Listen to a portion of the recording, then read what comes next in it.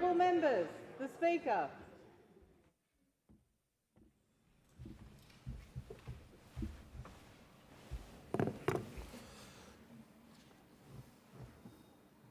I acknowledge the Ngunnawal and Ngambri peoples who are the traditional custodians of the Canberra area and pay respect to the elders, past and present, of all Australia's Indigenous peoples. Almighty God, we humbly beseech Thee to vouchsafe Thy blessing upon this Parliament. Direct and prosper our deliberations to the advancement of Thy glory and the true welfare of the people of Australia. Our Father, who art in heaven, hallowed be Thy name. Thy kingdom come, Thy will be done on earth as it is in heaven. Give us this day our daily bread, and forgive us our trespasses, as we forgive them that trespass against us. And lead us not into temptation, but deliver us from evil. For Thine is the kingdom, and the power, and the glory, for ever and ever. Amen.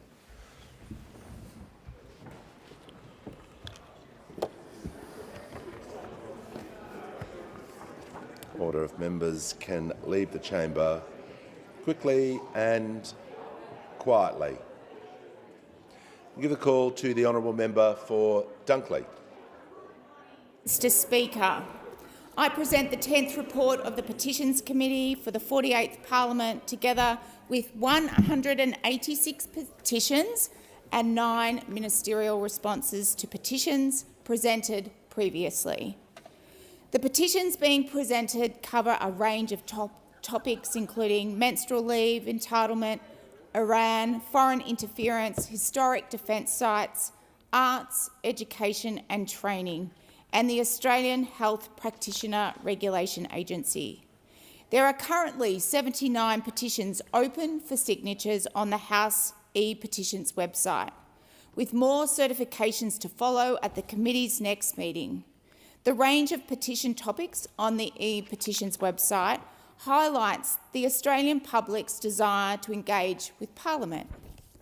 On the 11th of May 2026, the committee held a public hearing for its inquiry into the standing orders relating to petitions. The public hearing allowed the committee to hear a variety of perspectives from a range of stakeholders. On behalf of the committee, I thank those who took the time to provide important evidence to the inquiry. Thank you, Mr Speaker. I look forward to updating the House further on the work of the Petitions Committee. I thank the member for Dunkley, and I give the call to the clerk. Private members' business. Notice number 1. Telecommunications legislation amendment strengthening communications in natural disasters Bill 2026. The call to the honourable member for Indi. Thank you, Speaker. I present the Telecommunications legislation amendment strengthening communications in natural disasters Bill 2026 and the explanatory memorandum.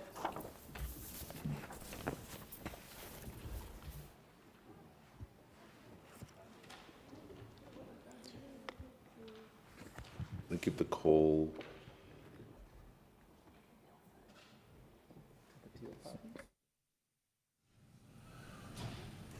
to the clerk. First reading, a bill for an act to amend the Telecommunications Act 1997 and the Telecommunications Consumer Protection and Service Standards Act 1999 and for related purposes. The call to the honourable member for Indi. I move that this bill be now read a second time.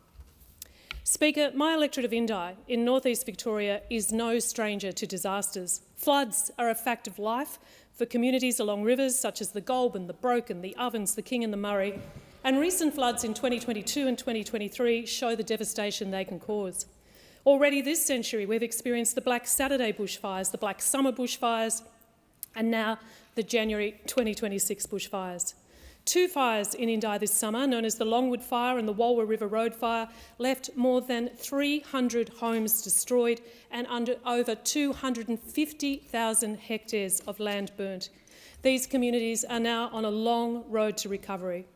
Speaker, as I travel through affected towns in recent months, I've seen communities showing up for each other. Town halls turned into relief centres, neighbours helping neighbours, people giving all that they can. Indeed, the Minister McBain is here today and she's accompanied me on these tours. In the worst of times, our resilience and strength is clear. However, Speaker, resilience isn't limitless. For many communities, this is the second or third catastrophic disaster in just a few short years. What were once-in-a-century events are now happening once in a decade, or even more often.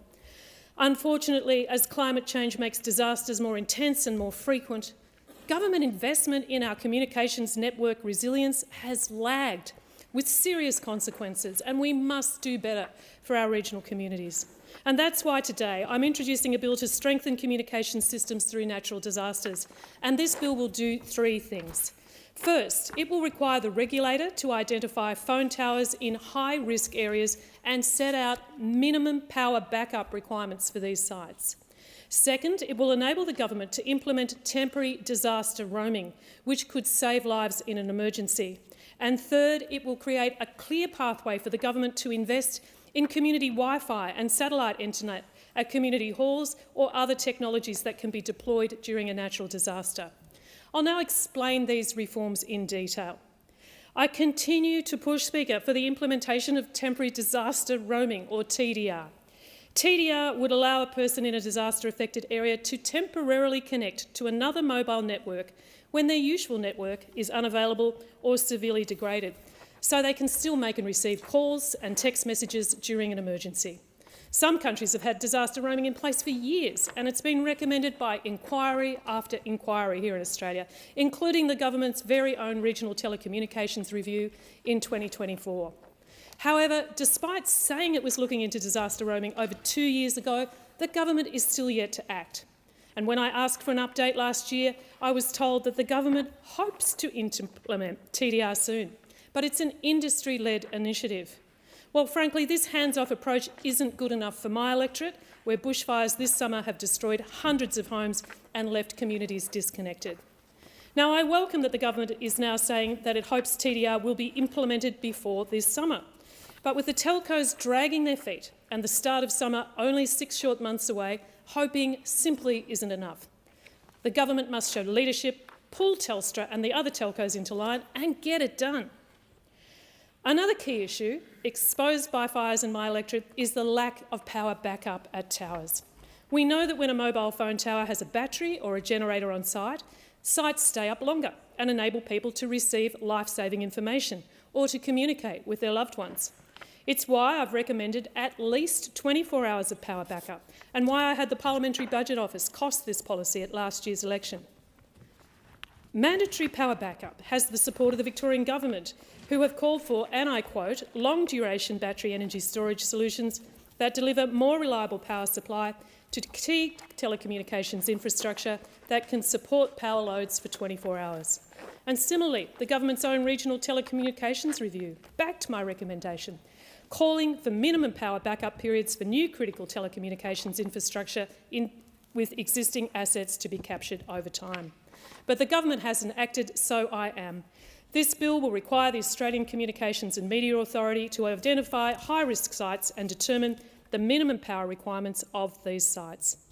Now, the final pillar of my bill is to put disaster resilience alongside payphones, the National Relay Service and the emergency call services as eligible public interest telecommunications spending. It's an overdue amendment that would make it easier for the Commonwealth to invest in things like cells on wheels, which can be rapidly deployed to disaster-affected areas. Similarly, it would allow the Commonwealth to continue a long-term investment in satellite internet, routers and battery backup for halls, community centres and schools right across regional Australia. Speaker, in conclusion, this bill, if implemented, would save lives when the next fire, flood or storm arrives.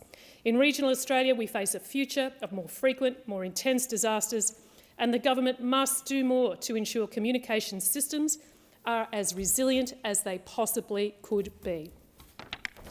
Is the motion seconded? I'll give the call to the honourable member for Mayo. Thank you, Mr Speaker. Good morning, Mr Speaker. I very much support this bill and motion, and I thank the member for Indi for championing regional telecommunications. My community understands the very real threat of bushfires. We've lived through fear and uncertainty and heartbreak that comes with the fires. Not just our homes, our entire townships. Telecommunications outages due to the loss of power or destruction of infrastructure during such natural disasters ultimately cost lives. And earlier this year at Deep Creek, it reminded us how quickly conditions can change, and that one actually threatened the township of Cape Jervis and vital ferry infrastructure. We've had during my time as a member devastating fires on Kangaroo Island, in the Adelaide Hills, Cherry Gardens, and just before I was the member, Sanson Flat. But the disaster lives on for a long time. But one thing that was, I think, in common with all of those is that our telecommunications fail us when we need them the most. And that's why this bill is so important. It will respond to address failures of mobile networks. It will require this ACMA to set minimum power and backup power requirements, because that's so critical, because you see the electricity gets cut to save us during bushfires from a danger point of view, but then with so many people on the network, the towers go down very, very quickly. So that is an excellent requirement to have 24-hour battery backup, and that will, in many cases, allow the immediate danger to pass and to get those mobile telephone towers then, batteries swapped over, and hopefully continue without losing telecommunications. And so it's incredibly important. The temporary disaster roaming period during which a person in a disaster-affected area can temporarily connect to another network will be a game changer in regional Australia. Many people in my electorate actually, ridiculously, will need to carry both Optus and Telstra, two separate phones, because in some parts of the electorate it's Optus that works best, and in other parts it's Telstra. So being able to swap across carriers will be incredibly important, and will enable the Minister to make rules requiring temporary disaster roaming in declared emergency situations. And I think one of the most innovative ideas in this bill is the requirement for that low-level satellite telephone call and connectivity in our community centres, because the member for Mayo is completely correct. The member for Indi is completely correct. Well, the member for Mayo might be too, but certainly the member for Indi is. We're a unity ticket on this one. When there is a disaster, people will go to their community centre and they roll out the swags if they've got them, they get some food. Often people are really just leaving with their absolute basic documents, some photos, if they can pull it together in time. But they go to their community centres and then they find that there's no way that they can make a phone call out to let other people in their family and their friendship circle know that they are safe.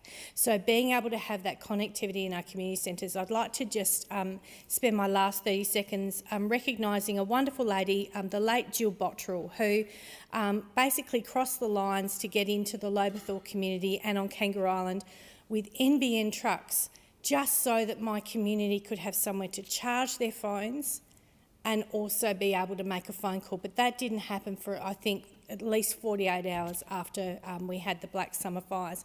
This will be a game changer for regional Australia, and I really do urge the government to put the shoulder to the wheel and make this happen for us.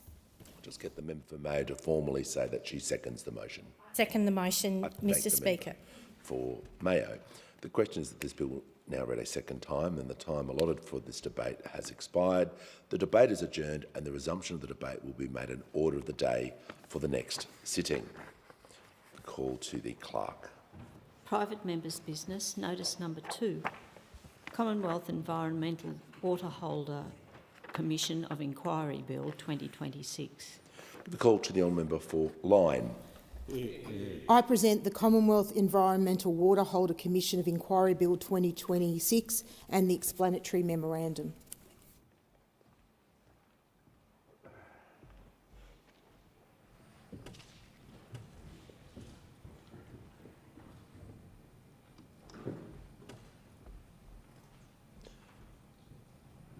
The call to the clerk. First reading, a bill for an act to establish a commission of inquiry into the behaviour, practices and performance of the Commonwealth Environmental Water Holder and for related purposes. The call to the member for Lyne. I move that the bill is now read a second time. The Murray-Darling Basin is not one place. It's a system of rivers, floodplains and communities spanning 4 states and the ACT. The basin produces around $30 billion in agricultural output each year. It supports more than 1/3 of the nation's food production and more than 8,000 irrigated agriculture businesses. What happens in this basin matters to us all Australians. That is why I'm bringing forward this bill and why I urge this Parliament to support it. This bill establishes a commission of inquiry into the Commonwealth Environmental Water Holder, or the CEW. The Commission will examine how Commonwealth environmental water is managed and whether it is delivering the environmental outcomes that are claimed. It will also look at the impacts on farming, regional communities and basin communities. The CEW is the single largest water holder in the Murray-Darling Basin, controlling more than 2,000 gigalitres of water. Environmental water now accounts for around 72% of river flows across the system on average. The CEW decides when and where to deliver the water, whether to carry it over and whether to trade. Those decisions affect river operations, environmental outcomes and water markets from Queensland to South Australia. The CEW must therefore be held to the highest standards of transparency and accountability. Too many basin communities do not believe it currently meets that standard. Since 2022, the Albanese government has pushed basin policy heavily towards water buybacks. The Water Amendment Restoring Our Rivers Act 2023 removed the 1,500 gigalitre cap on Commonwealth water purchases. Multiple buyback programs are now running at the same time. This is happening even though the government has acknowledged that major complementary works, including constraints relaxation and floodplain restoration projects, will not be delivered in full or on time. The original basin plan was built on the idea that recovered water and complementary works would go hand in hand. That is not what is happening. The result is a growing imbalance across the basin. Productive water is being removed from communities before the works that were meant to justify that removal have been delivered. The effects go beyond farms. Previous buyback rounds saw the population of communities severely decline. Towns like Wacol in New South Wales watch football teams close and their RSLs fall into financial difficulty. Schools lost enrolments. Freight, retail and hospitality businesses contracted. These outcomes are the direct result of policy decisions that have never been subject to a proper socio-economic test.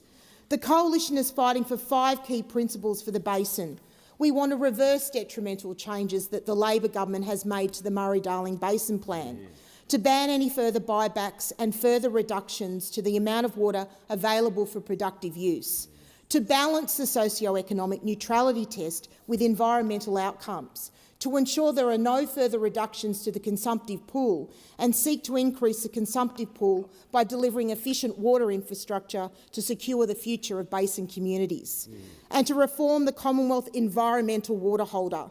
This bill targets the 5th principle. People across the basin are not arguing against caring for our rivers. Communities understand that rivers need water. What they are asking is whether the Basin Plan is being implemented fairly and transparently, and whether it is delivering real environmental outcomes. At a water forum in Narrandera earlier this year, irrigators, rice growers, cotton producers, local councils and industry groups spoke loudly and we listened. They are not opposed to environmental water. They want to know what it is achieving. They want to understand how decisions are made and what happens when things go wrong. People want practical answers. What watering action is planned? What does success look like? What are the risks? What impacts on third parties are expected?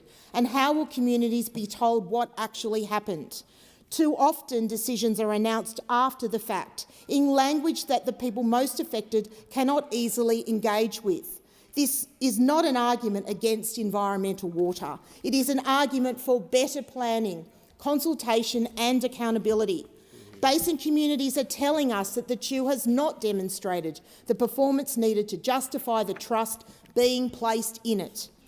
A commission of inquiry can test the evidence independently. It can compel documents and hear directly from communities and experts across 4 basin states, rather than relying on internal reviews or selective reporting.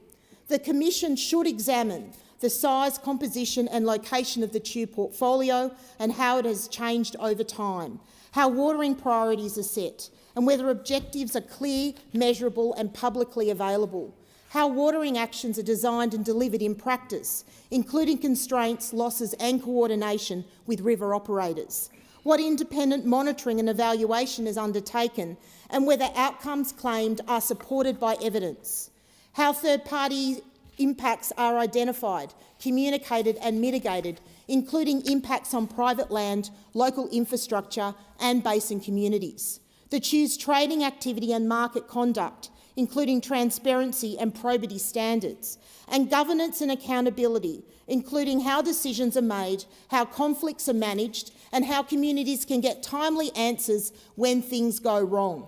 Water users across the basin comply with complex rules, metering requirements and reporting obligations. That same standard must apply to the Commonwealth. The Coalition believes there should be no further reductions to the amount of water available for productive use. The existing level of water recovery has already caused significant economic and social harm to basin communities. Any further reduction to the consumptive pool must be accompanied by a full socio-economic assessment covering the whole basin, not just the farm gate. The Sustainable Communities Fund is competitive, and small towns cannot match larger regional centres for grants. The full cost of water policy decisions must be counted. Rather than continuing to spend Commonwealth money on reducing the consumptive pool, the Coalition will invest in infrastructure and bulk water supply to grow effective water availability. Basin infrastructure is ageing. In some cases, it is approaching a century old. The Murray-Darling Basin's own Basin Plan discussion paper flags the risk of critical assessment failure, including at Lake Victoria in New South Wales and the Dartmouth Dam in Victoria.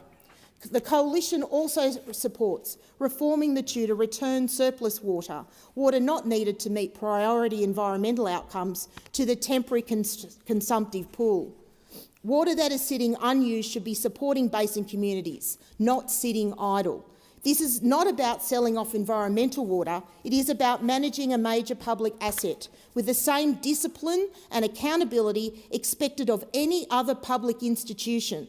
If the Labor government is confident that the Commonwealth environmental water is being managed well, it should welcome this inquiry. This parliament should not need to fight the executive for accountability on an issue that affects the livelihood of communities. I recognise there is review fatigue across basin communities. Several reviews are already underway. But this bill is different. It is targeted specifically at the CHU and at the lack of trust that communities in Queensland, in New South Wales, in Victoria and South Australia have in how that body operates. The Commission must be credible to the communities it serves. That means commissioners with the right mix of legal and investigative expertise, alongside real knowledge of basin communities and river operations. It means terms of reference that reflect the questions people are actually asking, and a process that gives stakeholders across all 4 states confidence that they will be heard. The Commission will report to the Parliament so that basin communities can see the findings and recommendations in full. The Murray-Darling Basin is a shared resource of national importance. Scrutiny is not a cost to government. It is a safeguard for the businesses and families whose futures depend on fair and transparent water management. I commend the bill to the House. I thank the honourable member for the contribution. Is the motion seconded? Deputy Speaker, I second the motion and reserve my right. Thank the honourable member. The question is now that the bill be read a second time. Time allocated for the debate has expired. The debate is adjourned and the resumption of the debate will be made in order for the next sitting. The Clerk. Private members' business. Notice number 3. Sex Discrimination Amendment, Sex-Based Rights Bill 2026. The member for Lynn. I present the Sex Discrimination Amendment, Sex-Based Rights Bill 2026 and the explanatory memorandum. The clerk.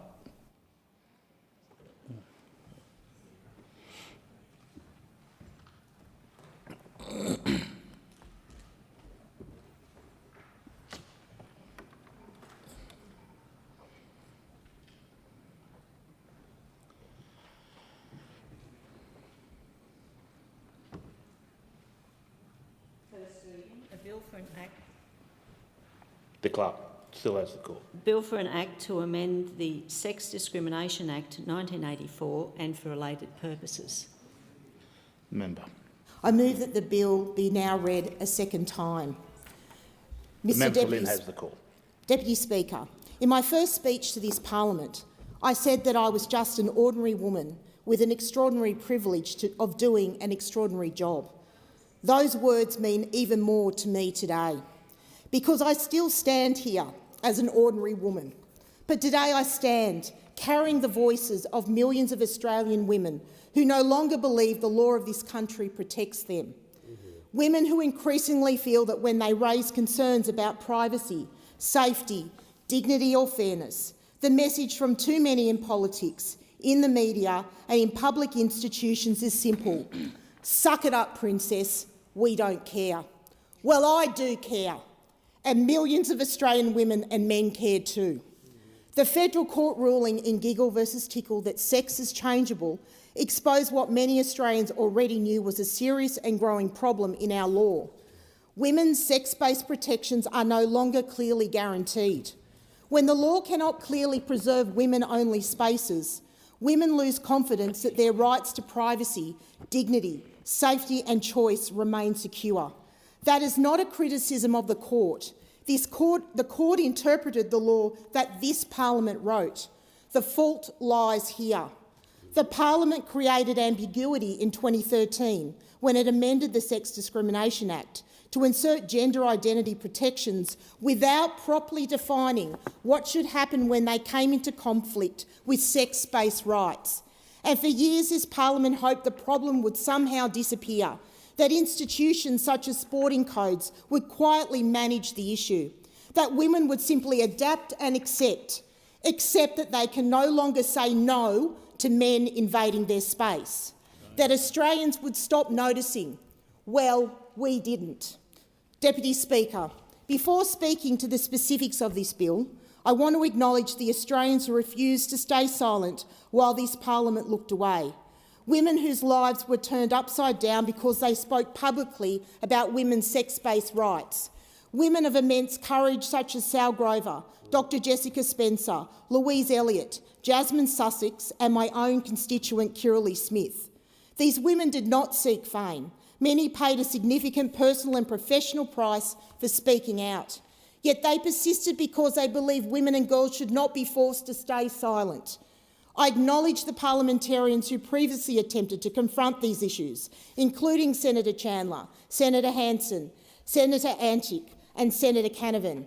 I also acknowledge Michelle Pearce from the Australian Christian Lobby and John Steinoff from the Human Rights Law Alliance for working with me over the past couple of months to develop this legislation. For years, Australians from different political traditions have warned that the law was becoming detached from biological reality and increasingly incapable of balancing competing sex and gender identity rights created by the parliament. The ruling in Giggle versus Tickle has proved them right. My bill seeks to restore clarity, certainty and common sense to the law. It starts from a very simple proposition. The law must recognise and favour biological reality, because laws only function properly when they are grounded in objective facts that can be consistently understood and applied. Biological sex is not a social construct created by Parliament. It is not a matter of personal opinion.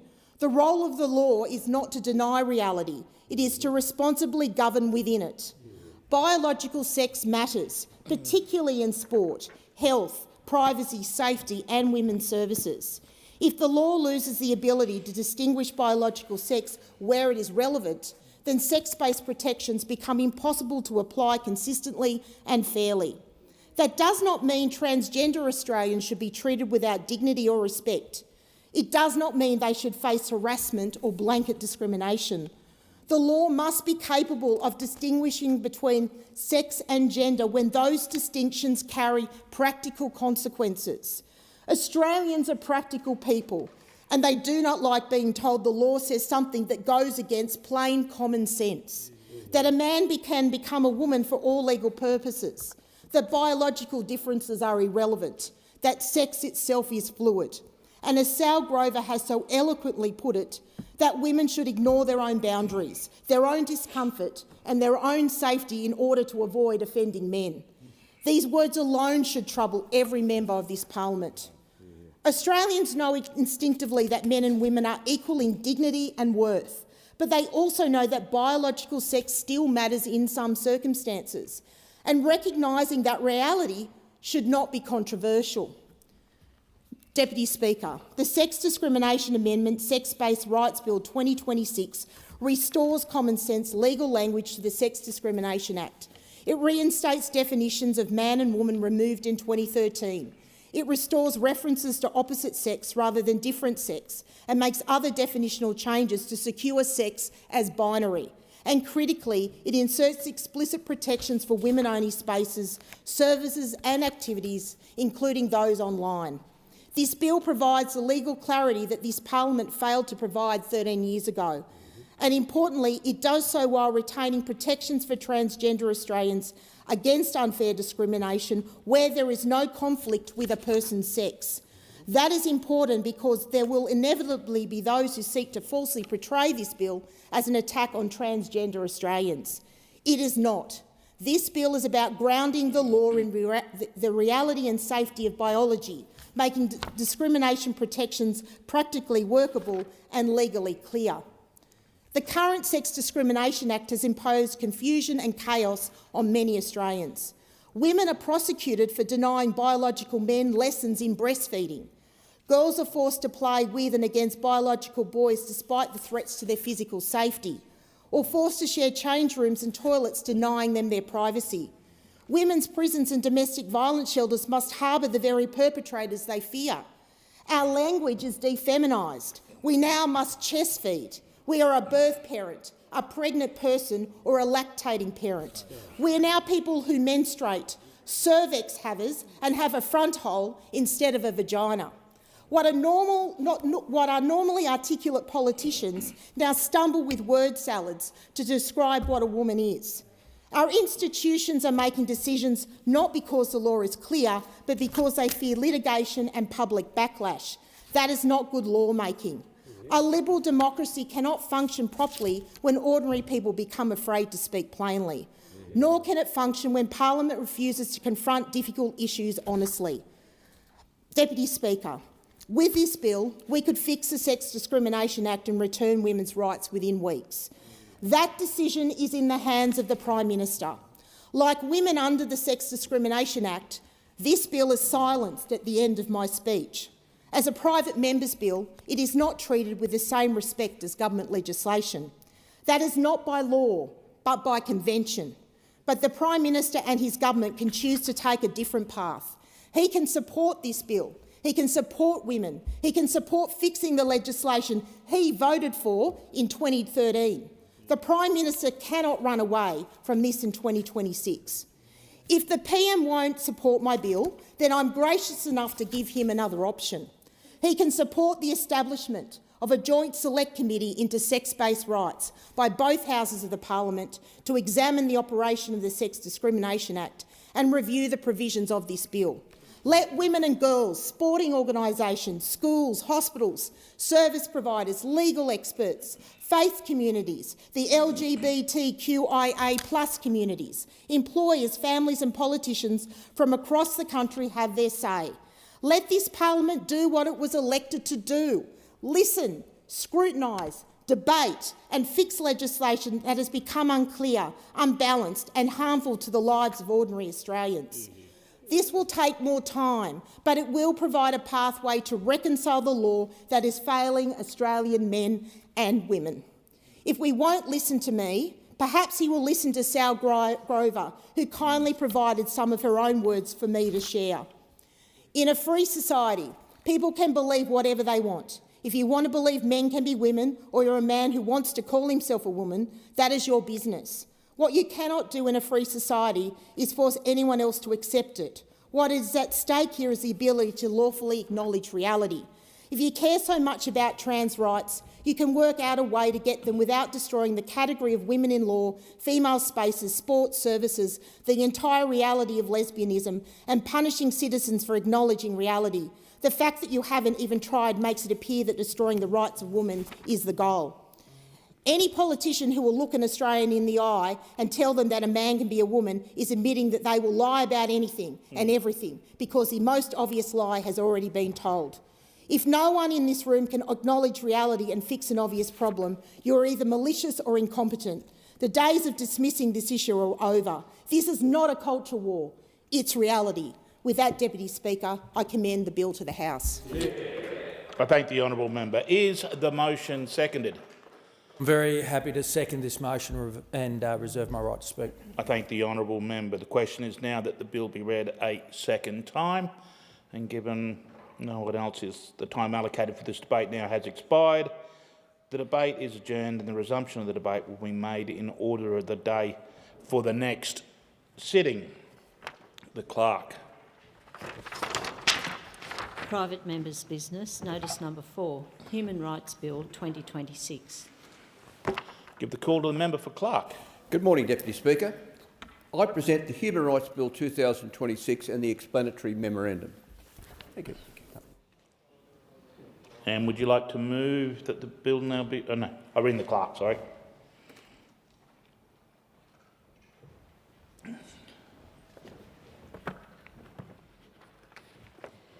First reading, a bill for an act relating to the human rights and freedoms of all Australians and all people in Australia and for related purposes. Member for clerk. Deputy Speaker, I move that this bill be now read a second time.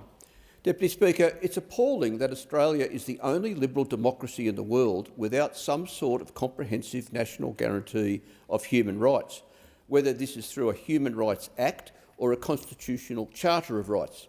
This needs to be remedied, and that's what this bill would do. Now, Deputy Speaker, I first tabled a Bill of Rights in this place in 2017, and the response from the community was overwhelmingly positive. Some people couldn't believe we didn't already have a Bill of Rights, while others knew that it was about time to introduce one. But the government and the opposition balked at the bill back then, as they often do when a good idea comes from the crossbench. So I tried again in 2019, but received much the same response. Well, Deputy Speaker, it's now 2026, and I think most Australians would agree that it's way beyond time to get this done. Heavens, it's not like we don't know what's needed. In fact, since I last stood in this place to introduce my Bill of Rights, we've had the Australian Human Rights Commission release their discussion paper, Free and Equal, Revisiting Australia's Commitment to Human Rights, which outlines a model and a way forward. Australia's human rights framework was also considered by the Parliamentary Joint Committee on Human Rights, which recommended in their 2024 report that the government, quote, re-establish and significantly improve Australia's human rights framework, which should include the establishment of a Human Rights Act, end of quote. They even provided an example bill based on the Human Rights Commission's framework, which I've relied heavily on in drafting this bill. But sadly, Deputy Speaker, this committee report is yet another which has sat in the government's too hard basket, yet to receive a formal response, let alone any legislative action. And it's not like this is excusable because everything's chugging along fine in Australia. For instance, refugee and migrant rights are under constant attack in this country, with unlawful indefinite detention and offshore processing remaining in place for asylum seekers, this government introducing laws to strip asylum seekers of due process, the opposition wanting to strip benefits from temporary residents, and temporary workers, such as those from the Pacific, often facing exploitation and abuse. Australia's freedom of expression and assembly have also been increasingly threatened by aggressive anti-protest laws and poorly designed hate speech laws. At the same time, Deputy Speaker, racism and discrimination is on the rise. Moreover, the rights of children are under threat from drives towards increasingly punitive state laws which seek to impose adult penalties on minors. The federal government still hasn't properly implemented the recommendations of the Robo-Debt Royal Commission, and the Commonwealth Ombudsman recently found the mutual obligations system is being used to inflict high percentages of incorrect decisions and potentially catastrophic penalties on welfare recipients with minimal oversight or consequences for those responsible. And of course, First Nations people face ongoing systemic racism, targeted violence and discrimination. Indeed, only 4 of 19 national Closing the Gap targets were on track most recently, while outcomes are worsening for adult incarceration, children in care, suicide and childhood development. Speaker, it seems clear that the international agreements and obligations Australia has committed to, which one would think would provide protection to Australians, are routinely ignored. That's why I urge all members in this place to support this bill, because it is the only way to protect the rights of Australians under a single, strong and reliable framework. In other words, we need a consistent national approach. Yes, the state-based models which exist in the ACT, in Victoria and in Queensland have helped to improve the situation in those jurisdictions, but it's beyond time we had a Federal Human Rights Act that will enshrine the rights and freedoms of all Australians, regardless of where they live. An act that protects and promotes inalienable human rights, such as the right to healthcare, the right to housing, the right to education, the right to a healthy environment, and the right to equal treatment within society for all. Deputy Speaker, the Human Rights Bill I've introduced today spells it out. In plain terms, the rights and freedoms that every Australian is entitled to, and it makes clear the high standards we as a community should expect of ourselves and of our institutions.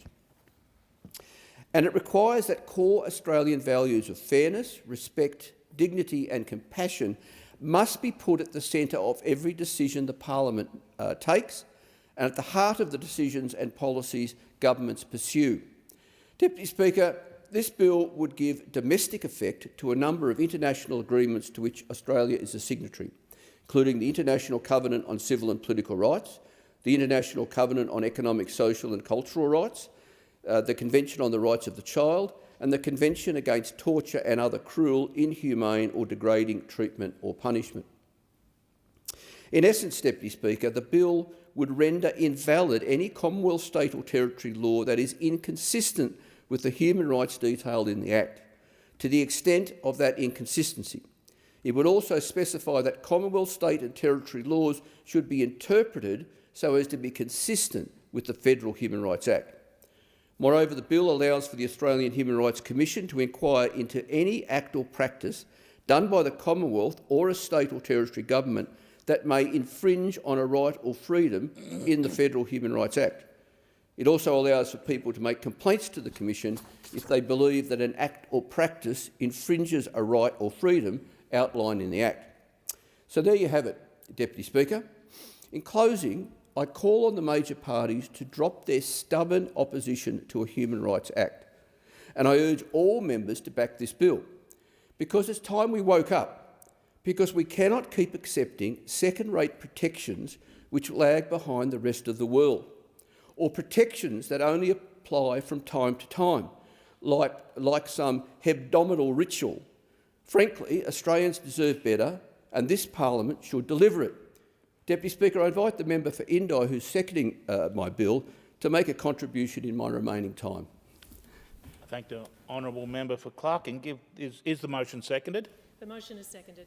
And I'll give the member for Ryan the call. Thank you very much, Deputy Speaker.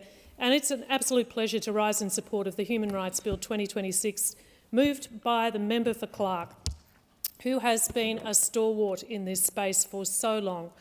I know this is a long-standing interest of his, and I absolutely applaud his commitment to bringing legislation before the Parliament again, and I back him all the way. This bill is based on the model developed by the Australian Human Rights Commission and considered by the Parliamentary Joint Committee on Human Rights in its report into Australian Human Rights Framework in 2024. The committee acknowledged, and I quote, the clear need for a rights-based legal framework and recommended legislation be introduced to establish an Australian Human Rights Act. This bill operates by codifying existing civil, political, economic, social and cultural rights under the United Nations Human Rights Covenants. And these include things like the right to education, the right to an adequate standard of living, the right to free speech and the right to a fair trial. The bill introduces a requirement for other legislation to be interpreted in a way that's compatible with human rights. It means public authorities must act and make decisions in a way that is consistent with those rights. Similar legislation is already in place in Queensland, the ACT and in my own state of Victoria. In fact, this year marks the 20th anniversary of the introduction of the Victorian Human Rights Charter. And to quote the Parliamentary Committee report, well, the floodgates have not opened. In those jurisdictions and across other parts of the world, the existence of human rights protections has not created a barrage of litigation or unduly limited the powers of parliaments or governments to carry out their functions. Instead, it has provided a vital safeguard for the basic principles Australians would expect from their democracy: dignity, equality, fairness. There are many times I've had concerns about legislation in this place, including some very recent examples where my concerns would have been lessened if statutory human rights protections were actually in place. And Australia, Deputy Speaker, is the only liberal democracy without a comprehensive national mechanism to protect human rights. It's in our hands as parliamentarians to rectify that. As the member for Clark said so eloquently, everyday Australians are staggered that this does not exist. I really commend the work of the member for Clark. I call on the Parliament, I call on the government, get on and do this. It's fundamental. It assists us all in doing our job as representatives. It assists our democracy.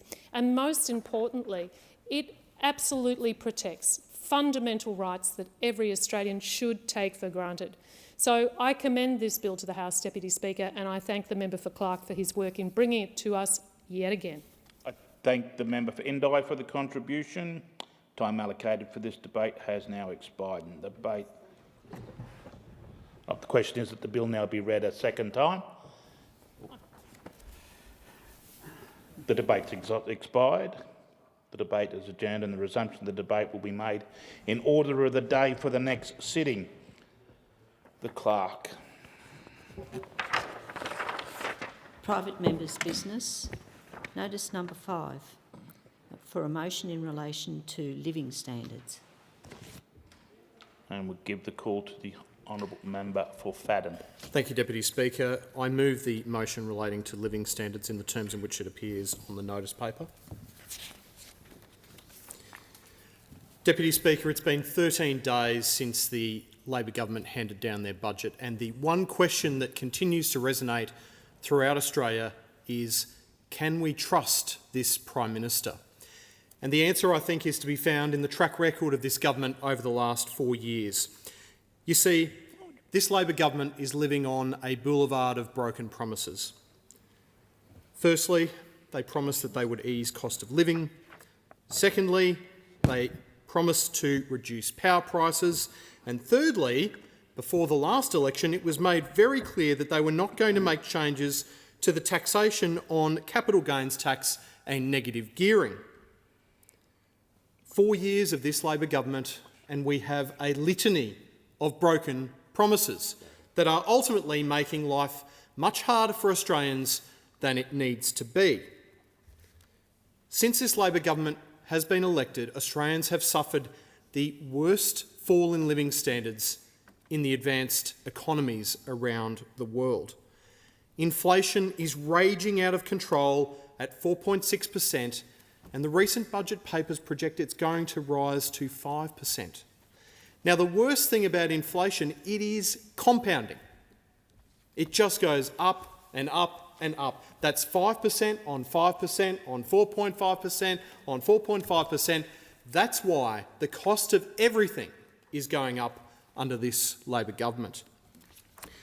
Now, the first and most memorable broken promise of this government was clearly the promise in relation to reducing power bills by $275 prior to the 2022 election.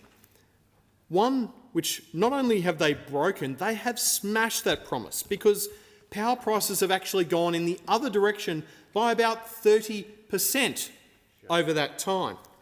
Now, the Minister for Energy and Climate Change, can I say, is more interested in globe-trotting the world than he is about your power bill at home. He's measuring his success by the stamps he gets on his passport, when we know the true measure of his failure is the power bills you receive at home. We've got small businesses and families that are suffering because their power bills are so big you simply can't jump over them. Now, as I said, the latest budget 13 days ago crystallised this government as the highest taxing government Australia has ever seen. And there's one reason why taxes are necessary for this government. It's because they've run out of their own money. And so what does a Labor government do when it runs out of money? It comes after yours. That's right, ladies and gentlemen. Labor is chasing more tax so they can feed their spending habits. So the budget 13 days ago ultimately delivered broken promises, higher taxes, more debt and fewer homes. So when we consider that last promise that was made, that solemn pledge that they would not change the taxation arrangements for negative gearing and capital gains tax prior to the last election, what did they do in that recent budget? They broke that promise too. And Australians are rightfully questioning whether or not they can trust this Treasurer. They're rightfully asking whether they can trust this Prime Minister. In fact, no sector has been left unharmed by this budget.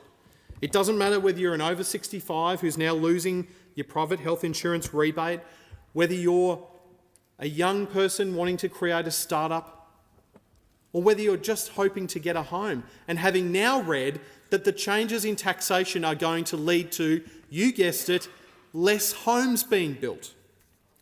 And so I get stories like this from Zoe in Pimpamar in my electorate. She served our country in the Navy for 26 years. She's now caring for her autistic adult son, her autistic teenage daughter and her elderly parents. And quite frankly, the numbers are just not adding up for Zoe. And she's like many Australians. She's sending her children to school with cereal in Ziploc bags for lunch, and she's living off food bank donations. This is what's happening under this Labor government. This is the human cost of this government's failures. I do thank the honourable member. Is there anyone else seeking the call? Is the motion seconded? The motion is seconded, Deputy Speaker, and I reserve my right to speak. I thank you. Time allocated. No, thank you. I'll give the call to the honourable member for Sturt. Thank you, Deputy Speaker. So what are living standards? Are they the level of well-being of households which encompass various dimensions such as consumption, income, health, education? Just before the member starts her thing, can I just mention that the motion now be agreed to, and I give the call to the honourable member. We'll start your time again. Thank you, Deputy Speaker. So what are living standards? Are they the level of well-being of households which encompass various dimensions such as consumption, income, health, education, nutrition and housing? Or are they a set of material conditions that people everywhere ought to have, no matter what their intentions or conception of a good life or what other rights they may claim? Or are they all of those factors that contribute to a person's well-being and happiness? It is probably right that they're a combination of all of those things, and that what someone considers an adequate standard of living differs from the person down the street or in another community, another state or territory. And there's also quite rightly a debate in how to measure living standards, GDP, the Human Development Index or some other metric. Again, a combination of approaches depending on the context in and purpose for which standards are being measured is probably right. What is not up for debate, however, is this government's focus on cost of living relief for Australian families. No matter which way you look at it, cost of living relief has been the government's #1 focus. Now, the government, as we just heard, is frequently criticised for spending on cost of living relief, frequently criticised for endeavouring to find savings and efficiencies to pay for that cost of living relief, and then criticised for not doing enough to relieve cost of living pressures. These arguments, which unhelpfully seek to criticise rather than constructively hold the government to account, are unproductive, but that is just the political climate we live in. But what is for certain, Deputy Speaker, what's always being talked about is what the government is doing on cost of living. It's the #1 priority, which is why it is always the #1 topic in this place and in households across Australia. What the government is doing on cost of living may not always please everyone, but the level at which it is reported on, examined, dissected and measured means there is always a cost of living initiative happening. You're talking about it because we're delivering it. This is the #1 item on the government's policy agenda. It's the economy, how to grow it, how to make it more productive, how to improve living standards, how to take pressure off working Australian families. Short-term initiatives, such as a few $100s of relief here and there, are often the source of criticism, but they are not the backbone of the government's cost of living agenda. The backbone can be found in many areas of the lives of Australians, such as tax cuts, which are a feature, 3 rounds plus the instant $1,000 deduction, plus the working Australian tax offset. Cheaper medicines, $25, Deputy Speaker, or $7.70, frozen until the end of the decade for concession card holders. This is not just a healthcare initiative, it is a cost of living initiative. More bulk billed GP visits, and I note that fully bulk billed clinics have doubled in my electorate of Sturt, doubled since the beginning of 2026. These are not just a healthcare policy, they are a cost of living policy. The reduction in student debt of 20%, welcomed by thousands of students across Australia, is not just an education policy, it is a cost of living policy. Equally, free TAFE has a dual design. Not only has it encouraged thousands of Australians to obtain a qualification in a critical industry or an industry with skill shortages, it is a cost of living measure. Paid prac, where students studying, for example, teaching, nursing or social work, receive a $300 a week payment when they are out on what are sometimes multiple week-long placements. This is a cost of living measure. The multiple rounds of energy bill relief rolled out by the government was also a cost of living measure. And more recently, the government cut the fuel excise in a deliberate, targeted and effective effort to provide cost of living relief to Australian families. So, Deputy Speaker, if we are talking about cost of living promises, then this is what the government promised to deliver. Cheaper medicines, more bulk billing, more urgent care clinics, more endometriosis and pelvic pain clinics, more tax cuts, 20% relief from student debt and free TAFE, just to name a few initiatives. These have been delivered. This government is delivering, and it will continue to craft policies that have cost of living relief for the Australian people at the heart of the agenda for the rest of this term and beyond. I thank the honourable member for the contribution. The question is now that the motion be agreed to, and I give the call to the honourable member for Forrest. Thanks, Deputy Speaker, and I have seen and heard it all now. A motion about living standards in the House, and the Treasurer has got Labor MPs in here today trying to redefine what living standards are. Aussies know what living standards are, and they know that they are lower today than the day that this Prime Minister took office. Indeed, real wages have fallen by 3%, and they are still falling. But these aren't economic statistics that we debate at roundtables and productivity summits like those opposite. These are the experiences of Australians today who are poorer than the day that this government took office. Australians know that every time they leave a supermarket, they walk out of a cafe or they open their power bill. Australians are being hit by a trifecta from this mob. Their living standards are down, their taxes are up, and their interest rates are high and going higher. It makes it harder and harder for Aussies to make ends meet, and that is why we are in here today talking about the living standards that Australians experience, not trying to redefine what Australians know to be true. And in recent days, in the wake of a budget of betrayal built on Labor lies, we've seen the government out there trying to defend the indefensible, along with their mates, the Teals, who are very close to coming out, I see, loud and proud as a party today. They are arguing that it's the tech sector alone that should be exempt from this government's wicked assault on capital gains in this country.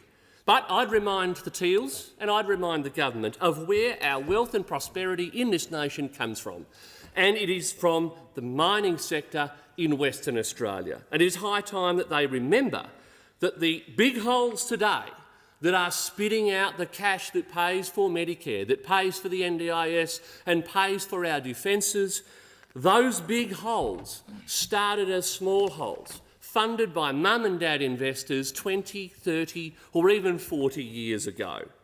Western Australia's mining and resources sector contributes more to the national economy than any other single industry in this nation. Literally billions in GST, company tax and income tax from the incredibly well-paid workers in the Pilbara, donned in fluoro, and I know because I was one not that long ago. They are the funds that prop up the Commonwealth budget that would be unrecognisable without it. WA's net contribution to the Commonwealth is more than $13,000 per person, which is 19 times higher than the next contributor in New South Wales, which is chipping in $700 a person. Every other state and territory in this nation has their hand out. They have their hand out at the same time as living standards are declining. But here's the kicker.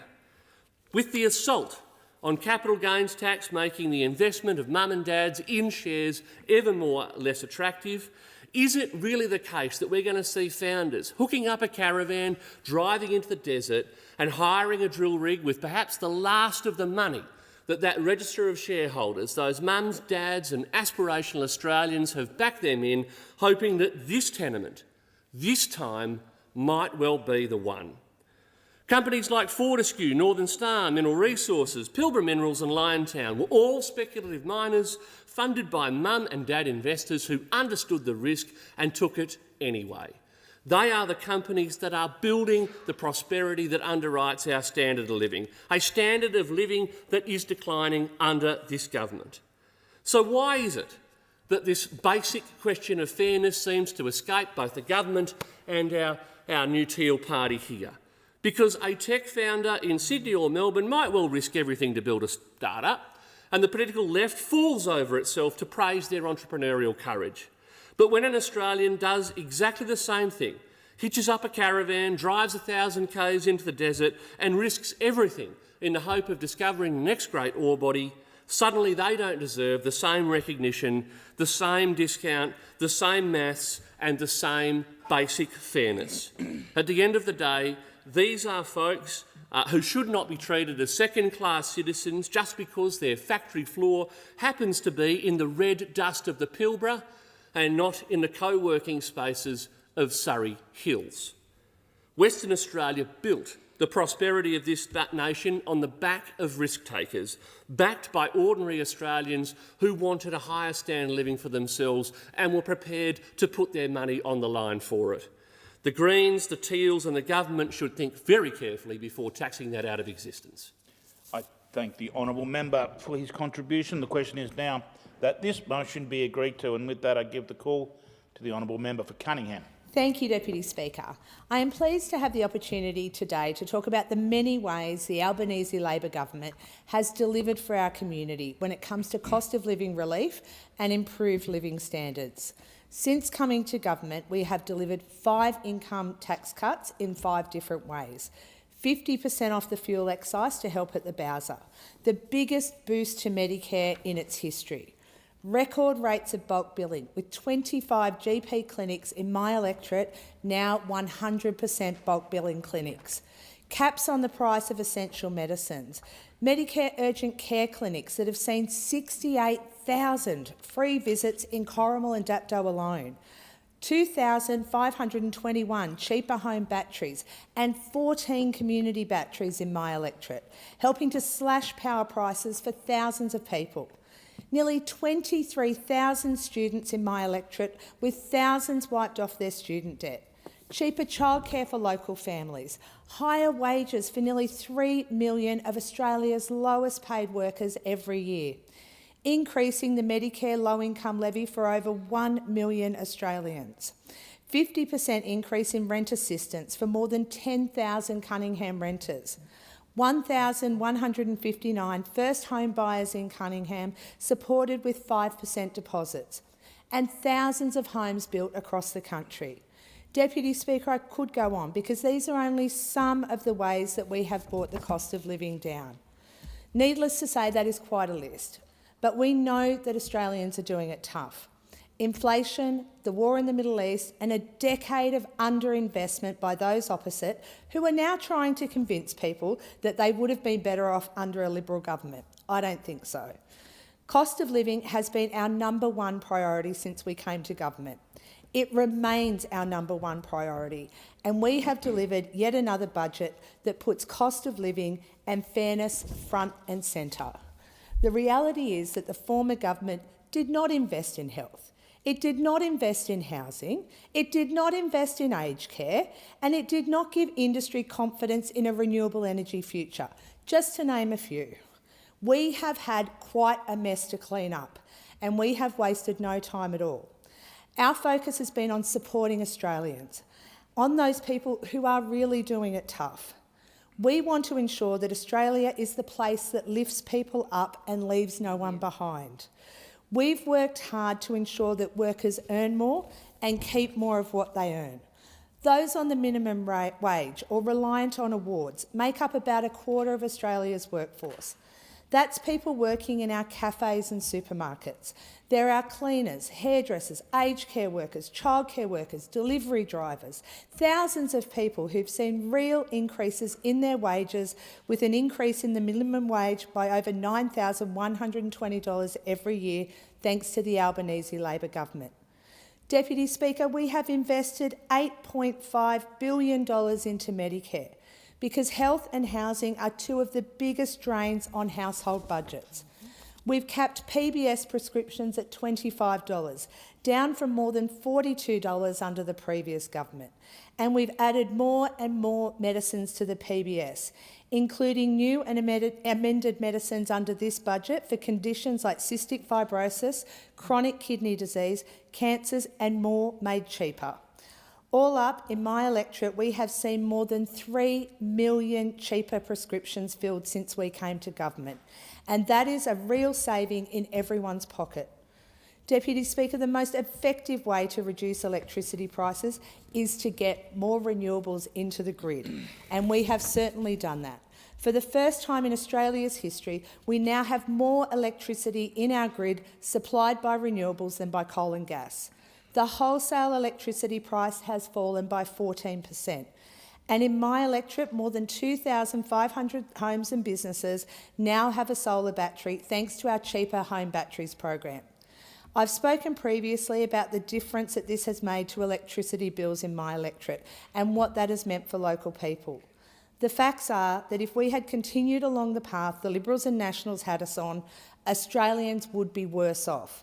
In the 10 years they were in power, they built 373 homes. That's it. And they wonder how we are now in a housing crisis. They never had a plan to tackle cost of living and the big challenges that are facing Australians.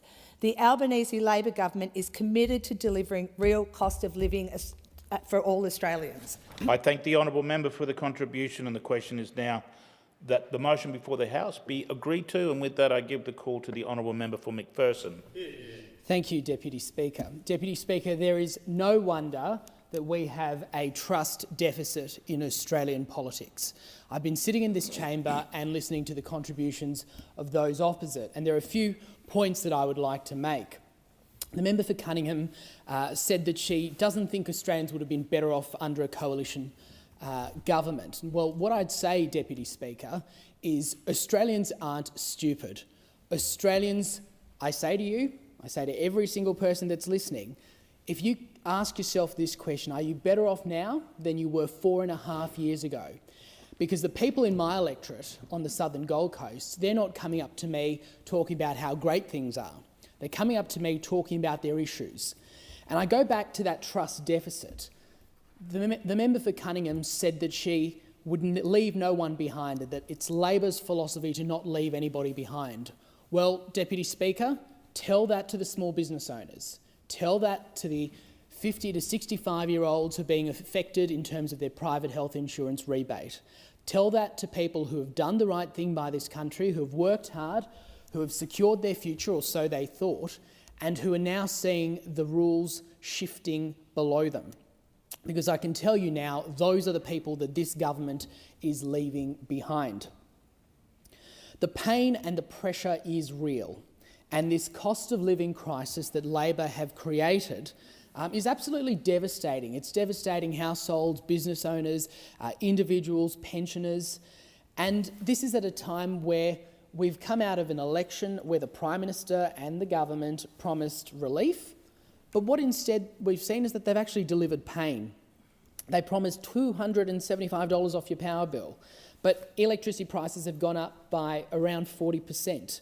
They've said mortgages would go down, but we've seen 15 interest rate rises since this government was elected.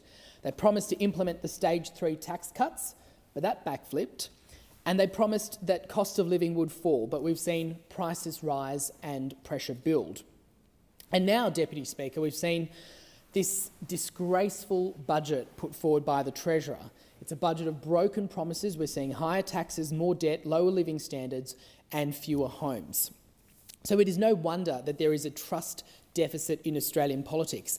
And Deputy Speaker, I'll just say on this recent budget, we've seen the changes that have been announced in relation to the capital gains tax and negative gearing, and also in relation to trusts. These are the biggest and most indefensible broken promises that we've seen by the government, because before the election, the Prime Minister categorically, with any sort of, without any sense of doubt, ruled out any changes to negative gearing, to trusts, to capital gains tax. He told us that his word is his bond, and he said one thing before the election, but he's doing something afterwards. And the sad reality, Deputy Speaker, is it's not actually making Australians' lives easier. It's not making housing more affordable for young Australians. It's not making retirement any easier for older Australians, and it's not making those who are wanting to put their aspiration to the test and make sure they start a business or invest to secure their future any easier. But there is another way.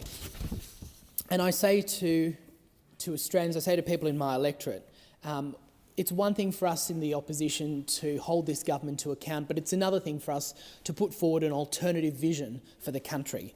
That's a vision that will have a fairer, a freer and a better Australia. We've spoken about generational tax reform, which is something that the Leader of the Opposition outlined in his budget reply speech. A tax-back guarantee to once and for all end Labor's inflation tax by indexing income thresholds to inflation.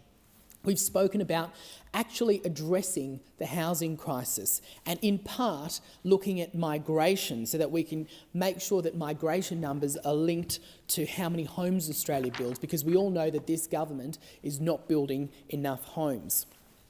We're looking to put Australians first and make sure that when it comes to social welfare, and including the NDIS, that it is preserved for Australian citizens, because we all know, Deputy Speaker, that we do need to make some tough decisions when it comes to reining in this government's reckless spending. And we've also spoken about a future generations fund, so we can actually bank some of the resource windfalls to pay down the debt and build national infrastructure. Deputy Speaker, there is another way. This government has broken its promise to Australians and it's contributed to this massive trust deficit. I thank the honourable member. And the question before the House now is that this motion be agreed to. And with that, I give the call to the honourable member for Ford. Thank you, Deputy Speaker. And I rose to oppose this motion today, and in doing so, just reflect really on I suppose the situation that the mover of this motion, the member for Fadden, finds himself at the moment. And I just wonder why he's spending so much energy attacking the government when actually is the Labor Party really the threat in Fadden at the moment, just as I reflect on whether or not there's much point really pointing out the inadequacies of the LNP, because is anyone in the community really worried about what the LNP are doing at the moment? But I think that where we are now is really I think a chance to look at how we've got here, and just remember that ultimately, we know that it's tough. I mean, any local member that's out there in the community, which I'm sure is all 150 of us, we know that people are really doing it tough at the moment. That it is like being out in the trenches there. Whether it is finding somewhere to live, whether it's paying an electricity bill. The question though is how do we get there? And remember that federally over the last 30 years or so, the LNP, the coalition, has been in government for 20 of them, and so it is sort of really incredulous to think that after barely 4 years that this government would be able to fix the problems that we were left with.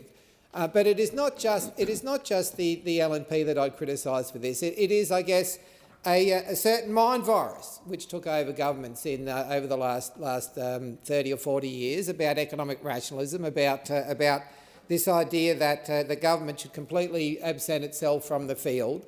And so the one thing that I would try and say to your colleagues, Deputy Speaker, in the LNP is that have a look at what made the LNP and the Liberal Party successful in post-war Australia. That in many ways one of my economic role models was the Liberal Premier of South Australia, who was the Premier from 1940 to 1970.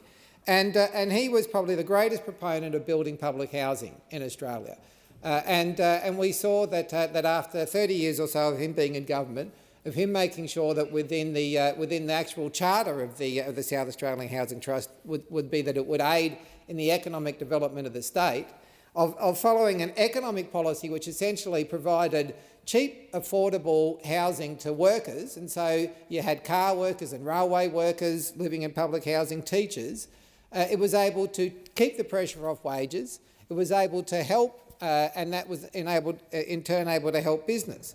But what we saw really under the Howard governments and under the Morrison government, I mean, the Morrison government built something like 370 public houses in the whole 10 years it was in there. What we saw there was a complete abrogation of its responsibilities to actually intervene in that marketplace and step in where private sector was clearly failing. And that's why I think I'm slightly, slightly surprised that the LNP keeps wanting to attack the government for the situation that people find themselves at the moment, because this government really is taking, I think, in the first time in decades, a much more interventionist role in the economy, trying to fix up those, trying to fill that gap that was left from previous governments absenting the space. And whether that is in housing, undertaking the biggest public housing building program in a generation, whether that is in energy, supercharging the investment in renewable energy to the point where we now have more electricity in the grid than at any other time. Whether that be intervening back in Medicare, in the biggest single investment of recent times in Medicare, which has restored bulk billing to for example, double the number of clinics in bulk billing in Ford alone.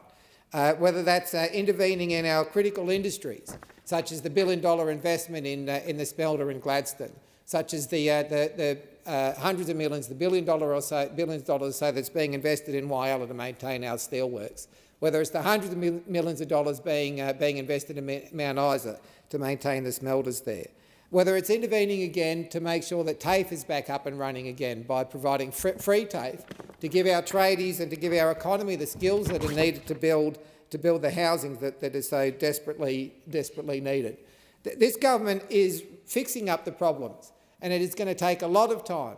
But I would encourage the LNP that rather than trying to chase One Nation votes, they go back to their grassroots. For his contribution, time allocated for the debate now has expired. The debate is adjourned and the resumption of the debate will be made in order of the day for a later hour. The clerk. Private members' business, notice number 6, motion relating to housing investment. The member for Adelaide has the call. Thank you, Deputy Speaker. Deputy Speaker, I move the motion relating to housing investment in the terms in which it appears on the notice paper. The member for Adelaide has the call. Deputy Speaker, I'm quite proud to be sitting here today standing to speak about a very important motion, and that is the motion to tell the government that what we're doing is in the right direction in delivering a further $2 billion of investment in infrastructure to enable new housing. And I do so because when we think of a person's life, one of the most stable things in anyone's life is to have a roof over your head. First, there's the need to be able to sustain yourself through food, and secondly is a shelter, and that gives you stability. If you don't have that shelter and that roof over your head, getting a job, having a stable family, etc., can be very difficult. Therefore, I'm very proud of Labor's position and Labor's policy on our housing policies. Earlier last week, Deputy Speaker, the Prime Minister visited my electorate to see first-hand progress that's being made in the construction area of housing in the suburb of Prospect in my electorate. It's called the Prospect Corner. And this is an $80 million, 208-home urban renewal project which is in Prospect. These are the type of projects that are making real differences to people's lives, real differences, turning their lives around. At that site, we saw a young couple, Erin and Harry, who had just purchased their first home through using the affordable rental program to save up for that deposit and to get affordable housing in this area, which is close to transport, close to all the services, and it was just incredible to see this young couple have the ability through the Housing Australia Future Fund to purchase this price, and to hear them talk about the joy and the stability that they had in their life. Deputy Speaker, the government has provided through HAF funding billions of dollars, 5% deposit schemes, shared equity, and a massive build that's taking place right now all around Australia to ensure that we have housing stock so people can access that important thing that I said, shelter and a roof over their head, because that is the number one issue when it comes to stability.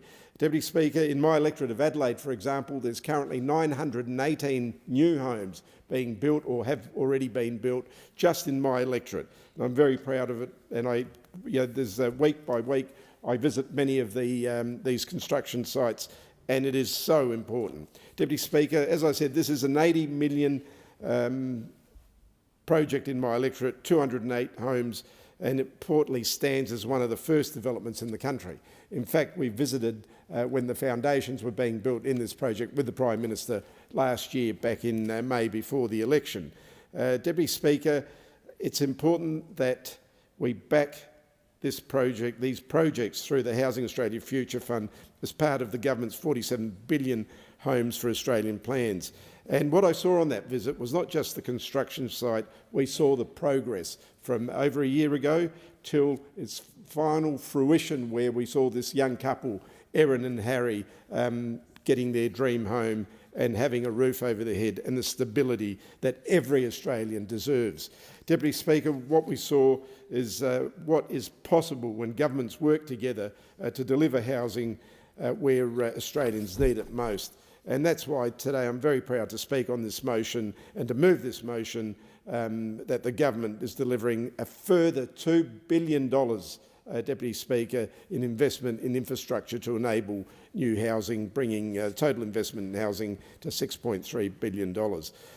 And this is an investment more than 50 times of what was previously invested in nearly over a decade.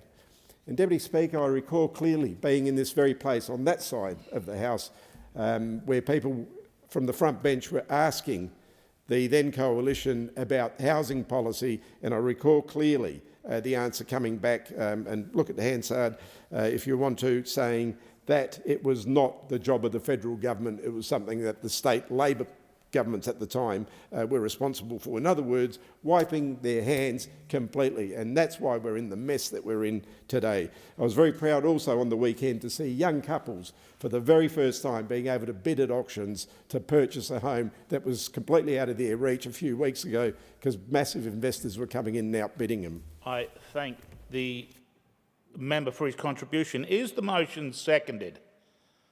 Take your seat.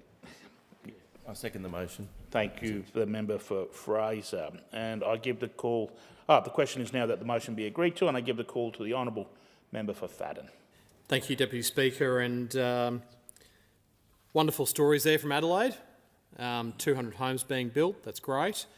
I wonder if the Prime Minister and the member for Adelaide, when they were explaining to Erin and Harry about the success in buying that home, explained to them that they actually have let 1.4 million new people into this country by way of net overseas migration, and that we're all having to compete for homes with all of those people, and that they're building less houses now than the coalition built when we were in government.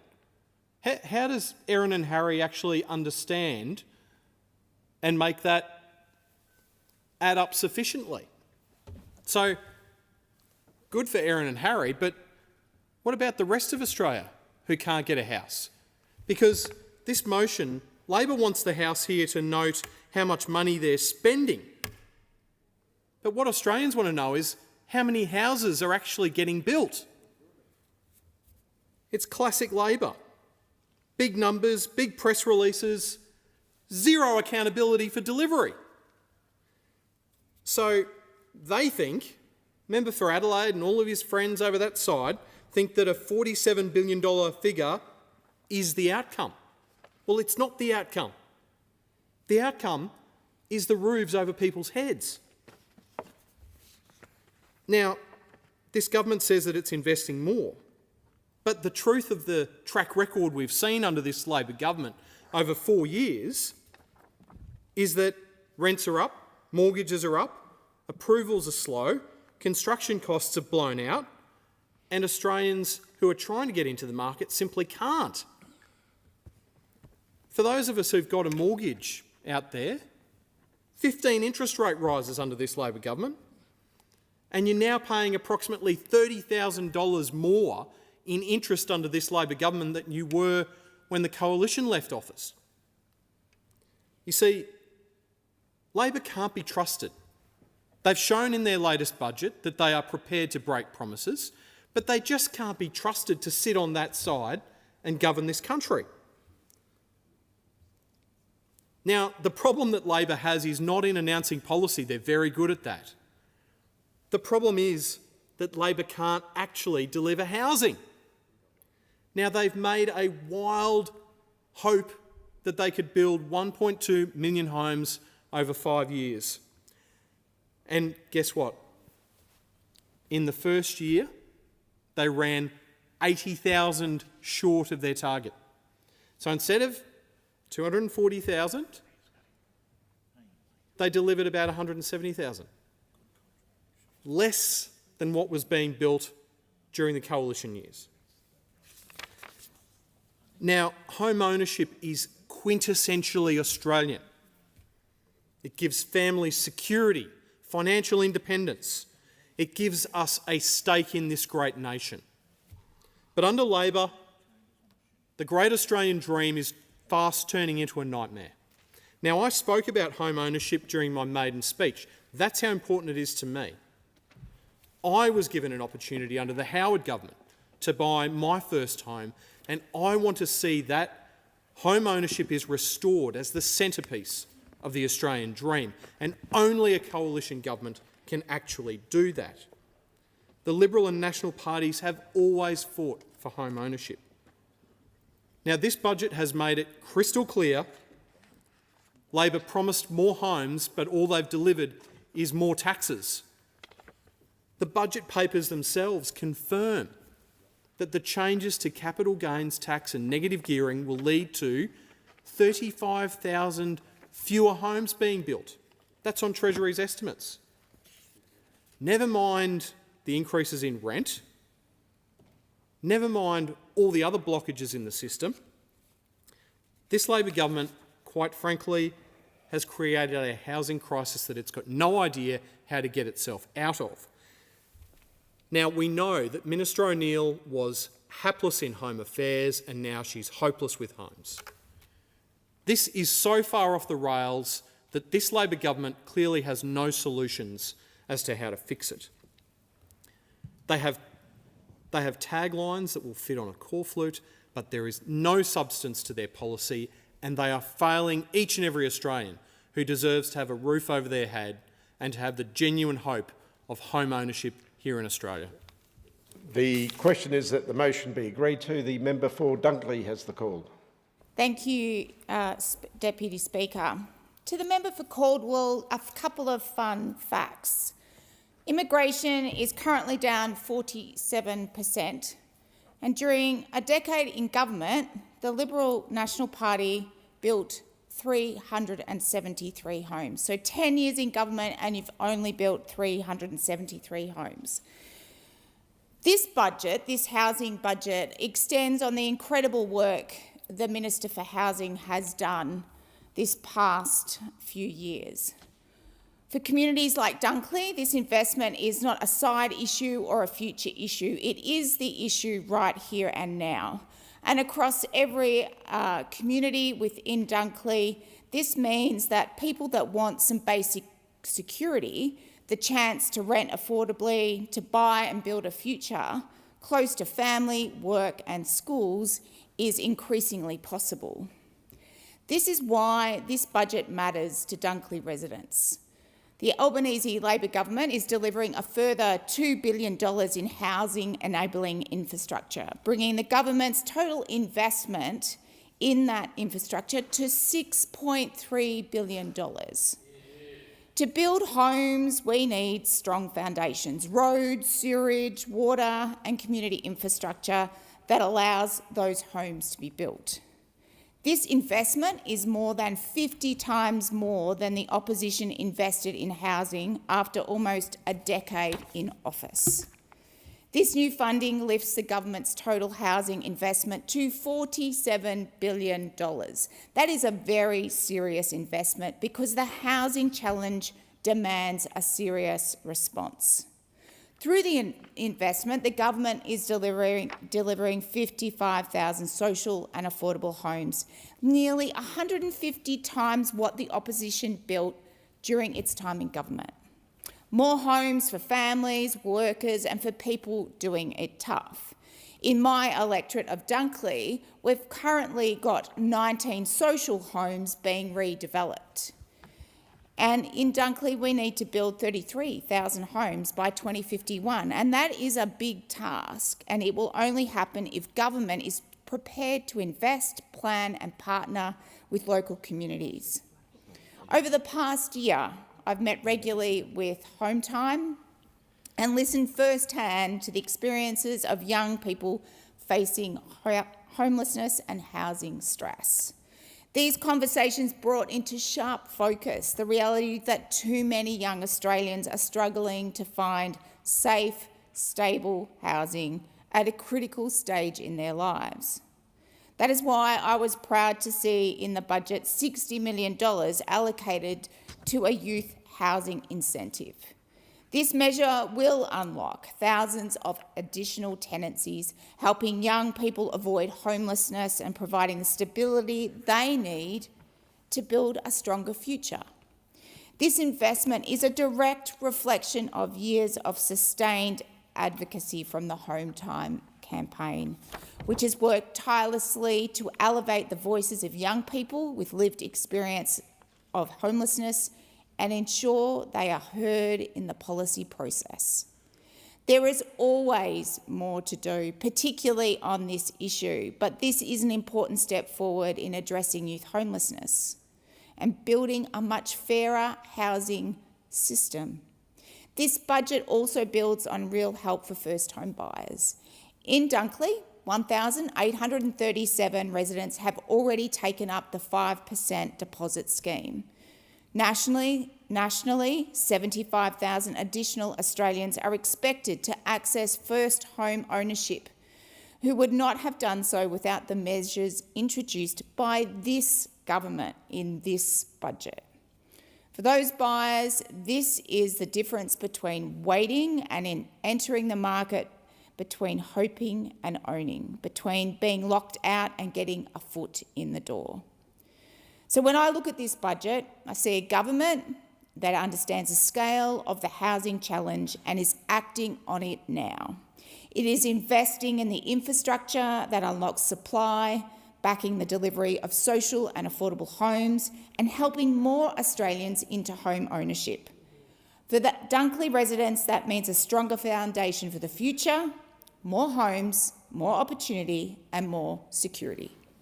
The question is that the motion be agreed to. The member for McPherson. Thank you, Deputy Speaker. Deputy Speaker, I just want to touch on something that's been said throughout the course of this debate by members opposite. We hear all of these different stats about the government building homes and the government building homes or the government not building homes. Well, governments don't build homes. It's businesses that are building the homes. So let's just be very, very clear about that. And businesses will only build the homes, and they'll only build the homes effectively if they have the economic conditions in which to operate that encourages them to be productive. And that is part of the issue that we're seeing under this Labor government. It's that the economy is tanking, there is an absolute lack of business confidence, and we're seeing an environment in which businesses are not encouraged to build homes quickly. We're also seeing a shortage of people who are actually able to build homes. We're seeing a lack of adequate investment in the next generation of Australians who can build homes. So let's be very clear about that. The other thing that I wanted to speak about is this motion mentions the total investment that Labor is very proud of is that it's more than 50 times what the opposition invested in housing enabling infrastructure after almost a decade in office. Well, can I just say this? The Prime Minister over the last 15 years to build the most houses per day, was a coalition Prime Minister, or was a Liberal Prime Minister.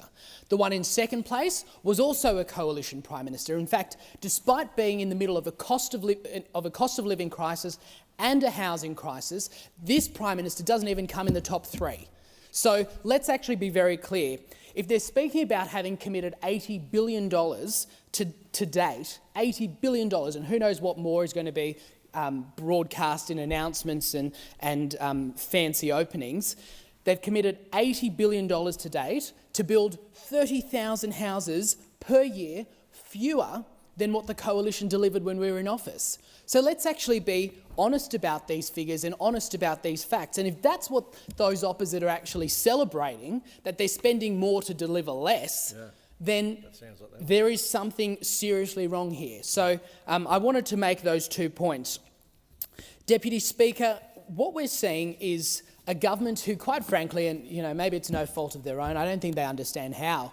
I don't think they understand how to manage this economy. I don't think they understand how to drive up supply and actually deliver more houses, because at the end of the day, this is a supply issue. And what we're seeing is a government that is not prepared to make the tough decisions. They're not prepared to divorce themselves from the CFMEU and the unions who are pushing up the costs of building new properties. They're not prepared to actually invest, as we've announced in the opposition budget reply, in the enabling infrastructure, because when we speak to developers, when we speak to the businesses, again, the businesses that are delivering houses in this country, their biggest issues is that they are not able to deal with the upfront costs in new areas. And this is something that we've addressed through our $5 billion fund that Angus Taylor, the Leader of the Opposition, announced in his budget reply speech.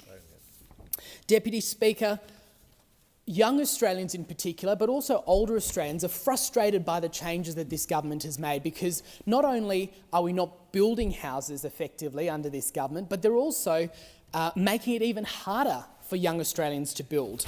I just had it passed to me earlier that we've had, post the announcement of the budget and the CGT changes, the negative gearing changes that this government's announced, 9% lower clearance rates across the country over the last weekend. So Are we actually supporting Australians from getting into their first home? Are we actually encouraging them to do so? No. What we're seeing is a government that is absolutely invested in one thing, and that is crushing aspiration. They're doing it across the business sector, they're doing it across the economy, and we're seeing it here in the housing space as well. Because young people in my electorate and across the country are not experiencing what those on the government side of this chamber are saying is the reality. They are not experiencing an environment where young Australians or older Australians even are able to actually purchase their first home. They're seeing rents that are skyrocketing. We're seeing that all over the Gold Coast. We're seeing not enough houses being built. And under this government's policy, when you're building a new house, they're now going to be pitting investors against first home buyers who are going to be bidding against each other because of this government's changes to negative gearing. So this is a shocking budget we have seen. It does absolutely nothing to encourage the investment in new houses and to help people from getting into the housing market. The question is that the motion be agreed to. The member for Banks has the call. Thank you, Deputy Speaker.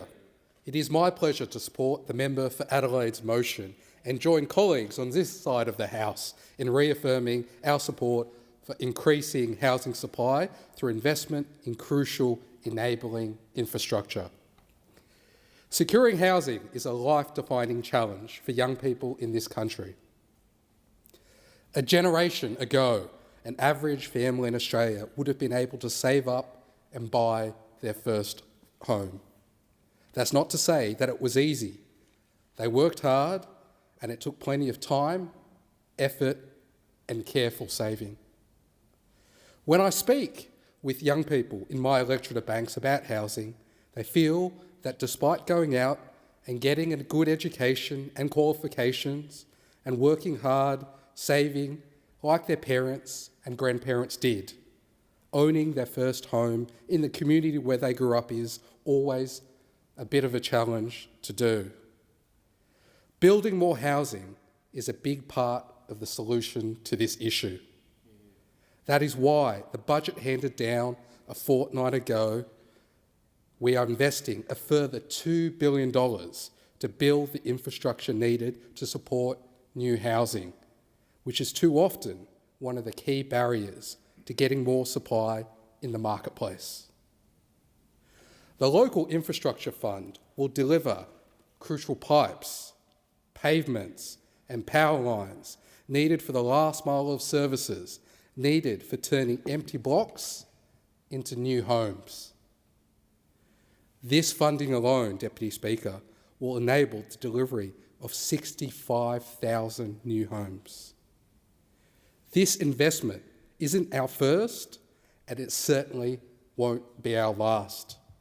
The $47 billion Homes for Australia plan is making it easier to buy, better to rent, and build more homes.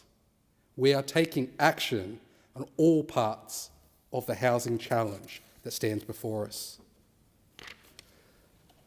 The plan is making it easier to buy with our 5% deposit scheme, alongside the Help to Buy scheme, providing assistance to another 10,000 low and middle income earners into housing every single year.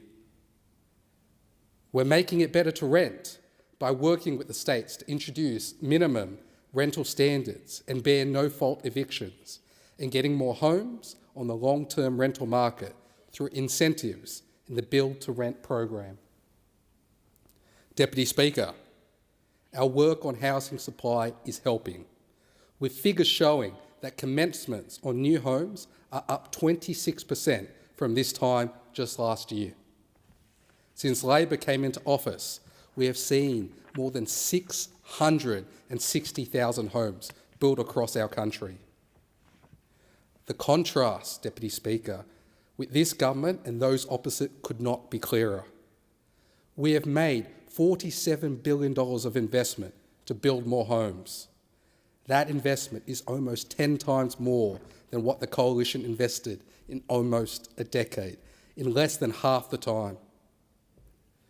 Deputy Speaker, while those opposite shout loudly about the issue, when push comes to shove, the Coalition voted against the Housing Australia Future Fund. They voted against Help to Buy, Build to Rent and the 5% deposit scheme.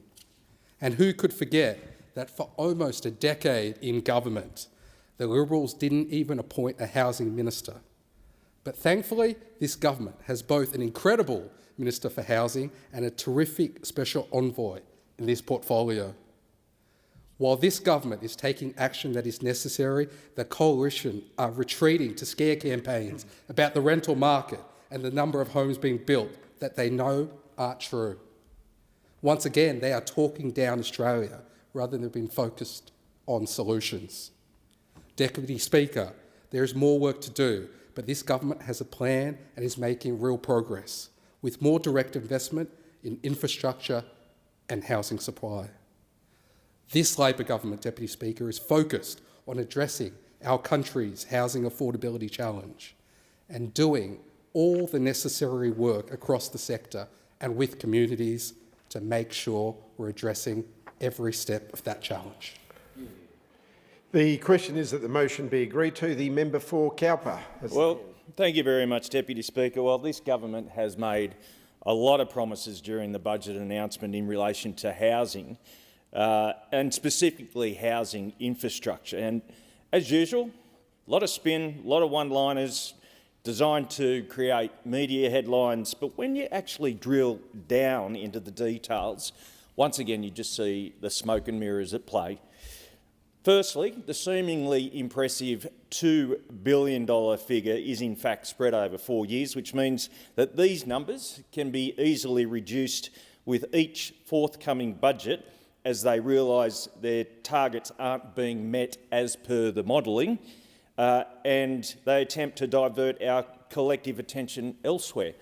Now, it wouldn't be the first time we've heard recently that priorities have changed or we've changed our position. So in reality, what it means is this government has committed just $262 million over the next financial year. So that effectively makes them accountable for just 13% of the promise before the next election. And after saying for the 50th time, Prime Minister, that would be no negative gearing changes or capital gains taxes. We all know how good your word is, Prime Minister, and we all know how good the word of this government is. And speaking of broken promises, this government knows that removing negative gearing and changing capital gains will reduce the number of houses actually being built in this country.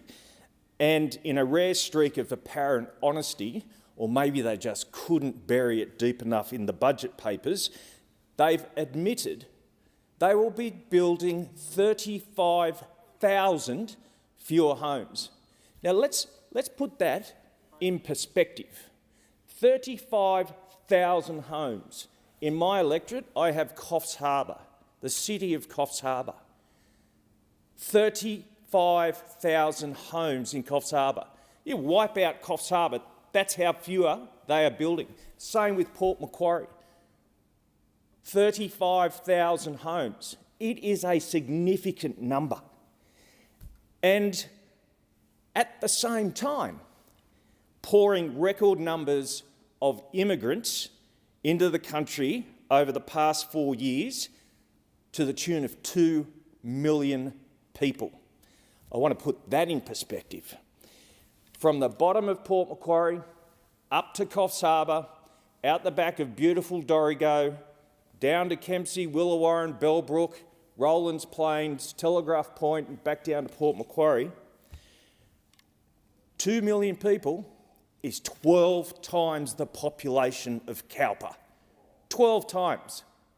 Where are those people going to go when you're building 35,000 fewer houses? But, Deputy Speaker, there could be a silver lining of sorts to these homemade problems, and that silver lining lies in the regions, particularly on the mid-north coast in Cowper.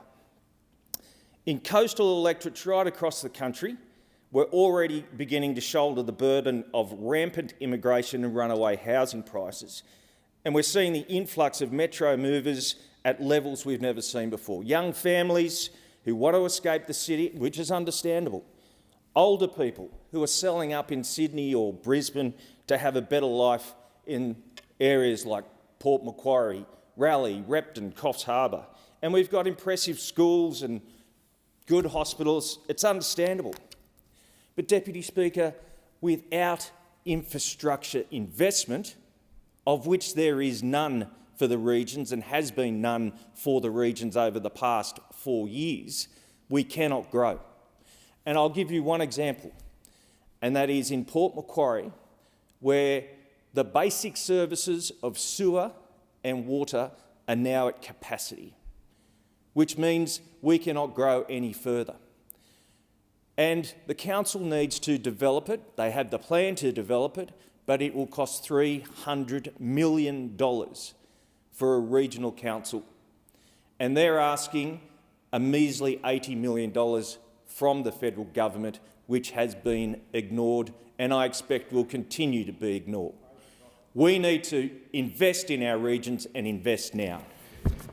The question is that the motion be agreed to. The member for Sturt has the call. Thank you, Deputy Speaker. This government knows and understands that Australia is facing one of the most severe housing crises in its history. We do have skyrocketing costs of homes, increasing rent prices and an undersupply of housing. It's placing immense pressure on Australians. The crisis was decades and decades in the making. It didn't pop up overnight, but it's not only affecting prospective homeowners but also having a profound impact on renters, low-income householders and now even middle-class Australians who are struggling to afford housing in major cities. In metropolitan Adelaide, where I live, the median price of housing is close to $1 million, a figure that was basically unheard of in the pre-COVID era. Now, the causes are many. They are generational, inextricably linked and complex. They are difficult to solve. They include housing supply, high demand, investor dominance in the housing market, making it nigh on impossible for first home buyers to enter the market, plus rising construction costs and supply chain disruptions, which began during COVID, kept going and are now being exacerbated by the conflict in the Middle East. There's also a shortage of the skilled labour required to build the houses we need. But within this challenging environment, led by a very activist-driven and consultative Minister for Housing, who is encouraging Commonwealth, state and territory and local governments to work together to pull in the same direction, the Albanese Labor government is acting. One of the key announcements in the recent federal budget was the $2 billion local infrastructure fund, dedicated to enabling works, which are one of the key barriers that complicate the delivery of housing supply. Enabling works are the initial steps taken on a work site before construction can begin, like the water, the roads, the pipes, the power lines, pavements and utilities, the practical work that means a house can be built. Enabling works unlock supply, and that's what the local infrastructure fund is all about. Then in my community of Sturt, just under 500 people have taken advantage of the 5% deposit scheme that's available to first home buyers, which has helped them into their first home. Some people will argue that 500 is not many and that this scheme is not doing much in Sturt, but that view is wrong. Share that view with the 500 people who now have secure housing, a roof over their head that belongs to them, their own place on the earth that they wouldn't have had without this scheme. 500 first home owners is 500 first home owners. 75,000 over the decade is 75,000 new first home owners. In Sturt, we also don't have the same level of social and affordable housing as some other electorates do. And again, some have said, well, what's the point? But in Sturt, the Housing Accelerator project has helped low-income households get into secure, quality housing in a good location, close to transport links, close to supermarkets, schools, parks and the city. It's a small number in my electorate, but so what? Any progress when it comes to first home buyers or social and affordable housing is good progress. Sometimes it is baby steps. Like the interminable renewable energy debate we have in this country, increasing housing supply also takes time and effort. We need to act promptly, and we are, but we also need to be patient. A target of 1.2 million homes is ambitious, but we need to be ambitious when it comes to housing. A target of 55,000 social and affordable homes is ambitious, but why would we strive for anything less? And to be clear, these targets, which this government is striving to meet, are in place for the betterment of the Australian people. We are determined to meet these targets to provide the quality housing that people deserve. What would help is bipartisanship, encouragement and a shared commitment that meeting these targets is good for the Australian people, not gleefully proclaiming that targets won't be met or feverishly speculating how many homes won't be built. We need to say yes to schemes that help people to buy, yes to schemes that help people to rent, and yes to doing whatever we can reasonably do to increase housing supply for the Australian people. The question is that the motion be agreed to. The member for Curtin has the call. Thank you, Deputy Speaker. I support the spirit of this motion. The government's housing investments are meaningful and represent a genuine shift. But as welcome as these commitments are, they are not yet at the scale the crisis demands. A defining livability challenge of our time is the collapse of social and affordable housing in Australia and what that means for Australians on the lowest incomes. Last month, Anglicare Australia released its 20th rental affordability snapshot. Across nearly 49,000 rental listings surveyed nationwide, a single person on JobSeeker could afford just one property in the entire country. Not 1 in 100, one. There were 0 affordable listings for someone on youth allowance, 0 for most people with a disability. In Western Australia, where median rents have risen 74% since 2021 and now sit at $747 a week, there was not a single affordable property for a person on JobSeeker, not even a room in a share house. These numbers are not a market anomaly. They reflect a declining policy trajectory spanning decades. In the decades after the war, government built around 14 of every 100 new homes in Australia. Today, that figure is a seventh of that, closer to 2 in every 100. Governments have spent the last 40 years systematically stepping back from building homes that people on low incomes can actually afford to live in. The private market cannot fix this on its own. Private developers respond to market prices and returns. They do not build homes to lease for rents that working-age payment recipients can afford. In my home state of Western Australia, Shelter WA estimates a shortfall of nearly 54,000 social and affordable homes. The social housing waitlist now exceeds 151 weeks, nearly 3 years. Think about that. You find yourself in a situation where you need to apply for social housing and you're told that yes, you do qualify, but you have to wait nearly 3 years. How can that be the best we can do? In my Curtin housing policy, boosting government investment in social and affordable housing was identified by my community as the single most important policy priority, supported by 85% of community survey respondents. People in my electorate, one of Australia's most advantaged, understands that the social cost of exclusion falls on all of us. They understand that key workers, young people and older Australians on the pension cannot afford to live near the people and services that they support, and they want governments to act. The data on youth homelessness particularly troubles me. On one night in March this year, 73 young people were sleeping rough across Perth, with only 3 crisis beds available. And in 2025, Youth Futures alone received 2,575 accommodation requests from young people it simply could not assist. I want to acknowledge what the 2026 budget got right. The $60 million National Youth Housing Supplement, which fixes what advocates rightly call the youth housing penalty, is a genuine breakthrough. Because young people receive lower income support payments, that means housing providers have faced a financial disincentive to accommodate them. Only 2% of social housing tenants are under 25, despite young people making up almost 15% of those experiencing homelessness. This reform, which I and many others in this place advocated for, will unlock community housing for more than 4,000 young people, and that matters enormously. I also welcome the continued delivery of the $9.3 billion National Agreement on Social Housing and Homelessness and the additional $100 million released from the Housing Australia Future Fund to improve housing for First Nations Australians in remote communities. But I will not pretend that this is enough.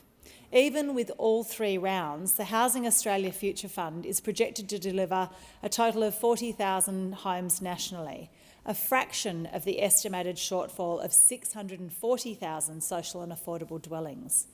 The annual pipeline needs to be measured in tens of thousands, not thousands, through a long-term legislated commitment. The path forward is not complicated. It requires sustained long-term federal investment in social and affordable housing, not as a safety net for when the market fails, but as a permanent structural component of our housing system, as it was for decades after the war. 14 in 100 new builds were social housing after the war. That's where we were. Less than 2 in 100 now. That's where we are. We know what we need to do, and I intend to keep pushing until we get there. There being no further speakers, the debate is adjourned and the resumption of the debate will be made an order of the day for the next sitting. I've received a message from Her Excellency, the Governor-General, notifying assent to several bills. I do not propose to read the titles, which will be recorded in the votes and proceedings.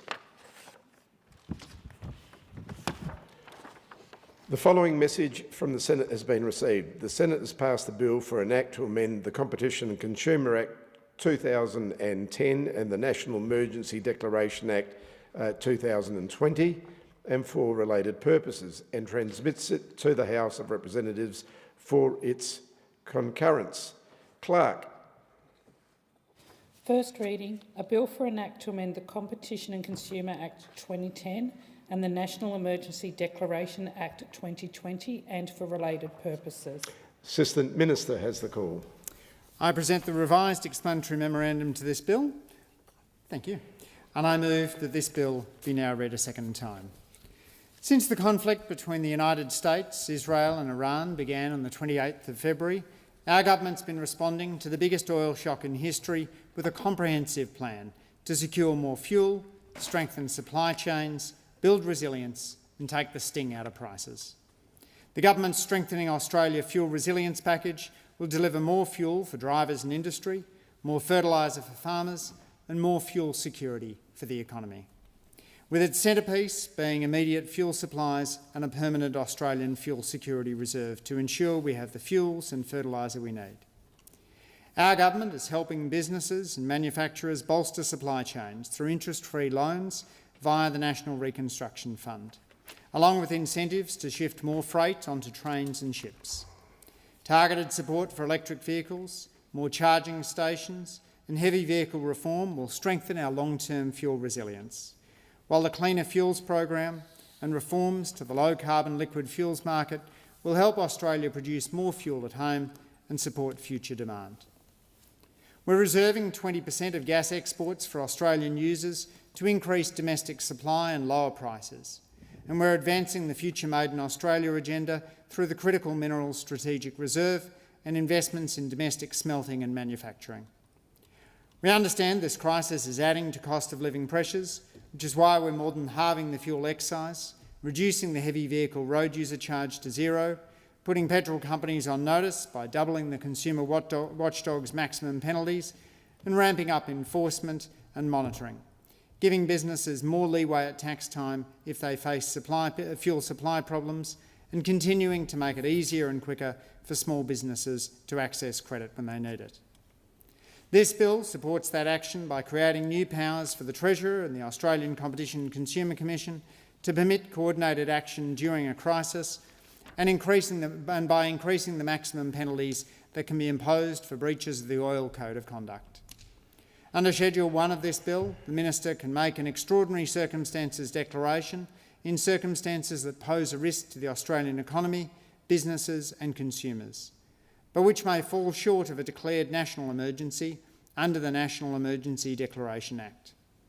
Once extraordinary circumstances have been declared, the Australian Competition and Consumer Commission will be able to exercise new streamlined powers to enable coordinated responses to the crisis by businesses to complement the work of the government in protecting the Australian public and economy from the impact of the crisis.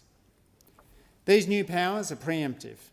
They allow the Minister to make a declaration enlivening the Australian Competition and Consumer Commission's powers when there is a foreseeable harm, and allows decisive cooperative action with the business community to prevent or mitigate that harm early. In the current situation, this could include businesses working together to minimise fuel usage to keep supply chain costs low for them and their consumers.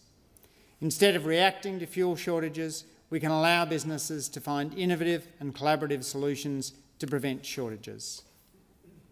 The Australian Competition and Consumer Commission already can grant authorisations and has done during the current situation and past crises. But this process is burdensome and slow, making it too inflexible to respond to the changing situations Australia may face during exceptional global or domestic circumstances. This new power will make it easier and faster for the Australian Competition and Consumer Commission and businesses to assist these vital efforts to respond to these circumstances and future and exceptional challenges the Australian economy faces. Schedule 2 to the bill increases the maximum penalties that can be imposed for breaches of the Oil Code of Conduct. Under this bill, the regulations will be able to impose penalties on corporations in the oil industry up to the greater of $10 million, 3 times the value they derive from breaching the code, or 10% of their last year of turnover. For persons other than corporations breaching the code, penalties of up to $500,000 will be available for contraventions. The Australian Competition and Consumer Commission will also be able to issue penalty notices of 600 penalty units to corporations for suspected breaches and 12 penalty units for other persons. For context, the value of a penalty unit is currently $330. These changes mirror those introduced by the government in 2024 into the Competition and Consumer Act for breaches of the Food and Grocery Code. They also complement recent action taken by the government to increase other penalties under the Competition and Consumer Act last week, and other action taken to address the supply and price of fuel in Australia. The bill will further discourage fuel companies seeking to flaunt their obligations under the Oil Code of Conduct, including those taking advantage of the conflict in the Middle East. Full details of the measures are contained in the explanatory memorandum. The question is that this bill be now read a second time. Is leave granted to continue the debate? The member for Page. Leave is granted. The member for Page has the call. Leave is granted. Member for Page has the call. Thank you, Speaker. I rise to speak on the Competition and Consumer Amendment responding to exceptional circumstances bill and move the amendment circulated in my name. Speaker, the amendment that I'm moving is basically, in simplicity, calling for the bill to be referred to the House Standing Committee on Economics with a 22 June 2026 reporting date to examine a number of issues that we think are important, whether the existing ACCC powers are genuinely inadequate, whether the Treasurer's declaration power is too broad, whether, in addition to class exemptions, the ACCC authorisations should also be disallowable, whether transparency requirements are strong enough, and whether the retrospective start date is justified, and whether the powers are properly limited in time and scope, and whether there should be stronger sunset and review mechanisms. This bill has been considered previously in the Senate. Our House amendment aligns with the amendments we moved in the Senate. Speaker, I just want to start by, Deputy Speaker, I just want to start to say that, you know, I think sometimes in this chamber that the road to ruin is paved with good intention, and I actually understand the intention and the good intention that this bill is seeking potentially to deal with. We have obviously a fuel crisis or a fuel supply issue in this country, and we are looking to make sure that fuel and other things like food and the essential services get to where they need to get and get to there as quickly as possible. We will work to support measures that help manage this and protect households and small business. But we have some genuine concerns here, Deputy Speaker, that this bill gives it does give the ACCC significant new powers, and they're powers that I note that weren't needed during COVID. Some of the issues, some of the supply issues that we have with fuel were certainly evident through COVID, and indeed many other products as well. Given that the government powers are immune from Senate disallowance and have retrospective application and impact matters as serious as suspensions of competition law, it should not be done lightly. I mean, I just make the general observation, Deputy Speaker, too. I think if there's anything we need in this country more than anything else, it's better competition in most sectors. I think we could have better competition across just about every sector of our economy, Speaker. So what our concerns are, and why we want to, we think quite reasonably, refer this to a committee to have a look at some of these issues, is make sure that this doesn't even lessen competition in our community and our society, which obviously is not good for the consumer, Deputy Speaker. An inquiry by the Parliament is a bare minimum, we think, when the government is asking for these powers.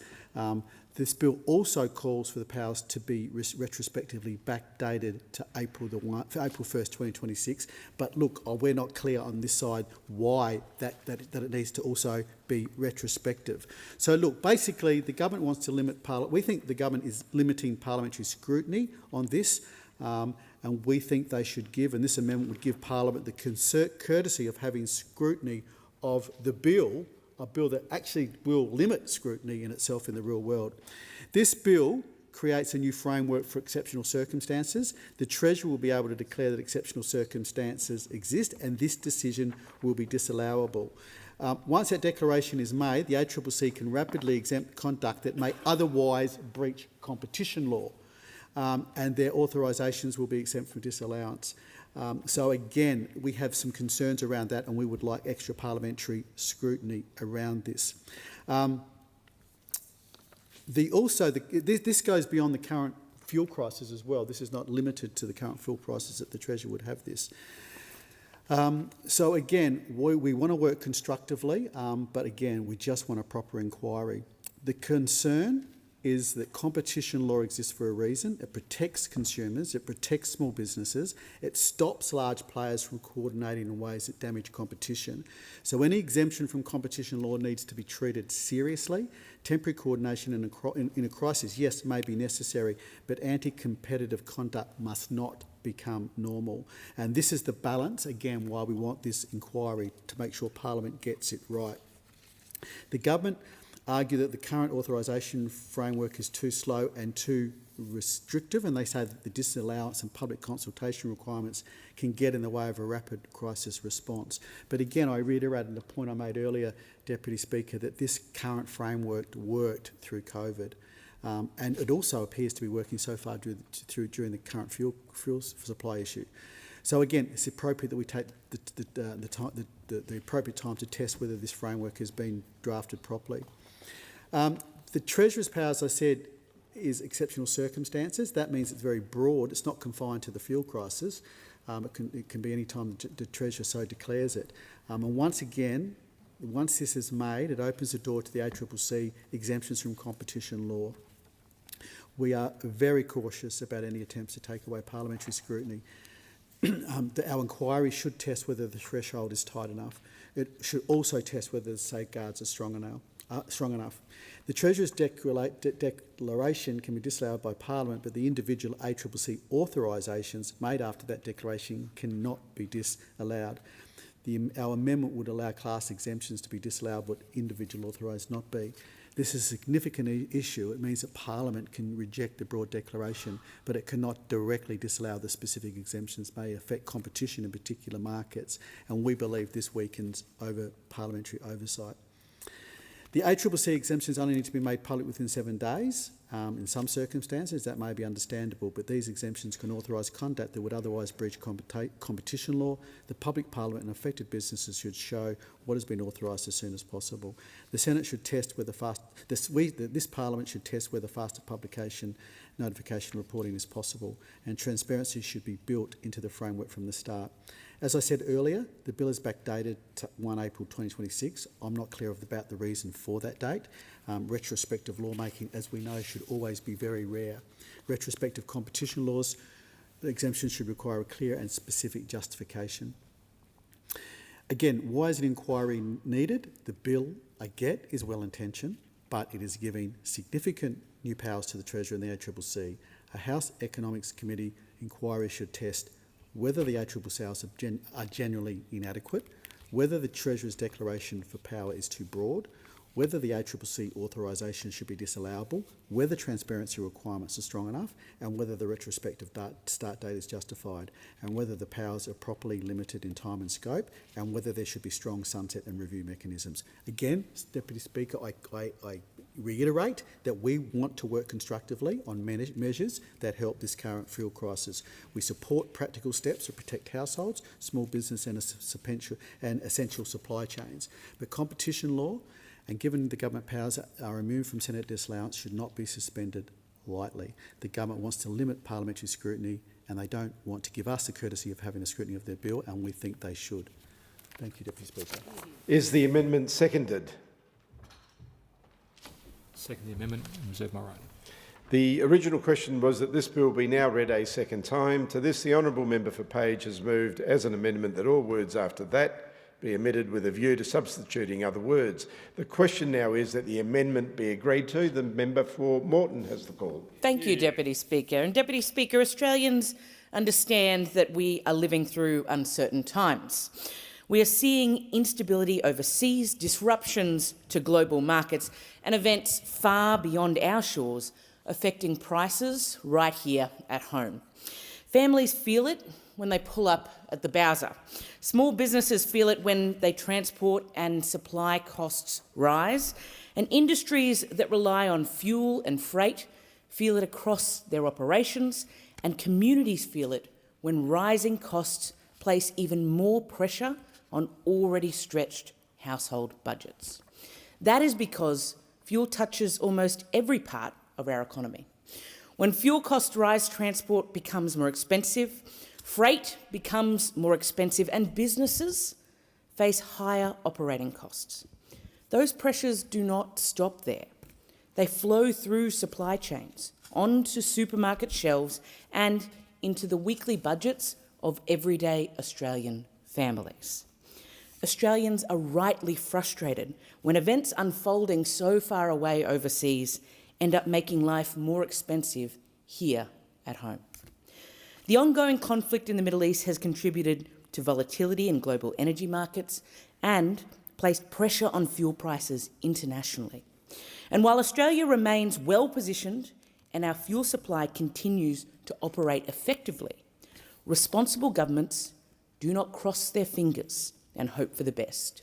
Responsible governments prepare, and that is what this Albanese Labor government is doing with this legislation. Because resilience is not built in the middle of a crisis, it is built long beforehand.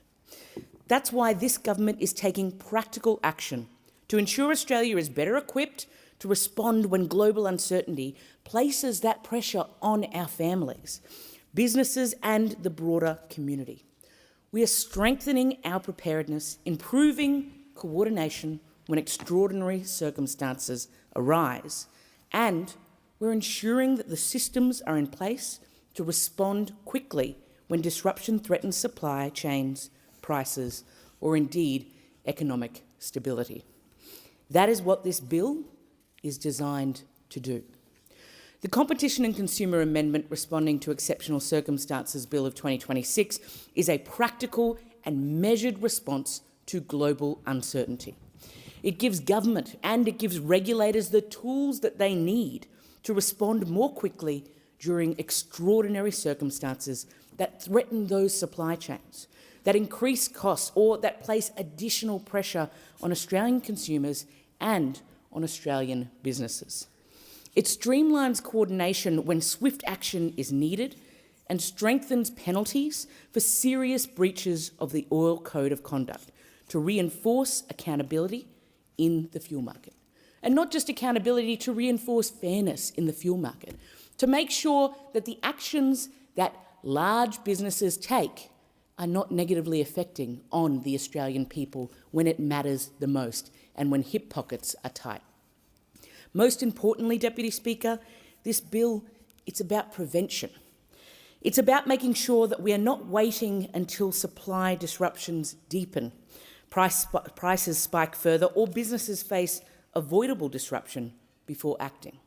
Instead, quite the contrast. It ensures that Australia has sensible tools available to respond early, to coordinate effectively, and to keep our economy moving. The first major reform in this bill creates new powers to allow faster and more effective coordination during extraordinary circumstances. Extraordinary circumstances that we have seen of late. And now, Deputy Speaker, it is important to be clear about exactly what this means. The bill allows the Treasurer to declare extraordinary circumstances where there is a serious risk to the Australian economy, businesses or consumers, but where those circumstances may fall short of a formal national emergency. It's when things are tough, it's when matters are extraordinary, and it's when we know that someone needs to step in to protect our businesses and our people. And that distinction matters. Not every significant disruption reaches the threshold of a national emergency declaration. But there are moments when swift and coordinated action is still necessary to minimise economic harm. Under existing arrangements, businesses can already seek authorisation from the ACCC to coordinate in certain circumstances. The problem, Deputy Speaker, is that the current system can be too slow. The current system can be too cumbersome when time matters and when time is of the utmost importance. In ordinary times, that process is absolutely appropriate. We need to make sure that we are working through a systematic process. But extraordinary circumstances, they require flexibility. They require pace. They require the quick coordination that only this legislation can deliver. And Deputy Speaker, we know from past crises that events can move quickly. Supply chains can shift overnight. Consumer demand can change rapidly, and global disruptions can escalate without much warning at all. During moments such as the pandemic, businesses and regulators learned the importance of responding quickly to changing conditions to ensure that Australians could still access essential goods and services, to make sure that the Australian people could get what they need in a tough time. Waiting months for processes to unfold simply does not make sense when circumstances are moving so very quickly. This bill enables the ACCC to grant faster, streamlined approvals so that business can coordinate in practical ways that support Australians and complement the work of government. And I want to emphasise that point specifically. Complement the work of government. This is not replacing government action. It is about government, it is about regulators, it is about industry working together in harmony to minimise the harm. In the current context, this could mean businesses working together to reduce unnecessary fuel consumption. It could mean businesses working together to improve logistics, to manage transport efficiency, or indeed to avoid avoidable disruptions to those supply chains. It could mean better coordination to reduce costs. It could mean improving efficiency and maintaining reliability for consumers instead of waiting for shortages or disruptions to emerge. Businesses can work collaboratively to prevent them. And we know that when times are tough in this country, our communities are very good at coming together. Our communities are very good at looking at what needs to be done and working with each other to solve problems. This bill helps make that possible, and this bill helps bolster the Australian spirit to drive together to find those solutions with government. Prevention is always better than reaction. If we can avoid unnecessary price pressures before they hit households, that matters. If we can keep supply chains functioning smoothly that matters. And if we can reduce disruption for businesses and consumers, that matters. Now, Deputy Speaker, whenever governments introduce extraordinary powers, Australians rightly expect safeguards. And this bill has them. These are not open-ended powers. They are limited, they are targeted, and they are temporary. They are built for exactly what this bill intends to address: extraordinary circumstances. Declarations must relate to genuine extraordinary circumstances that present risks to the economy, to businesses, or to consumers. The powers are subject to clear legal requirements, and they're subject to public accountability. The ACCC must continue to consider the public interest, and coordinated conduct must remain proportionate and must remain appropriate. These arrangements are designed for exceptional situations rather than being permanent changes to how businesses operate. And, Deputy Speaker, we have seen what happens when exceptional circumstances come into play. We were all there for the pandemic, when people were unsure as to what would happen next. We have all been there more recently when fuel has been incredibly challenging for people at the Bowser, as people watch the numbers tick over and worry about where their groceries might come from.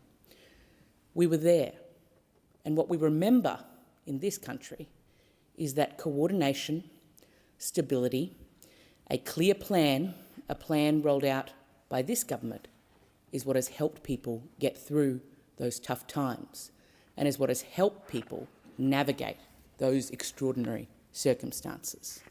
This is about making sure that we have a framework for that happening again and again and again. Deputy Speaker, Australians, they have an expectation, and it's an expectation that they deserve to get an answer to.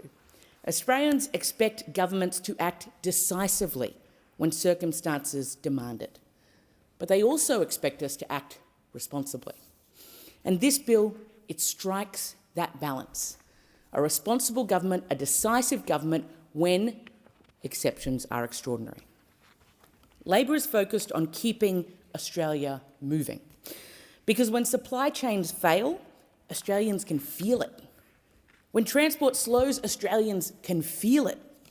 When fuel costs ripple through the economy, it is Australians on the front line, and they can feel that too. We see it in rising prices, delivery delays, higher business costs, and the additional strain on family budgets.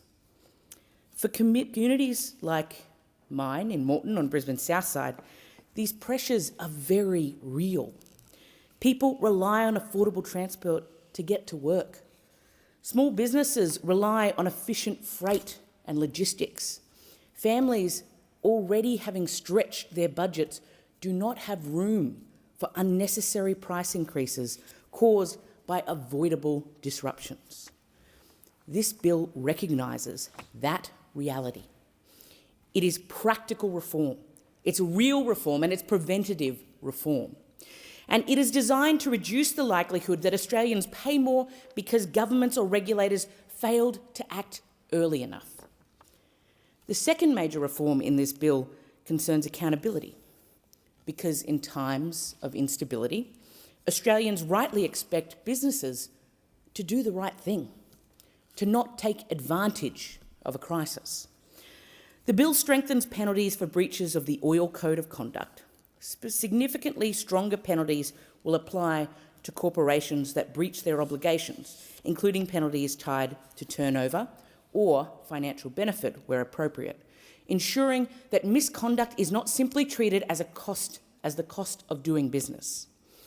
Deputy Speaker, this sends an important message. Periods of global disruption are not an opportunity for bad actors to ignore obligations or to exploit instability. Australians expect fairness, they expect transparency, and they expect confidence that the rules will be enforced, particularly when the chips are down. The stronger penalties in this bill support those expectations. They reinforce accountability and they strengthen confidence in Australia's fuel market at a time when trust and stability matter more than ever. Deputy Speaker, this bill does not exist in isolation. It forms a part of a broader commitment by this Albanese Labor government to help Australians manage cost of living pressures and strengthen our economic resilience. We know that global shocks affect household budgets. We have seen inflationary pressures flow through international supply chains. We have seen energy and transport costs affect prices across our economy. That is why this government is focused on delivering practical measures to help everyday Australians with cost of living. It's why we're strengthening Medicare with more bulk billing. It's why we're getting more young people into homes. It's why we've introduced stronger consumer protections.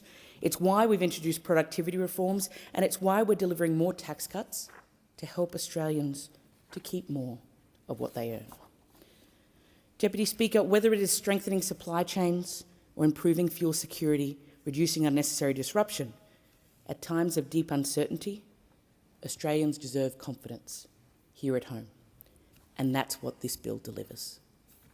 And I give the call to the member for Indi. Deputy Speaker, I rise to speak on the Competition and Consumer Amendment responding to Exceptional Circumstances Bill 2026. This legislation was introduced by the government in response to the serious global fuel security issues rising from the conflict between the United States, Israel and Iran. This conflict has disrupted, in fact halted, the passage of fuel, fertiliser and other goods through the Strait of Hormuz. The consequence of this conflict cannot be understated. It's put our industrial, agricultural and transport industries under significant strain. And everyday Australians already under pressure to make ends meet saw their fuel costs skyrocket. In regional areas, this impact has been particularly acute. There are limited and often non-existent alternatives in terms of transport. Farmers are forced to make tough decisions about planting crops in an environment of deep uncertainty. And people have little buffer in their budget or flexibility in their options if the fuel pumps are dry. When this crisis began, I asked the Energy Minister for assurance that the government would work closely with industry and intervene where necessary to prioritise fuel supplies to regional communities, such as the people of Indi.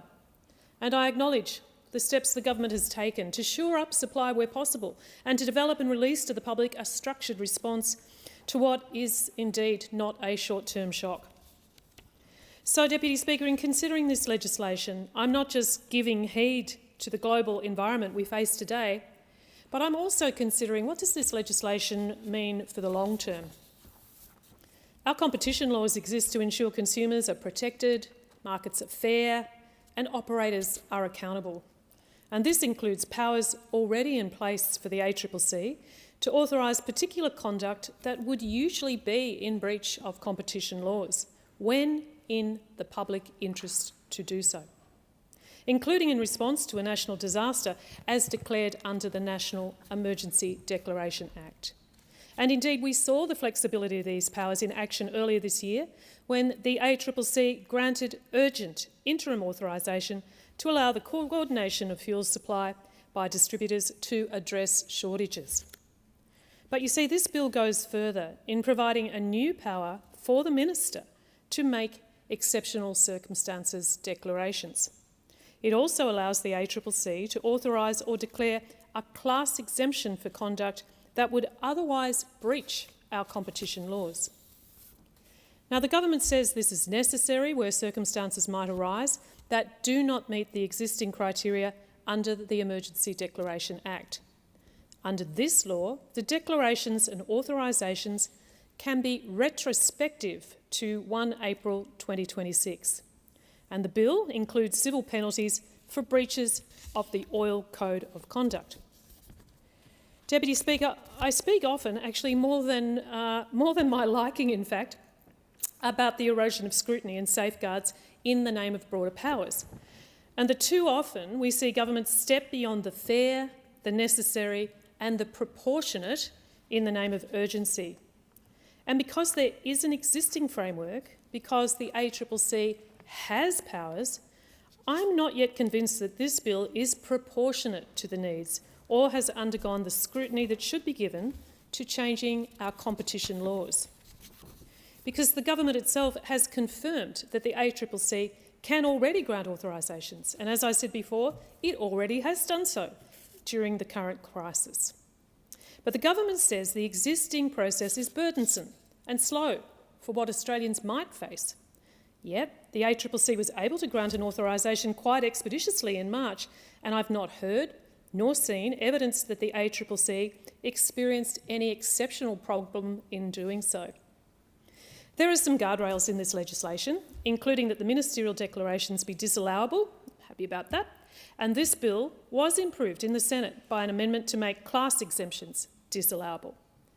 But these instruments might come into effect before the Parliament has an opportunity to meaningfully scrutinise them. There are 6-month limits to declarations, but that can be extended in rolling 3-month increments with no cap. And the new powers themselves, well, they don't sunset. The ACCC keeps a register of authorisations, but publication of the register does not have to occur while the declaration is in place. Now, the consequence of retrospective provisions should always concern us as legislators. They alter legal consequence after the fact. And the government has simply not made the case for declarations, class exemptions and authorisations to be retrospective to 1 April. Committees exist in this Parliament to interrogate legislation and to give opportunity for questions to be asked and answered, and for stakeholders and impacted persons to share their views with Parliament. It's how we make good policy. Yet time and again, we see this important process sidelined in the name of expediency. So, never let a crisis go to waste might be a well-worn phrase, but it should not be applied to legislative practice. It should not. It should not curtail scrutiny, transparency and oversight. As I've been clear, I support measures that limit the impact of the current fuel crisis being faced by Australia and the world as a result of the conflict in the Middle East. But these powers are more enduring than the crisis of today, and where a framework already exists, powers are there and have been used, and the case is not clear that reasonable nor urgent action is being obstructed. I'm simply not convinced of this bill, and I cannot support it until we have further scrutiny or indeed that we see sensible amendments. Thanks, Deputy Speaker. So the question is that the amendment be agreed to, and I give the call to the member for Maribyrnong. Thank you, Deputy Speaker. I want to start not with a discussion on the legal framework, but with a memory. I think many Australians can relate. It's early 2020.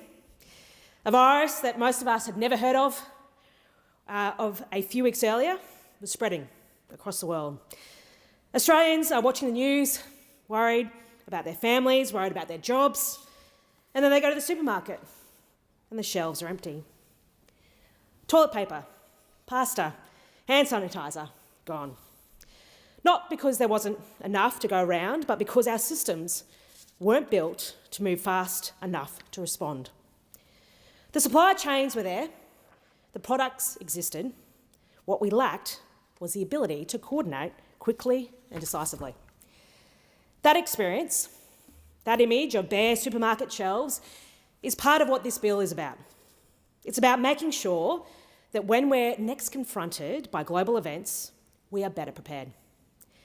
When the next crisis hits, and there will be another crisis, we are better prepared. The businesses and the federal government can work together at speed. That the legal frameworks that govern competition don't become the very thing that slows our response in an emergency. This bill makes 2 practical changes to our competition laws. But I want to first focus on how our existing laws currently work. Australia has world-class competition laws. The Competition and Consumer Act is a framework that, for the most part, serves us well. It protects consumers from price fixing and prevents some businesses from colluding against the public interest. These are important protections, and nothing in this bill weakens them. But here's the problem. The same laws that prevent bad businesses from ripping off consumers can also, in certain circumstances, prevent the good businesses from coordinating to help them. In an emergency, whether it's a pandemic, fuel crisis, a supply chain shock caused by conflict on the other side of the world, there are moments when we actually need competing businesses to talk to each other, to work together, to share information and make sure the essential goods get to the people who need them. And yes, the Australian Competition and Consumer Commission, the ACCC, already has the power to authorise this kind of coordination. The mechanism exists. However, in its current form, that process is simply too slow for a fast-moving crisis. How slow? Well, in 2020, when COVID was sweeping through our communities and supermarket shelves were bare, it took the ACCC 6 months to deliver a final authorisation allowing supermarkets to coordinate their grocery supply. 6 months. By which point, the worst of the initial crisis had already passed. The mechanism worked, technically speaking, but it just didn't work in time. This bill seeks to amend that. It will give us the tools to act with the speed that a crisis actually demands. The first schedule of this bill creates a new mechanism, the Exceptional Circumstances Declaration. Under this framework, the Treasurer, subject to clear public interest tests, can declare that exceptional circumstances exist. But let's be clear, that it isn't a blank cheque. The bar indeed is high. The Treasurer must be satisfied that the circumstances are causing or are likely to cause significant harm to the Australian economy. The declaration is disallowable by the Parliament and sunsets at 6 months. Any extension is capped at 3 months and is also disallowable by the Parliament. These are real checks and balances, which is also a necessary step in crisis management. Once a declaration is made, the ACCC gains streamlined powers to authorise specific, targeted coordination between businesses. And given the substantial change this bill is making, we should be very clear about what that means, but also what it doesn't mean. It doesn't mean businesses get a free pass, and it doesn't mean they can use a crisis as a cover to price fix or exploit consumers. The authorisation will be narrow and specific. If we're facing a fertiliser shortage affecting farmers in regional Victoria, for example, the ACCC might allow fertiliser companies to coordinate supply to address that shortage. That's it. They can't use the authorisation to then coordinate on pricing or to engage in any other conduct that harms competition. Those guardrails remain firmly in place. The bill also provides for streamlined class exemptions, which are a mechanism that allows multiple businesses to self-assess whether their proposed conduct is covered, rather than each having to individually apply for authorisation. Again, this comes down to speed. In a crisis, every hour matters, and reducing red tape is a necessity. There's one other aspect of this schedule that I want to address because it deserves a clear explanation. The bill allows for temporary confidentiality around authorisation, applications and decisions during an exceptional circumstances event. Now, transparency is a core principle of good governance, and rightly so. But think about what full transparency in real time could mean in a crisis. News breaks that the government is urgently facilitating talks between fuel suppliers about a potential shortage. What happens next? Well, the behaviour we saw from those opposite earlier this year is a prime example. Bad faith actors will use that sort of information to trigger the very panic we're seeking to prevent. We saw people rush to the petrol stations, forcing some to run out of fuel, despite there being enough supply. And so the cure becomes a part of the problem. This is not about hiding things from the public. Within 7 days of an exceptional circumstance event ending, all applications and authorisations must be published in full. Australians will be able to view this information, and the relevant accountability is applied. But in the heat of a crisis, a short window of operational confidentiality is a sensible and proportionate measure. Deputy Speaker, the world right now is not a stable place. The conflict in the Middle East is creating real pressure on global supply chains. Fuel supply chains in particular are subject to disruptions that can flow through quickly to prices at the bowser and costs for businesses across the economy. We are already seeing this. Australia's fuel supply is currently operating normally. There is no immediate crisis, but the Treasury intends to make an exceptional circumstances declaration following the passage of this bill to facilitate protective coordination with industry in responding to the challenges from the current conflict. We're not waiting for things to go wrong. We are preparing now, so whilst there is still time to get ahead. And quite frankly, this is what Australians should expect and do expect of everyone in this place. The second schedule of this bill is more straightforward in its mechanics. Deputy Speaker, at the moment, there are no penalties in the Oil Code of Conduct, and any penalty added to the code is limited to a maximum of $198,000. It feels inadequate. For a large fuel company turning over hundreds of millions or even billions of dollars a year, that is not a deterrent, barely a slap on the wrist. For many, it's just a cost of doing business. Think about that for a moment from the perspective of a trucking operator transporting supplies from manufacturing hubs in Tullamarine, in my electorate, or a farmer who depends on diesel to run their machinery.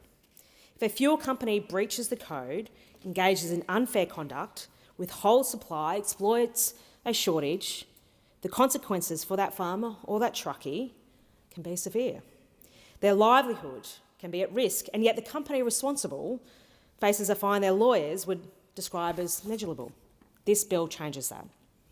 Under the new framework, penalties for bodies corporate can reach $10 million, or the court can determine the financial benefit the company gained from the breach 3 times that benefit. And if the benefit can't be precisely determined, 10% of the company's annual turnover will be applied for the relevant period. This is a substantial shift in how we hold companies accountable. These are the kinds of penalties that actually change board-level conversations about risk and compliance. They seek to align the Oil Code with the penalties framework that already apply to the Food and Grocery Code and the Franchising Code. And so now we have consistency across our major industry codes. Infringement notice penalties issued by the ACCC are also being lifted from $19,800 to $198,000 for corporations. Again, this is about making sure the consequences of breaching the code are felt, not just noted in a report. Deputy Speaker, for most Australians, they hear about competition law, but let's be honest, it's not something they think about from one year to the next. But the effects of competition law impact every Australian. They are felt at the petrol station and the supermarket checkout. They are felt by the family who can't find formula on the shelf. They are felt by the small business that depend on those supply chains to survive. When those systems come under pressure, like they did during the pandemic or when the war in Ukraine sent shockwaves through global supply, Australians need to have confidence that our frameworks can respond fast. Because if they don't, it has real consequences on the lives of all Australians. Deputy Speaker, this bill is about making sure that when the next major crisis arrives, and we as parliamentarians cannot bare our heads and say that it won't, because it will, Australians can have faith that our laws can move at the speed that helps us, as much as possible, stay ahead of that crisis. That businesses can work with government quickly and within a clear legal framework. That the protections of consumers remain intact. And that those who would seek to exploit a crisis for profit face penalties that actually mean something. It is practical in its aims and it is proportionate in its penalties. It's the kind of legislation that doesn't necessarily grab headlines but quietly makes Australia better prepared and better protected for when the next headline-making crisis comes. I commend the bill to the House. The question is that the amendment be agreed to, and I give the call to the member for Ford. Thank you, Deputy Speaker. I rise in support of the Competition and Consumer Amendment responding to exceptional circumstances Bill 2026, and in doing so, I commend the ministers who have led this legislation, the ministers who have led the government's response to the problems arising out of a conflict well and truly out of our control, to the Treasurer leading the economic team, to the Minister for Energy, and to the Minister for Productivity as well as the work that goes on within the government as well through our caucus processes. I think there has been what I think history will show is really just an excellent response to what was something that really came out of nowhere. And I think that the rest of the economy and the rest of the public now feel some security because we're not talking about it anymore, and that's always a good sign that things are under control.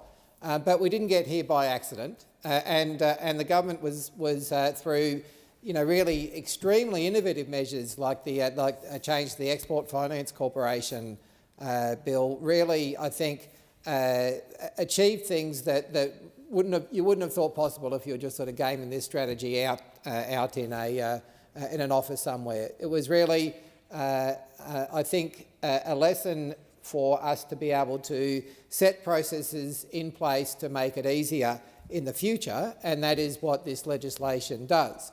I think that the realisation, which is not always, I think, apparent in the community, but is how important energy does play a role in our economy, and I do like to quote somebody else. So I can't remember who it was that said it. It wasn't my original thought, but they described the 19th century essentially as being about coal and steam. The 20th century about being oil and the internal combustion engine, and the 21st century is going to be about electricity and renewable energy. And at each points of those new energy ideas coming into the economy, living standards have gone up exponentially, and so it is that you can see that how quickly something like the price of fuel can flow through to living standards, can flow through to costs, not just at the price that we pay at the bowser as consumers, but also for businesses as well. And so the government having mechanisms in place to be able to deal with things like fuel shortages is critical. And this is another part, I think, of the government's wider strategy to see the Australian economy be more resilient. And it is also part of the government's wider strategy to attack cost of living pressures through increasing consumer protection. And the mechanism, one of the mechanisms that the government is now able to employ if this bill passes, is something which falls short of declaring a national emergency, falls short of using the emergency powers under the Fuel Act. It is a sensible and measured. It allows for a sensible and measured approach by government and business working together to coordinate a response, which at any other time might fall foul of the competition laws. For example, the response through COVID took approximately 6 months for the ACCC to authorise the sort of cooperation amongst companies that would have otherwise fallen foul of corporation laws in order for them to coordinate supply of food during the COVID crisis. And 6 months is just totally not acceptable. And we now know that we need to be able to be more flexible when it comes to fuel in this case, or to any other sort of pressure which is otherwise unforeseen. The fact also is that this sits well and truly within the Labor government's, within the Albanese government's commitment to intervening in the economy where the private sector fails. That's why the government in the recent budget has a $14-something billion strategy to guarantee fuel supplies coming into the future. But that also fits within a wider government strategy of not letting the important industries to our country just walk out the door and walk overseas like has happened under previous governments. And that's why I think the government really does need to be commended, and the community I think needs to be assured that this government is responding to those sorts of sovereign risks that exist when our essential industries are under pressure. As a Queenslander, the investment that the government made, something like $1 billion, co-investing with the Queensland government, I would credit it, to support the Boyne Island smelters, is going to secure the aluminium production in Gladstone for the future. It is going to secure billions of dollars worth of investment and hundreds, if not thousands, of jobs. As a Broken Hill boy, I was always felt that Whyalla and Port Pirie in South Australia were our sister towns. We were all in the same television network, and so I grow up with an affinity for people in Whyalla and Port Pirie. And that's why the federal government and the South Australian government investing billions of dollars to secure our steel supply is something that they should be commended for. And also securing the smelter in Port Pirie. Again, back up to Queensland, you've got hundreds of millions of dollars already at this stage going in to protect the smelters in Mount Isa. And you've got hundreds of millions of dollars going into the investment in Western Australia of urea, which is essential to farming, but is also essential to the transport industry as well.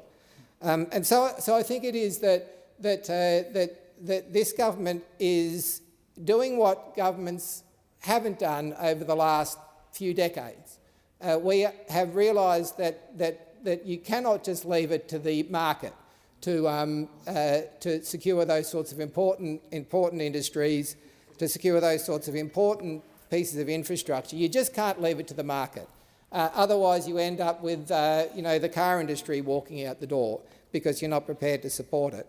And if it wasn't for this government taking this approach, you would have seen the steelworks in Whyalla, the smelters in Port Pirie and Gladstone and Mount Isa close. You would have seen,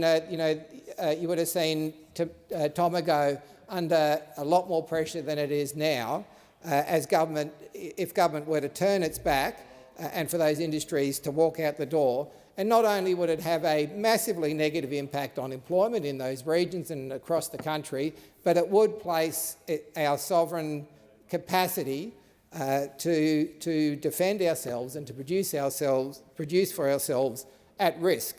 Of course, it's not just in those sorts of critical minerals and critical industries. You know, the list is really long and extensive. Whether it's the 20% for gas reservation, whether it's the investment in the critical minerals strategy and in a stockpile. It is not just those literal elemental industries that Australia relies on, but it's the government's investment and intervention in the housing sector and in the energy sector as well, which also needs to be highly commended. Over the 10 years of the former government, I think they built something like 370 public housing dwellings. In Fort alone, I was at a site in Logan Reserve where we're building over 200 public housing dwellings, for social housing dwellings. And again, the philosophy around public housing, which I've always held on to, is that public housing isn't there because it's provided out of the goodness of our hearts. Public housing is there because you want to provide affordable housing to workers to help keep the cost of living down, to help keep rents down. And when you can do that, you actually take the pressure off wages, which helps business as well. And so it was written into the charter of the South Australian Housing Trust that the South Australian Trust had as part of its charter a focus on the economic development of the state. I think there is no single biggest productivity measure that a government can do than to see affordable housing for workers being provided. And so it is with energy as well. Through the batteries program, among many others that exist through the government, we have now seen the amount of energy, literally electricity being created higher at any other point in the past. And there's one piece of evidence which sort of, I don't think gets the credit which it deserves, is that over the last summer we had more energy use than ever, and not a blackout, not a single day lost, not a due to there being a shortage of electricity in the market. And so I think that there is an interventionist edge to this government, which the public yearn for. I think that there is a lot of dissatisfaction in the community. People absolutely feel like they've been left behind. And one of the reasons for that is because governments haven't taken control of those essential services, of those critical industries, and they've let them really, wither onto the vine to the point where here we were in the biggest fuel oil shock since the 1970s, with 2 oil refineries operating. And so I think that this legislation fits well and truly within that general strategy, but it also fits within the changes to the penalties for the oil code, also sit within the government's wider strategy for consumer protection. And again, there's a long list there. The government have for instance, outlawed things like unfair contract terms. I know one case where a young woman moved away from the gym where she was going to, and she had a 90-minute one-way trip to get to the gym in order to use it, and so she rang up to cancel, and the gym said, no, you can't cancel over the phone, you need to come in person. So it was all right for her to sign up online, but not all right for her to cancel online. And so she was expected to make a 3-hour round trip just to cancel. But after her persistence, she was able to get the gym, after she actually showed them the law, she was able to get the gym to cancel her membership. But what if she wasn't so savvy? What about all of those other people that might have just given up and let that, whatever it is, $20 a week get wasted? Whether it's strengthening the unit pricing code. I actually saw it in Woolies myself. I'd heard that they were doing this, and now that I knew they were doing it, I looked out for it the last time I went shopping, and there is this practice here where they've bunched up 5 bananas together and they sell that as a unit. It was something like $5, $6 for a bunch of bananas. There was no unit price. You didn't know how much it weighed, and when I actually took those bananas, placed them on the scales, they cost twice as much by weight as the bananas, exactly the same type of bananas sitting next to them. And I've heard Woolies excuse this before in the past in the media, saying, oh no, they're making it convenient for people. Convenient also that it happens to cost twice as much for Woolworths. Well, we're going to be cracking down on that. We've made it easier for people to unsubscribe from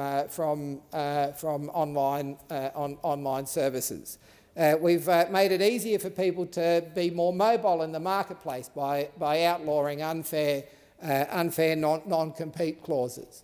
And these things, again, aren't just done because they're the just and right thing to do, which they also are, but they're going to have a practical economic impact on the cost of living for people. They're going to have a practical economic impact when it comes to buying your bananas at Woolies. It's going to have a practical economic impact on workers who are going to feel safer to go looking for a new job without the worry of being penalised by an employer trying to keep them. So I commend this bill to the House. I asked the opposition, I'm not exactly sure what their position is, but I'm not sure they know what their position is either, to support this bill, because this is really a very sensible measure, and in the scheme of things, it is one part of a very significant, I think, change in direction of this country, where you've got a government actually intervening in the economy, actually making sure that we've got not only the levers to control things when things go badly, but also the stockpile of minerals or fuels, which is practically needed. And so I commend this bill to the House. The question is that the amendment be agreed to. I give the call to Member for Sturt. Thank you, Deputy Speaker, and I start by thanking the member for Ford for his contribution and especially for his shout-out to my home state, the great state of South Australia, particularly with respect to energy, because in South Australia we are leading the way in the transition to renewable energy with 80% of our energy needs being met on any given day by renewables. So South Australia, Deputy Speaker, is the state you want to be in. But today we talk about the Competition and Consumer Amendment responding to Exceptional Circumstances Bill, which I speak on in support. Now, in this country, we've got a range of legislation that exists to cover what are termed national emergencies.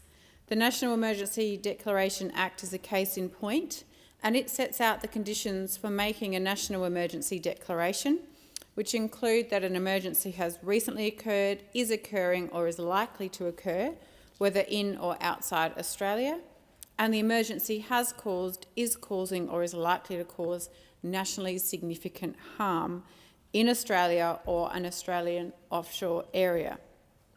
It's also a requirement that either each state and territory government experiencing or likely to experience the harm has requested the National Emergency Declaration in writing, or that the emergency has affected, is affecting or is likely to affect Commonwealth interests, or the making of the declaration is appropriate, considering the nature of the emergency and the nature and severity of the harm, and the declaration is desirable for emergency management to allow national emergency laws to be utilised. If these conditions are satisfied, then under that Act, the Governor-General may make a declaration that there exists a national emergency. This must be declared for not longer than 3 months, but can be extended, and the legislation includes a requirement that the Senate Standing Committee on Legal and Constitutional Affairs or equivalent committee must review each national emergency declaration on the first anniversary of the day of that declaration was made. So what is nationally significant harm? It's broadly but carefully defined. It includes harm that has a significant national impact because of its scale or consequences, and includes harm to the life or health, including mental health of an individual or group of individuals, harm to the life or health of animals or plants, damage to property, including infrastructure, harm to the environment, or disruption to an essential service. Now, if a national emergency declaration is issued by the Governor-General, then several things can happen, including the mobilisation and deployment of Commonwealth resources to assist states and territories to deal with the matter. The Minister may also be granted powers to modify or bypass or suspend certain administrative laws, like requiring physical signatures on documents or undertaking routine reporting, so that there are no delays to the issuing of emergency assistance. It also allows the federal government to take action in a state or territory, even if no assistance has been requested. Businesses, large and small, face significant challenges when there is a national emergency declaration. We last saw this during the COVID-19 pandemic, where businesses were put under significant and protracted hardship. Challenges may also be faced by businesses in circumstances which do not meet the threshold for a declaration of a national emergency, as I've just outlined, and it is challenges that fall outside of these thresholds that this bill seeks to address, such as the ongoing and unpredictable effects of the conflict in the Middle East. The conflict began on 28 February 2026, and on some assessments provided by the US government was estimated to be over in several weeks. But 3 months on, it's still going, still having an impact on global and regional energy security, global and regional supply chains, and therefore on our domestic businesses. The Albanese Labor government, particularly the Prime Minister, Foreign Minister and Minister for Climate Change and Energy, have devoted significant efforts to drawing on established regional relationships that the government had the foresight to build when it came to power in 2022 in order to secure the fuel and fertiliser supplies Australia needs for both critical industries and general domestic consumption. But the conflict continues, meaning the government has determined that are also looking for domestic opportunities to meet the challenges being faced by businesses is essential.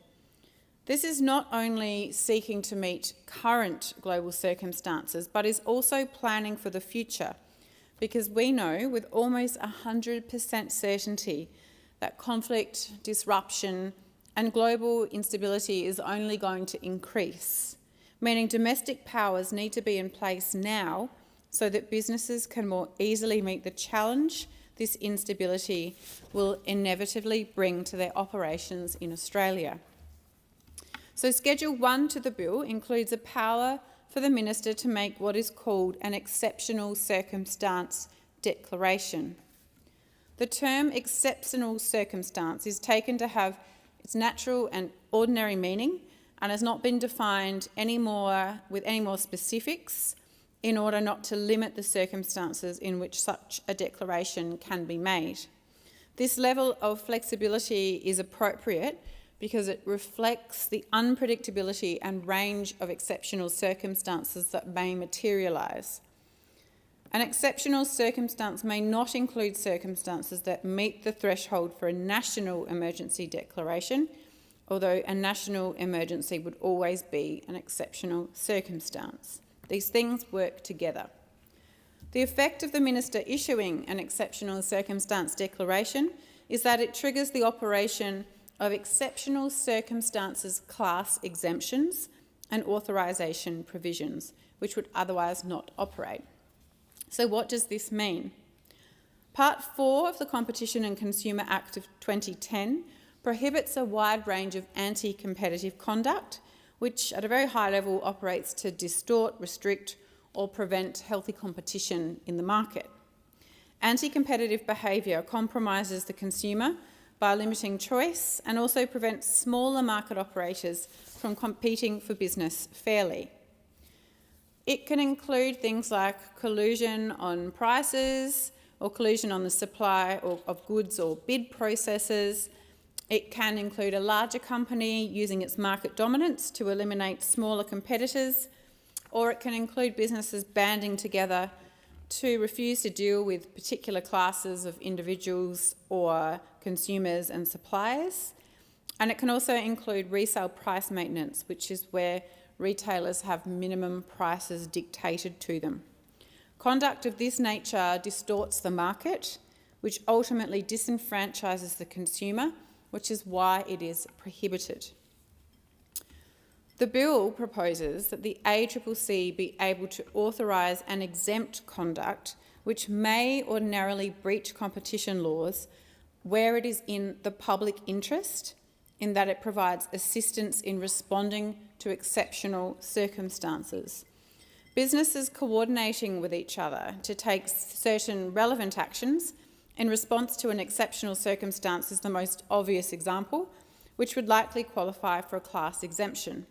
And this will operate in the form of a new Section 95AC that will allow the ACCC to create class exemptions for particular kinds of conduct to ensure that the ACCC has the power to quickly, flexibly and broadly grant exemptions to specified provisions of competition laws in exceptional circumstances. It also has the effect of supporting businesses to work together to respond efficiently and effectively to any exceptional circumstances event. Businesses will need to consider whether their conduct falls within a class exemption once that class exemption is in force in the usual self-assessment way. Now, a class exemption of this nature will also enable businesses to coordinate to manage the circumstances themselves, so long as they are reasonably restricted to conduct that would assist or would be likely to assist in the response or recovery from the harm posed by the exceptional circumstances. So this is not a green light for businesses to participate in anti-competitive conduct outside of the class exemption framework applicable to the exceptional circumstance declaration. Businesses will have the ability to respond rapidly, which they should have, but will still need to take care to ensure the rapid response does not result in scope creep beyond the rapid response directly and genuinely needed.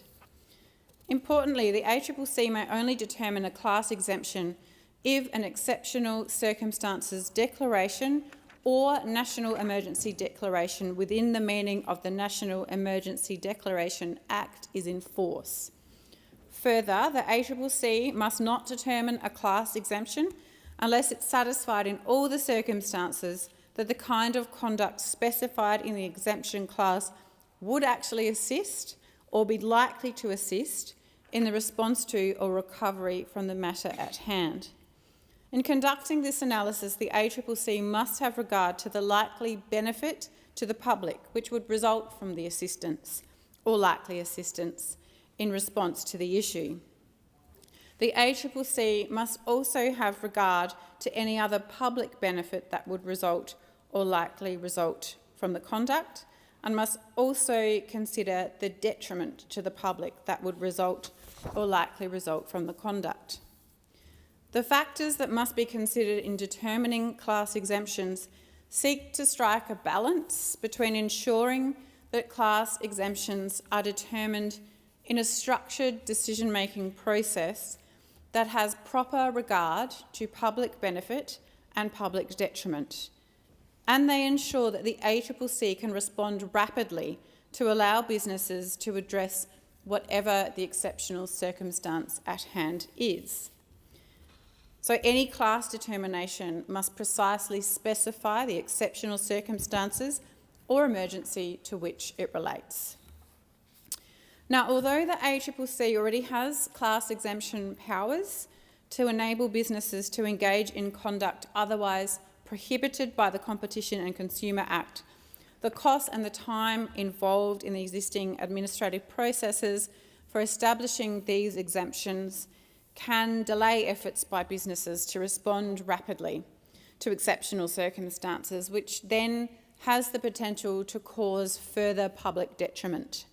The ability to respond quickly and early may even prevent or substantially mitigate the extent of significant harm to the economy, which is exactly what this bill seeks to prevent. So given what is happening in the world at the moment, in our region and beyond, and given general global unpredictability and instability, the intention of the bill that the ACCC will be able to work with industry to complement the actions of the Commonwealth, state and territory governments in working to minimise public detriment is entirely appropriate. The first cab off the rank will be the ACCC, industry, the Commonwealth, the states and the territories working together to minimise future disruptions to fuel supply. We see constant updates regarding the prospects of finalising negotiations to reopen the Strait of Hormuz, but these updates constantly change. And even if a negotiation was concluded successfully today, returning things close to where they were prior to 28 February 2026, it would likely take months for this to be implemented and achieved. So there's further disruption ahead of us. This bill, which promotes early coordination so that businesses avoid risks to them and to the Australian people, who are the most important consumers in the marketplace, is entirely appropriate in these circumstances and completely on point. And I commend the bill to the House. Thank you. And I give the call to the Minister. I'd like to thank those members who've contributed to the debate, members for Page, Indi, Morton, Maribyrnong, Ford and Sturt. Schedule 1 of the bill creates new powers for the Treasurer and the Australian Competition and Consumer Commission to permit coordinated action during a crisis.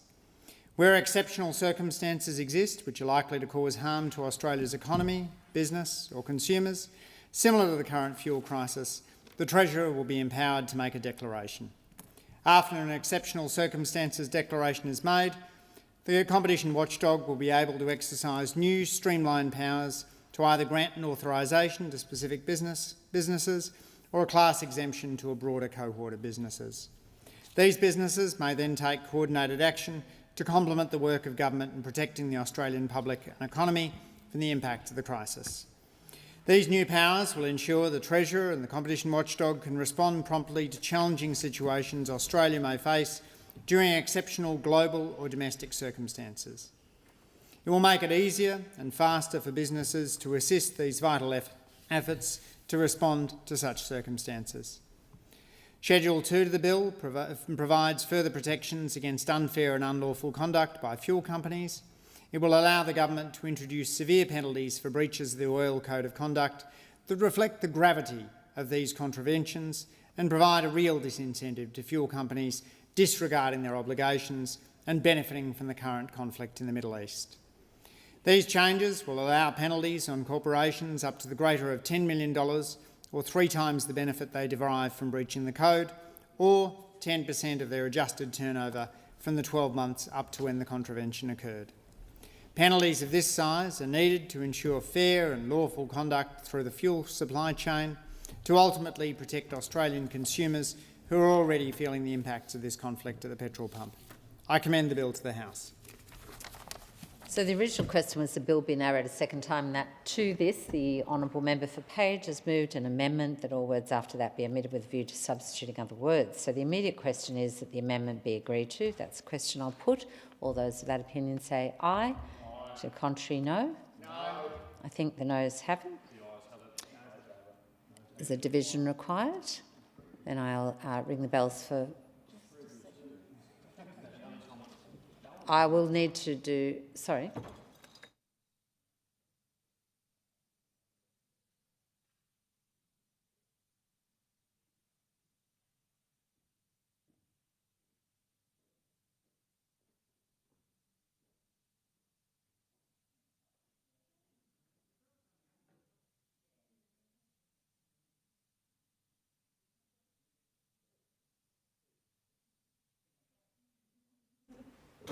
Let's ring the bells for 4 minutes.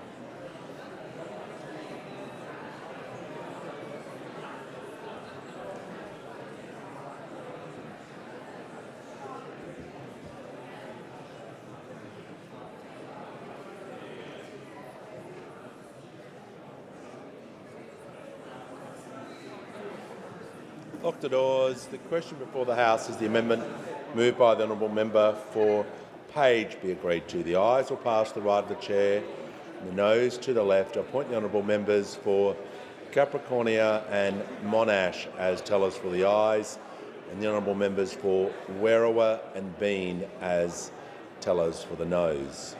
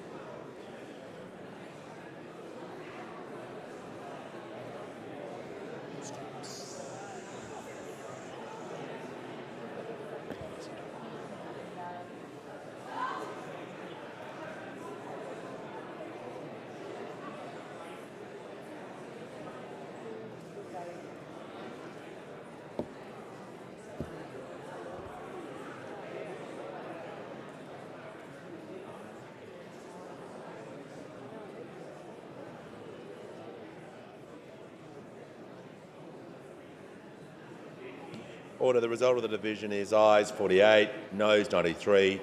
The matter was resolved in the negative. The debate is interrupted in accordance with Standing Order 43 and the debate may be resumed at a later hour. If members can take their seats quickly and as quietly as possible.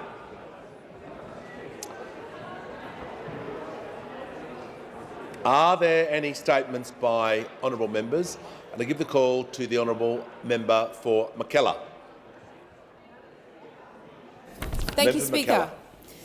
Last week was Volunteer Week, and in Mackellar we gathered to recognise and thank our community's wonderful volunteers. 44 outstanding volunteers received special recognition awards, having been nominated by their community organisations. Those recognised included people from local sporting clubs, disability support groups, domestic violence services, youth organisations, environmental groups and cultural organisations such as the Aboriginal support group Manly Warringah Pittwater, the Austral-Armenian Association and the Tibetan Learning Centre.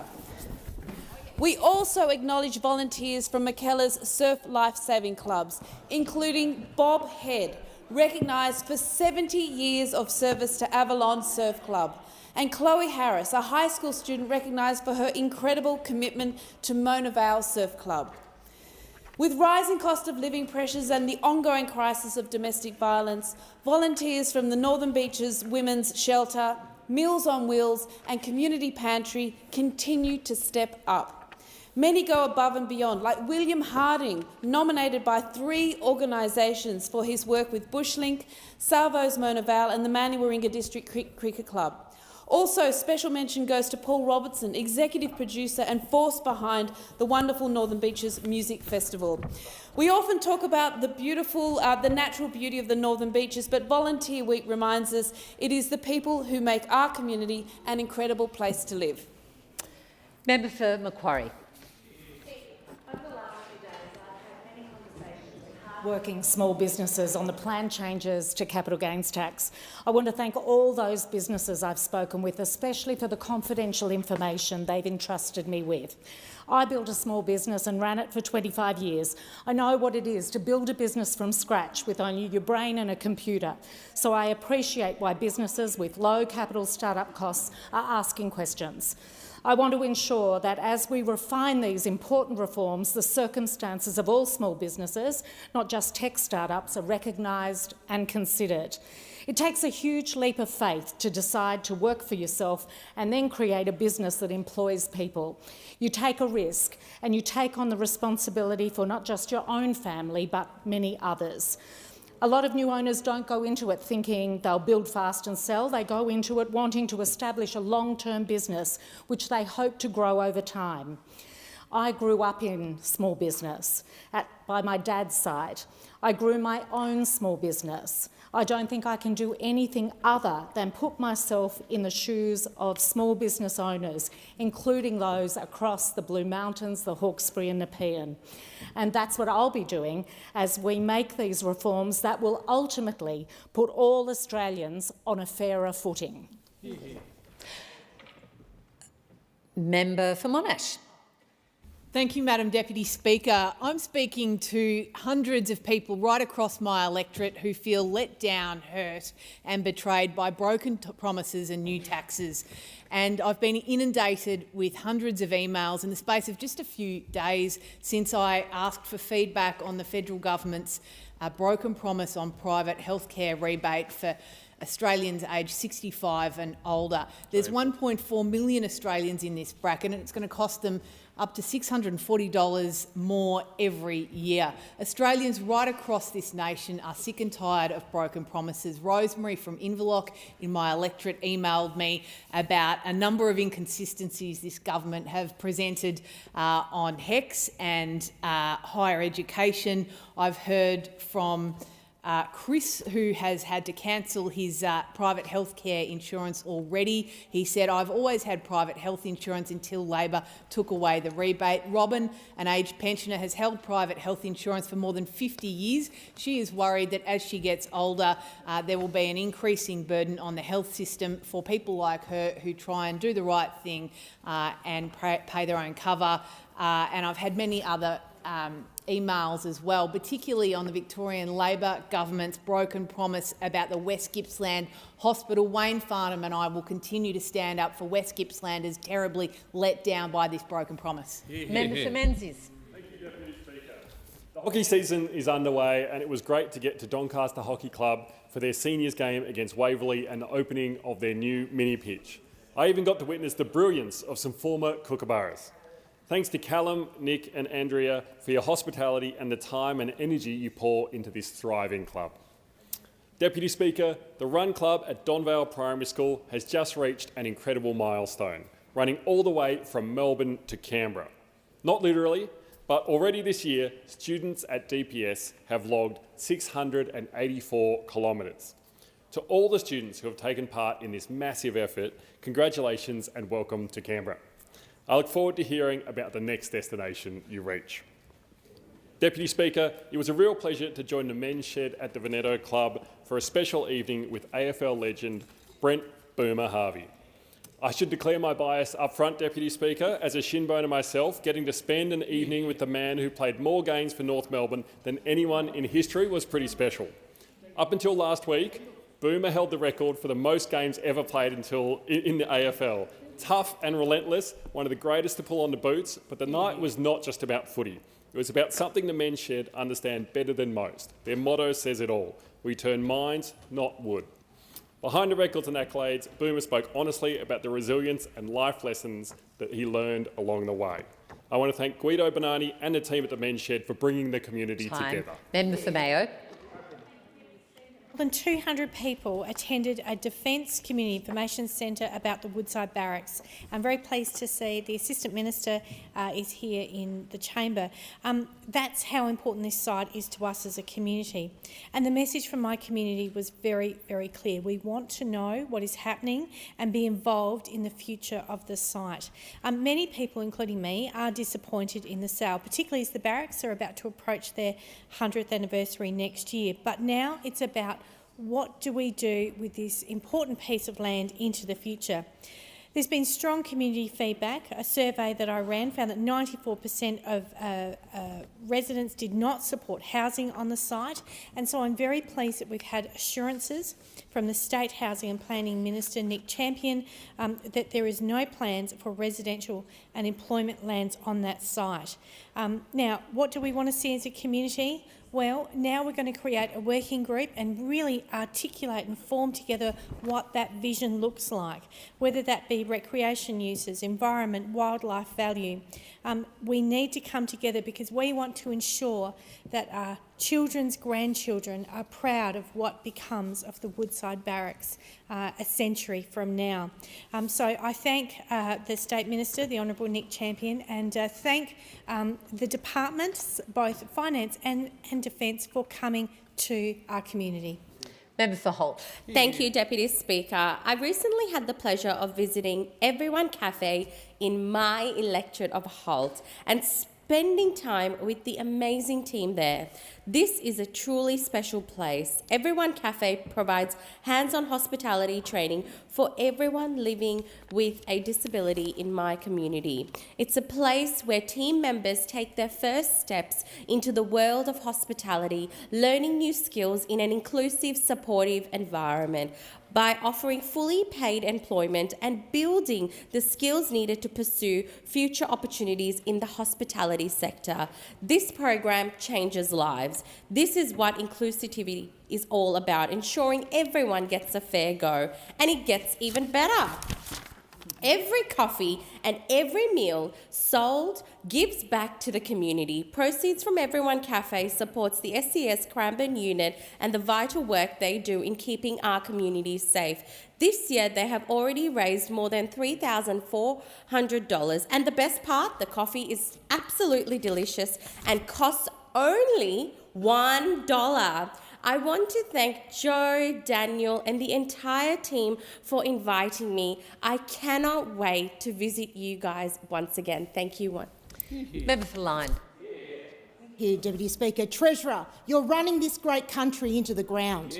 You're punishing hard work, penalising aspiration, attacking enterprise, attributes that have made this country great.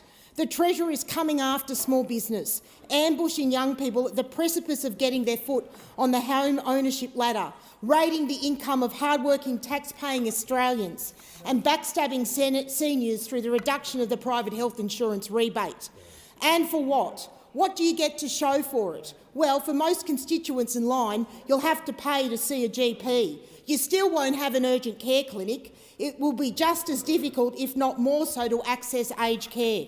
Telecommunications will be worse, with $21.4 million pulled from addressing regional mobile and internet black spots.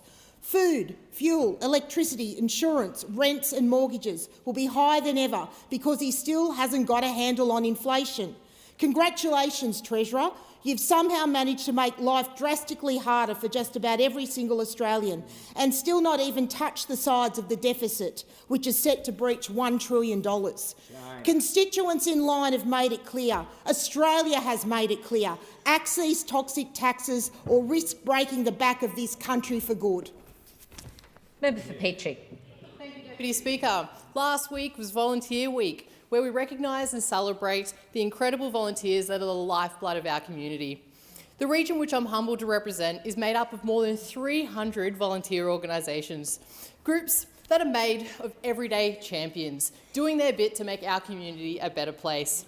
Whether it's the crew at the Coast Guard keeping our waterways safe, the team at Breakfast Club or Meals on Wheels who are looking after our most vulnerable, or the team at Bridge FM keeping us entertained and informed, or the folks at U3A sharing their knowledge and experience through informative courses helping to fight off isolation, or the commitment of the Redcliffe Hospital Auxiliary, who have raised so much money for our hospital to make it more welcoming and a more healing space, or the dedicated crew of SES volunteers lending a helping hand when we need it most, or the volunteers within Scout groups teaching our kids invaluable life skills.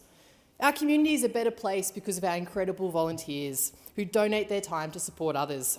As a government, we know how vital volunteers are, and as a reflection of that, since the Albanese Labor government was elected, we've provided more than $250,000 to these volunteer groups through grants.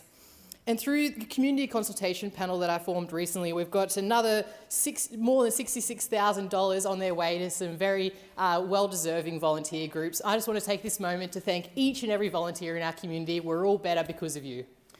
Member for Wide Bay. Thanks, Deputy Speaker. 4 years into the Albanese government, and all we've had is a litany of broken promises. We've had higher taxes, more debt, higher cost of living and a whole range of anti-business policies.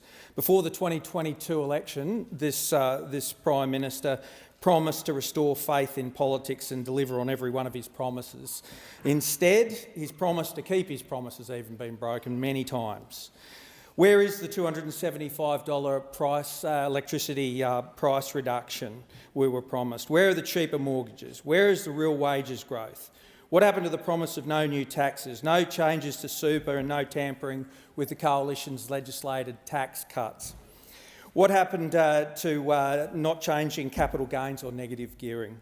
So much for no one being held back and no one being left behind as this government penalises working Aussies and stokes class and intergenerational warfare. Labor said it wouldn't introduce a death tax, yet this new 30% tax on discretionary trusts is exactly that. This Prime Minister said that his word was his bond, and it's just turned out that his word is not worth a pinch of shit. Withdraw that, Funnell. I withdraw. I remind the House of the standing orders, which are very clear about the way in which debate is conducted in this House. I have no more of it. I give the call to the member for Ford. Thank you, Deputy Speaker. And in my first 90-second statement to this House, I want to, address some of the pain that our communities feel at the moment. Like, we all know it. Like, I think every single member of this House who goes to our communities and see people struggling, really, I think it's confronting. But there are two things that the Prime Minister said recently that I think really define the values of how this government is tackling that. One is that he said, his philosophy is that nobody left behind and nobody held back. But the second thing he said about, when you're confronted with an unfair system, do you just throw your hands up in the air and say, there's nothing I can do about it, I'm only the Prime Minister? Because I think that those two statements really do underlie what the government strategy is, which is to place government back at the central point of the economy to make sure that we run an economy for people and that people aren't running for the economy, working for the economy. And that's why there's two things that I think, when you look at the government intervening directly to save our critical industries and our critical manufacturing industries, our smelters in Port Pirie, in Gladstone, our steelworks in Whyalla, I think it really sums up the government's commitment to getting itself back at the central role of government, but also at the when you look at it, the approach to public housing, undertaking the biggest public housing build in a generation, I think underlies the fact that there is a role for government, that people feel disconnected because the government has been disconnected from them. Member for Grey. Speaker, this is the most socialist budget since Whitlam. Labor's budget fails South Australia. It brings more debt, higher taxes and no real cost of living relief to our country towns. It cuts infrastructure spending. And come and drive on a regional road or find a jetty which is closed. We are facing a decade of deficits and over $1 trillion in debt. Where is intergenerational fairness there? Families from Marion Bay to Marla and ever in between will pay the price.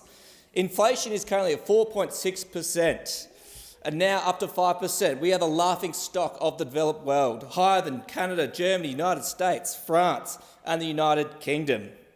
The average family is $32,000 worse off.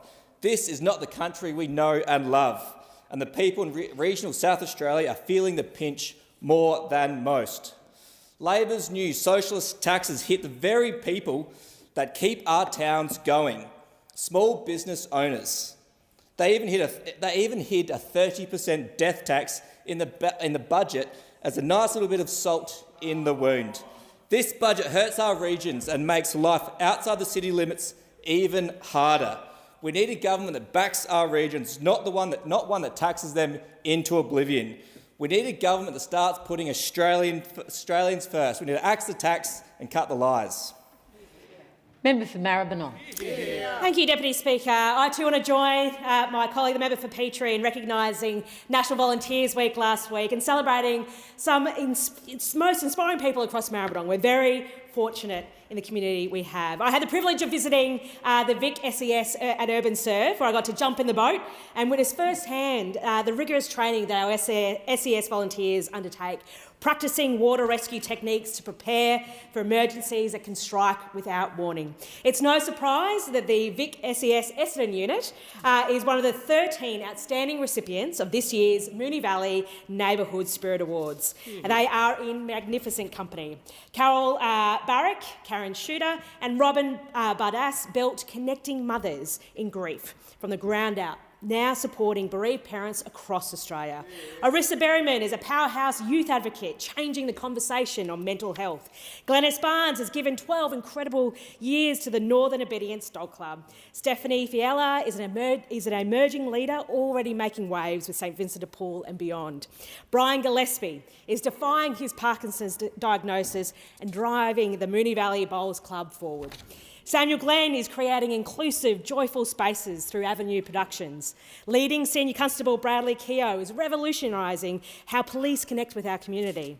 And Anthony Melitoni has breathed new life into Union Road in Ascot Vale.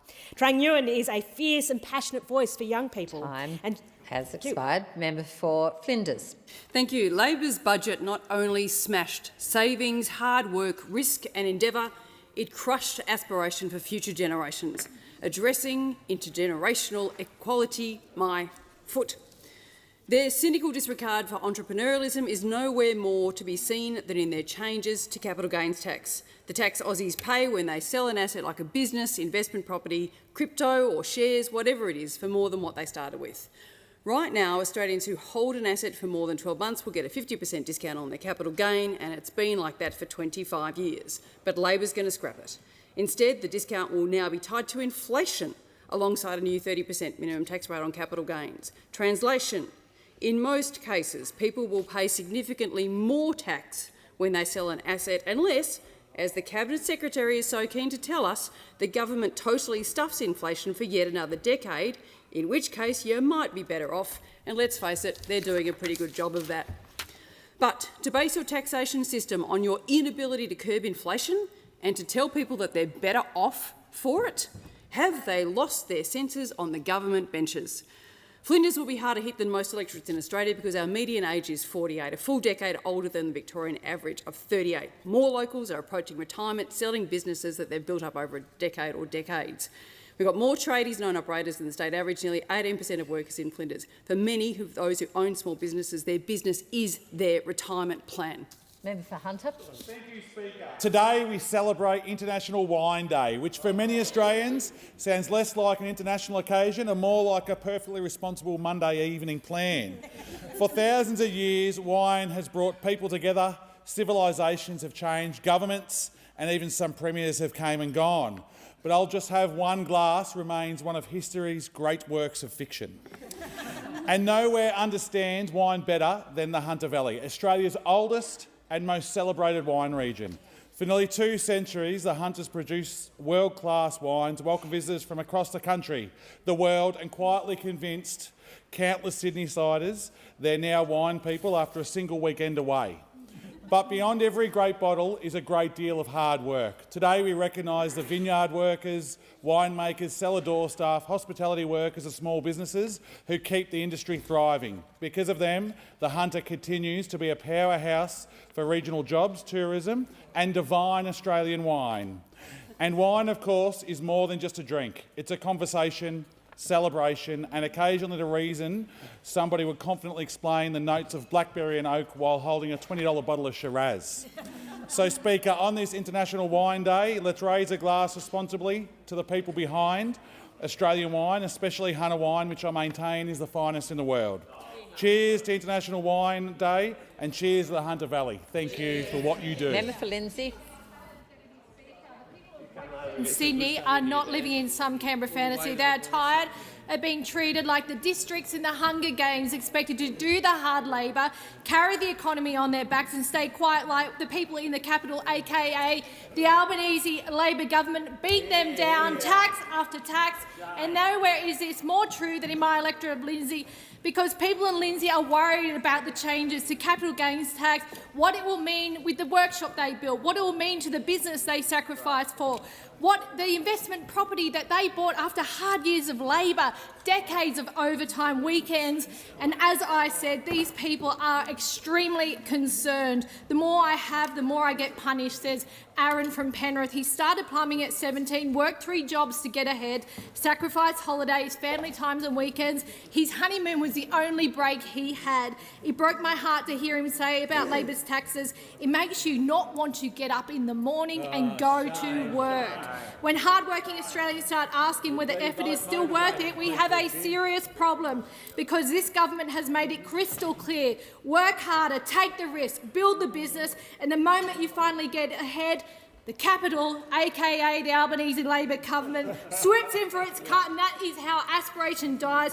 One extra tax, one extra penalty, and more reminder that in Labor's Hunger Games economy, the harder you work, the harder it becomes just to survive the arena. Solomon has the call. The Albanese government's focus on strengthening Medicare has delivered on a range of commitments to benefit all Australians but Territorians, and I'm proud to say that today the Darwin Urgent Care Clinic is open. Following on from the success, the runaway success of the Palmerston Urgent Care Clinic, which has recorded over 37,000 visits since its opening, I visited the Darwin Urgent Care Clinic last Thursday with the Deputy Prime Minister and saw firsthand the great work of Bernie Cummings and her team, and also the Aspire team, who are getting the clinic up and ready to open today. It will take the pressure, and already is, taking the pressure off the Royal Darwin Hospital by providing walk-in care for urgent, non-emergency medical needs. And, of course, bulk build. No appointments are required to get the care that you and your family need, and it's running extended hours 7 days a week. This is on top of our support to bulk billing, meaning that more Territorians can see a doctor for free. There are now 23 Medicare bulk billing GP practices across Darwin and Palmerston, which is an increase of 15 clinics since we brought these changes in. So now, over 70% of all local GP practices are now registered as Medicare bulk billing practices in Darwin and Palmerston. Member for Barker. Deputy Speaker, 2 weeks ago the PM and his Treasurer delivered a budget that confirmed this Labor government is the highest taxing government in Australian history. Now, after the backlash, they're desperately trying to soften the edges, find carve-outs and exemptions. But Australians know the truth, and the truth is this. When Labor runs out of money, they always come after theirs. Prior to the last election, the Prime Minister promised not less than 50 times that he wouldn't be changing property taxes in this country. 50 times. What did he then do? Well, then he delivered a budget built on the very same taxes that he promised the Australian people he would never levy. And he didn't stop at property taxes. Convinced that trusts are only used by billionaires, they planned wholesale changes that will cripple nearly 300,000 small businesses. These are battlers, they're not billionaires. The Prime Minister and the Treasurer have attacked negative gearing and have gutted capital gains tax concessions, all while doing nothing about bracket creep. This isn't intergenerational equity, this is intergenerational fraud. This is a Prime Minister who's used the very same mechanisms to build his private wealth, but he's now pulling up the ladder of opportunity. It's the ultimate up yours to the next generation of young Australians, and he wonders why he gets booed at the footy. Higher taxes, higher costs, less investment, less aspiration. Madam Deputy Speaker, you don't fix these toxic taxes with carve-outs, you axe them. Melbourne. Thank you, Speaker. For over 20 years, the Yarra River Keepers Association have campaigned for protection and sustainability for the Yarra Burrung River. The heart of their work is about maintaining the waterways that have sustained communities for thousands of years and to preserve the natural environment of our lands for generations to come. I recently had the pleasure of meeting with the passionate people doing this work. Janet, Karina and Bruce walked me through the challenges they face as community advocates, not just for the 15 kilometres of the Yarra Burrung in the electorate of Melbourne, but for the over 240 kilometres that this waterway stretches from the Great Dividing Range through to Port Phillip Bay, covering electorates for many of the people in this room. Their tireless approach to supporting and healing this catchment must be matched by a government that will help protect more of what's precious, repair more of what's damaged and manage nature better for the future. And I am proud to be part of an Albanese Labor government that is doing just that. We have created the first federal EPA, fixed the PBC Act so it works for our environment, and continue to bring down emissions year on year through our progressive politics.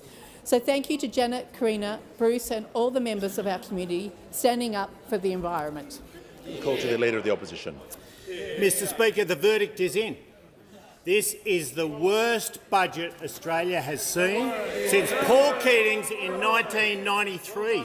The promise that Prime Minister gave that there will be no changes to negative gearing, no changes to capital gains tax. He ruled out changes in his own words for the 50th time. Now no Australian can trust another word that comes out of his mouth, Mr Speaker. Labor's mask is off. This is a government that sees every Australian who gets ahead or wants to get ahead as someone to tax more. A nation of wealth redistribution, not wealth creation, where opportunity is obliterated, not created.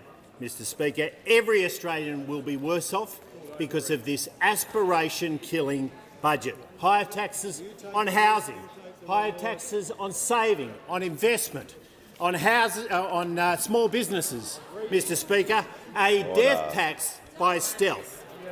Now, this government is now talking about carve-outs for tech startups, but not for small businesses, not for plumbers, not for hairdressers, not for other tradies, not for any other small business. But that's what this government does, Mr Speaker, pits Australians against Australians, young Australians against older Australians. Well, I tell you what, Mr Speaker, Australians don't want carve-outs, they want these taxes axed.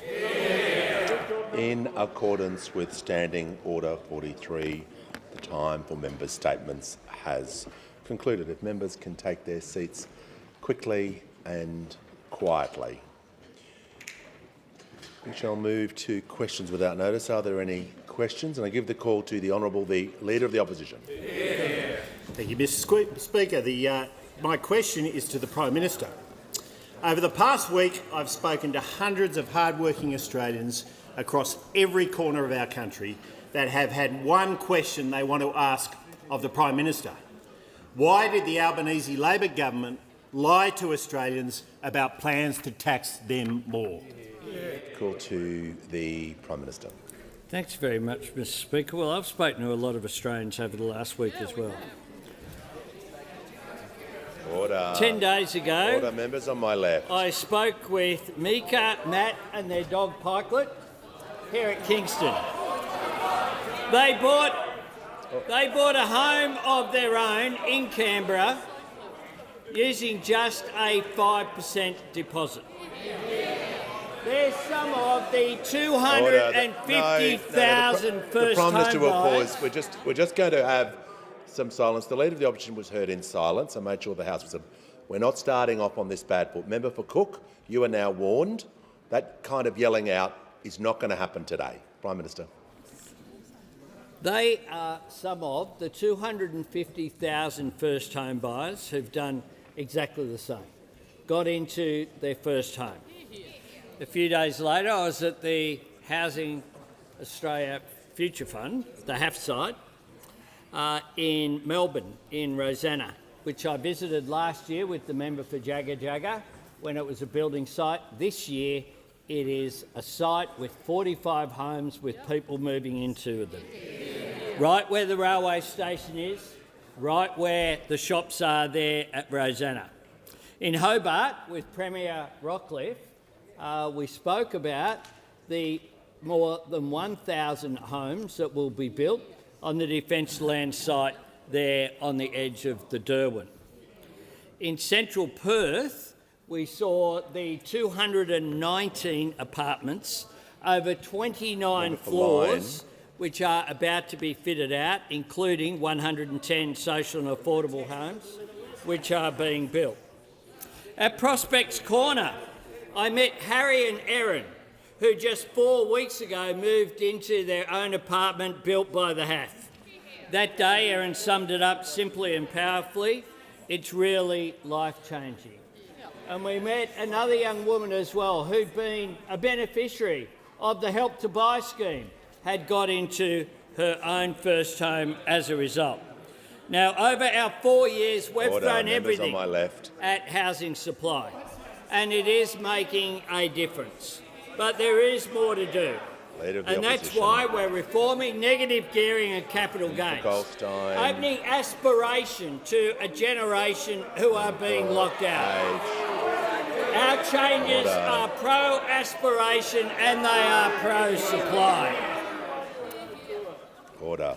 And perhaps he might like to speak to the next leader of the Liberal Party who said this: I feel the anger regularly from young Australians who feel locked out of the housing market.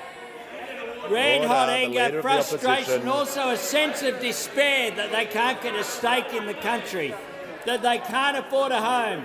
Again, we've got to listen to what they say. Good advice from the member for Canning. You might like to watch him just behind you. Has concluded. Before I call the member for Macquarie, the Leader of the Opposition used an unparliamentary term during that question, so I'm just reminding everyone the same rules will apply that I did last week regarding using the word lie. Give the call to the member for Macquarie. Thank you, Speaker. My question's to the Treasurer. How will the Albanese Labor government's tax reforms benefit Australian workers, first-home buyers and businesses? Order. No, how does this compare? The member for Macquarie will begin her question again. We're not going to have interjections, just as I called them up on when a member from the opposition is asking questions. We're not going to have interjections. We're going to reset.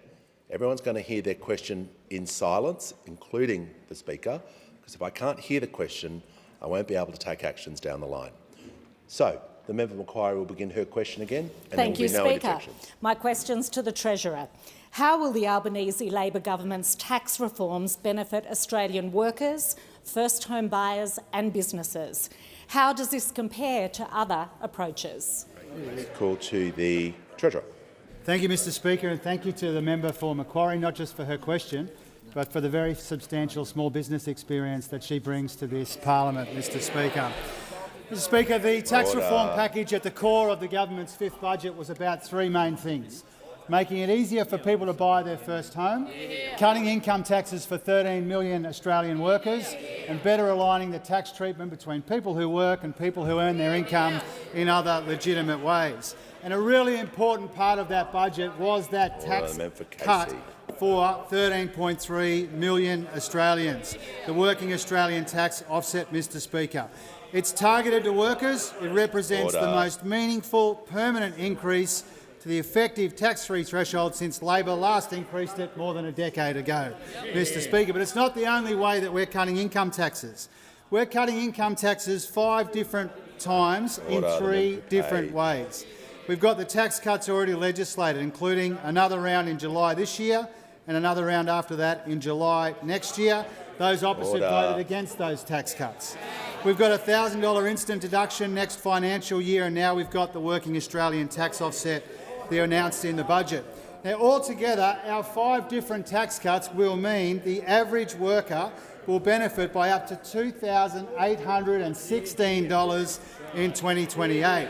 We're also delivering over $3.5 billion in new measures to lower taxes for businesses, and we're reducing compliance costs by more than $10 billion a year, Mr Speaker. This is what the budget was all about. Now, on Thursday in this parliament, we'll be introducing legislation to give effect to these tax cuts: the standard deduction, the Working Australian Tax Offset, and the core elements of the changes to negative gearing and capital gains. And we will learn on Thursday whether they've learned the lesson from the last election. The last time this parliament cut taxes, those opposite voted against it, said if they won the election that they would repeal those tax cuts, Mr Speaker. We will learn on Thursday whether they've learned anything from the last election, whether they've changed a bit, Mr Speaker, in recent times. What we already know is that there are 2 kinds of people in this parliament, Mr Speaker. People who see the issues in the housing market for young people and want to fix them, and people who see those issues and want to do absolutely nothing about it. People who see the social and economic and political division and dislocation around the world and want to avoid it, versus those who want to copy it, Mr Speaker. People who see aspiration as the birthright of every single Australian, and those who see aspiration as the exclusive preserve of people who are already doing it very well. Thursday, when the legislation is introduced, will be another test for those opposite, Mr Speaker. This time, they should vote for tax cuts. Concluded. Member for Petrie is warned. The member for Goldstein has the call. Thank you, Speaker. Speaker, my question is to the Treasurer. Andrew from Parramatta founded a start-up. He started his business in 2015 and sold it in 2020 for $35.8 million. Andrew, like so many Australians, said that the new capital gains tax regime, quote, doesn't interact well with small businesses. Andrew said, and I quote, "Start-ups and some small businesses are a real concern, and the point that many small businesses have been making is valid." Did the Treasurer endorse the Cabinet Secretary's position? Order. Members on my left, when the House settles. Order. Leader of the Opposition. The Minister for Workplace Relations. The Minister for Workplace Relations is warned.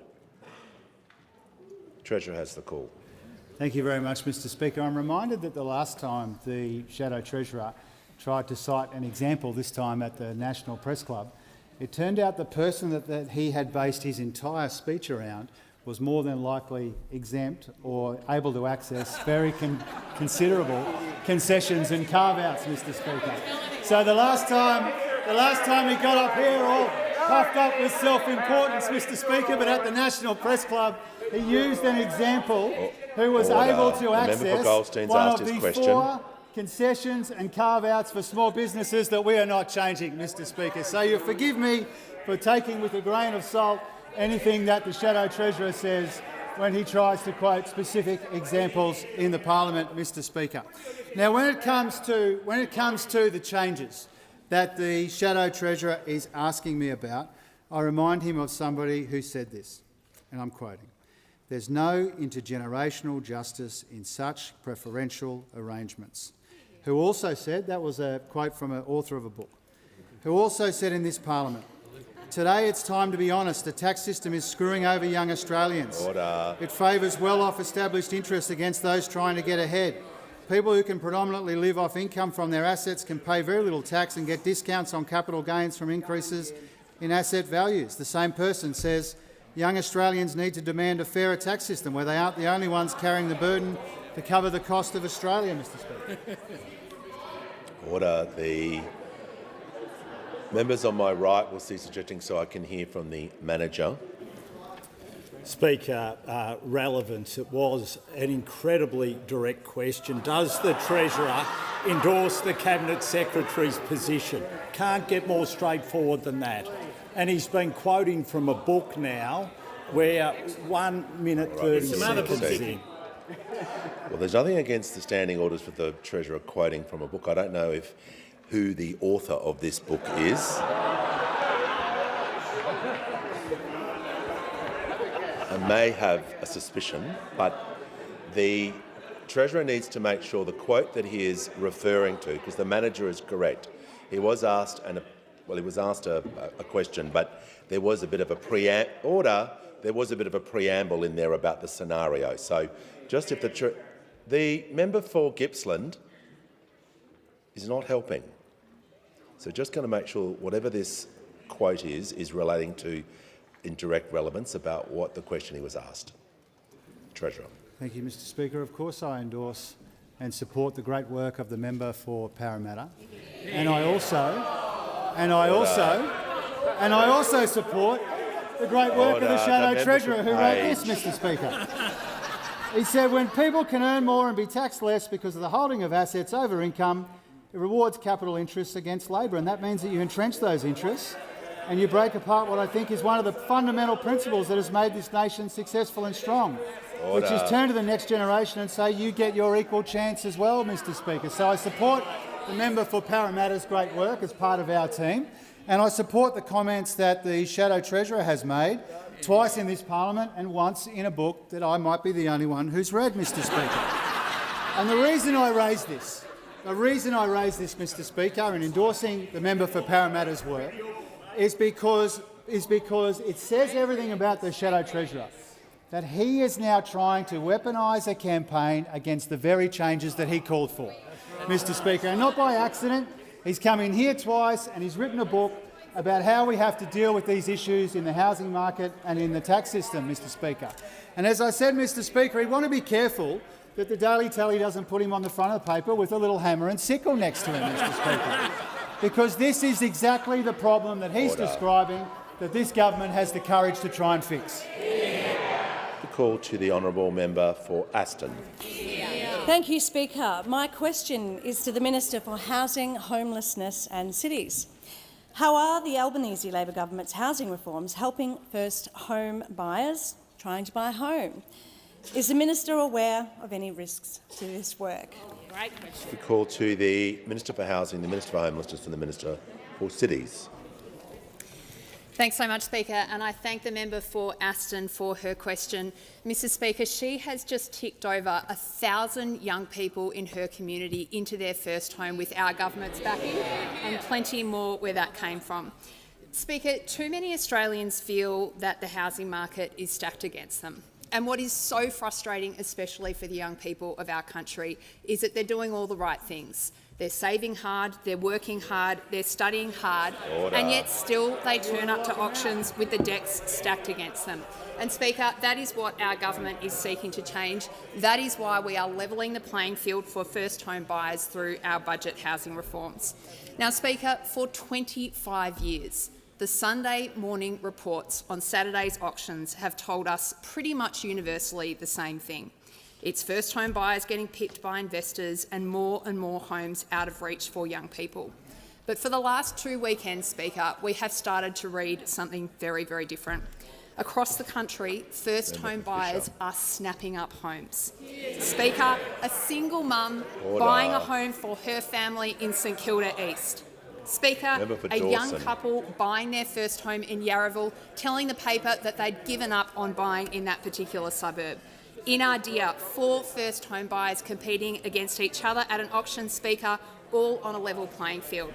And one auctioneer told the paper, Speaker, that the first home buyers in this country were up and about, and Mr Speaker, that is exactly the point.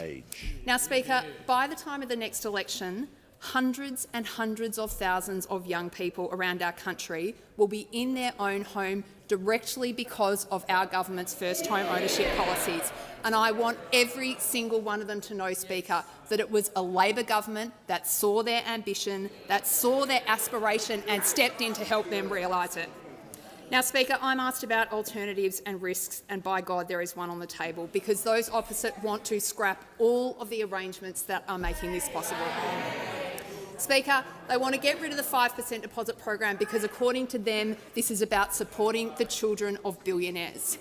They want to get rid of Help to Buy, Speaker, and now they want to scrap the level playing field that we are creating for first home buyers. Now, Speaker, what you're continually now seeing in this debate, we're for change, these people are for the broken status quo. And they are the only ones defending it, Speaker, increasingly the only people defending a broken system that locks people around this country out of home ownership. And I'm getting lots of backchat here, but, Speaker, I'd be pretty embarrassed too if I was raised in the party of home ownership that has turned on the young people of this country with the force that those opposite have. We're creating a fairer situation for the young people of this country, Speaker, but I want Australians to know every piece of this will be unwound by those opposite. Before I call the honourable member for Warringah, I'm pleased to welcome to the House a delegation from Fallen Diggers, a non-profit organisation dedicating their time to finding the remains of missing Australians who served in World War I and World War II as part of our military personnel and are affording them an honourable burial as guests of the member for Monash. Welcome to Question Time.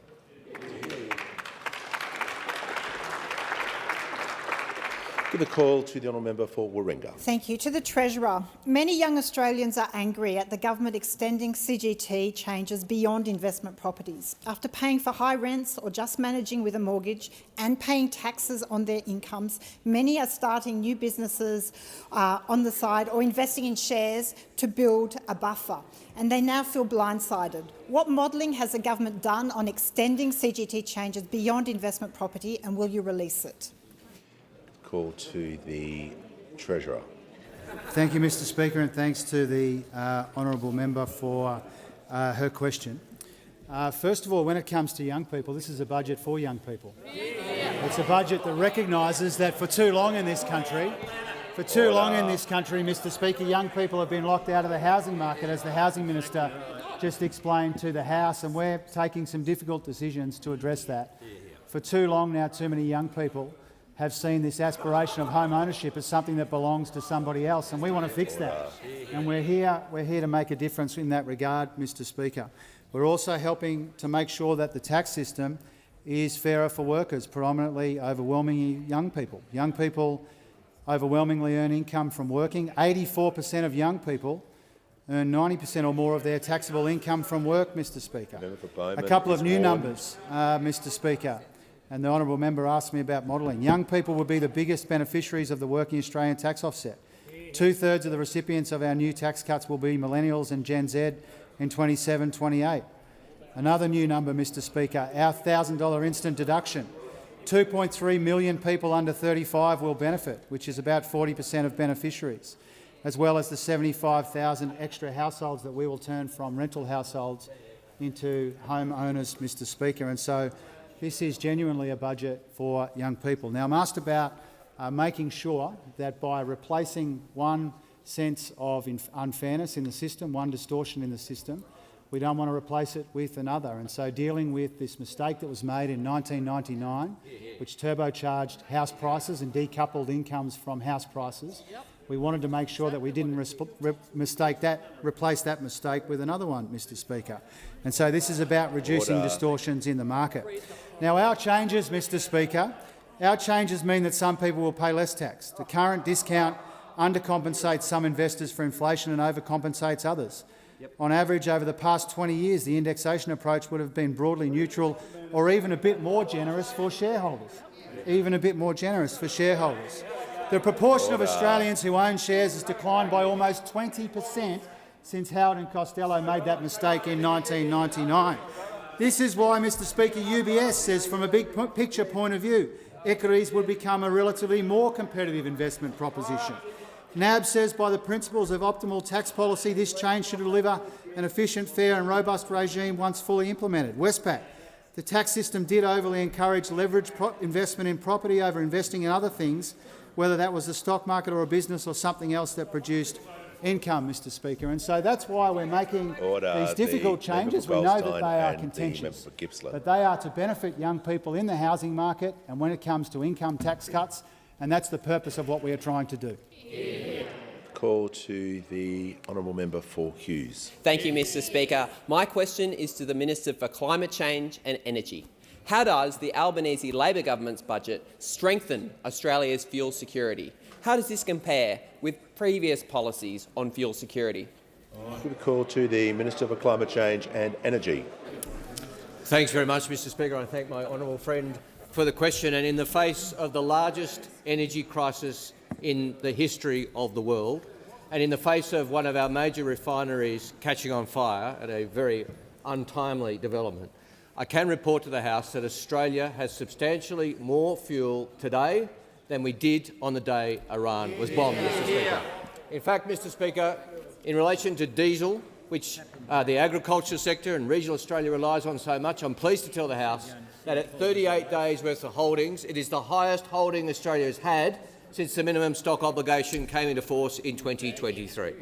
With 43 days' worth of diesel and 31 days' worth of jet fuel, Mr Speaker, in fact, over the last 7 weeks, we have added, the government and industry working together, 1 billion litres of extra stock holding, which, by way of comparison, Mr Speaker, is as much as the opposition has promised to add between now and 2030.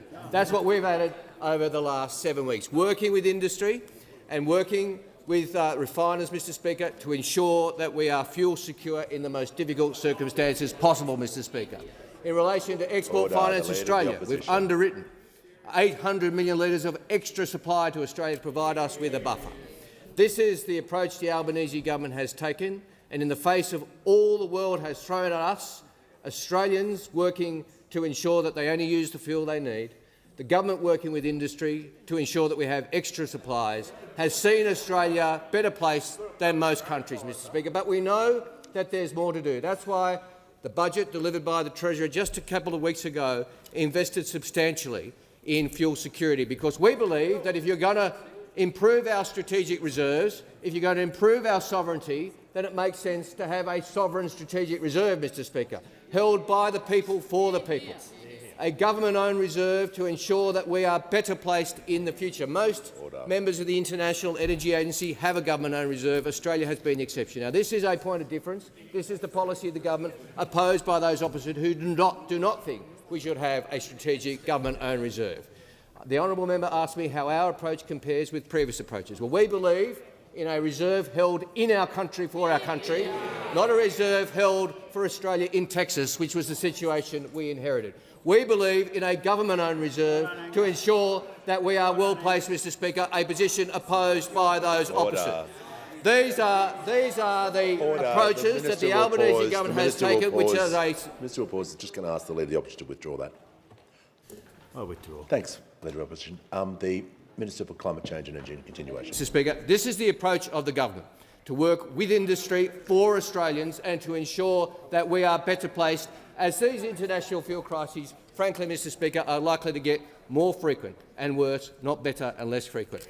Ensuring our strategic sovereign capability is at the heart of this government's budget and will always be so. Call to the Shadow Treasurer. Thank you, Speaker. My question is to the Prime Minister. Janet from Queensland has a child living with Down syndrome. Order. Order. Order. Members on my right, we're just going to reset. Same rules apply to both sides. The member for Goldstein will begin his question again and get to the question. My question is to the Prime Minister. Janet from Queensland has a child living with Down syndrome.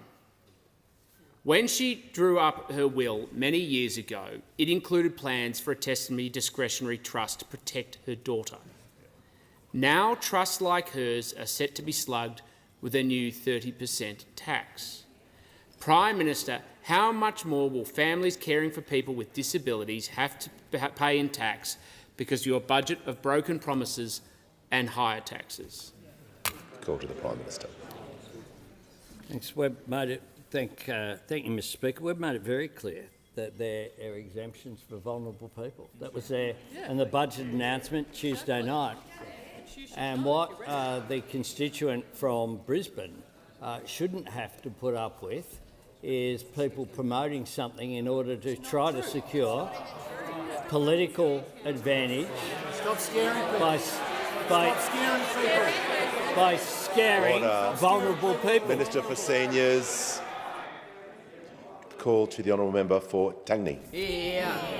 Thank you, Speaker. My question is to the Minister for Social Services.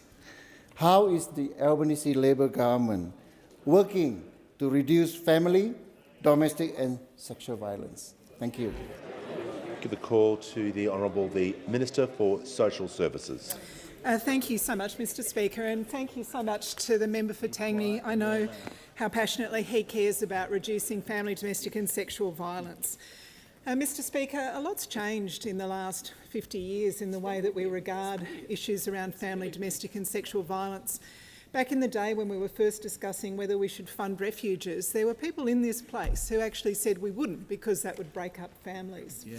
We've seen so many advances because of the hard work of people on the front line, because of the advocates, and of course because of the actions of successive governments. Last week, we launched the next phase of this work with the consultation on the next action plan to reduce family, domestic and sexual violence, because just as we've had many successes, we've also seen the changing environment. Tech-facilitated abuse is a new challenge for us. We're seeing rates of violence where both the perpetrator and the victim are under the age of 18, really increasing quite dramatically. So as our challenges evolve, we need to make sure that we are keeping up to date with the very best evidence applied to this problem so that we can truly end family, domestic and sexual violence. Mr. Speaker, no government has done more. We've invested an extra $4.4 billion under this Prime Minister in tackling this problem, and that includes very substantial investments like making the leaving violence payment permanent, the $1.2 billion we're putting into thousands of new homes in crisis and transitional housing, the $183 million we put into the recent budget to make our child support system safer, the first standalone plan to tackle family, domestic and sexual violence in First Nations communities, again $218 million in this budget, boosting funding for our 500 workers program by 70%, boosting funding for 1800 Respect by 40%, and providing really practical work, investment directly into programs that assist men, programs that assist adolescents, dedicated funding for counselling for children who've been impacted by family and domestic violence, more than $80 million going into that. We've introduced 10 days paid family and domestic violence leave, and of course we've already passed legislation that makes sure that our social security system can't be weaponised by the perpetrators of family and domestic violence. Mr. Speaker, this is a challenge for every one of us. It's a challenge for both the Commonwealth Government and states and territories to show leadership, because of course governments have to lead here. But every Australian has the opportunity to make a difference when it comes to family, domestic and sexual violence, and every one of us has a responsibility to do so. Thank you. Call to the honourable member for Maranoa. Thank you, Mr. Speaker. My question is to the Prime Minister. 40 young Australian founders have written an open letter to the Prime Minister saying, and I quote, "Rather than back us, the Prime Minister has ambushed us with a massive tax increase, a tax that will hit us, the Australians we hire and the investors who believe in us the hardest. This aspiration ambush doesn't just impact tech startups either. It impacts every growing business in Australia. Does the Prime Minister finally acknowledge that his budget of broken promises and higher taxes will hurt Australian small business owners?" Call to the Prime Minister. I thank the member for his question. Indeed, we have in the budget $3.5 billion of support for small business in additional initiatives that we have taken. We've said very clearly that on Thursday we'll introduce legislation. It will have the core elements of tax cuts that will particularly benefit young Australians, the standard deduction that will particularly benefit young Australians, as well as the framework for the changes to capital gains tax and negative gearing. We've said in addition to that we will have an implementation legislation, and as part of that process we're consulting tech companies, startups, as well as the groups that you'd expect us to that have already been involved, the Council of Australian Small Business, the National Farmers Federation, ACCI, have all been involved in roundtables and have all been involved in the process, which is the normal way that you have tax reform. This is a reform. This is a reform that is necessary, and it's a reform that is necessary because, as it was called for by your shadow treasurer, for those very reasons. As I want to point out that indeed the treasurer isn't the only one who's read the book of the shadow treasurer. It's good reading. It's good reading because it puts the case for reform on capital gains tax and negative gearing very eloquently, and primarily it puts it in the context of intergenerational equity. The fact that young people are, to use the words of the shadow treasurer, getting screwed by the system. That is what he has said. Order. The shadow treasurer will pause so I can hear from the manager. Thanks, Speaker. It's just on relevance. It was about the letter written to the Prime Minister about the young entrepreneurs, not about the Shadow Minister's book. The Leader of the House. Mr Speaker, the final sentence of the question started with the words, does the Prime Minister finally acknowledge, and then had a characterisation of the entire budget, which opened the question wide. And about hurting young Australians. So the Prime Minister is order. The Leader of the Opposition, the manager was right. All right, we'll just continue then. The Prime Minister. Yes, Mr Speaker, when it comes to young people, which is what the question went to, and the impact of the budget, as the Shadow Treasurer has said, just to confirm that I've looked at this book, it's time to be honest. The tax system is screwing over young Australians. That's what it says. That's what it says. Members on my left. Instead, it favours well-off, established interests against those trying to get ahead. There is far too much. The member for Forrest, he can have some time out. He's for 3 hours. If you're asked to leave by the Speaker, you definitely do not give commentary on the way out. It is a serious offence. If that occurs again, I'll be left no other option but to name members. Prime Minister has 24 seconds remaining. Thanks very much, Mr Speaker. The fact is that there are people over the years, fair income people from those opposite, who have said whether it be those who are still here, or people like the former member for Menzies, who said current tax settings tilt incentives towards investors, particularly in existing stock. They reward bidding rather than building. He's exactly right, the former member for Menzies.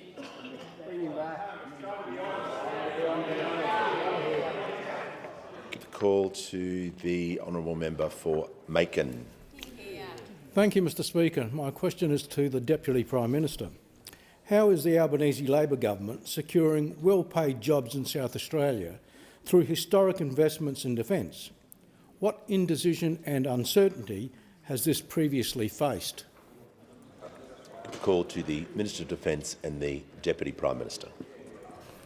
Well, can I thank the member for his question and acknowledge his advocacy on behalf of Australia's defence industry in his home state of South Australia. Later this month, life of type extension work will begin on our Collins-class submarines, which in the journey of the most capable submarine that our nation has ever operated is really a very significant moment. But we get to this moment via a litany of defence failures on the part of the Liberals when they were in government. Back in 2021, on the very day that the Morrison government announced a change of plans for our future submarine capability, the Liberals also announced a life of type extension of the Collins class, which would have seen it become interoperable with the attack class submarines which they had just cancelled, which is to say that the Collins class sustainment planning team literally did not get the AUKUS memo. I mean, this was breathtaking incompetence on the part of the former government. Now, when we came to government, we knew that this plan was in trouble. We commissioned Gloria Valdez to have a look at it. She found that it was horribly misguided. We also knew that it was chronically underfunded. The Liberals had set aside just $6 billion to do the entire job. Now, by contrast, in the budget and the defence strategy that we announced a month ago, we have put aside $11 billion to do the life of type extension of Collins over just the next 10 years, and the work goes beyond that.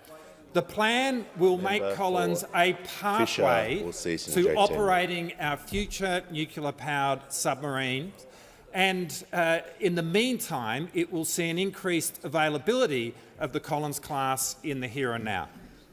The Collins LOTE will underpin around 1,400 jobs at the Osborne Naval Shipyard in Adelaide, and along with the work to construct our future submarines and our future frigates, this will see 10,000 well-paid, secure jobs at Osborne, making it easily the largest industrial facility in the country. Now, this has been a difficult set of decisions because we have had to clean up a monumental Liberal mess.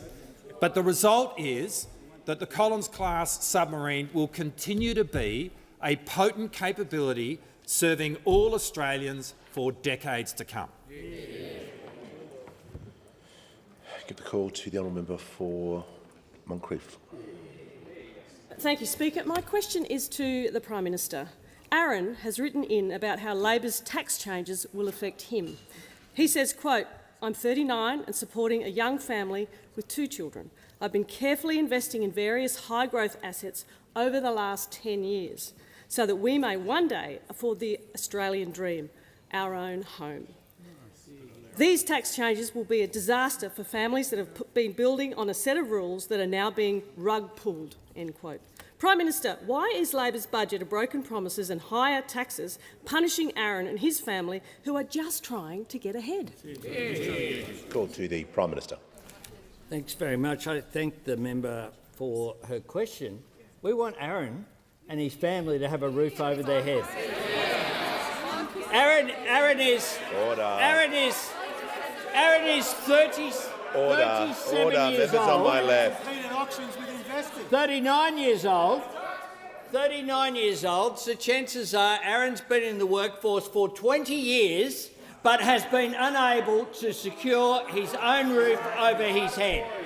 It is precisely because of those circumstances of people like Aaron that we want them to aspire and get ahead.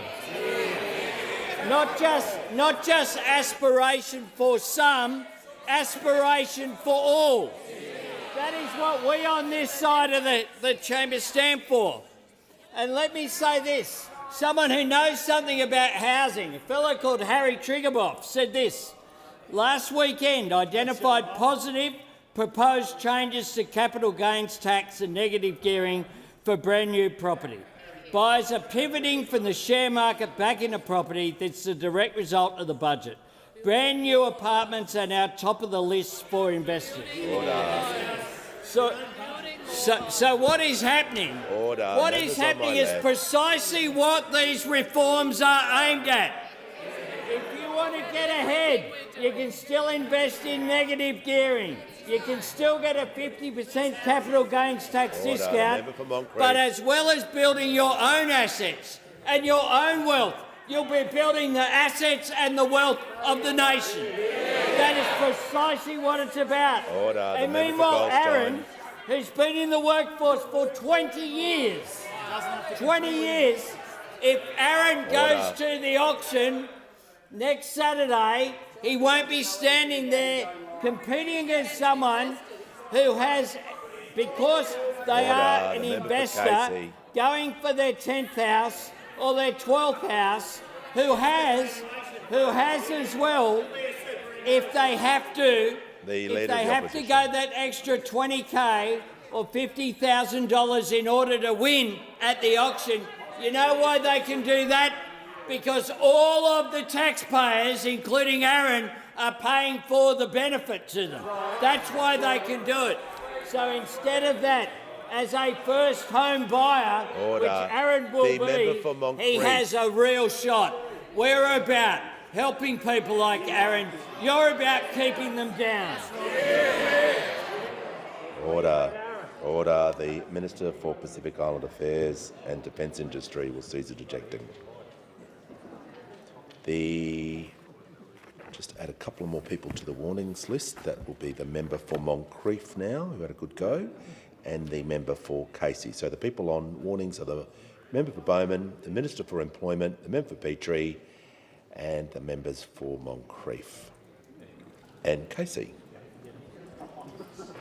Thank the member for Riverina. Okay. We will now hear from the honourable member for Macarthur. Thank you, Mr Speaker. My question is to the Minister for Immigration. How is the Albanese Labor government reforming our migration system? How does this compare to other approaches to migration? Call to the Leader of the House and the Minister for Immigration and Citizenship. Thanks, Mr Speaker. I thank the member for Macarthur both for the incredible work that he does in South West Sydney, but also work that he does for every one of his constituents, no matter where they come from.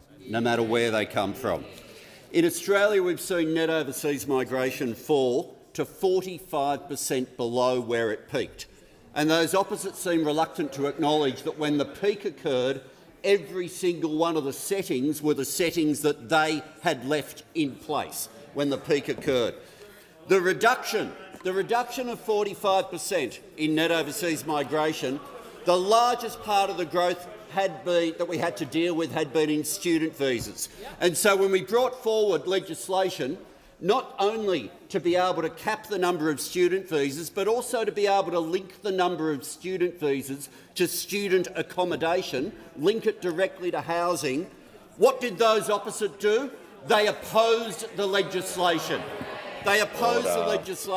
We also, in the budget, have flagged further changes we'll be making with respect to working holiday makers. And yet those opposite, it was the National Party before the election that said they would be opposed to any changes to reducing the number of working holiday makers. But in the budget reply speech, the Leader of the Opposition took a step that I haven't seen a political leader take in this place before. And a lot's been made of what he said about permanent residents. But there's one permanent resident he seems to like, in that the permanent resident, Senator Pauline Hanson, is a permanent resident inside his head, living rent-free. Because he introduced a new argument that I've not seen before. A new argument I've not seen before from any leader in this parliament. And that was to claim that somehow you will be more worthy as an Australian if you come from a liberal democracy. Somehow you will be more worthy based on where you're from. The Minister will pause. The Minister for Small Business. I'm just going to order the member for Cornwall. I'm just going to invite the Leader of the Opposition to withdraw that statement again. I withdraw. I thank the Leader of the Opposition, and we will continue with the Leader of the House. A claim that you would be more worthy to be an Australian based on where you're from, not who you are. And I remind the Leader of the Opposition of some of the people who've come to this nation who are not from liberal democracies. He wanted to refer to the Snowy River scheme, I'd remind him the number of people who came post-World War II who had been living in fascist Europe, not living in a liberal democracy. The number of people who'd come from the former USSR, including Australia's proud Ukrainian community, who had not come from a liberal democracy. The members of Australia's Chinese community, who ever since the days of the gold rush have been coming and building this country and not from a liberal democracy. The Vietnamese community, not from a liberal democracy. We love Australia for the nation that we are, not a warped idea turning people against each other. Order. When the House comes to order, we'll hear from the honourable member for Ryan. Thank you, Speaker. My question is to the Prime Minister. Could the Prime Minister please inform the House if there were lobbyists or representatives of the gas industry at the Labor Party's budget night fundraiser? That is technically not allowed, and I only say that under standing orders and previous practice. Party affairs and matters particularly of the nature raised have always been ruled out of question. So perhaps the member for Ryan would wish to rephrase her question, but she won't be able to ask that sort of question to any minister or the Prime Minister. The member for Ryan has the call. It goes to the Prime Minister's official duties on budget night and his attendance at meetings with organisations and people seeking to influence government policy. I'm just asking on behalf of the Australian people who need to know. I don't think we want to go down that road, member for Ryan. Look, it is pretty clear that those questions aren't allowed, but if the Prime Minister wishes to give some comments to the House regarding that topic, I don't want to open this up too wide, but the Prime Minister can address. 2 points on the topic. The largest ever corporate donation that I'm aware of was to the Greens political party from the operator of a website and an accommodation search. So I make that point, number one. The second point I make is that before I became Prime Minister, under the former government, there were fundraisers in this building, in ministerial offices, in the Prime Minister office and in the Speaker's office. I, together with the Speaker of the House of Representatives and the President, after I wrote to them, that has been stopped, and that is a good thing. Call to the honourable member for Moore. Thank you, Speaker. My question is to the Minister for Small Business. How is the Albanese Labor government continuing to deliver for Australian small businesses in the face of global uncertainty? Call to the Minister for International Development, Minister for Small Business and Minister for Multicultural Affairs. Thank you so much, Mr Speaker, and I do want to thank the member for Moore for his question. On Thursday, the member for Moore and I visited industrial automation in Joondalup, and industrial automation is the brainchild of Hank, and for over a decade, Hank's been helping local communities to adopt technology that saves them both time and money. And businesses like Hank's are the very reason that we're focused on supporting Australia's 2.7 million small businesses. Now, since we came into office in 2022, Mr Speaker, we've worked diligently to deliver for small business.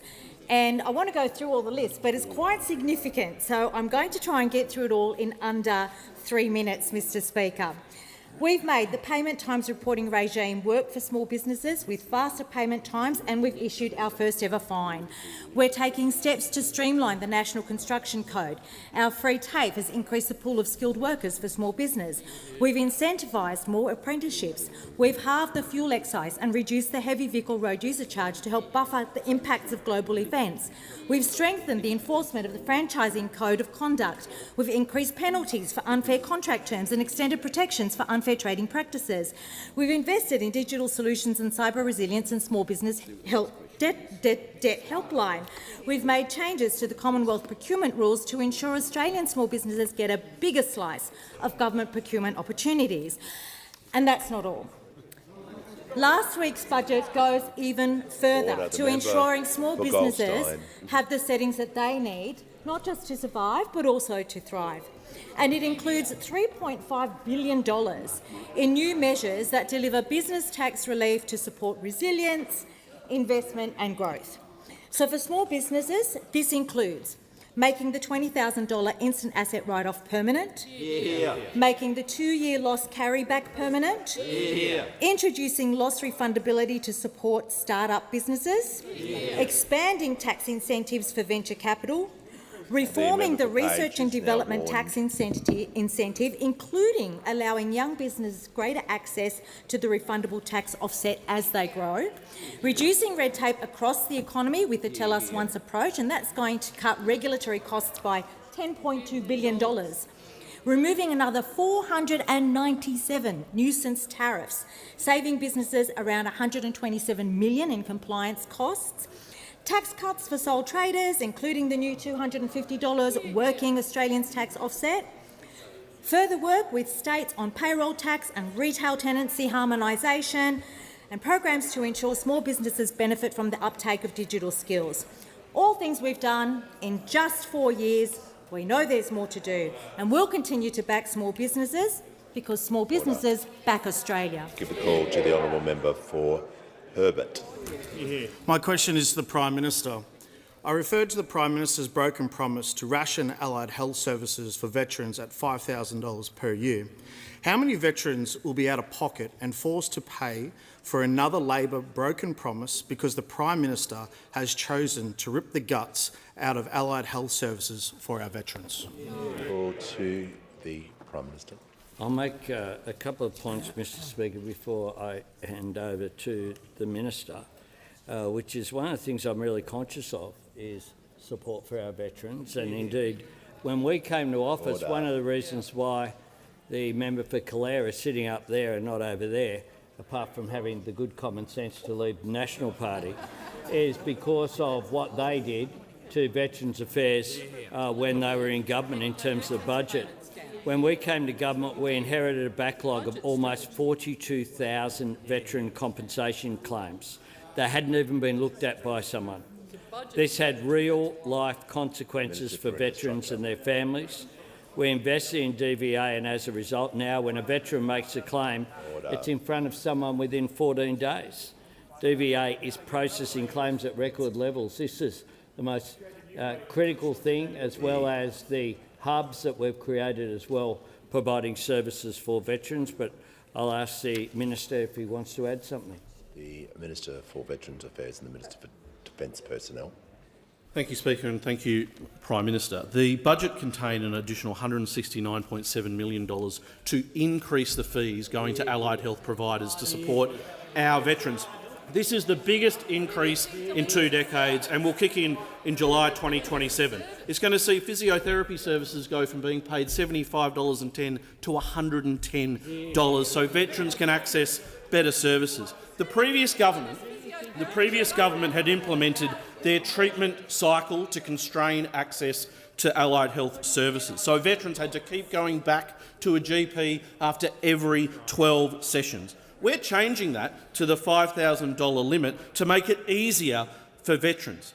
And importantly, we're ensuring that veterans that have a genuine clinical need to go over it will continue to have access to the allied health services that they require.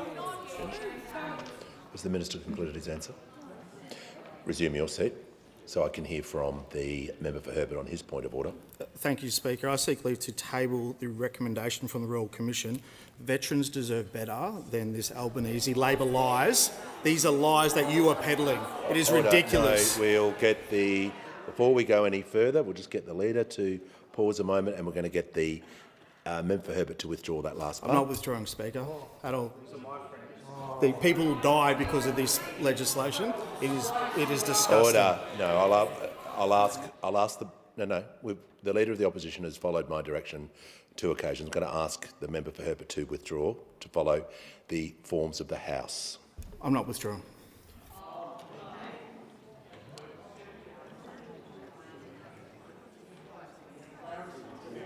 Well, I'll have to deal with this matter, but the manager on a point of order.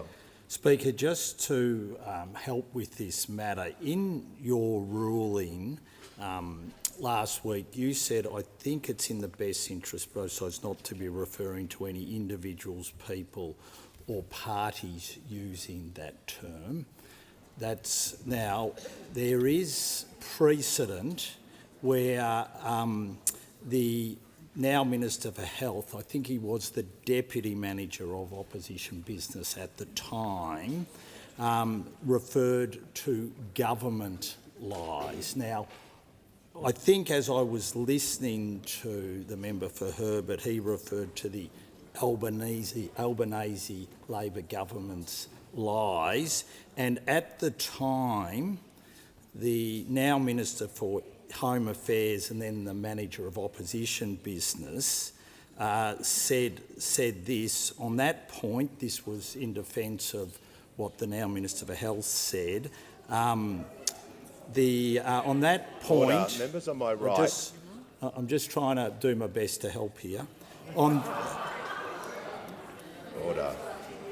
On that point, this is the now Manager of Opposition Business. On that point, the phrase "with respect to Labor" has been used many times. So, Speaker, just trying to help, because I think the member for Herbert was referring to the Albanese Labor government.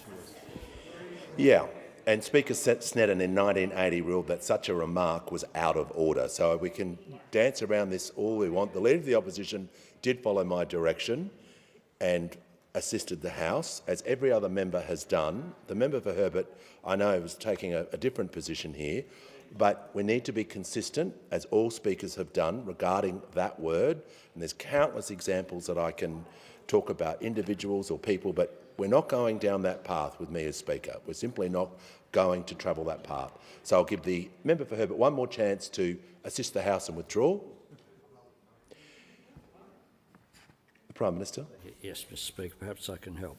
I have every respect for the member for Herbert as a former veteran, as we all do. But I would ask the Leader of the Opposition to ask his member to withdraw in accordance with... We'll do this. The member for Herbert, otherwise you'll we're going to deal with this one at a time. Okay, that's okay. It's okay, we'll handle it. Don't worry. The Leader of the Opposition, we're going to deal with this. Yes, Mr Speaker. The Prime Minister... I am trying to find a way through here in the interest of the decorum of the House. It is very important. Order. And that is in the interest of the member for Lindsay as well, who I have visited his electorate with him and Herbert, and I know that the former member for Herbert was a Lindsay. I have visited with him. I know that he's passionate about these issues, but it is really in the interests of the decorum, because otherwise you reach a point whereby you cannot have the Speaker's ruling be defied. Okay, so the member for Herbert is refusing to withdraw that comment, leaves with no other choice but to name the member for Herbert. Call the Leader of the House. Speaker, I move that the member be suspended from the services of the House. Put the question. Those opinions say aye. Aye. Against no. No. I think the ayes have it. Division required.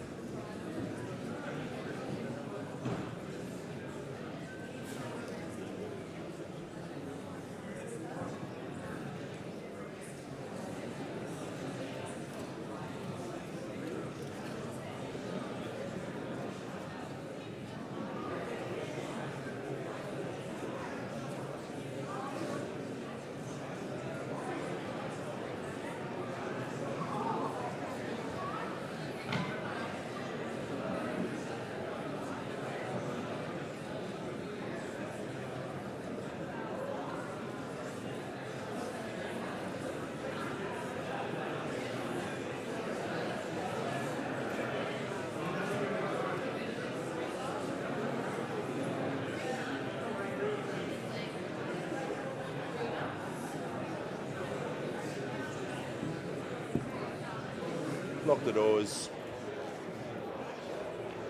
The question is the member for Herbert be suspended from the services of the House.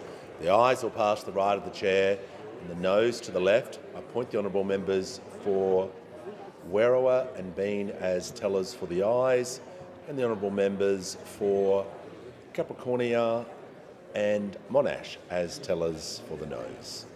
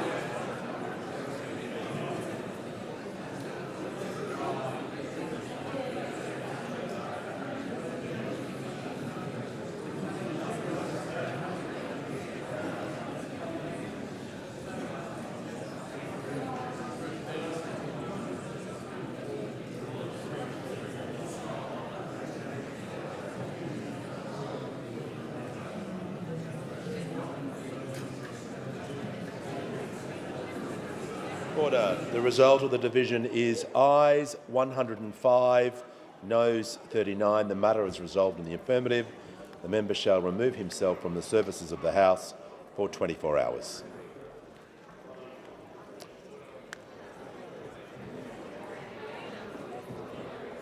Order. I'll just wait for members to return to their seats quickly and as quietly as possible.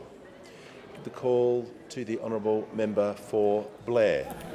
Speaker, my question is to the Minister for Workplace Relations. No, we've moved on. We've moved on. We've moved on. We've moved on. I've given the call to the member for Blair. Speaker, my question is to the Minister for Workplace Relations. How does the Albanese Labor government's budget build on the government's commitment to backing Australian workers? How does this compare to other approaches to supporting Australian workers? Call to the Minister for Employment and Workplace Relations. Thank you, Speaker. I'd like to thank the member for Blair for that question, but also his commitment to hard-working Australians in his electorate, but right around the country. Now, this budget is all about supporting workers and levelling the playing field.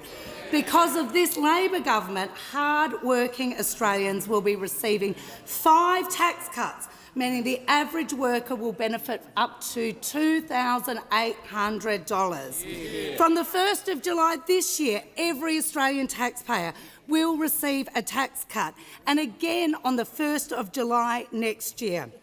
Now, the Albanese government is delivering a new $250 tax cut to the 13.3 million workers in this budget through introducing the new Working Australians tax offset. We're also introducing a $1,000 instant deduction to provide tax relief for workers and making tax time easier. Now, these tax cuts build on our commitment to help working Australians earn more and keep more of what they earn. Of course, it's this Labor government that has backed the lowest paid workers at the Fair Work Commission each and every year. And this year, Labor has again made a submission advocating to the Commission for an economically sustainable real wage increase for workers on minimum award wages.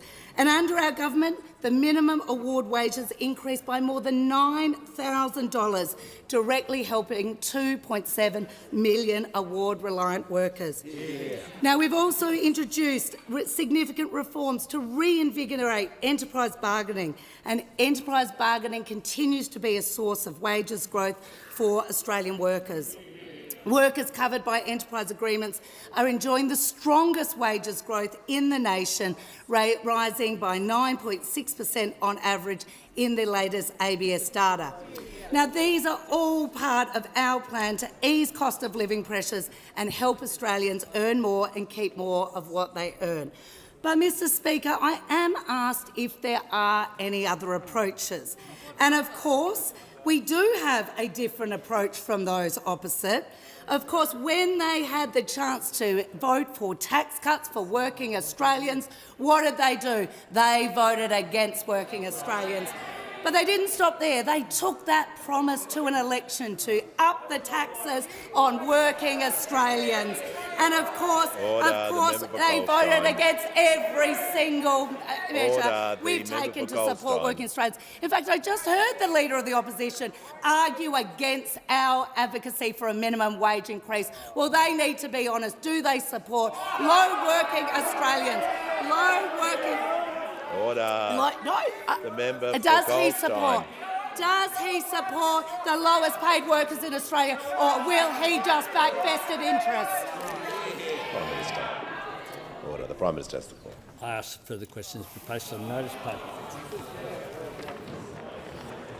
Just got some reports that I will table before I call the Leader of the House.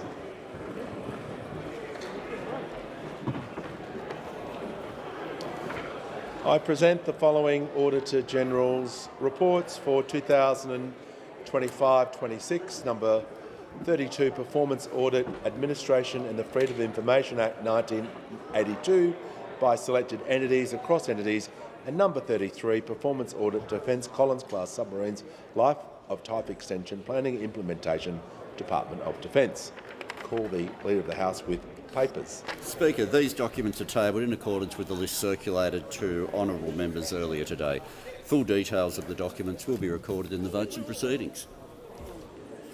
I thank the Leader of the House. And the Leader of the House with a further statement. Sorry, I think you kick this one off, Speaker. You've received advice from the Chief Government Whip.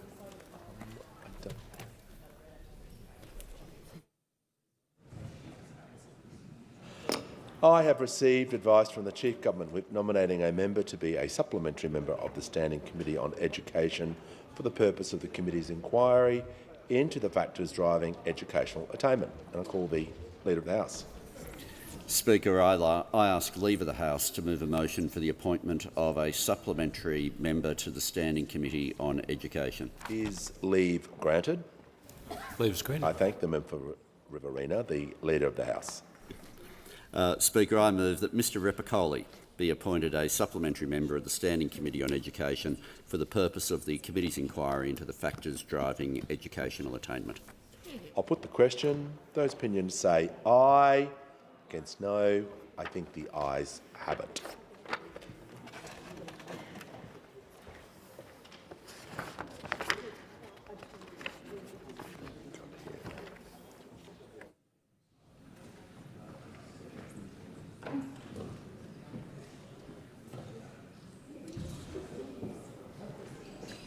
Give the call to the honourable member for Macon.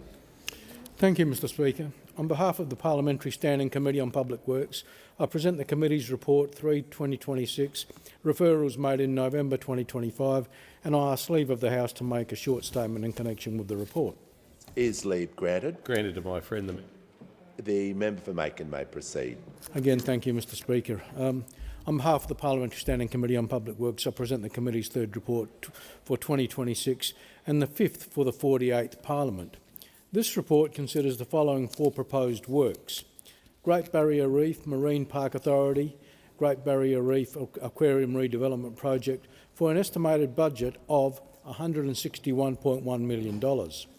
Department of Defence, 9 Molonglo Drive Project, Brindabella Park, Australian Capital Territory, for an estimated budget of $103.9 million. Department of Foreign Affairs and Trade, refurbishment of Australian High Commission Staff Residential Compound, Conadobu, Port Moresby, Papua New Guinea, for an estimated budget of $37.3 million. And Department of Infrastructure, Transport, Regional Development, Communications, Sports and the Arts, proposed fit-out of new leased premises at 1 City Hill, Canberra City, for an estimated budget of $46.4 million.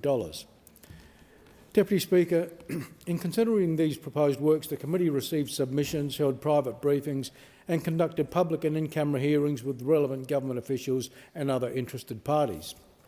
Additionally, the committee travelled to Townsville to visit the Great Barrier Reef Aquarium to see firsthand the condition of the site, and also went to the Australian Institute of Marine Sciences to see some of the aquarium's marine life that are temporarily stored at the Institute. After giving due consideration to the evidence that the committee received, the committee is recommending that it is expedient for all of the proposed works to proceed. The committee sees merit in all of the proposals. For one, the Great Barrier Reef Aquarium is not only vital for the continuing economic prosperity of Townsville, it also plays an essential public education role on the unique marine ecosystem of the Great Barrier Reef and allows people to experience the reef without getting wet. The proposed works will allow the Marine Park Authority to continue to offer a world-class aquarium experience for domestic and international tourists and maintain a central place in reef education and research. Secondly, the works proposed by the Department of Defence at Brindabella Park will allow Defence to consolidate its 4 existing leases in the area into one, while reducing its total leased area and upgrading the fit-out to ensure compliance with modern standards and defence security requirements.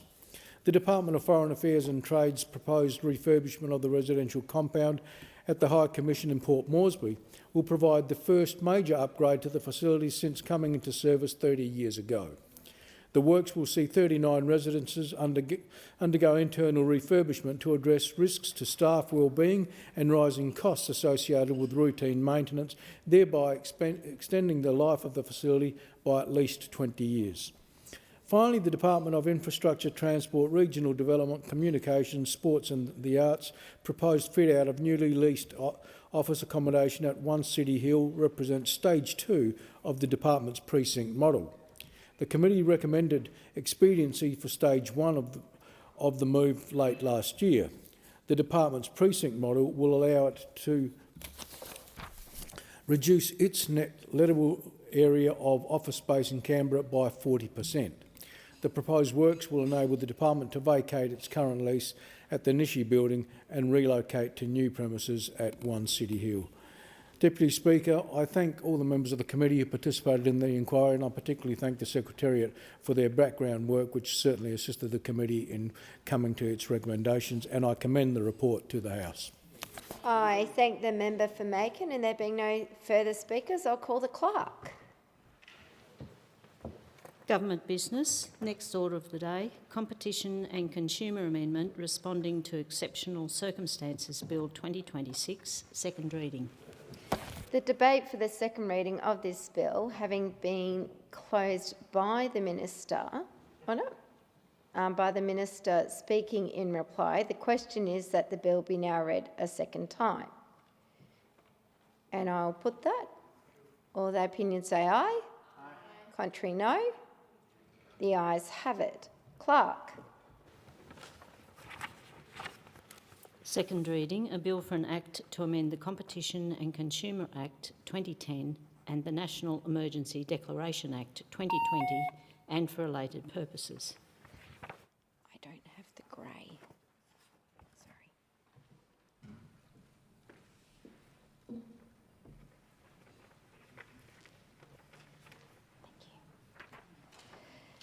The House will now consider the bill in detail. I understand it is the wish of the House to take the bill as a whole. The question is that the bill be agreed to. And I give the call to the Shadow Assistant Treasurer. Thank you, Deputy Speaker. Deputy Speaker, I ask leave of the House to move amendments 1 to 6 as circulated in my name. Is leave granted? Leave is granted. Thank you. Deputy Speaker, the amendments would remove the retrospective application of the bill. Sorry, just a moment. Can you move them formally? I move amendments 1 to 6 as circulated in my name together. Thank you. Proceed. Deputy Speaker, this amendment would remove the retrospective application of the bill. The government has introduced this bill with a 1 April 2026 retrospective start date, but we don't have any detail or any explanation of why that date is needed. We're happy to work constructively with the government on these issues, but this is a matter of competition law, and we don't know if there's been a breach of the law the government is aware of. This amendment would remove the retrospectivity of the law. The amendments would also introduce a sunset clause to the bill. The changes to the bill would sunset on 2nd July 2026. This would allow for the bill to be passed, a proper inquiry to occur, and then the legislation to remove the sunset clause if appropriate. We are trying to be constructive. We are willing to support this bill even without an inquiry if it is not retrospective and has a sensible sunset clause. The question is that the amendments be agreed to, and I give the call to the Assistant Treasurer. Thank you, Deputy Speaker. The government will not be supporting these amendments. The world is facing the largest shock to oil supply than we have seen in world history. In response to that, the government is putting in place unprecedented measures in order to ensure that fuel supply flows and to put downward pressure on fuel prices. This is part of the armoury of the government's response. It is important that it have the breadth as outlined in the bill and that it be able to take effect as outlined. These are important measures which will help consumers by ensuring that there can be coordinated action where it is to the benefits of motorists, but not where it is to the detriment of motorists. I commend the unamended bill to the House. The question is that the amendments be agreed to. I will now put that question. All the opinions say aye. Aye. Contrary, no. No. I believe the noes have it. Division required? Division required. Ring the bells for 4 minutes.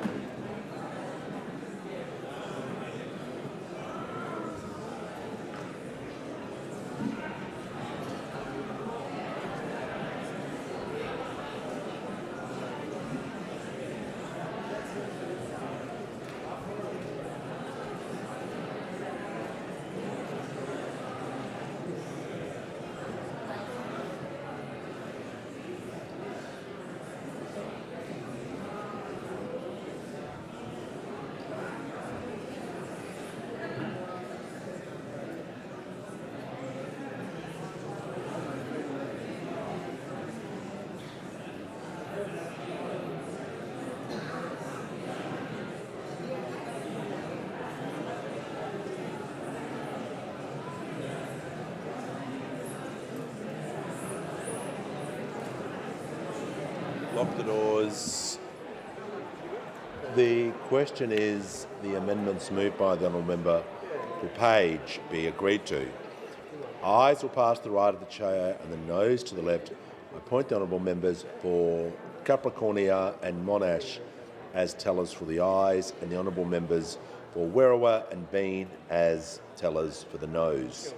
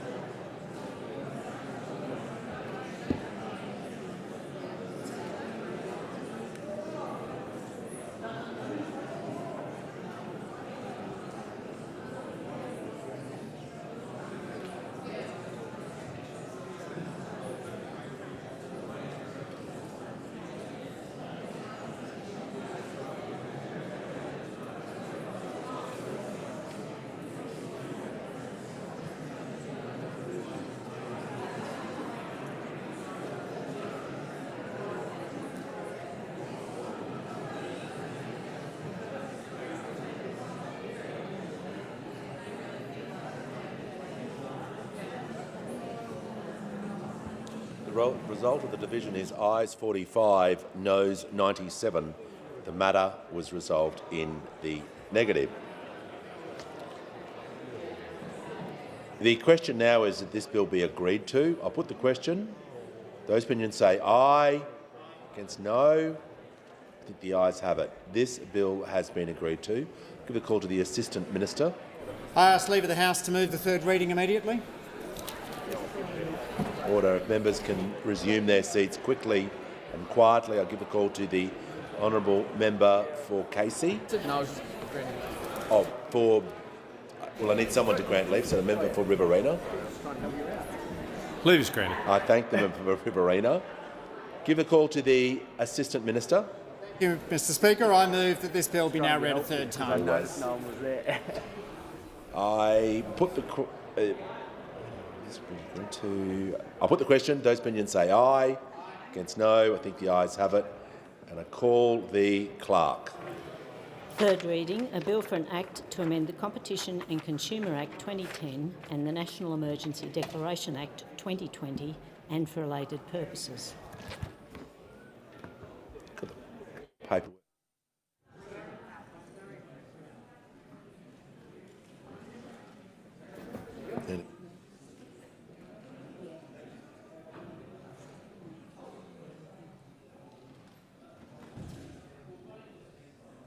Give a call to the clerk.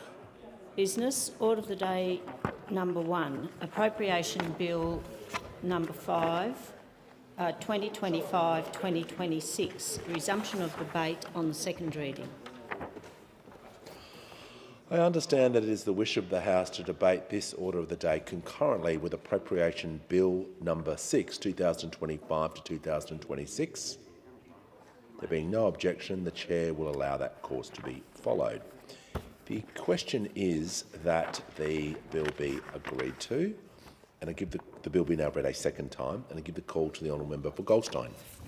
Well, thank you, Deputy Speaker. And Deputy Speaker, it's wonderful to speak on the Appropriations Bill in the context of this current budget, because we know full well in this current budget that it was born of deceit, built on a house of broken promises, and continues to be perpetuated by a Prime Minister whose relationship with the truth is, let's say, a gulf, a divide, much larger than the division of 2 sword lengths that divides this House.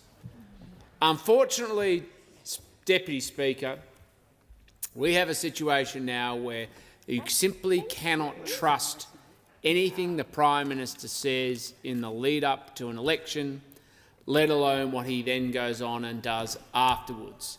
Normally you would expect in this set of circumstances, let's say, some humility, Deputy Speaker. But what we have seen instead is a doubling down of that deceit, untruth, misleading, deceptive conduct. That if you think about it, Deputy Speaker, if this were the Competition and Consumer Act, the Prime Minister would be in direct violation. But in the Parliament of Australia, he's just another member of the Labor Party. And that's the problem. At the heart of this budget is a deceit for which every Australian is paying a significant price today, but the real damage is in the hollowness it gives to the walls that surround us because Australians lose faith in their democracy and the people who seek public office. And that is a condemnation not just of the Prime Minister and his budget, but it's a condemnation of the Labor Party who continues to tolerate his deceit and the impact it has not just on them, but the entirety of the institution of the Parliament of the Commonwealth of Australia. But now let's look at the specifics of this budget and what it is doing to the Australian community. It has proposed a series of new tax measures that were not supported by the government in the lead-up to the last election. The Prime Minister was red hot with his own rage, and we saw today in question time another day where the Prime Minister struggles to keep his cool, red hot with rage, saying 50 times over he has asked impertinent journalist questions, daring to ask whether he was going to introduce a new taxes in this budget, and we now know the truth. which is despite his denials, his obfuscation, his attempts at misleading and deception, he has had to confront the Australian people, as the Treasurer does as well. And, Deputy Speaker, I'm very much enjoying the extent to which they're quoting from an excellent book in their answers in question time.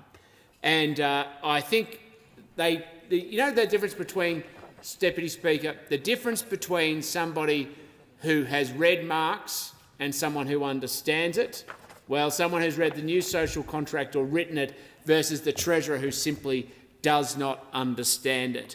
Because at the centre of our political worldview is the idea that young Australians can get ahead, that they can back themselves to put themselves one day in a position not just to own a home, but to continue on and, of course, go all the way through and to be able to buy a home and set up a business. And instead, the Treasurer seems to only half-read content in excellent books because it somehow he thinks it can be part of his political manifesto or distraction. He doesn't understand that we Liberals believe in lower income taxes. We believe in lower income taxes because we believe that young Australians get ahead because when they pay lower income taxes, they're actually able to keep more of what they own. They're then able to use it to leverage, to put themselves in a better position into the future. And, of course, be in the strongest position then to go on and financially support themselves through every stage of life. But what have we had from this government?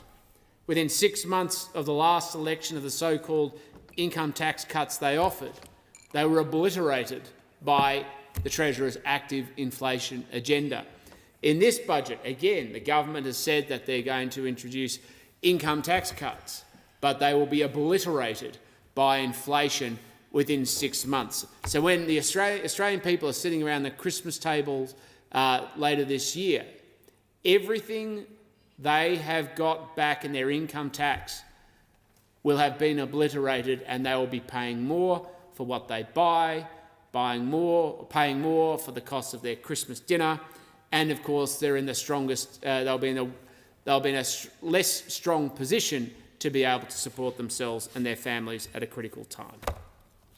But, Deputy Speaker, the real tragedy of this situation is the extent to which the government is now seeking to punch down at the small business owners of this nation. During question time, we saw the most bizarre question that was being asked of the Minister for Small Business, and I almost thought to myself, gee, I don't know that people should be taking hallucinogenics in the chamber when you hear some of these answers. The reality of the situation now being faced by small businesses across this country could not be starker, it could not be clearer. Small businesses in Australia right now are living the highest number of insolvencies in our nation's history. I hear one of the ministers on the other side of the chamber exhaling a deep sigh at the moment, as though it's unfortunate that somebody dare make this subtle point. But the reality, Deputy Speaker, is Australians are living this reality. Australians are living a small business carnage environment because of the decisions of this government, where they are facing a cost of small business crisis, where their costs are rising faster than their revenue, and where small businesses are desperately gasping for air to get ahead. On the weekend, I was down in Black Rock in the federal electorate of Goldstein, and I can't say I was shocked, Deputy Speaker. In one sense, I was relieved that so many small businesses still felt like it was worth talking to elected officials about the scale of the problems rather than them just giving up. Because there's nothing more disastrous, Deputy Speaker, than silence. Small businesses coming to me and saying, we can't get ahead after the measures from COVID, particularly from the state government, after the taxes, after the GST, after the work cover premiums, after the costs, after the inflation, after the interest rates, we can't get ahead. And we just need 6 months to breathe rather than spending our whole time feeling like we're completely under assault. And all they've heard from this government since then has been, why don't you pay more taxes? Why don't the small businesses of this nation continue to contribute just that little bit more? Why can't the small businesses of this country afford more costs? Why can't the small businesses of this nation afford more electricity bills? Why can't they afford more wages? Why can't they afford more rents? Why can't they afford to pay more tax? And even if you voted for us, even if you voted Labor before the last election, we are going to break the promise we took to you at the last election. That's why small business is angry. That's why small business is looking at this government and saying, your job is supposed to be to back us. That's why small business is supposed to be looking at this government, the Albanese government, saying, you said you'd be on our side, but now you're punching down at us instead. And they're angry. There's so many stories. One from Warren from Hampton, who talked explicitly about how he struggled to keep his business going, particularly during the COVID years. It turned a company worth about $1 million into plus income tax losses, but due to unprecedented circumstances outside of their control, to the point where they're struggling on how it is they're going to get ahead. The company's run for up to 16 years with 20 staff at its peak. The first 3 years, of course, like many small business founders, they didn't even draw a wage whatsoever, and instead worked for what we call sweat equity, which is to get ahead, to be in a position one day to cash in, and that might also be the foundation of their retirement planning. And if they just, by comparison, stayed in the workforce and not tried to build something, they could have been substantially financially better off. But instead, they backed themselves to create pathways to get ahead for themselves and their family, because they wanted to leave a legacy and they wanted to build something that their kids would be proud of. Well, what's the Albanese government's response to that? They're just going to kick Warren to the curb. They're just going to turn around and say your life's work, hard work and savings isn't worth the effort, and they're turning around to the next generation of Australians and saying, don't even try. We heard that in question time today, where the Treasurer was wishing a 17-year-old who set up a small business in her bedroom failure. I can't believe how despicable the conduct of the Treasurer has become, such as the defence of his own budget in an environment where it is utterly indefensible. To turn around and hope that a 17-year-old fails in their small business to get him out of a political bind that he started with the Prime Minister, that they stitched up on the back of a house of broken promises before the last election and betrayed in this budget. That's not something adults do, and it's certainly not something they should be proud of. But that's the reality, Deputy Speaker, of this budget. Deceit, broken promises, and a willingness to punch down on teenagers. Where is the aspiration? Where is the willingness of young Australians to get ahead? Where is the government turning around to the next generation of Australians and saying, look to the horizon with confidence and hope, because we can build a better future together? Instead, what we have been told by this government in this budget is that young Australians shouldn't dare to dream, that instead it's better to pay a higher tax rate, which makes it harder for everybody to get ahead and not lift the nation to a better future together. I've never seen a government that has so wallowed in the soft bigotry of low expectations as the Albanese government. I have never seen a government in this nation's history, certainly not in my lifetime, that seems to have enjoyed the failure of Australians through more burdensome taxes rather than empowering and lifting them up. And for them to come into this chamber and to boast and to, with excitement, that somehow they have a vision for the future that's going to improve the living standards of Australians simply is not born out of their political agenda to date, where Australian households have gone backwards, but more importantly, it is not being borne out by the political program they are taking for the future. This government has a disgraceful record. I still remember when they came into this chamber after the 2022 election and they carried on about getting real wages moving. Well, I'll tell you what, Deputy Speaker, the reality is real wages have gone backwards under this government. Australians are poorer. Real wages have gone back by 3% over the life of the Albanese government, and because of their active inflation agenda, and where inflation goes, interest rates go as well. They have seen 15 rate rises, and Australian households with an average mortgage, with an average wage, is now receiving $32,000 a year less in purchasing power. There's a reason Australians feel like they're falling behind under the Albanese government. It's because they are. And for this Prime Minister and this Treasurer to get up cock-a-hoop in this chamber and say what a wonderful job they're doing, that they're backing Australians to get ahead, is all arguably even worse than the deceit that they took to the last election. Because when you're going to own the fact that you broke a promise and you betrayed the Australian people, the least you could do is say it was necessary because you were trying to build a better future. But they were in the complete reverse. What they're doing is kicking Australians while they're down. You heard this today again from the Treasurer, who kicked young Australians while they're down, while they're studying their HSC, and his conclusion was to say that it was to hope for their failure, because then it would get him out of his political problem. Well, the Australian people see through the deception, the dishonesty and the fraud of this government, this Prime Minister and this Treasurer, and the legacy they're going to leave behind. And that's why when we see the members who sit immediately behind the Prime Minister and the Treasurer in question time, my new nickname for them is cannon fodder, because you can tell very clearly that they're the ones the Prime Minister has chosen to throw to the wolves at the next election and make sure they're discarded. That's a necessary price. So to all of those members there, I wish you well in your endeavours, because the Australian community will never forgive you for the deceit and dishonesty and the betrayal that they have brought upon this House. But let's look. There are so many different stories, from capital gains tax to income taxes, where the communities have been betrayed. And I hear this all the time from young Australians who are saving to get ahead. There is nothing more basic than young Australians saving to be able to buy their first home and secure a deposit. Well, there was, until the Albanese government.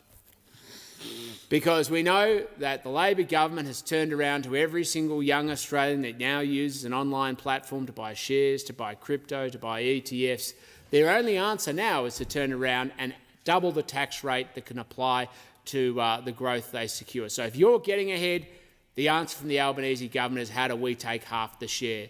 That's why you're seeing so many small business owners, that's why you're seeing so many young Australians in open revolt at this government, because they don't just feel betrayed, they know the Albanese government is coming after them and their capacity to get ahead.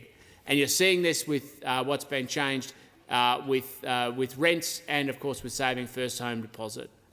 The Albanese government's own budget makes it clear that rents will increase under their new tax changes. I don't know about you, Deputy Speaker, but I generally think it's good to have lower rents.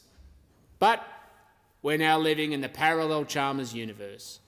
Then, of course, they've added new taxes onto the cost or to the investments that young Australians put into the market so they can save, whether it's crypto, whether it's ETFs, or whether it's shares or some other type of investment vehicle.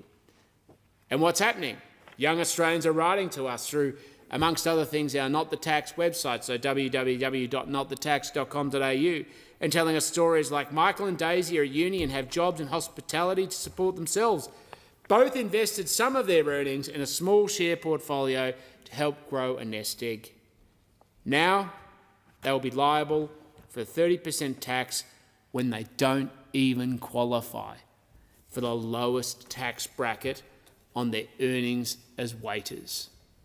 We see this all the time, Deputy Speaker. That was a story from somebody in Beaumaris, where young Australians are applying themselves and putting energy into getting ahead, and the response has been that they turn around and chuck a higher tax on those who are actually saving to build a better future. So under the Albanese government, higher rents, higher taxes on your first home deposit, and then they're going to build fewer homes.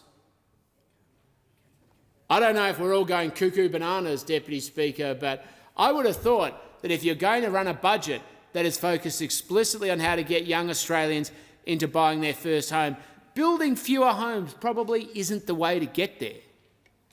But in the parallel Albanese universe, that's where we are, where facts, reason, evidence, rational thought is now a bygone consideration or the focus of this government. We have a government that has proposed higher rents, higher taxes on first home deposits, and fewer homes. And that, according to their narrative, is the way we're going to make sure that young Australians can get ahead and buy their first home.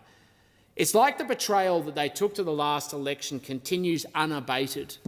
It's like the betrayal of the Australian community that the Albanese government took is something that they're proud of. It's like something that they continue to perpetuate because they just don't have the capacity to turn around to the Australian community and say, perhaps we got it wrong. Perhaps we should have been more truthful. Perhaps we should have been straight with the Australian community.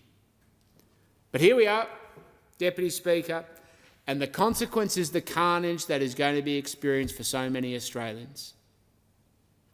And it's devastating, because it's clear this government doesn't actually understand how the Australian economy runs. You see this consistently. The Treasurer keeps borrowing from the future to pay for today.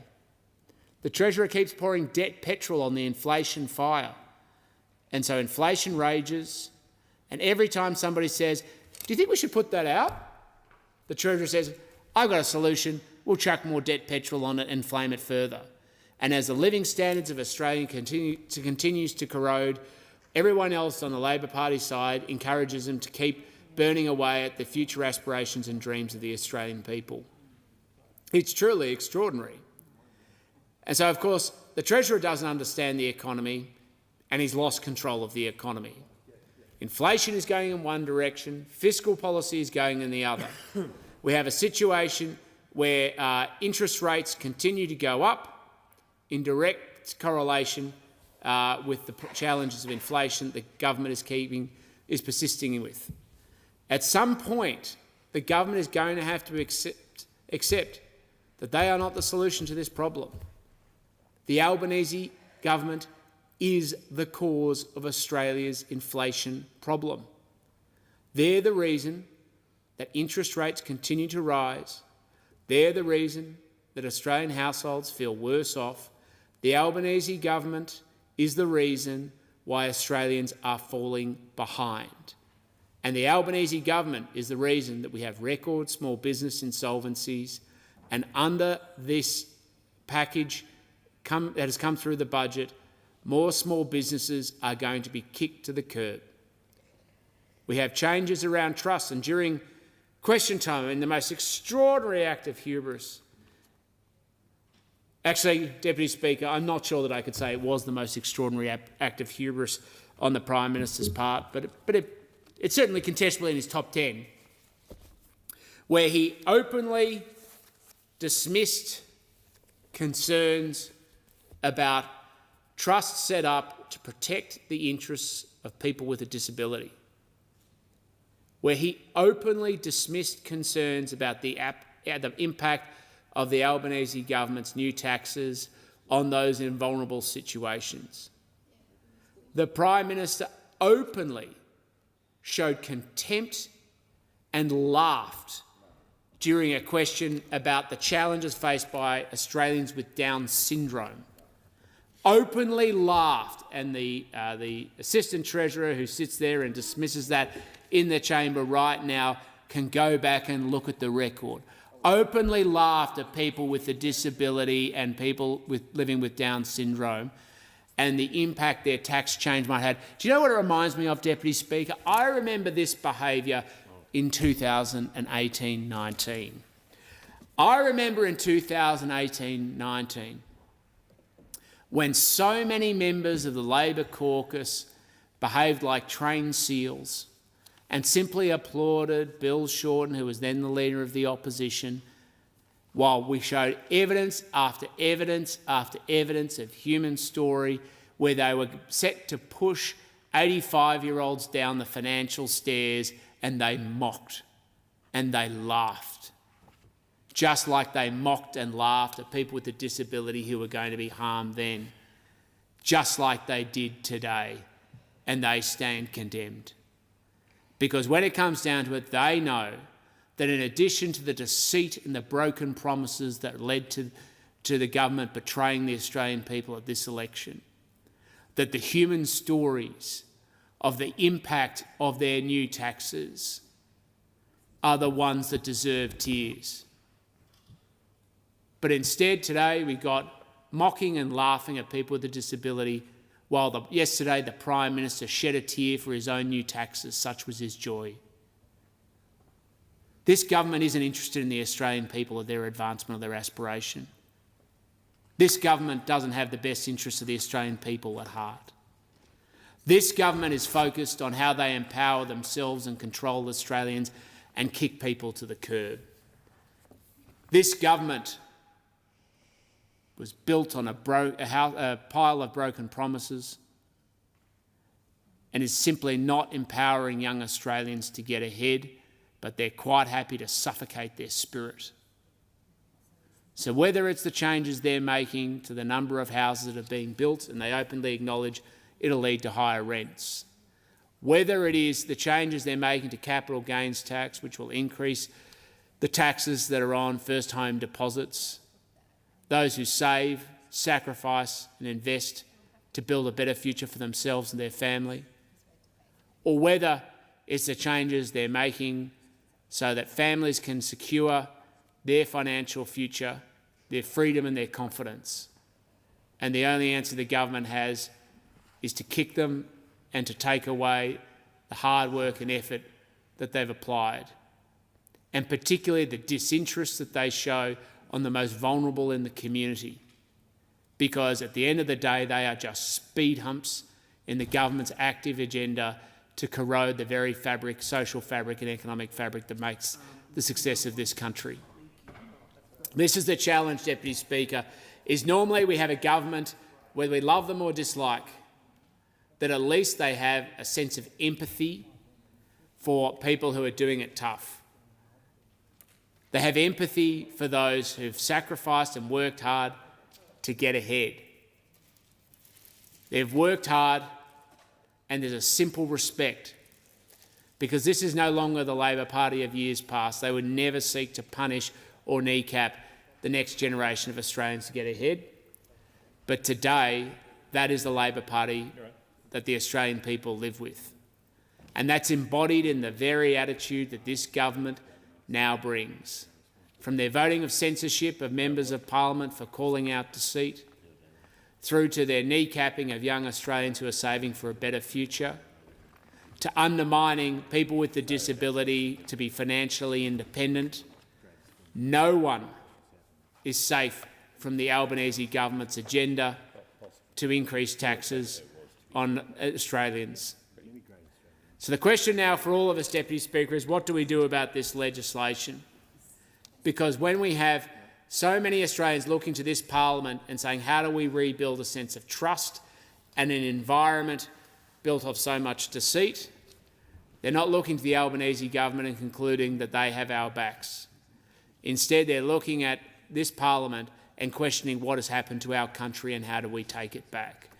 There are so many Australians now looking to this parliament and saying we cannot wait for this government to end. They want a change in direction and they want a renewal of our country. And the start of a renewal of our country is the end of the Albanese government and its higher taxing agenda that seeks to punish those who work hard to get ahead. Now is the time Australian people need to rise up and stand up against their government and overturn the record of dishonesty, deception and distrust that they have sown within our community. Because when Australians turn to each other and build a brighter future, we can build a better country. And the only thing standing in the way of a better nation is the Albanese government, who are treating Australians like roadkill, but the Australian people should treat them in kind. Now is the time for Australians to define our future, because we can look to the horizon and build a better economic future where young Australians can get ahead, where they can aspire to own their own home, where they can aspire to build a small business and employ others, and where they can be part of sowing themselves into the great story of this country because they believe in themselves and our trajectory as a people. And that is what this government is seeking to suffocate. This government has no respect for the Australian people. It has no interest in how it advances the Australian people and them able to get in. It has no interest in finding the energy that sits at the heart of the Australian people and their entrepreneurial spirit to be able to be enterprising, to grow and to be part of a better future. But that day Deputy Speaker, will end. This government will end, because there will be a time in this nation where the Albanese government will be kicked to the curb as they belong, and we will see a pathway of growth and opportunity, because we will have a government led by Prime Minister Angus Taylor, led by a government that is focused on empowering the Australian people, and led and focused through a Liberal National Coalition, because we in our heart believe in the best interests of this country. We believe that the best interests of this country does not come from Canberra down, it comes from empowered citizens, families, communities and small businesses to get ahead. And from that foundation, we fundamentally believe that we can build a better nation. We have hope for the future, we believe in Australians, and we know that the best days of this country are ahead of us. And an environment of despair, as the Albanese government wants to permeate, as they want to create, as they want to feed, we will not let them snuff out the torch of liberty, the torch of hope and the torch of aspiration for the future of this country. We will not lead them cockle and gesture and jeer from the sidelines on the government benches, because some of us still believe in this country and its promise. Some of us believe that this nation can be its full potential. Some of us believe that this nation's best days are ahead of it. And the only thing that is getting stuck in their way, only getting in the way of the Australian people, is the Albanese government and the members who get up here and repeat their talking points to justify the deceit, the distrust and dishonesty that has been at the heart of this government, born of this government, and sits in the Prime Minister's chair. He is a man who has no integrity or trust left with the Australian people. That, of course, is long part of the Labor Party legacy. But there's a time in this nation's history where good people need to stand up and call it out. And whether it's the startups of this country, the small businesses, the investors, the workers, or anybody else who can see now through the dishonesty and distrust of this Prime Minister, they now know that the only way we will achieve a change as a country is if we see the back of the Albanese government. Do not give up to the people of Australia. Better days are ahead. This government will end. Their higher taxing agenda to sap at the energy of this nation will end, and it cannot come soon enough. The question is that the bill be now read a second time, and I give the call to the Assistant Treasurer in summing up. Thank you, Deputy Speaker. I would like to thank all members who have contributed to the debate on the 2025-26 supplementary additional estimates appropriation bills. I won't speak at length on this debate, but I do want to briefly correct the record when it comes to, frankly, a shameful and inaccurate characterisation of question time by the Shadow Treasurer. When it came to a question he asked the Prime Minister about the way in which trusts will be treated moving forward for vulnerable people. And as the Prime Minister clearly said in his answer, arrangements were set out in the budget that vulnerable children, that special discretionary trusts and other kinds of arrangements like that will be exempted from changes in the budget. And for the Shadow Treasurer, who asked a question that was clearly based not in fact but in a misunderstanding of what was in the budget, to come in here and out of his embarrassment misrepresent what the Prime Minister said is frankly quite pathetic. But look, other than that, Deputy Speaker, I would like to thank all members and I commend these bills to the House. I will now put the question. All the opinions say aye. Aye. Contrary, no. The ayes have it. Clerk. Second reading, a bill for an act to appropriate additional money out of the Consolidated Revenue Fund for the ordinary annual services of the government and for related purposes. Is leave leave granted for the third reading to be? Is that what we're doing? Yeah. Leave is granted. I move that this bill. Minister. Thank you. Sorry. I move that this bill be now read a third time. I will now put the question. All the opinions say aye. Aye. Contrary, no. The ayes have it. Clerk. Third reading, a bill for an act to appropriate additional money out of the Consolidated Revenue Fund for the ordinary annual services of the government and for related purposes. I'll now move on to Appropriations Bill number 6. The question is, I'll call the clerk. Government Business Order of the Day number 2, Appropriation Bill number 6, 2025-2026, resumption of debate on the second reading. The question is that the bill be now read a second time, and given that the debate has concluded, I will now put the question. All the opinions say aye. Aye. To the contrary, no. The ayes have it. Clerk. Second reading, a bill for an act to appropriate additional money out of the Consolidated Revenue Fund for certain expenditure and for related purposes. Is leave granted for the third reading to be moved immediately? A leave is granted. The question is that the bill be now read a third time. I'll put the question. Sorry. I move that this bill be now read a third time. Now I will say the question is that the bill be now read a third time. All of their opinions say aye. Aye. To the contrary, no. The ayes have it. Clerk. Third reading, a bill for an act to appropriate additional money out of the Consolidated Revenue Fund for certain expenditure and for related purposes. Thank you. Clerk. Government Business Order of the Day number 3, Appropriation Bill number 1, 2026-2027, resumption of debate on the second reading. I understand it is the wish of the House to debate the order of the day concurrently with the Appropriations Bill number 2, 2026-27, and the Appropriations Parliamentary Departments Bill number 1, 2026-27. There's no objection. There being no objection, the Chair will allow that this course be followed.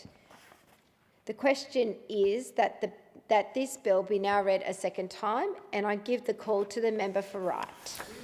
Thank you, Madam Speaker. And it is one of the greatest privileges of someone who's represented to this place to stand and speak on the Appropriations Bill, because unlike other bills that come before the House, some may have an effect on certain parts of your community.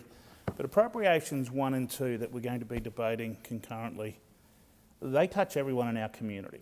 They touch our businesses, they touch our first homeowners, they touch our farmers, they touch those that are aspirant that want to build careers, build businesses, employ people in our community. And I feel compelled to come in here and just share the frustrations that I'm hearing from those people that are feeling deceived, that are feeling that at one stage they had confidence in a government, that when they said something, they could be trusted. That is no longer the case. And this Appropriations Bill gives me the opportunity to talk about the deceitful taxes. The taxes that the Australian public, the taxes that my electorate were told were not going to be imposed on them. They were told they weren't going to be imposed on them not once, not twice, but when asked by a journalist of the Prime Minister, are you going to introduce a capital gains tax? The response was, for the 50th time, no. So that was unequivocal. Australians knew that there was not going to be a tax before the election, but then immediately after in the budget, it appears. And unfortunately for us on this side, when claims like that are made from government members, leaders of the party, Treasurer, it has an effect, a stench on all of us in this House. It is a pox on all of our houses. Now, if you were to straw poll people in Brisbane, Sydney, Melbourne Mall and ask them, do politicians tell the truth, 9 out of 10 of them are going to say no. They all think we lie. And it's unfortunate that these pieces of evidence, this saying one thing before an election and doing another, is becoming too often a feature of the Australian Labor Party's modus operandi. Winston Churchill, English Prime Minister, once said of taxes, trying to tax a nation into prosperity is like a man standing in a bucket trying to lift himself up by the handle. You can't do it. Those on the other side take a different view. We don't. Our philosophy within the Liberal National Party is lower taxes. Our philosophy is smaller government. And I'm glad that there are those who are in the chamber to hear these contributions and to be reminded. Because I was reminded, my dear partner is an English teacher, and she prompted me in this current political climate to reread a book that I read in senior, and it was written by a famous author by the name of George Orwell. The title of the book was 1984. It was written in the 1970s. It's a great book. Heavy reading for a then 16, 17-year-old. But when you revisit it a second time, you really understand the nuances of how this government are using the duplicitous meanings of Ministry of Truth and its core functions, altering history. So one of the main characters, his job was to, one of his key tasks in the book was to work at the Ministry of Truth. And his job was to go into a room and find newspaper clippings and rewrite them to the government's narrative. So if they said one thing one day and then backflipped on it, they would go in and rewrite all the clippings so that when history reviewed itself, those claims had no evidence. They were removed from history. One of his other tasks was to falsify statistics, changing production figures to show the economy is always improving, when it's clearly not. I mean, we only need to look at the Australian economy and just see the heartache, how difficult it is for young people to get into a home. I have 5 children. My oldest has a home. The task of the other 2 following is becoming even more difficult under this government. Propaganda creation. One of the other tasks this character had was producing all literature, news, music and drama and entertainment to the season. Propaganda is often used in warfare. We're using it currently in our conflicts. But never have I seen it. Propaganda in the press, propaganda from those opposite, to the extent that we are at the moment. And let me remind you what some of that propaganda looks like. It was only a couple of years back we were told, Australians were told, that you were going to get $275 cash back on your electricity bill and that electricity rates were going to go down. This is newspeak. This is George Orwell's core function of the Ministry of Truth. We're told that electricity prices, if they spend more money on renewables, that electricity prices will go down. We are told that. It's like groupthink. We must invest more, we must invest more. The reality is our power bills have two parts to it. One is the power price, the other one is the transition and the distribution costs. The cost of gold plating the transmission lines in the renewable sector will see there's no country in the world, including Germany, who has the highest rates of renewable energy. There is no evidence in the world to suggest that electricity prices are going to come down under the current trajectory what we are. But under the Ministry of Truth, George Orwellian's overtones, there's a persistence that if we just keep on telling the Australian public it's going to get better, they'll believe us. We were told before the election, my word is my bond. This is the last election. We were told, my word is my bond when it comes to the stage 3 tax cuts. Now, that may not mean a lot to people on the street, but when you earn more money, you cannot escape tax bracket creep, where you go up through the tax brackets. We, on stage 3, we're going to freeze them and make those amounts smaller so that Australians got to keep more of their money. Those on the other side gave a commitment that they would not touch them, and as soon as they got there, took $26 billion worth of savings that we were going to return back to Australians and kept it for their own spending. And remember the propaganda when we were told that it was going to be easier under Labor. Vote for us, it's going to be easier. I think we've seen 18 different increases in interest rates. Now, that's a cost of about $26,000 extra you're paying if you've got a mortgage. And can I say, these capital gains taxes, while we're talking about houses, I'm just going to ask the Australian public who are listening that just a really simple question, if we increase the cost of doing business for those who wish to invest in the residential sector, let's call them a landlord. If we increase through machinations in this place, if we increase their cost of business, one of two things are going to happen. They're going to put their prices up, being the rent, or they're going to put their prices down. We've got a group of 10, 12-year-olds upstairs there. If you can hear what I just said, put your fingers up if you think prices are going to go up. Put your fingers down if you think they're going to go down. They're going to go up. Brilliant. The gallery knows that prices are going to go up. All Australians know that prices are going to go up. So why do it? Why do it? Why shackle the next generation of people trying to buy a home to increase costs?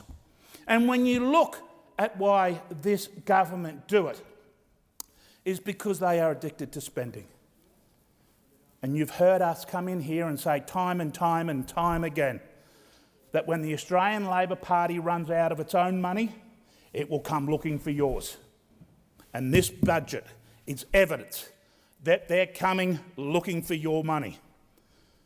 But not only are they taxing aspiration, is that if you were trying to save for a house, my kids, who had a couple of dollars, possibly getting 3 or 4% return dividends from a bank, and said, maybe I can get a couple of extra bucks if I buy a share, invested in EFTs in the share market. You know what these guys did? They didn't sit back and congratulate them and say, keep going, you're getting closer to the next house. They saw it as an opportunity to go, thank you, we'll have a piece of that as well. We'll have a piece of crushing your aspiration, and then through the Ministry of Truth, we'll tell you it's going to be good for you.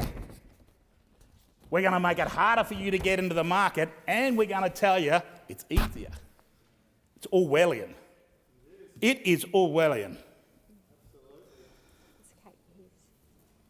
I remember the tragedy that happened at the Bondi Massacre and the Royal Commission that went into that. And somehow, we couldn't face the truth as to where the perpetrator, the government of the day wanted to suggest that this was extremist activity from the far right. No one in Australia believed that. My God. Ladies and gentlemen, electricity grids, we've spoken about the two costs. We've spoken about interest rate rises. But at the core of this is Labor spending. The core of it is Australian government spending is amongst some of the highest in the developed world as a percentage to GDP. Evidence of when this capital gains tax was announced. We saw a 10% decrease in the Commonwealth Bank share price. Now, if you don't bank with Commonwealth Bank, it doesn't affect you. But I'd ask you to pause. That 10% decrease in I can assure you may not bank with Commonwealth Bank, but I can assure you part of your superannuation is made up by your super fund investing in Commonwealth Bank. So when you go to look for your returns and they're slightly diminished, when you go looking for your returns from the Commonwealth Bank and they're down, and you're scratching your head and saying why, you will know that it was a result of poor government policy. On the weekend, we saw property rates, clearance rates, down 9%. Those on the other side in question today hailed that as a great success. A great success. Confidence is low. And I repeat, if we take landlords out of the market, there is only one way.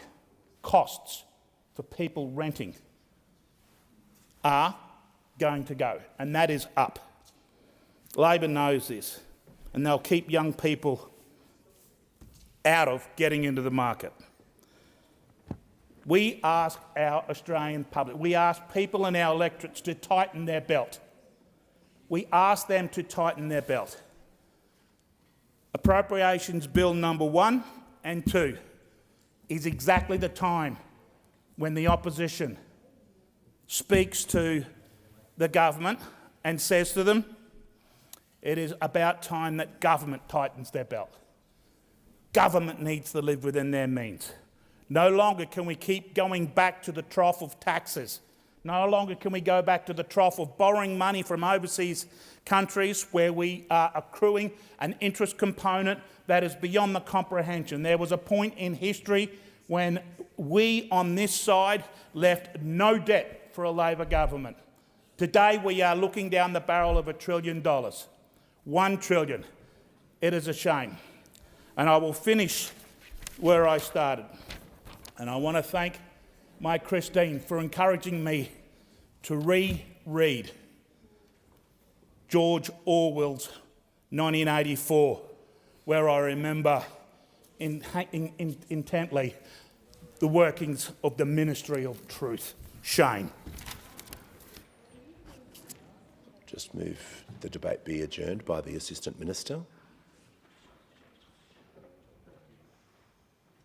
That the debate be adjourned. I thank the Assistant Minister. The question is the debate be adjourned and the resumption of the debate be made an order of the day for a later hour this day. Those opinions say aye, against no. I think the ayes have it. Indulgence, I call the Prime Minister. Thank you very much, Mr Speaker. With the passing of Neil Danaher, we all grieve for a great Australian. On behalf of the Government and the people of Australia, I offer our heartfelt condolences to the Danaher family, his wife Jan, children Beck, Ben, Lauren and Luke, many grandchildren and wider family. They did so much to support the man that they loved so deeply. In 2013, after an extraordinary and decorated VFL-AFL career as both player and then coach, Neil Danaher was diagnosed with motor neuron disease. At that point, the average life expectancy was just 27 months. Instead, through 13 years, Neil fought what he called the beast with a courage, optimism and passion that brought hope and inspiration into the lives of everyone affected by MND. The devastating impacts of motor neuron disease stole so much from Neil, but he held on to everything that people loved and admired about him. His selflessness, his bravery, his humour, his ability to look on the bright side, and his fierce determination to make a difference for others. It was a profound honour for me to present Neil Danaher the Australian of the Year award in 2025. I think it is safe to say that there has never been an award so unanimously agreed to by every single Australian on that night. Richly deserved recognition, of course, that Neil embraced not as an accolade, but as a platform, a way to continue his advocacy for a cure. Neil Danaher's remarkable legacy lives all around us. The difference he made can be measured in the national awareness and the tens of millions of dollars that he and Fight MND have raised to research a cure. that can be counted in the tens of thousands of Big Freeze beanies that will fill the MCG on the King's birthday weekend. Above all, it will be carried in the hearts of everyone who found new strength and, yes, new hope in their fight because of the extraordinary example that Neil set. May this wonderful Australian rest in peace. Condolence, the Leader of the Opposition. Thank you, Mr Speaker, and I thank the Prime Minister for his heartfelt words. And on behalf of the Federal Coalition, I express my condolences to the family and friends of Neil Danaher AO and the wider AFL community on his sad death. Neil was a champion footballer, a mighty coach, a family man and an all-round outstanding Australian. A Victorian of the Year and Australian of the Year. His fundraising work was instrumental in helping Australians fight motor neuron disease. He fought the beast, as the Prime Minister rightly described his way of characterising it, to the last, never waving a white flag and carrying on with his customary wit and grace. Neil was a fighter to the end. That MND fight will now carry on in so many who have been inspired by Neil. The sight of thousands of Melburnians with their Big Freeze beanies was a testament to Neil's advocacy and awareness raising of this absolutely insidious disease. The walk, the Big Freeze and the Fight MND are traditions thanks to Neil. He was the best and fairest on the footy field and in life. He was known as the Reverend, and the Rev was revered for his passionate public speaking. We are thinking of those dearest to him as well. His wife Jan, his children Lauren, Luke, Beck and Ben. May he rest in peace. And as a mark of respect to the memory of Neil Danaher, I ask all present to rise in their places.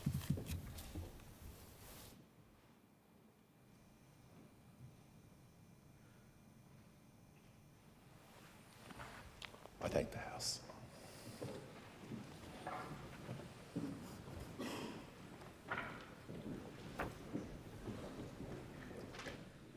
Just ask members to resume their seats quickly or leave the chamber.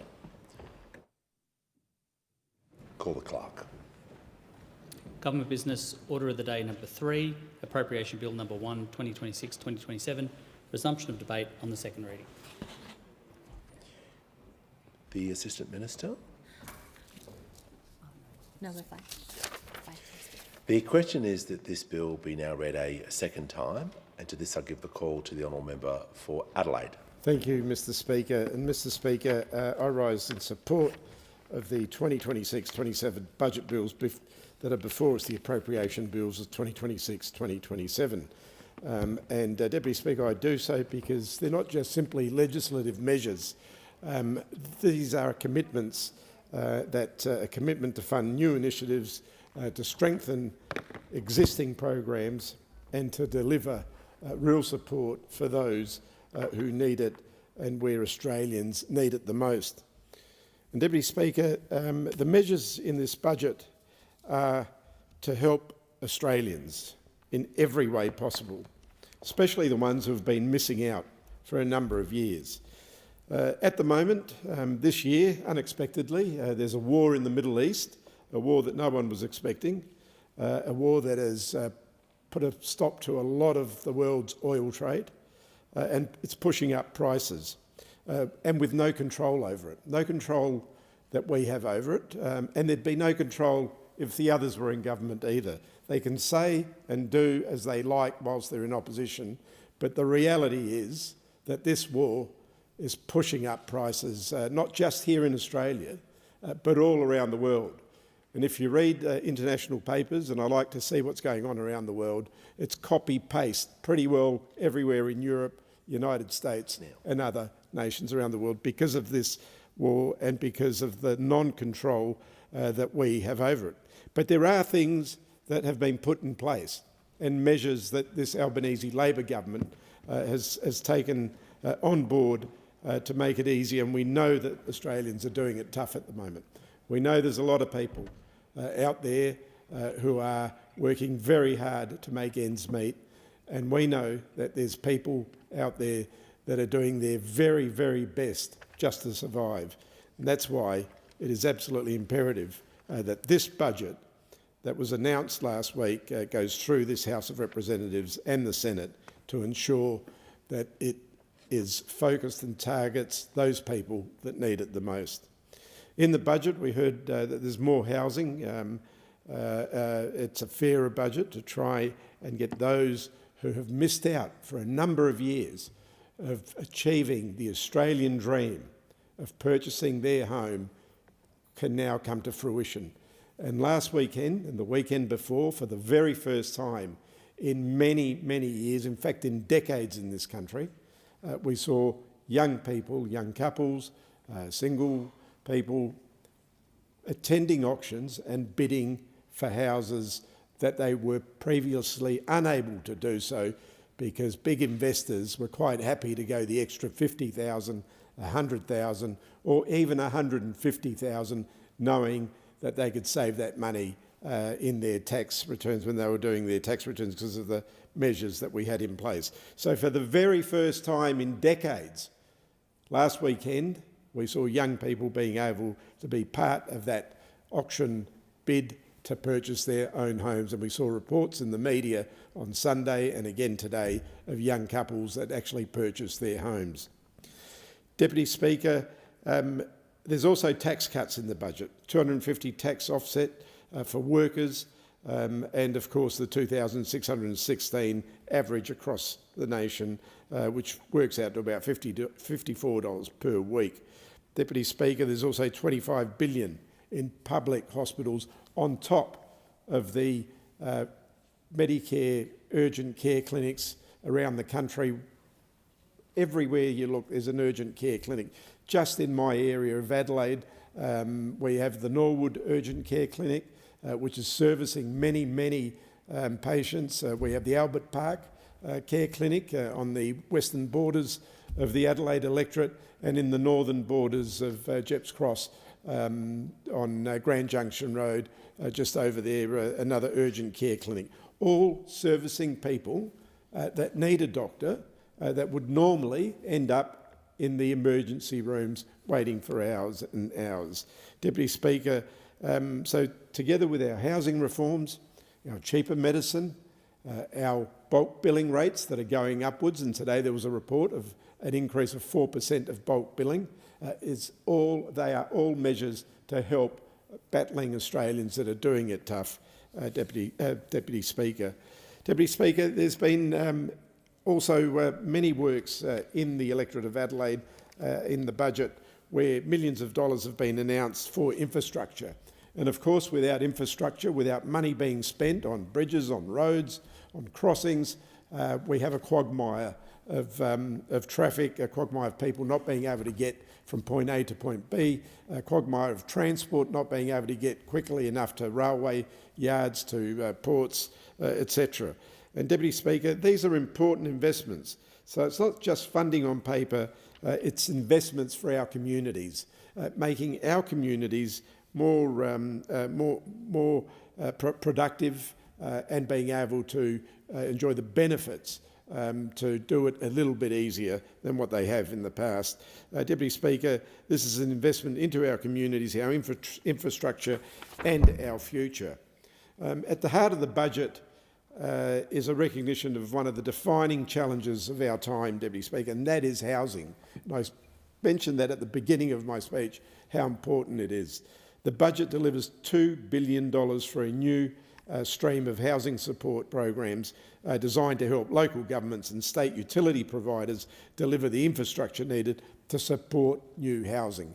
In other words, when new housing goes up, we need infrastructure and also other support structures for that new housing, because we know that homes do not exist just in isolation. They require a whole range of infrastructure around them for that particular community. They require roads, water, electricity, and services to make them livable.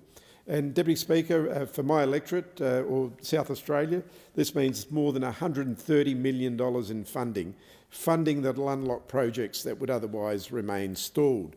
And in my electorate, this investment is already making a real difference. Deputy Speaker, in the electorate of Adelaide, just some of the works that are taking place, and only last week I was at the north-south corridor, which is going from the most northern suburbs to the southern suburbs. It cuts right through my electorate, through South Road. We went down and saw the new cutter, which is digging the tunnels for the underground tunnels for motor vehicles that will be going underground from about Torrensville, West Hindmarsh in my electorate, right through to Carrowda Park, where they'll be coming back up onto the surface.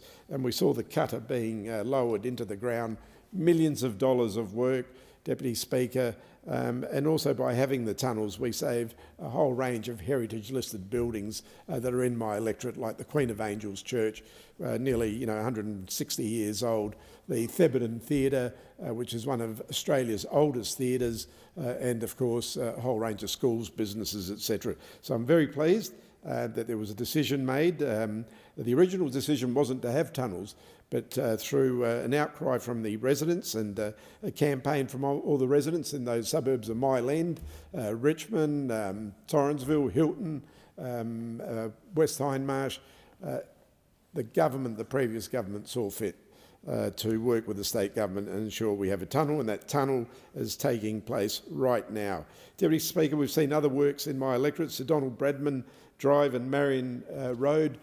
In the West Torrens Council, we now see slipways, and Sir Donald Bradman Drive is the main road that goes off into the airport that has thousands and thousands of motor vehicles, and with those slipways now it's become quicker and more convenient and more of a traffic flow. Another bottleneck that was there for many, many years was East Avenue and Grange Road and Holbrooks Road at Allenby Gardens, right on the border of Flinders Park. That's coming to fruition and nearly completed, and again seeing the freeing up of transport where people are saving up to 10 minutes per day in the morning and 10 minutes in the afternoon. That's 20 minutes a day. You times that by 5, and that's a good hour and a half that could be spent with family instead of traffic. And of course, one of the great things that I've campaigned on for a long, long time since I was elected, when I was first elected in 2004, and that was for the overpass of the tram on Marion Road at Plimpton, that would again, once those shutters came down and the bells started ringing when a tram was going by, it would bank up for nearly a couple of kilometres before at peak hour traffic. So now we've got an overpass over the road, over Marion Road, flowing, allowing the traffic on Marion Road to free itself up. There's also community infrastructure as well, Deputy Speaker, in my electorate, Kargunga Reserve, where the National Servicemen's RSL is. They're getting a brand new headquarters there to be able to have their activities, and also for community use, together with the entire park being rejuvenated with money from the federal government and the local government, the West Torrens local government. And of course, one of the great infrastructure community projects is the Western Youth Centre at Cowandilla, which I'm very proud of, Deputy Speaker, which has many, many sporting clubs that are affiliated to it, use the grounds and the gymnasiums that are there. Deputy Speaker, so the budget is important, as I said, especially for housing. Housing is I think what we heard the other night is the government's focus in ensuring that people have a roof over their head, that people can find premises and live the Australian dream, as many as have done previously. Of course, it was getting out of touch for a lot of people, and you look back at the last 10 years, and there was no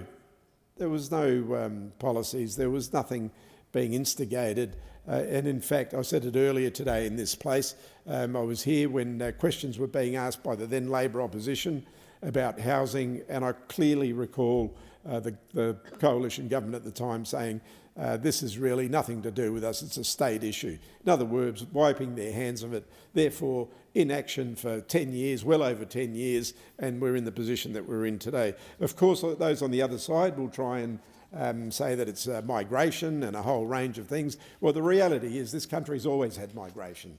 from right through at the turn of the century, back in the 1700s, right through. There's been constant migration, and we've managed to keep up. The reality is that we need more houses, and this government's acting to do so. And when you think of migration, I think the intake last year was about 300,000. There was about 178,000 homes that were built. I mean, 318,000. Do you think that each and every one of them requires one house? In fact, the majority of them, especially students, are in student accommodation and don't get their visas unless they have accommodation before they get here. So, you know, the furphy about immigration and housing, I just don't buy it. Certainly, we need to keep an eye on it and ensure that we are keeping stock up with the population and the growth of the population, and that's what hasn't been done for over 20 years. That's what hasn't been done, what needs to be done. Of course, and I said inaction for many, many years. Deputy Speaker, in my electorate, as I pointed out, a few infrastructure projects, investments are already making a real difference. And in fact, the housing infrastructure, HAF funding and other programs that the Prime Minister has announced is making a huge difference. Just in my electorate, 918 new social and affordable homes currently being built or on the way to being built or have been completed. And that's just my electorate. And through that's all through the Housing Australia Future Fund. Another 508 homes will be delivered very soon. And these are homes that will provide security, dignity and stability for Australians who need it most. And when you speak to people who have secured one of these homes or have purchased their first home through the 5% deposit or through the equity program with the government, you can see the joy that they have, the fact that for one of the steps in their life has been completed. And if you don't have a roof over your head, if you don't have shelter, it's very hard to concentrate on other things. You know, last week when the Prime Minister was in my electorate and we visited the Prospect project in the northern part of my electorate where over 200 homes are being built, some have already completed. We spoke to a young couple, Erin and Harry, who had purchased their very first home, and you could see how it's turned their entire lives around to have that security and stability that is required to go on and achieve bigger and better things. So these policies are making a difference, and these homes will provide security, dignity and stability. Deputy Speaker, through the Social Housing Accelerator program, another 133 social homes are being built in my electorate of Adelaide, just in my electorate. These are not just numbers, these are lives that are being turned around. These are lives that are changing because of the fact that they can now get a roof over their head. Deputy Speaker, this could be a parent who can finally provide stability for their family, and it could be an older Australian who will now be able to age with dignity, or a young person given their first chance to build independence. Thank you. So a roof over someone's head is not a privilege, and it is a basic human need, Deputy Speaker. Member for Adelaide, your time has expired, and I give the call to the member for Flynn. Thank you, Deputy Speaker, and I rise to make a contribution to the Appropriation Bill number 1, 2026-2027. And to begin my contribution, I would like to quote Oliver Cromwell's speech to the English Parliament that he delivered on 20 April 1653, because it is entirely relevant and exactly the way I feel about the government we have today and the way it has delivered its budget and the effect it will have on the Australian people. Cromwell said, "It is high time for me to put an end to you sitting in this place, for which you have dishonoured by your contempt of all virtue and defiled by your practice of every vice. Ye are a factitious crew and enemies of all good government. Ye are a pack of mercenary wretches, and would, like Esau, sell your country for a mass of pottage, and like Judas, betray your God for a few pieces of money. Is there a single virtue now remaining amongst you? Is there one vice you do not possess? Ye have no more religion than my horse, gold is your God, for which you have not bartered your conscience for bribes. Is there a man amongst you that has the least care for the good of the Commonwealth. You sordid prostitutes, have you not defiled this sacred place and turned the Lord's temple into a den of thieves by your immoral principles and wicked practices? Ye are grown intolerably odious to the whole nation. You were deputed here by the people to get grievances redressed, and ye yourselves become the greatest grievance of all. Your country therefore calls upon me to cleanse this Augean stable by putting a final period to your iniquitous proceedings in this house, and which by God's help and the strength he has given me, I now come to do. And I command ye therefore, upon the perils of your lives, to depart immediately out of this place. Go, get out, make haste. Ye venerable slaves, be gone. So take away that shining Babel there and lock the doors in the name of God. Go. Unquote, Deputy Speaker. Now, Deputy Speaker, I'm not suggesting that every member opposite is deserving of Cromwell's wrath. But I do say this. If there was ever a budget that embodied arrogance, hypocrisy, broken promises and contempt for ordinary people, this is the budget. And we'll fast forward 373 years and Australians are once again watching a government that has lost touch with its people, that it was elected to serve. This budget is not a budget of aspiration. It is not a budget for families. It is not a budget for workers, pensioners, veterans or small business owners. It is a budget of excuses. It is a budget that punishes people for trying to get ahead. And this budget tells younger Australians that their dream their parents enjoyed is no longer available to them. Deputy Speaker, whether it is a tradie trying to grow a business or a young couple trying to buy their first home, a veteran seeking treatment or a pensioner struggling to pay the bills, this budget makes it harder for all.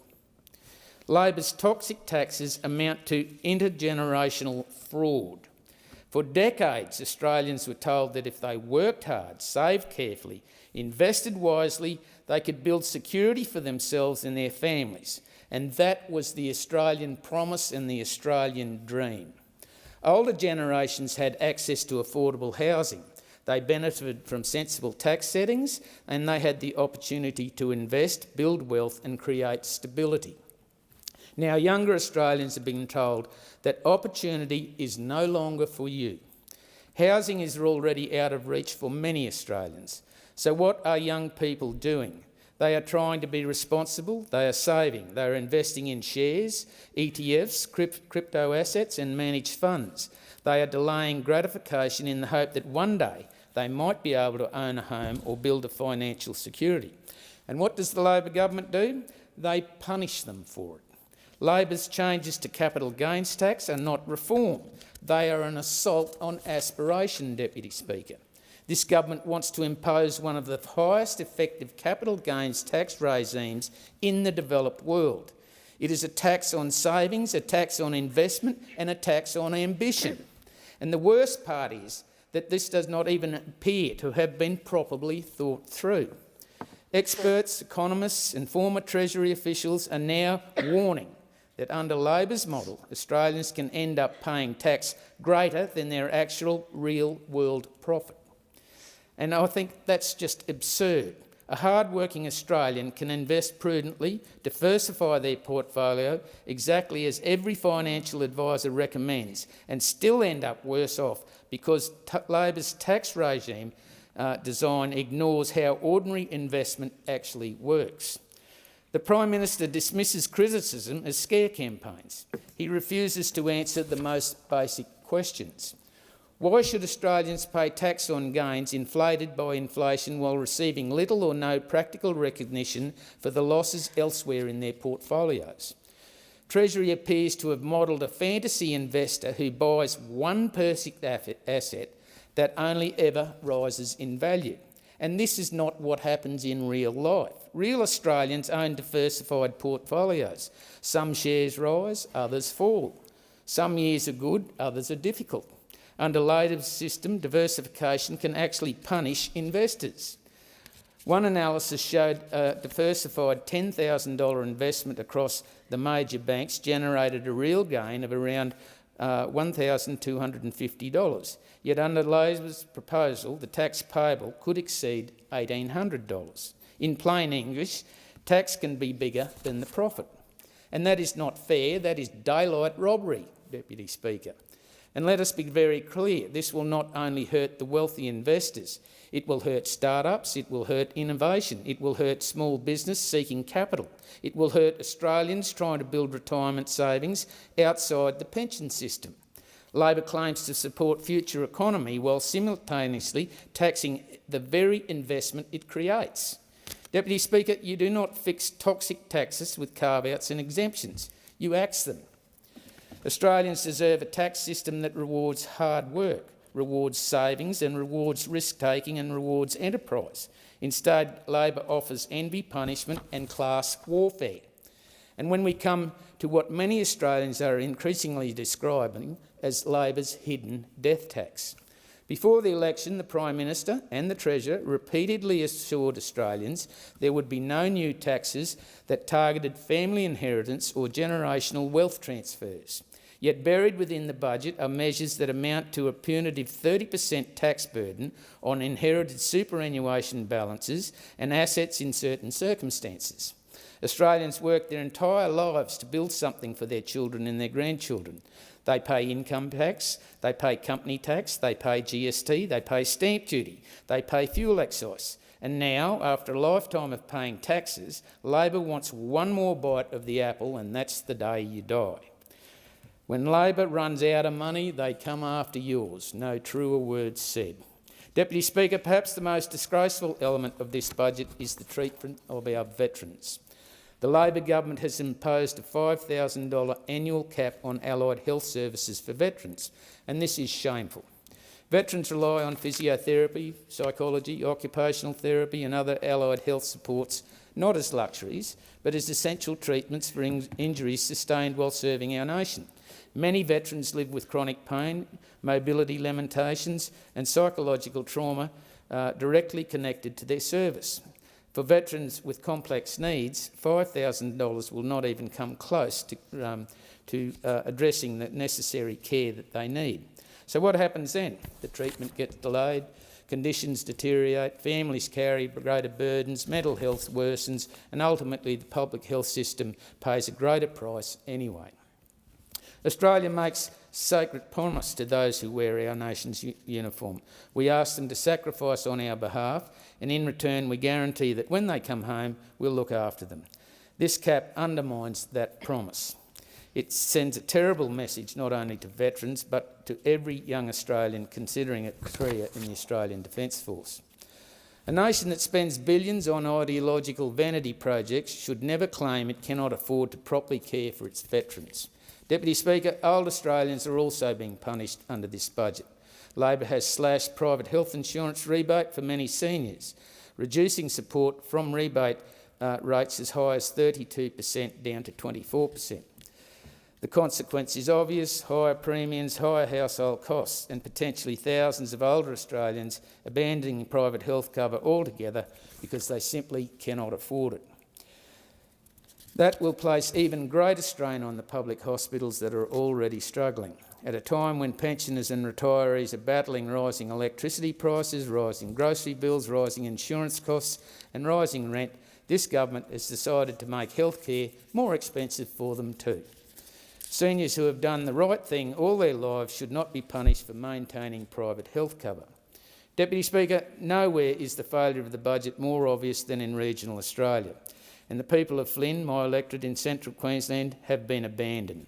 Labor's budget obliterates the fair go for regional communities while doubling down on an economic reckless race towards renewables-only future that is driving up power prices and undermining the viability of industry.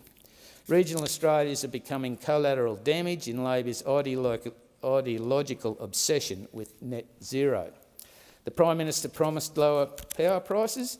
Instead, Australians are paying more. He promised lower inflation, yet Australians face higher grocery bills, higher rents and higher mortgages. He's promised transparency. Instead, Australians receive hidden taxes, accounting tricks and broken promises. Even Labor's own figures show falling disposable income per capita and declining real wages. Australians are working harder just to go backwards. And Deputy Speaker, regional Australia has also been hit with billions of dollars of infrastructure cuts. And this budget cuts $6.15 billion from the Inland Rail, $4.7 billion from broader infrastructure spending, $103 million from the National Water Grid, nearly $192 million from drought resilience and pest management and regional trade programs, and over $21 million from regional communications funding. At the same time, Labor somehow found $3.8 billion for the Victorian government's suburban rail route, a project increasingly viewed as political favour rather than a national priority. And what message does this send to regional Australia? If you live in the bush, your infrastructure gets cut. And Deputy Speaker, Labor continues to spend extraordinary sums pursuing its net zero agenda while refusing to level with Australians on the real cost. This budget allocates another $18.2 billion towards net zero measures, bringing the total spending commitments to at least $80 billion. And that figure does not even include the hidden costs of renewable subsidies through schemes like the Capacity Investment Scheme. If the government is so proud of its agenda, why does the Treasury barely mention it? Why was net zero virtually absent from the budget speech? And this is because Labor knows Australians are increasingly seeing the consequences: higher electricity price, reduced energy reliability, pressure on manufacturing, pressure on mining, pressure on agriculture and pressure on household budgets. Australia should pursue practical environmental outcomes while protecting jobs, industry and affordability. Instead, Labor has embraced ideology over pragmatism. Deputy Speaker, this budget also fails to confront the pressures created by Labor's immigration settings. Australians are already struggling to find housing, access healthcare and secure childcare. Yet Labor continues to preside over historical high immigration numbers without the infrastructure or housing supply needed to support them. That places enormous strain on communities. Australians are a compassionate people, but they also respect responsible planning. A government cannot simultaneously claim to care about housing affordability while dramatically increasing demand without increasing supply. And Deputy Speaker, this budget reveals something deeper than bad economics. It reveals a government that fundamentally misunderstands aspiration. And Labor sees aspiration as something suspicious. If you start a business, we tax you. If you invest, we tax you. If you save, we tax you. If you inherit something from your parents, we're going to tax you. And if you drive a truck, work in the mining industry or rely on affordable energy, we're going to regulate you into oblivion. This government does not believe in prosperity. It is created by individuals and communities. It believes in prosperity belongs first to the government. And Deputy Speaker, this budget is not about building Australia stronger.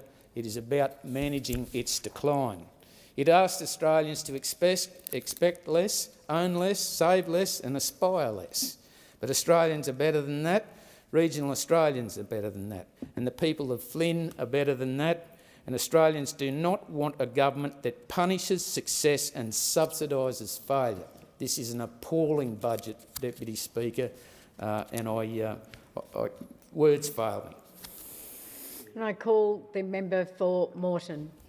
Thank you very much, Deputy Speaker. And Deputy Speaker, I think it's so interesting that the member for Flynn decided to open up his grandiose speech with quotes from Oliver Cromwell. And specifically, when we think about the Rump Parliament speech of Oliver Cromwell, what was that all about?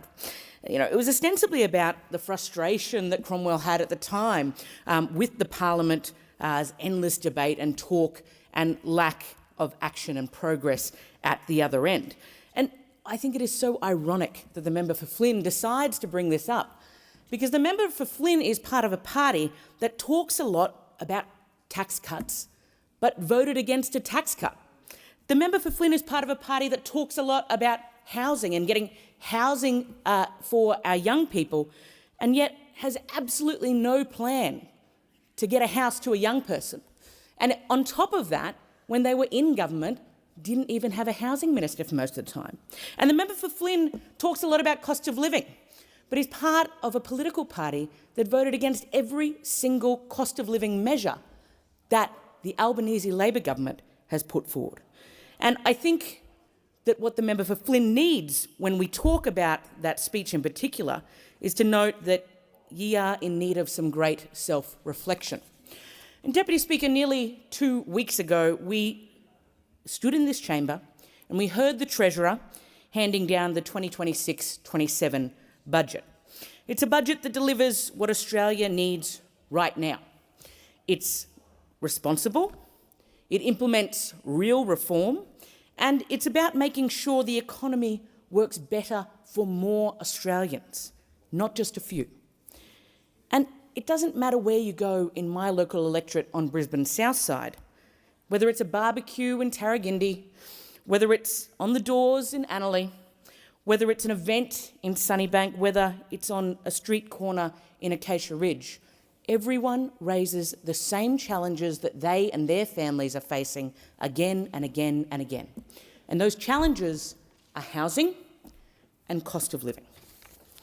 Labor is providing more cost of living relief for households while also setting up for the future. We're focused on increasing productivity, improving the tax system, making the housing market fairer, and strengthening the budget so that it's sustainable over the long term.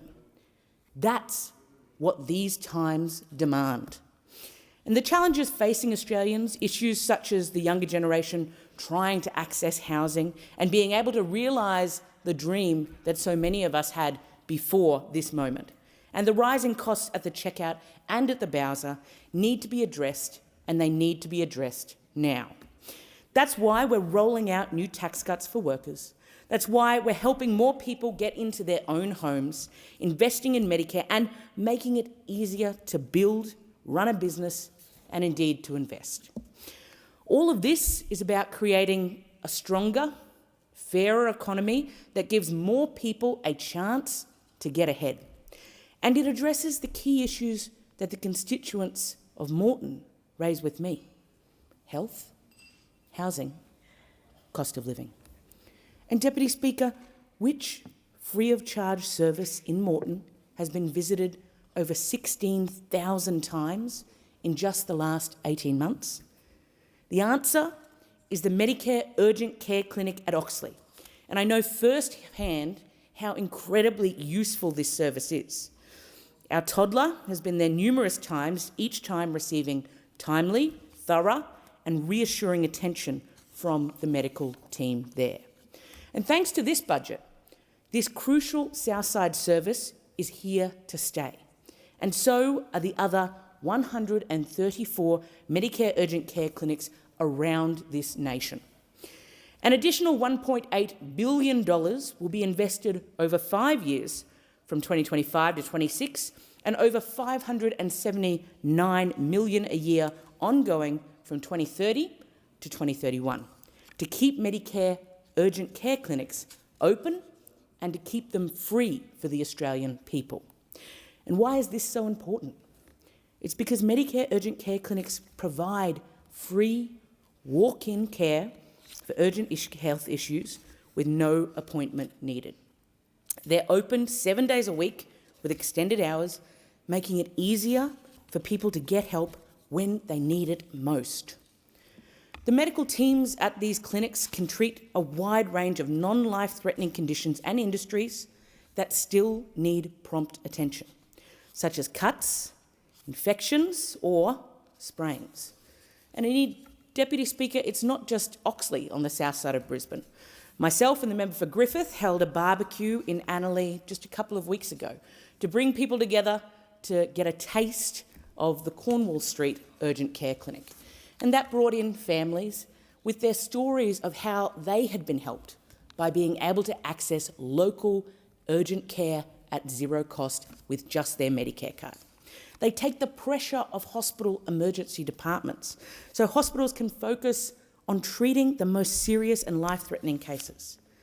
And Deputy Speaker, another 2 urgent Medicare clinics are due to open by the end of next month.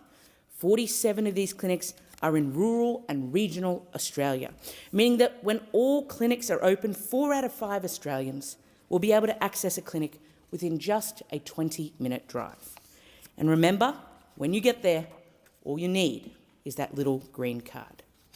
And speaking of Medicare cards, there are now 26 fully bulk billed general practices in my local seat of Moreton.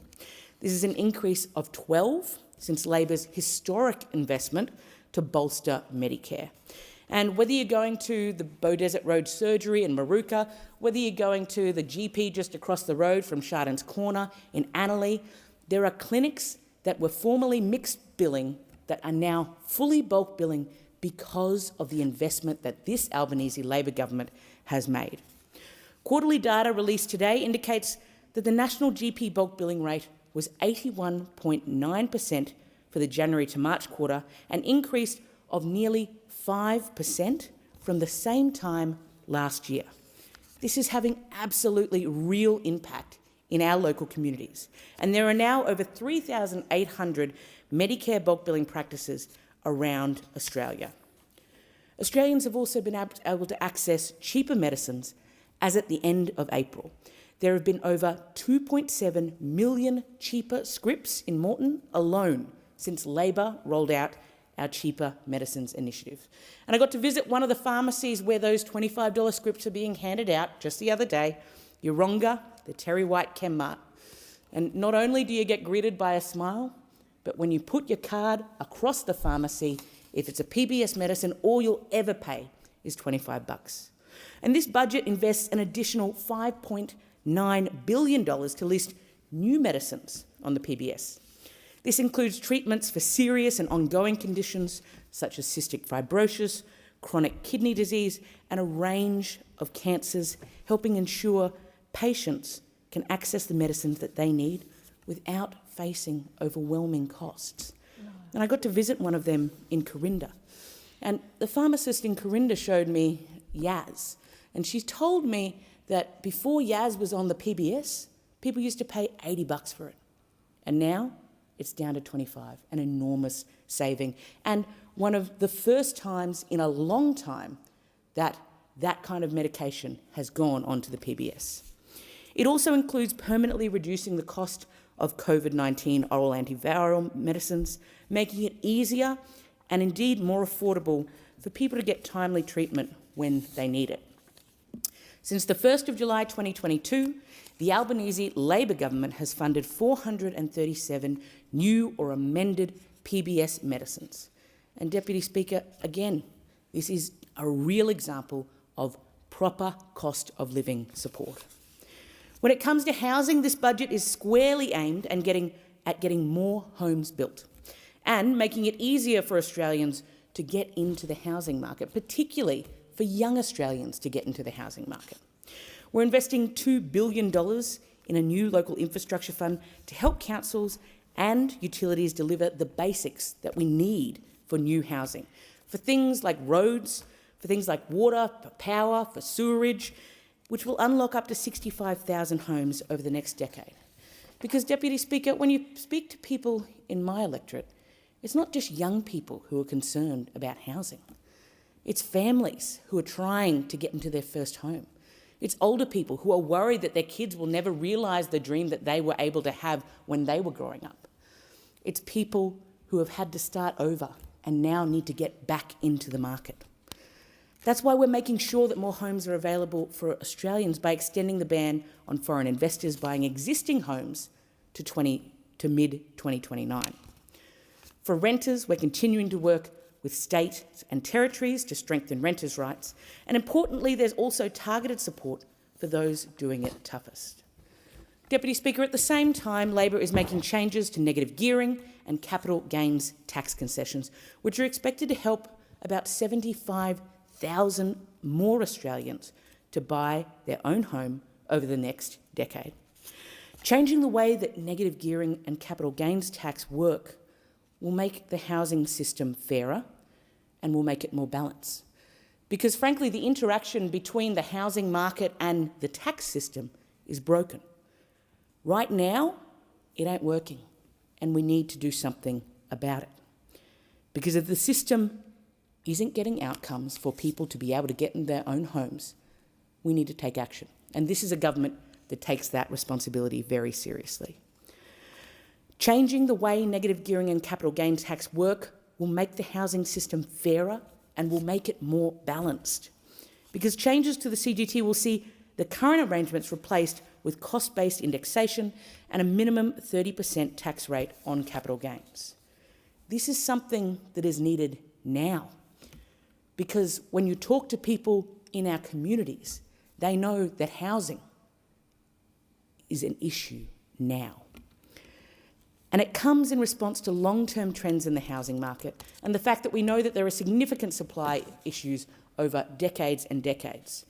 This is about making sure that we are addressing not only the issues in our tax system, but also backing it up with investment in long-term housing to fix this issue. Because what didn't fix it when the coalition were in government was not having a housing minister. What didn't fix it when the coalition was in government was failing to build homes when we had the opportunity. And what didn't fix it was voting against a tax cut for every tax-paying Australian. The reforms are designed to address these pressures and to improve access for young Australians. Deputy Speaker, if I had to summarise Labor's approach to fixing the housing crisis we received from those opposite, I would say that it's about building more homes. I would say that it's about building them more quickly. I would say that it's about making the system fairer, and I would say that it's about ensuring that more Australians have a safe and a secure place to live. Deputy Speaker, before I conclude my speech, there is one other very important local element of the budget which I'd like to highlight. Boundary Road in my electorate of Moreton is a key east-west artery. It links Archerfield with its concentration of manufacturing, logistics and transport companies with the residents and myriad of small businesses of Robertson and Sunnybank, and then on through to the M1 motorway. Smack bang in between those two suburbs lies Coopers Plains, and Boundary Road takes drivers across a level crossing with 3 train tracks. Approximately 200 trains on the Beenleigh and Gold Coast lines pass through that crossing daily, and each time the boom gates are lowered and drivers, cyclists, pedestrians endure lengthy delays, particularly during the morning and afternoon peak traffic times. My community, we're absolutely sick of it. This crossing has regularly been identified as one of the most problematic in Queensland. Train drivers ranked it among the state's worst level crossings. As far back as 2012, it was identified as one of the top 6 priority crossings requiring attention, and then in 2019, the Queensland Rail Australian Level Crossing Assessment Model ranked it within the 3 most dangerous crossings in the state. I myself remember going to that crossing, holding placards and campaigning for it to be fixed. And this is borne out in the incident record. 28 boom strikes were recorded at the site between 2009 and 2016, and a total of 101 incidents documented between 2004 and 2011. So you can see that local residents and the thousands of drivers who go across that crossing daily have been waiting for a long time for this to be resolved. The federal government already committed $179.5 million in 2022 to build an overpass, and I'm very proud that in the 26-27 budget, it includes an additional $99.7 million so that the Queensland State Government can deliver this vital project. It's not about infrastructure in and of itself. It's about making everyday life easier and getting my community home to their families safer and faster. Thank you. And I call the member for Ryan. Thank you, Deputy Speaker. I move the amendment as circulated in my name, that whilst not declining to give the bill a second reading, the House calls on the government to implement a 25% gas export tax. This budget fails the Australian people in many ways. I'm not saying there's no good in it. What I'm saying is it fails to meet the scale of people's needs, the needs of the moment, the boldness required to get Australia back on track. The biggest symbol of this failure is the government's decision to not include a tax on gas exports. This failure is not just significant economically. It's a failure because of what it represents. It's a failure because it shows a clear disdain from our political class towards people's clearly expressed wishes. Some people call this campaign for a gas tax populism. I prefer to call it democracy. But it seems our political class finds democracy a suspicious concept. The failure goes deeper. The failure to listen to everyday people accelerates the decline in trust in government. This failure is a gift to One Nation. If Labor keeps failing like this, they will deliver One Nation into government. Think One Nation's rise will just go away? Even if they collapse tomorrow, something else will rise in its place. Because the conditions for One Nation's rise continue to be created by our out-of-touch political establishment. The status quo, currently defended by the Albanese Labor Party, is not working for everyday people. People are starting to reject it. People are right to reject it. They're not being listened to. They are finding their lives getting tougher and tougher year on year. There needs to be a break with this unrepresentative, pro-corporate, out-of-touch status quo, to turn the page really decisively on decades of deregulation, privatisation, corporate tax avoidance. When people are feeling ignored by the political system, when they're feeling the squeeze, while they see the wealth of the top 1% soar, you don't rush to defend that status quo. You don't just tinker around the edges. You say, yes, it is time for real change. It's time to make the 1% and the big corporations pay their fair share and build a society where everyone can get ahead. That's the only way to bring people together on a different politics other than One Nation's politics of division and of hate. What's to be done? Well, we could start right now. What better way to demonstrate a willingness to break with the status quo than to back this amendment to the budget to implement a tax on gas corporations? What better way to show a willingness to not follow politics as usual than to break with party lines and support this eminently sensible and positive reform that people are demanding? So, I'm imploring, cross the floor. Come on, just cross the floor and vote for a gas tax. Deputy Speaker, I want to urge members of the Labor Party, the Liberal Party, the Nats, One Nation to all cross the floor. Their voters will reward them for it. I want members in this chamber to know that their voters actually want a gas tax. Their voters want to see them side with the people, not with vested interests. And I'm being completely serious. Deputy Speaker, I'm imploring members of this House to not put their party's political line ahead of what their voters are clearly calling on them to do. Their party's political line has been set by the gas lobby, not even by their party's membership or even their caucus. There's Labor voters, Liberal voters, One Nation voters, all out there wanting members of this House to step up and stop gas corporations ripping us all off. Imagine being able to go to the Australian people and say, we're raising $17 billion extra a year. What do you want to spend it on? What would you like to spend it on? There's nothing stopping members of this chamber, only the entrenched power of the corporate lobbying machine over your parties. So I'm calling on members in this chamber to cross the floor and show Australian people, their voters, that they're not just cogs in a political machine. Thank you. Is the amendment second? Yes. Second the amendment and reserve my right to speak. So the original question was that this bill be now read a second time. To this, the honourable member for Ryan has moved as an amendment that all words after that be omitted with a view to substituting other words. The question now is that the amendment be agreed to, and I'll call the member for Maribyrnong. Thank you, Deputy Speaker. Earlier this month, the Treasurer delivered the most ambitious budget that we have seen in decades. A budget that balances responsible economic management with an eye to future-proofing our economy. An economy that works for everyday Australians, not the other way around.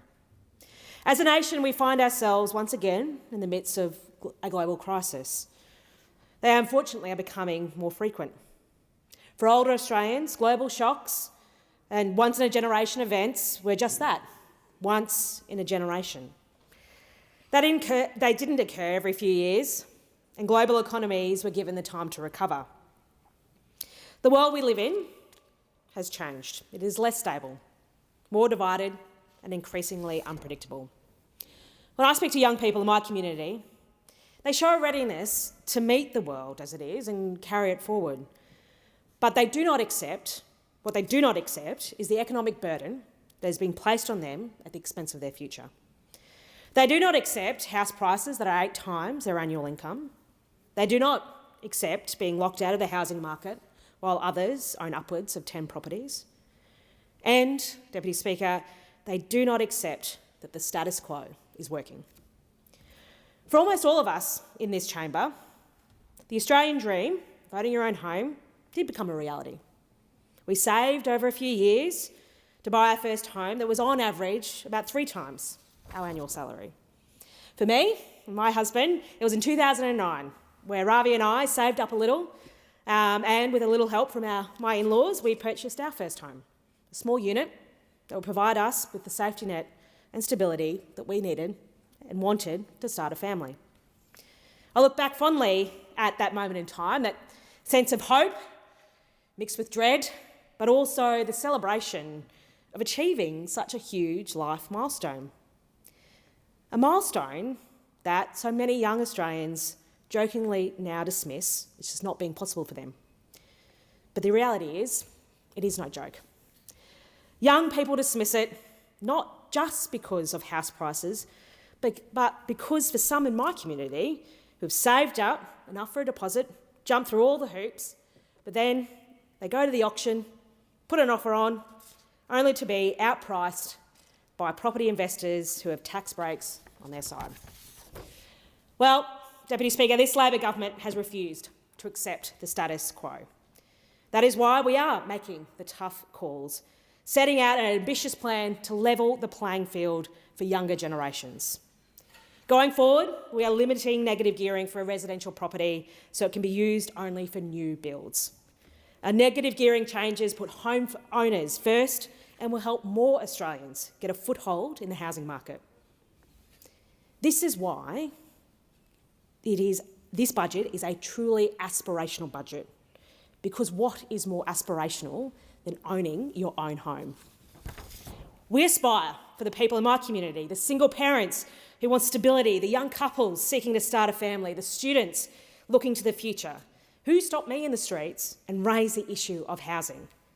This reform is about making it easier for them to buy their first home. Their first home. Deputy Speaker, despite the misinformation from those opposite, Australians who currently negatively gear or own an investment property will see no change in their arrangements. This Labor government is and has always been pro-investment. That is why we're going forward. New investors can still negatively gear their properties just on new builds. And if you're a younger person who can afford to invest in housing, you can still do it on new properties. You look to the edges of our cities and our regional areas, the opportunities for investment are there. We are pro-investment because not only do we want Australians to be able to invest and build their own wealth, but we also, at the same time, want to see them invest in the wealth of our nation. Along with changes to negative gearing, we're also changing the tax treatment of capital gains so that it operates as originally intended, helping to ensure investment flows where it is most productive. Returning to indexation will mean, in the future, only real capital gains are subject to tax, supporting investment in assets like medium-density housing. An important thing to note is that these reforms will be grandfathered, the gains made before 1 July next year. The 30% minimum tax rate on capital gains profits is about making sure everyone pays their fair share. Deputy Speaker, this budget aims to level the playing field and also continues to build on our housing agenda, which is ambitious, as it has to be, because our housing crisis is 40 years in the making. That is why this budget also seeks to increase our housing supply with an additional $2 billion investment into the infrastructure needed to build 65,000 new homes. This is on top of the other housing supply measures that we have already delivered since coming into government, like through the Housing Australia Future Fund. The HAF, which has helped to deliver over 1,000 new social and affordable homes in my community alone, changing people's lives forever. Deputy Speaker, Australians were given a glimpse into the opposition's plans for this country.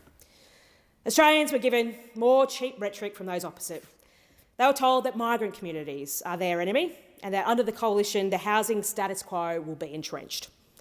That is in stark contrast to Labor's plans for the future. Deputy Speaker, our plan is to build Australia's future, and in order to do that, that plan must be centred around fairness. Medicare is a symbol of fairness and it is integral to the prosperity of our nation, which is why this year's budget once again has strengthened Medicare front and centre. As cost of living pressures continue to put stress on local households, we are committed to providing real cost of living relief across the board. We promise to make healthcare more affordable, and we are delivering on that promise. The Treasurer outlined in his budget night address just how our Albanese Labor government is making a record investment into healthcare, making free Medicare urgent care clinics a permanent fixture of our healthcare network, while continuing to invest in cheaper medicines and more bulk billing. Deputy Speaker, Australian families remember all too well what those opposite did to Medicare. They remember that bulk billing was gutted. They remember cuts to our public hospitals. They remember the cost of medicines increasing while their wages stagnated. Those opposite put a price tag on every Australian's health. Their dream is not for a stronger Medicare, but for a relaxation more akin to an American-style healthcare system, where the healthcare that you get is what you can afford, leaving many working people behind. When those opposite talk of decreased spending and budget savings, what they're actually saying is they'll cut Medicare. And it won't be just Medicare, it'll be Services Australia, fee-free TAFE, our 3-day early learning guarantee, cutting the essential services and cost of living relief that working people rely on. Why do we know this, Deputy Speaker? Because they voted against every single cost of living measure our government has brought forward to this place. Thankfully, for many in my electorate, this Labor government takes a different view. Things are tough right now, we know this, and we are determined to continue to ease cost of living pressures. That is why, from 1 July this year, every Australian taxpayer receives a tax cut, and we're introducing an instant tax deduction of $1,000. No receipts needed. And another tax cut next year too, together with taking an extra $250 off working people's tax bill permanently. Those opposite have dismissed these tax measures. They are more interested in saying no to genuinely trying to help Australian families. And when they say no, they are saying it to families in my community who are saving thousands thanks to this government making PBS medicines cheaper. They are saying no to students who are now pay lower repayments on their student debt, and they are saying no to women who are benefiting from the largest investment in women's healthcare in decades. Deputy Speaker, the conversations I'm having in my community about this budget are positive. They aren't focused on the misinformation or the scare tactics of those opposite. My community isn't buying this racist nonsense that immigrants are making their lives harder or causing costs to rise. Because what those opposite can't comprehend is that my community is the vibrant place it is because of immigration. It is the beneficiary of migration, Italian, Greek, Vietnamese, Somali, and many more who have planted their roots in Maribyrnong, bringing with them the cultures and skills that have come to define our part of Melbourne. Our community benefits from those skills in health, early education, aged care, and jobs that keep our communities quietly moving, like cleaning, delivery drivers, and many more. My community sees through the Coalition's message of hatred and division because they know it's just more cheap politics from a party simply trying to fight to compete with one nation. They also know that our economy is under a lot of pressure from global shocks, not because of grandparents and parents or friends who have migrated to Australia seeking to build a better life and contribute to our nation's future. It is the same old tired playbook, and my community is fed up with it. Deputy Speaker, this budget is about creating opportunities. It is pro-aspiration for people seeking to enter the housing market and invest in their future, especially for young people. It is pro-worker for those families feeling the pinch and in need of tax relief. It is pro-investment for individuals and businesses looking to build their futures through shares and portfolios.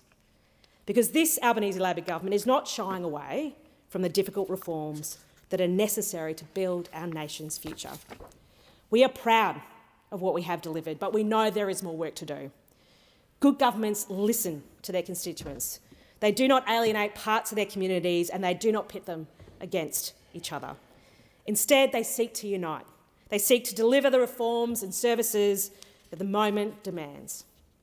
The status quo may be what those opposite wish to entrench, but if they actually spoke to young working-class Australians, that they would know that their white-hot rage is directed squarely at the status quo. It's just not working. The status quo is stacked against them. That is why this government has changed course, why we are delivering generational tax reforms and why we are determined to level the playing field. And level the playing field is just what we're going to do, on top of delivering real cost of living relief for Aussie families. When the Prime Minister says that he wants a country where no one is held back and no one is left behind, this budget is an example of those words in practice. It is pro-aspiration, it is pro-investment for Australians, not just the select few. Thank you. The question now is that the amendment be agreed to. The member for Capricornia has the call. Thank you, Deputy Speaker. I rise today to speak on the appropriation bills before the House and to put on record what people in Capricornia and across regional Australia are telling me plainly. They are doing it tough and they are being asked to pay more while getting less in return. Appropriation bills are not just paperwork. They are a statement of a government's priorities, what it funds, what it cuts and who it chooses to back. And on the evidence of this budget and what flows from it, the message to the regions is once again, you are not a priority. In Capricornia, families are still dealing with power bills, groceries, fuel and insurance that keep climbing. Small businesses are juggling overheads that rise faster than turnover. Primary producers are facing higher input costs and uncertainty. For many small and family businesses, there is another layer of uncertainty in this budget, the proposed changes to discretionary family trusts. These are not abstract arrangements for accountants in the city. They are structures used by many family-run businesses, farms and local operators to manage risk, plan for succession and keep cash flowing through the business. A proposed 30% minimum tax on trust income from the 1st of July 2028 would reduce flexibility, hit those who legitimately use trusts to support family members in the business and force many small operators to spend time and money restructuring instead of employing staff, investing in equipment or growing their enterprise. For regional Australia, where so many businesses are family businesses, this is not just a tax change, it is another pressure on the people who are already carrying so much of the load. The capital gains tax changes announced in this budget also raise real concerns for younger Australians trying to break into the housing market, because they do not just affect property, they also affect shares and ETFs that many first home buyers use to build a deposit. At a time when saving for a first home is already hard enough, people who are doing the right thing by investing carefully and trying to get ahead should not be hit with another barrier on the path to home ownership. And that's the test we should apply to these appropriation bills. Do they provide real relief? Do they invest in the fundamentals that grow regional economies, the roads, freight, water security, reliable energy and a fair go? Because the regions don't ask for special treatment, we ask for fair treatment. We ask for a government to recognise that regional Australia generates the wealth and exports that keep this country going. Cost of living pressures are real and they are hitting hard in Capricornia. Australians don't need to be told the economy is under strain, they feel it every day. When their fuel bill jumps, when their weekly groceries cost more, when their insurance renewable is unaffordable, they don't need Labor to hold a press conference to explain it. Regional communities feel these pressures even more because we rely on transport and freight and because we have fewer alternatives, fewer services nearby, longer driving distances and industries that depend on fuel and logistics. And when budgets tighten, the pain is not theoretical. It shows up in delayed medical appointments, cancelled apprenticeships, postpone upgrades, reduced operating hours, and small businesses deciding not to take on extra staff. That is why the budget and the appropriations that implement it must be judged on whether they help families keep more of what they earn and whether they strengthen the productive capacity of the economy, especially outside the capitals. If there is one thing that is consistently holds Capricornia back, it's not a lack of potential, it's a lack of infrastructure investment and the habit of treating regional projects as optional extras. Ahead of this budget, I said clearly that Capricornia's roads remain a top priority, including major freight and commuter routes that need ongoing federal support to improve safety, resilience and efficiency. We need more investment in the Bruce Highway, the Beef Roads, Peak Downs Highway and the local road links our communities rely on every day. These roads are not luxuries. They are arteries of the regional economy, moving produce, supplies, workers, tourists and freight. When road funding is delayed, regional communities feel it immediately. That is why decisions like pushing back major beef corridor upgrades are so damaging. In Capricornia, that means communities are left waiting longer for safer roads, better freight efficiency and stronger supply chains, even though these roads carry high-value commodities and support some of the nation's most productive industries. I've also said that the Rockhampton Ring Road will make a real difference, but it must be matched with proper investment in the surrounding connections so that the whole region benefits. And yet, regional Australia is again being told to accept cuts and delay while multi-billion-dollar city projects surge ahead. This imbalance is not just unfair, it's economically reckless, because regional infrastructure is what lifts national productivity. The Nationals leader, Queensland Senator Matthew Canavan, has pointed to the scale of the impact on the regions, including claimed cuts such as $6.15 billion from Inland Rail, $4.7 billion from the infrastructure spending and $103 million from the national water grid, alongside other reductions affecting regional communities. Whether you live in Rockhampton, Yeppoon, Sarina, the Pioneer Valley, Clermont or Moranbah, you can see the consequences. Projects that take longer, corridors that remain dangerous, freight that costs more and communities that are expected to do with less. Central Queensland is powered by industries that feed the nation and drive exports, agriculture, resources, manufacturing and tourism. Capricornia is one of Australia's powerhouse electorates and the scale of its contribution should never be underestimated. From our mining communities to our agriculture sector, from our manufacturing base to our tourism operators, this region generates enormous economic value for Queensland and the nation. And if we are serious about resilience, we must back the people and industries that provide it.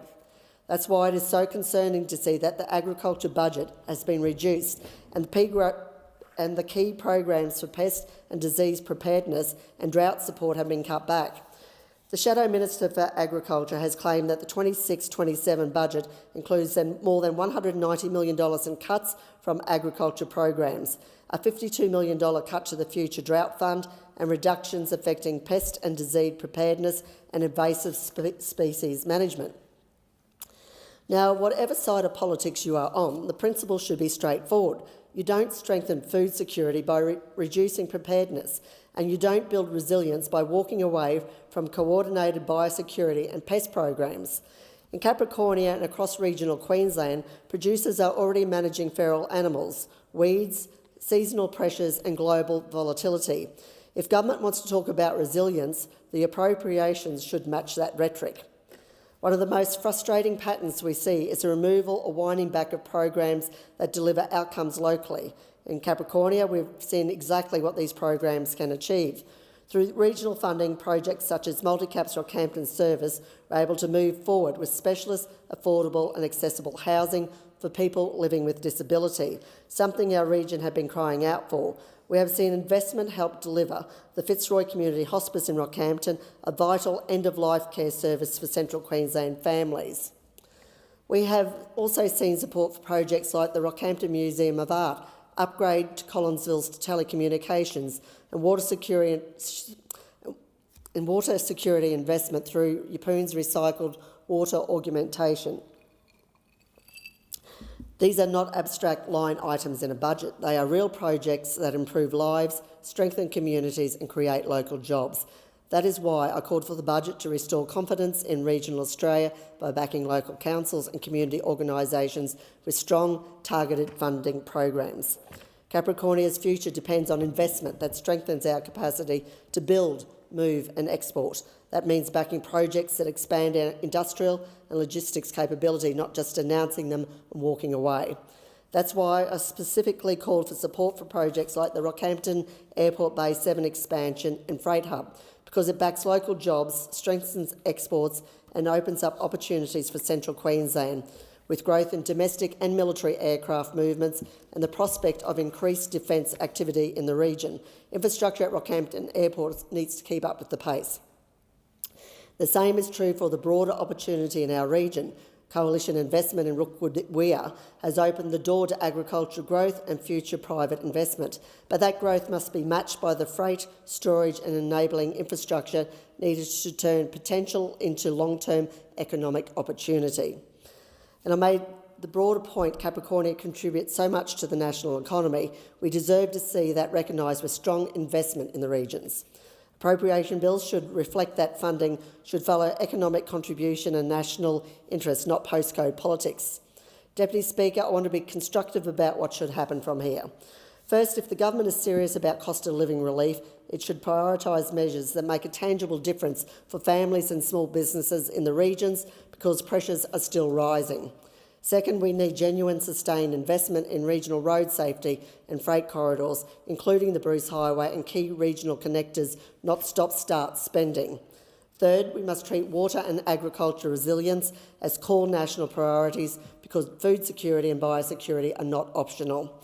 Fourth, energy and fuel security must be approached with practicality and realism, because regional industries rely on reliability, not slogans.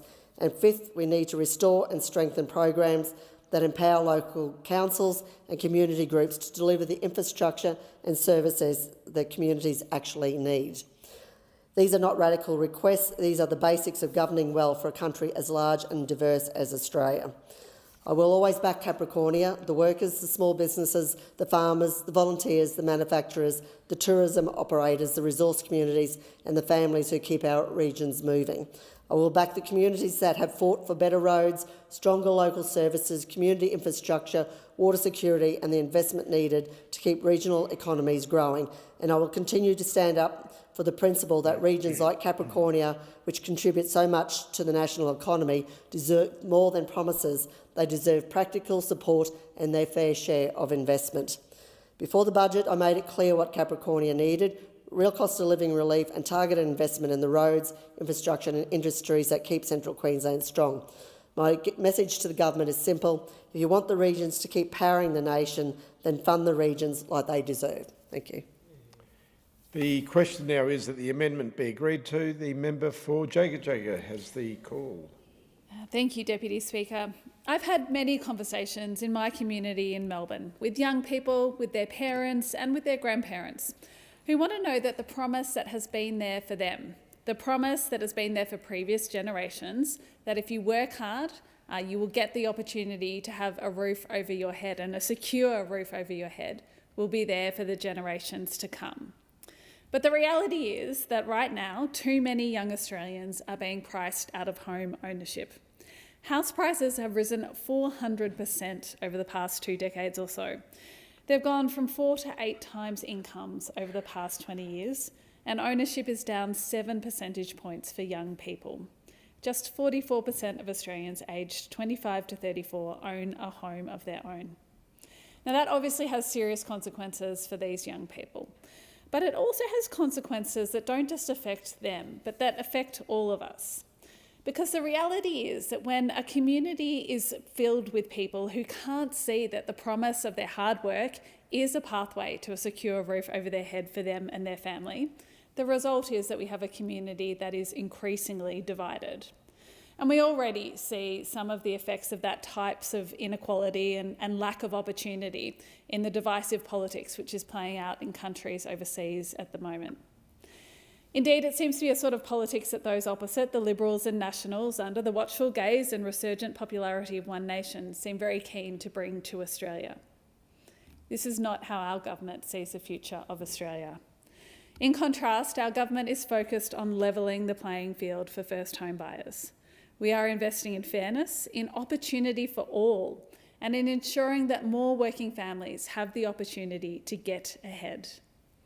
These bills give effect to a budget focused on what matters most to Australians, helping with the pressures people are facing right now, while also building a stronger, fairer and more resilient future. This budget recognises the reality Australians are living through. Families are still feeling pressure at the checkout, mortgage holders have faced the impact of higher interest rates, renters and first home buyers are under enormous strain. And global uncertainty, from the conflict overseas to instability in energy markets and supply chains, continues to place pressure on prices here at home.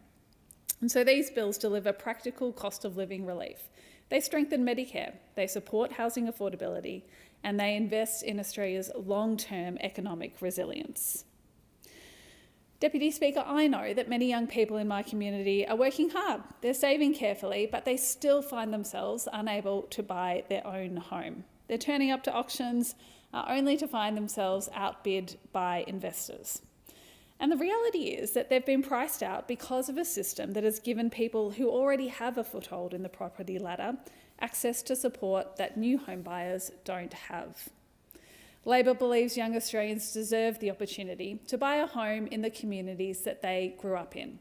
And I hear this often from people in the suburbs of northeast Melbourne that I represent, that they want to know that their kids, as I said, have that opportunity that they had, that they will be able to live in the beautiful communities that we call home and to provide for their families there.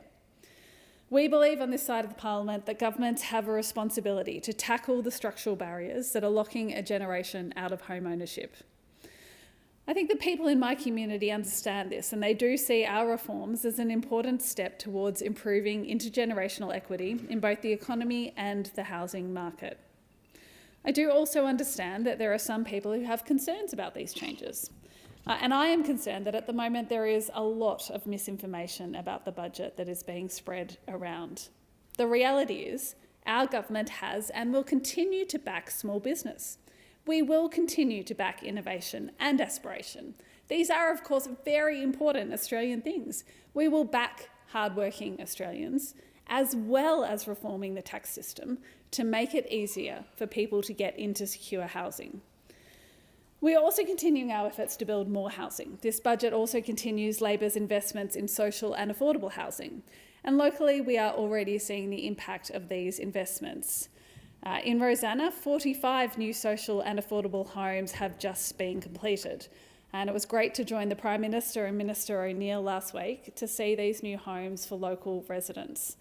Right on the railway line there, providing much-needed housing to people, families at risk of homelessness, key workers that we need in our community. They are a fantastic investment for us locally. And more homes are being built in Ivanhoe, in Heidelberg and Greensborough. In West Heidelberg, you can see the cranes in the sky as our government is currently working with the Victorian government to deliver 104 new homes as part of the Belbardia estate development. This is work our government is undertaking because we understand that this is crucial to Australians now and into the future. It is work that was neglected by those opposite during the decade they were in power. I certainly, during my time as a member for Jagga Jagga, when those opposite were in power, I was not being able to visit new social and affordable housing being built in our community.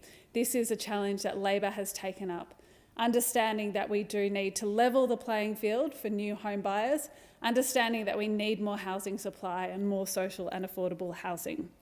So this is what Labor is doing. Deputy Speaker, we're also getting on with the job because we understand that we have a responsibility to deliver now, helping Australians through difficult times while also building for the future. And this is a very clear contrast from those opposite, whose policies are clearly now being driven by their fear of one nation and what it means for their chances at the next election. The opposition leader's budget reply made it clear that he and his party are not interested in levelling the playing field for young Australians looking to buy their home. Instead, the opposition leader borrowed and lent into divisive politics, threatening hardworking migrants in Australia that he would remove their access to government services and support. These are people who have and who continue to help build our country, who are part of our communities, And they are being told by the Leader of the Opposition and those who sit with him, and of course his One Nation-inspired policies, that they are not worthy of support.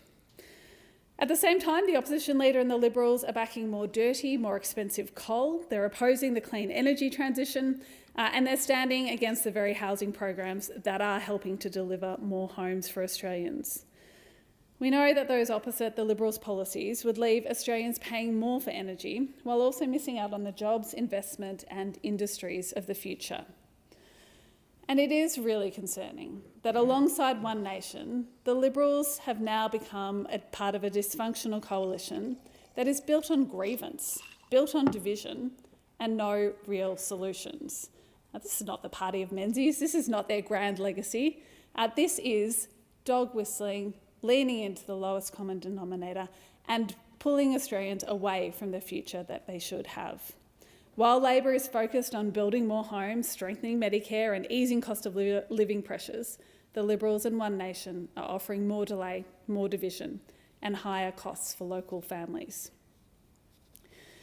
Deputy Speaker, this government very clearly supports hard-working Australians. From the 1st of July, every Australian taxpayer will receive more tax cuts. Working Australians will receive an additional permanent tax cut worth $250.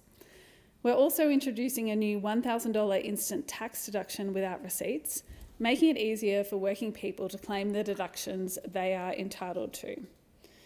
Alongside this, we've been cutting fuel taxes to help ease the pressure every time Australians fill up at the petrol bowser. These are practical measures designed to make a real difference in people's lives. But as I said, these bills before us are not only about immediate relief. They are also about strengthening Australia's long-term resilience in an increasingly uncertain world. To better protect Australia from global shocks, our government is investing in our energy future, including in reliable, sovereign renewables. We will establish a $3.2 billion Australian fuel security reserve, strengthen our national fuel security by increasing Australia's diesel and jet fuel reserves.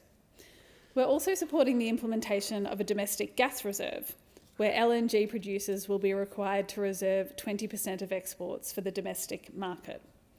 These are important reforms that will help put downward pressure on domestic gas prices and better shield Australians from global price volatility. Because Australians should not continue paying the price for instability overseas. Deputy Speaker, some of the most important investments in this budget are in Medicare. As ever, Labor is the party of Medicare, because we believe healthcare should depend on your Medicare card and not your credit card. We are making Medicare urgent care clinics a permanent feature of our health system in this budget. That means locals can continue to access urgent but non-life-threatening care without waiting hours in a busy emergency department and without paying hundreds of dollars out of pocket. In Jagga Jagga, these Medicare urgent care clinics are already making a difference. The Heidelberg Medicare Urgent Care Clinic has now seen more than 45,000 patients since opening in 2023. It's actually one of the busiest clinics in the country. The new Eltham Medicare Urgent Care Clinic, which opened in December last year, has already supported more than 5,000 visits from local families needing urgent health care close to home. And I visited that clinic last Friday with the member for Eltham, my colleague Vicky Ward, and they were telling me there how the clinic has become such an important piece of the local healthcare infrastructure. Very busy on the weekends at the moment with football injuries and all that brings in. But what a difference to local families to have that support, to have that access to urgent care when they need it close to home without having to wait at a hospital emergency department. Our budget is also supporting our public hospitals, including our local Austin Hospital, and we continue our work to strengthen bulk billing and to make medicines cheaper. More GP clinics in our community are now bulk billing as a result of our increased support. We now have 15 clinics locally who are bulk billing patients, which is 8 more than since our changes. We've capped PBS medicines at $25 and just $7.70 for concession card holders, meaning more than 2.5 million cheaper scripts have been filled since our cheaper medicines changes.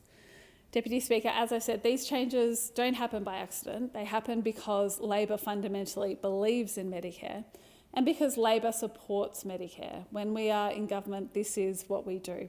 We make sure that the benefits of Australia are available to all Australians, that the healthcare that people should be able to get depends on their Medicare card and not on their credit card. Deputy Speaker, these bills deliver cost of living relief. They strengthen Medicare, they support housing affordability, and they invest in Australia's long-term resilience in an uncertain world. And I know how important these investments are right now and will continue to be to my local community. I do know what it means when a local family can access free urgent healthcare close to home. I know what it means when a young person gets a fairer shot at buying their first home. And I know what it means when governments actually invest in the communities that they represent. Because ultimately, budgets are about people and about the types of communities we want to build, about the type of country we want Australia to be. And we are very clearly setting out in this budget that we want Australia to be a country and the communities that I represent to be communities where people do have a fair go and where that aspiration, that ability to get ahead is there for everyone. And you contrast that with those opposite, with the Liberal, National, possibly One Nation opposition, still fixated on higher power prices through an obsession with dirty, expensive coal, determined to drag Australia back to the fights of the past, not to invest in the future and the opportunities that come with it, but to play out culture wars that they import from elsewhere and hope that that'll reverse their electoral fortunes. Deputy Speaker, these appropriation bills say that our government wants an Australia where hard work is rewarded, where Medicare remains universal, where young people can aspire to own a home and where more Australians can get ahead. The Albanese Labor government is getting on with the job of building Australia's future. The question now is that the amendment be agreed to. The member for Warringah has the call. Thank you, Mr Deputy Speaker. And I rise to respond to the government's budget papers and the appropriation bills 2026-2027. Now, the budget contains measures that do respond to some immediate pressures, but it does fail the bigger test on a number of fronts, and I want to deal with some of those tonight. Firstly, Australia is not investing seriously in protecting households, communities and the economy from climate risks that are already arriving. The government has rightly spoken about resilience in relation to fuel security, supply chains and global volatility, but the same urgency is completely missing when it comes to climate resilience, the floods, the fires, the storms, coastal erosion and heat waves that are already driving up the household costs, insurance premiums and disaster recovery bills. The government was all but silent on that on budget night. Earlier this year, I wrote to the Treasurer urging the government to put climate adaptation and resilience at the centre of national economic management, because resilience needs to be done in advance. You don't just do it at the last minute. And it's because sustainable economic management and community safety can't be achieved while we continue to spend far more cleaning up after disasters than preventing damage in the first place. The economics on this are clear. Over the last 3 federal budgets, the Commonwealth has allocated about $2.5 billion to climate adaptation, resilience and disaster preparedness, while natural disaster relief has already cost, or is expected to cost, around $9.86 billion over the same period, significantly more, nearly 5 times more on recovery than prevention. I've called for Australia to scale up that investment in climate risk reduction and adaptation to at least 0.25% of GDP, which actually would put it commensurate to the actual cost to the economy that occurs. It's a modest benchmark compared to the scale of the risk, and it would provide a clear, stable and accountable floor for national resilience investment. The government should not treat adaptation as a discretionary grant program. It should be treated as core to national infrastructure, core national security and core cost of living policy. Now, the government conducted the first national climate risk assessment, and the outcome were dire. The findings were incredibly serious, and yet there was no commensurate response in the budget to the seriousness of those risks. In fact, there was just so little allocated to adaptation and resilience. We have to be really clear. Climate resilience is not separate from cost of living. It's not. It is now one of the front lines of, in fact, cost of living crisis. When homes flood, or when bushfire risk rises, when coastal storm damage infrastructure, when insurance premiums rise, mortgages become harder to maintain, councils face higher costs and taxpayers are left footing the bill. And still, there is no proper acknowledgement from the government in respect to this. In Warringah, climate risk is not theoretical. Our community is coastal, urban, bushland adjacent and highly exposed to the natural hazards that are becoming far more frequent and more severe.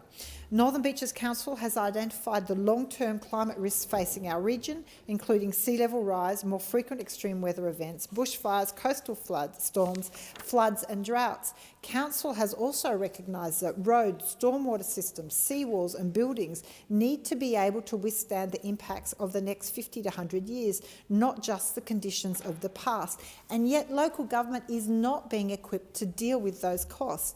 Northern Beaches has already experienced real-life effects of bushfires, storms and flooding, with impacts on property, clean-up costs, repair bills, insurance costs and community well-being. We see it on our beaches too. Coastal erosion is already a live risk for communities across the Northern Beaches, with several beaches classified by the New South Wales Government as coastal erosion hotspots. These risks are not abstract modelling exercises. They're planning, infrastructure, insurance and household budget issues. For so many people, they work their entire life to invest in their home and then they are unable to insure that home against the highly likely risk of disaster. And the government knows this. Their own risk assessment shows that risk are escalating, compounding and cascading when it comes to people's homes, and so many are unable to insure it. And there is a complete vacuum from others in this place to even acknowledge those risks or have a plan for Australians. I've heard directly from constituents whose insurance premiums have jumped sharply and from residents in flood-affected pockets of Warringah who have been priced out of cover or denied cover altogether. This is the future we risk normalising if we don't invest in resilience. More households are exposed, more businesses disrupted, more public infrastructure damaged, and more Australians left wondering whether they can afford to insure the homes they've worked their whole lives to support and buy. Warringah is not asking for special treatment. So many other communities are concerned about this, and it shouldn't be up to the communities and local people to have to deal with this alone. The government must step up to that resilience piece. We have to find ways to ensure that insurance is affordable and available for the vast majority of our communities and that there is support underpinning it. We need to make sure damaged infrastructure and emergency appeals are there, but we have to build in that resilience. Australia's first national climate risk assessment confirms what communities are already living through: more frequent and severe floods, fires and cyclones, greater exposure to sea level rise, higher cost, reduced productivity and worsening inequality. Insurance is one of the clearest price signals of this risk. APRA has found that between 2010 and 2025, Australian home insurance premiums rose at an average rate of 7.2%, while wages grew by only 3.1%.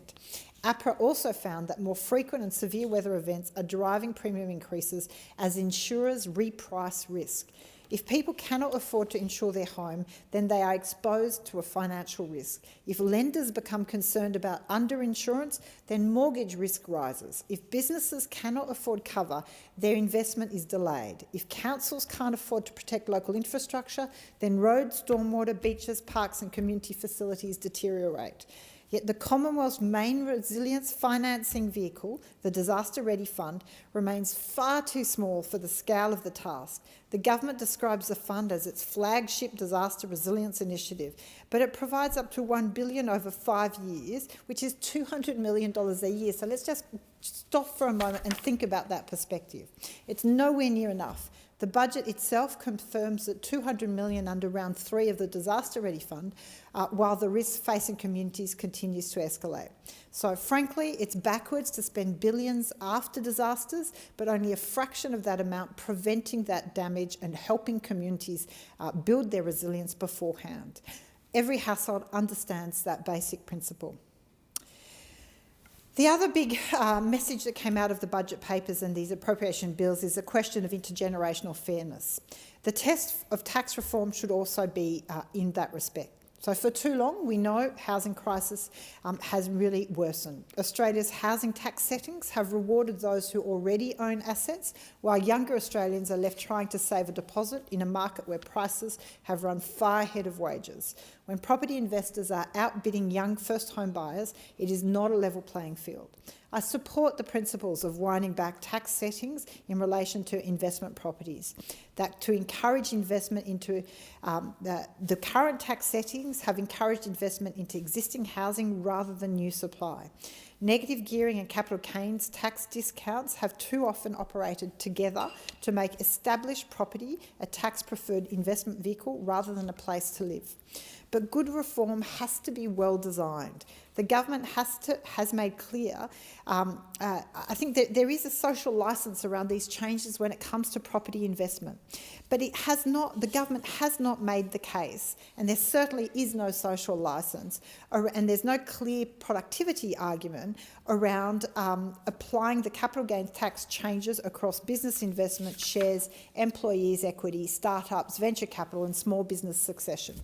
That's why I've written to the Treasurer again, seeking the modelling, the rationale for the 30% minimum tax rate around the capital gains, the evidence of these, and what is the evidence to underpin extending the changes from property investment to that much broader application. The strong feeling and the strong feedback is incredibly blindsided. The government simply does not have a mandate to extend those changes beyond investment property. And in fact, the strong concern is that it will weaken productivity and investment. Intergenerational equity is not achieved if we make housing fairer for young Australians, but make it harder for them to build businesses, invest in innovation, access employee equity, or grow any kind of buffer or nest egg outside of property. The object should be clear: reduce the tax advantage that have encouraged passive speculation in existing housing while protecting the investment pathways that support entrepreneurship, that support productivity, that support clean energy, small business growth and long-term economic resilience.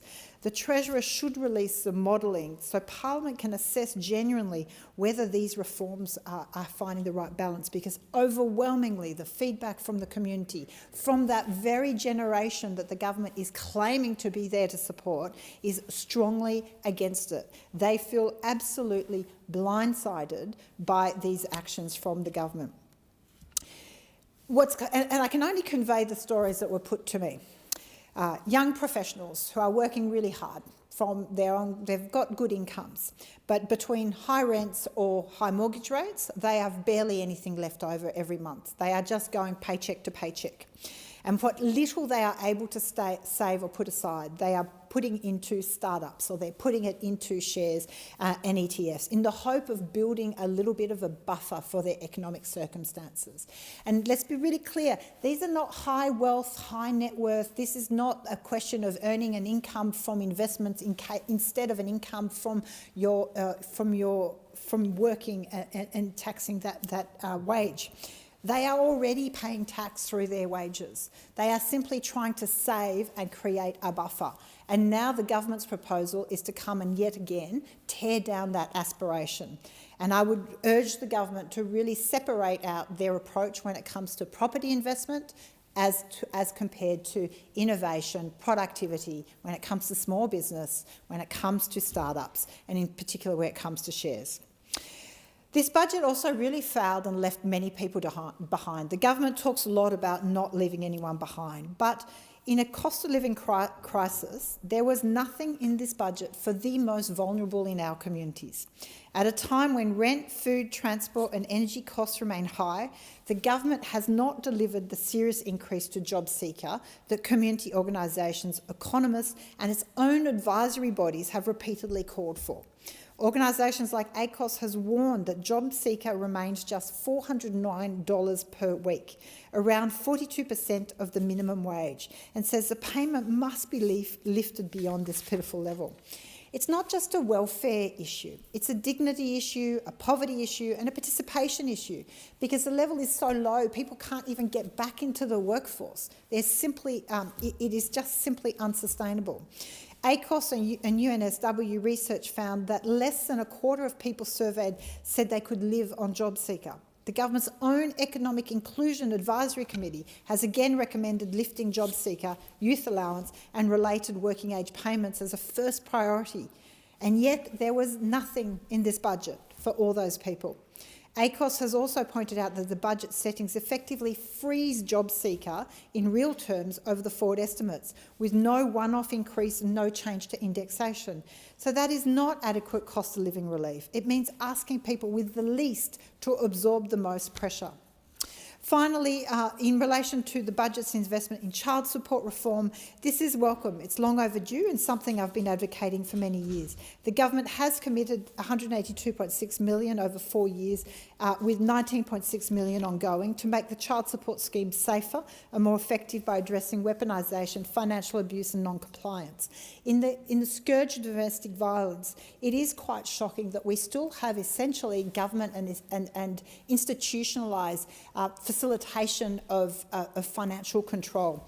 The child support system does not work because too often mothers are left with a child support debt from their ex-partners, and then the Commonwealth seeking to recover a debt against them from the family support payment.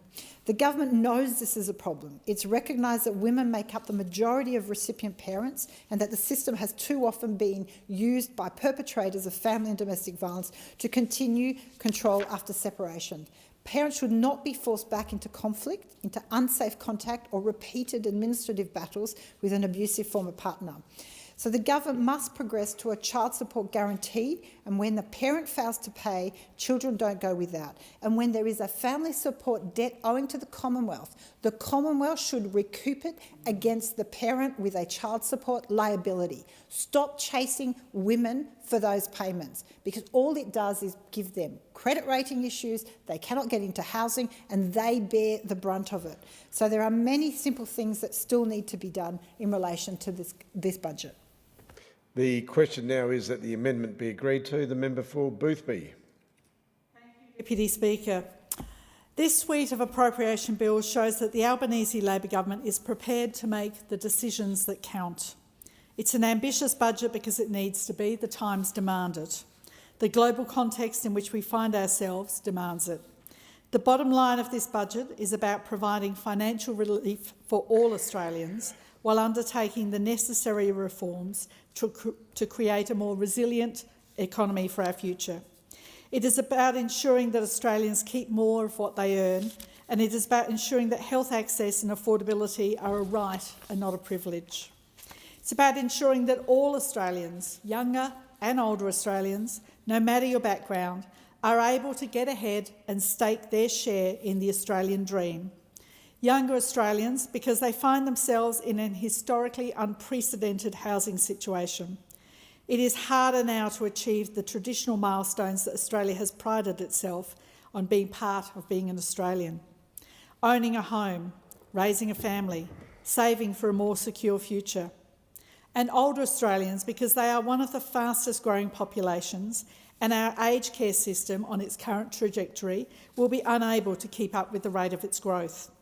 Younger Australians deserve access to secure housing and the opportunities to build their future, our future, Australia's future. And older Australians deserve the secure retirement and services that they have worked for. The Albanese Labor government's vision is simple. It is one in which all Australians are able to contribute fully to our national economic life and reap the benefits of doing so. A vision in which no Australian is left behind. Whereas what we've seen from those opposite can hardly be considered serious at all. They presented not an alternative financial proposition. It's been an unabashed demonstration of dog whistling. The Albanese Labor government has proven time and again that we are the only serious and capable economic managers. We are the government of lower taxes and sound economic management. We are the government that delivered the first budget surplus in nearly 2 decades and then backed it up with a second. But the Albanese Labor government is also prepared to be upfront about our fiscal position in relation to global uncertainties. The economic repercussions of the conflict in the Middle East have been felt not only in Australia but in countries across the globe. They are repercussions that have dragged on far longer than our initial expectations. And like other countries, we are daily confronted with the challenge of fuel security due to the unpredictability of the situation in the Strait of Hormuz. This budget seeks to shore up our future fuel security, to prepare us for unexpected global energy shocks and disruptions, which are more often than not out of our hands. To this end, we have committed to purchasing more fuel and more fertiliser and to growing our national reserves of jet fuel and diesel to 50 days. We will make gas companies reserve 20% of their exports for domestic use because it simply defies moral logic that Australians should be left in the lurch when it comes to the natural resources that we own. The moment the Middle East conflict erupted, the Albanese Labor government acted to relieve pressure at the pump for everyday Australians. The Prime Minister and the Foreign Minister and others negotiated with our Southeast Asian neighbours to ensure that we had security of fuel supply. We halved the fuel excise, reduced the heavy vehicle road user charge to zero and empowered our consumer regulator to be able to impose larger financial penalties on petrol companies that take advantage of the conflict and of their customers and artificially inflate their prices, because everyday Australians should not have to pay prohibitive sums in order to drive to work. Yes, it's an ambitious budget, and yes, we are making the hard decisions now in order that future generations won't have to. The $63.8 billion in savings, this budget constitutes the largest savings package ever. What this means is that debt will be lower and our budget position stronger year on year in the medium term, because it is a deliberate principle of this budget that we save so that we can pass on the benefits in tax cuts to everyday Australians. This budget will see Australians receive more tax cuts from the 1st of July this year, in addition to the previous 3 rounds of legislated tax cuts to help relieve cost of living pressures. This includes a $250 tax offset and a $1,000 instant tax deduction for working Australians. The $250 tax offset will benefit 13.3 million workers, including 880,000 in my home state of South Australia, while the $1,000 instant write-off will benefit 6.2 million workers, including 450,000 in South Australia. We will also ease cost of living pressures by making access to healthcare easier and more affordable. The government has, in this budget, committed $1.8 billion over 5 years to our urgent care clinics, making them a permanent part of Medicare. With 135 urgent care clinics across Australia and more being built, this will mean that 4 in 5 Australians will live within a 20-minute drive of one. In South Australia alone, urgent care clinics have delivered over 172,000 bulk bill visits since the network's inception in 2023. In the Marion Urgent Care Clinic in my electorate of Boothby, there have been nearly 31,000 visits since November 2023 when it opened. The proliferation of urgent care clinics will mean reduced wait times for patients seeking urgent care, while also taking pressure off our emergency departments and services. The budget also commits an extra $25 billion in addition to the $220 billion already invested in our public hospitals over the next 5 years. In South Australia, we're expected to receive $2.7 billion in health and hospitals funding in the next financial year and $3.3 billion by financial year 29-30. And Australians have already saved more than $2.3 billion with cheaper PBS medicines, with a maximum price of $25 per script or $7.70 for pensioners and concession card holders. In Boothby, that's over 3 million cheaper scripts, and across South Australia, that's over 31 million. And we're investing in more bulk billing GPs, with now almost 3,800 fully bulk billing practices right across Australia, and a projected 9 out of 10 GP visits to be bulk billed by 2030. And the reality is that Australia is experiencing a rapidly growing older population. We have more retirees and comparatively fewer working age taxpayers. Our demographics are changing, and so our service offerings need to change as well. We know that the demand for aged care services, in-home and residential, is growing and will continue to grow. A new aged care bed at home needs to be built every 3 days for the next 20 years in order to be able to provide the services our cohort of older Australians will need. Currently, we're not meeting that demand, and the entire system risks collapsing under its own weight. Older Australians will benefit from the Albanese Labor government's commitment to expanding and improving the aged care system. This will mean more aged care beds, more packages and better care. It will mean 5,000 more beds year on year. It will mean being able to build and maintain quality residential accommodation. It will mean a support at home program that is fairer and more affordable, with faster and improved assessments and shorter wait times. It will mean free personal care services like showering assistance, dressing and continence support, alongside free clinical care.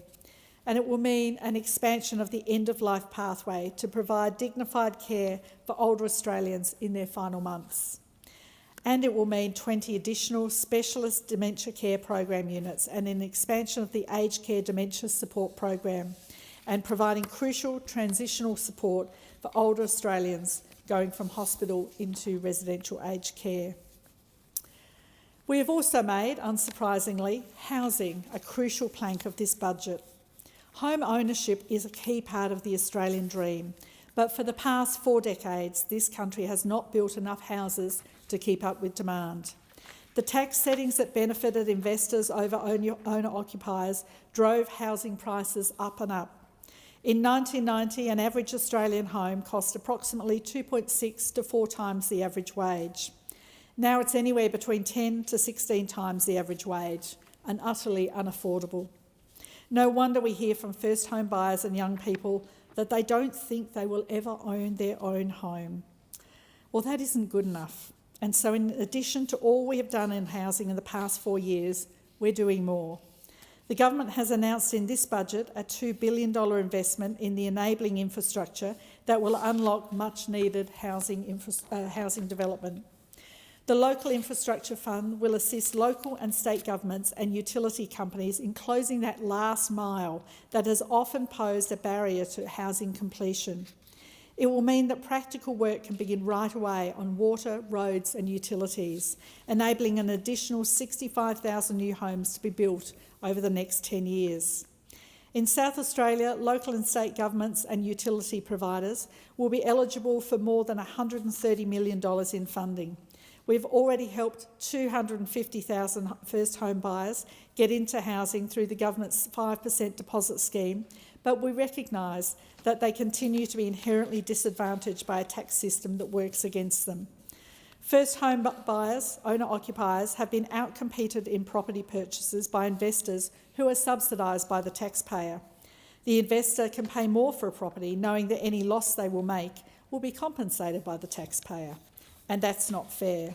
And that's why we're making the tax system fairer, by removing negative gearing on established builds and changing the way capital gains are taxed. Because Australians wanting to buy their own home should not be put in a position where they will be outcompeted by an investor who is able to exploit tax advantages. What this means is that for new investments, negative gearing can only be applied to new builds, and capital gains will be adjusted for inflation before being taxed at a minimum 30% rate. These reforms will mean that more Australians can get into home ownership and younger Australians can get into the housing market. And any new negative gearing investments will go to building new homes, increasing the housing stock. The result will be a boost in housing supply by another 30,000 homes over the next decade, and we will see 75,000 more homeowners being supported into the market. The reforms are about levelling the playing field and giving every Australian the opportunity to get their foot in the door of owning a home. A fair go for all Australians. Deputy Speaker, this budget is perhaps one of the more important budgets in recent times because we find ourselves at a juncture, at a crossroads. While the opposition continue to distract themselves with their search for political identity, culture wars and negativity, we are acutely conscious of the fact that we must act now on these critical issues or it will be too late. We will let the housing crisis away from us, which will mean that young Australians will certainly never be able to afford to buy their own home. We will let the cost of living run away from us, which will mean reduced standards of living and poorer health outcomes. We'll let the aged care crisis run away from us, which will mean older Australians will no longer be able to receive the quality care that they need and deserve. Or we'll let the global fuel crisis run away, which will have severe impacts on our national productivity. But we're not there for that. We are here to do the right thing. This is a responsible budget, a reforming budget, a budget designed to promote economic resilience. It's a budget for all Australians, young and old, no matter your background. And it's a budget that recognises the urgency of the moment, a moment that the Albanese Labor government is determined to meet. I commend these bills to the House. The question now is that the amendment be agreed to. The member for Nichols has the call. Thank you, Deputy Speaker. I also rise to speak on the appropriation bill, the budget that was handed down recently. Budgets are important documents, not just for the figures that a lot of people talk about. You know, we're funding this, we're paying for that, we're cutting this. It really does set out some pointers and directions of where a government's true motivations lie, where their true philosophies lie, and where they want to take the country. And in the history of political thought in recent times, there has been a lot of experiments around the world as to how to manage a society, how to manage an economy. There are those who argue that we should have a bigger government with more spending, more people employed by the government. The logical extension of this, Deputy Speaker, is of course socialism, then leading to communism, where the government is all-controlling and government spending is everything in the economy. On the other side of political philosophy, there is capitalism and the free market, where you sort of just let it rip.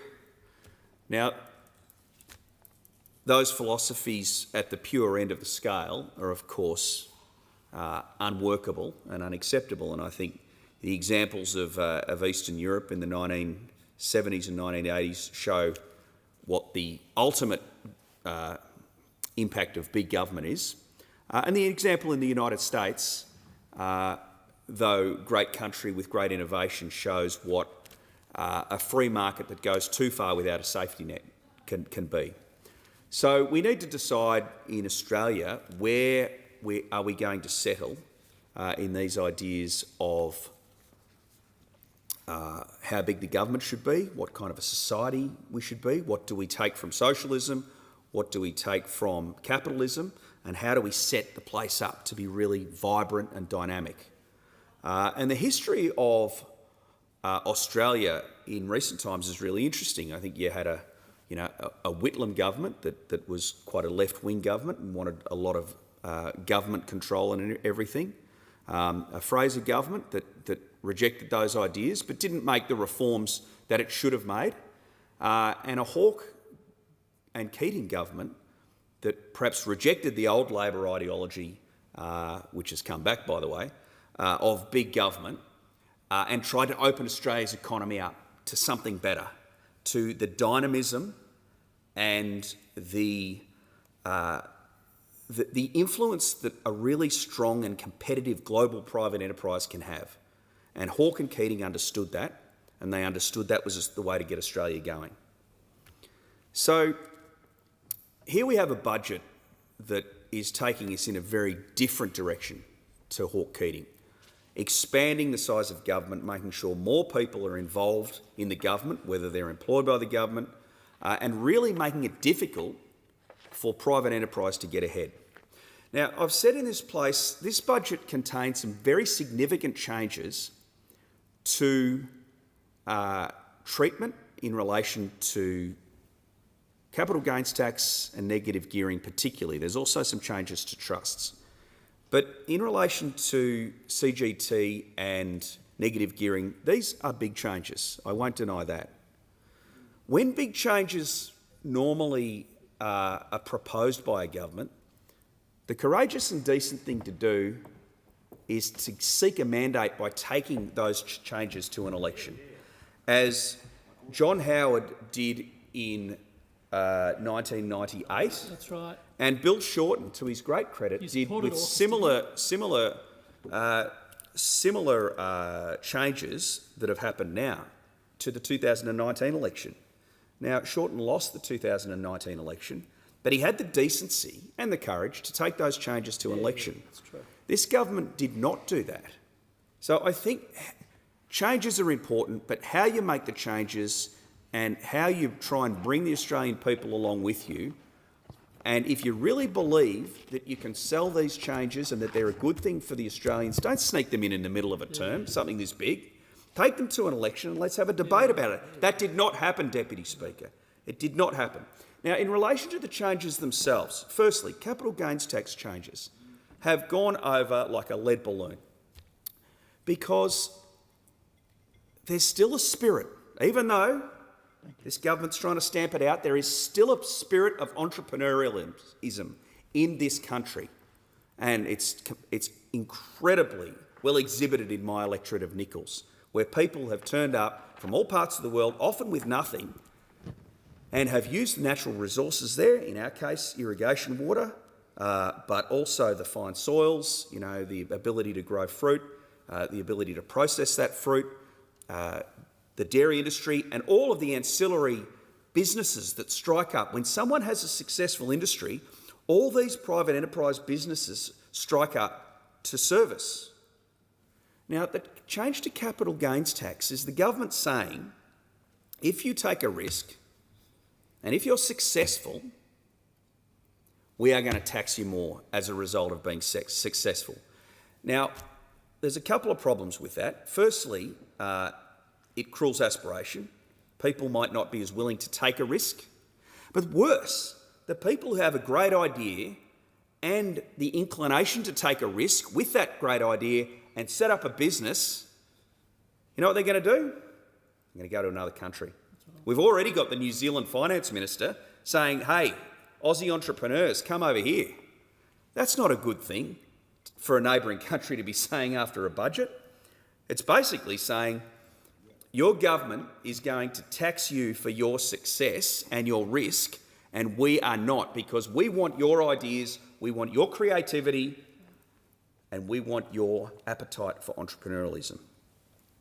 The changes to negative gearing are intended to make it easier for young people to get into the housing market, and I think that's an intent that we all share.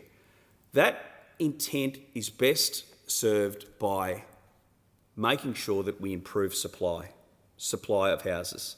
That will solve that problem more than anything else. And I agree with the measures in this budget to provide $2 billion for enabling infrastructure for new housing developments. Our policy is to provide $5 billion and have a proportion of it in regional Australia, but I do support that part of the budget. I think it could be more and we would do more, but I support that because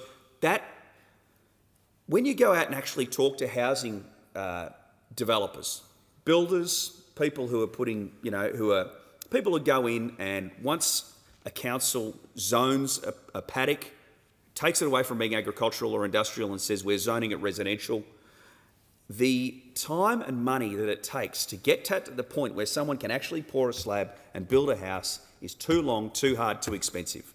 So we need to try and free that up a bit, make it quicker and make it more possible to get more blocks and more houses out there.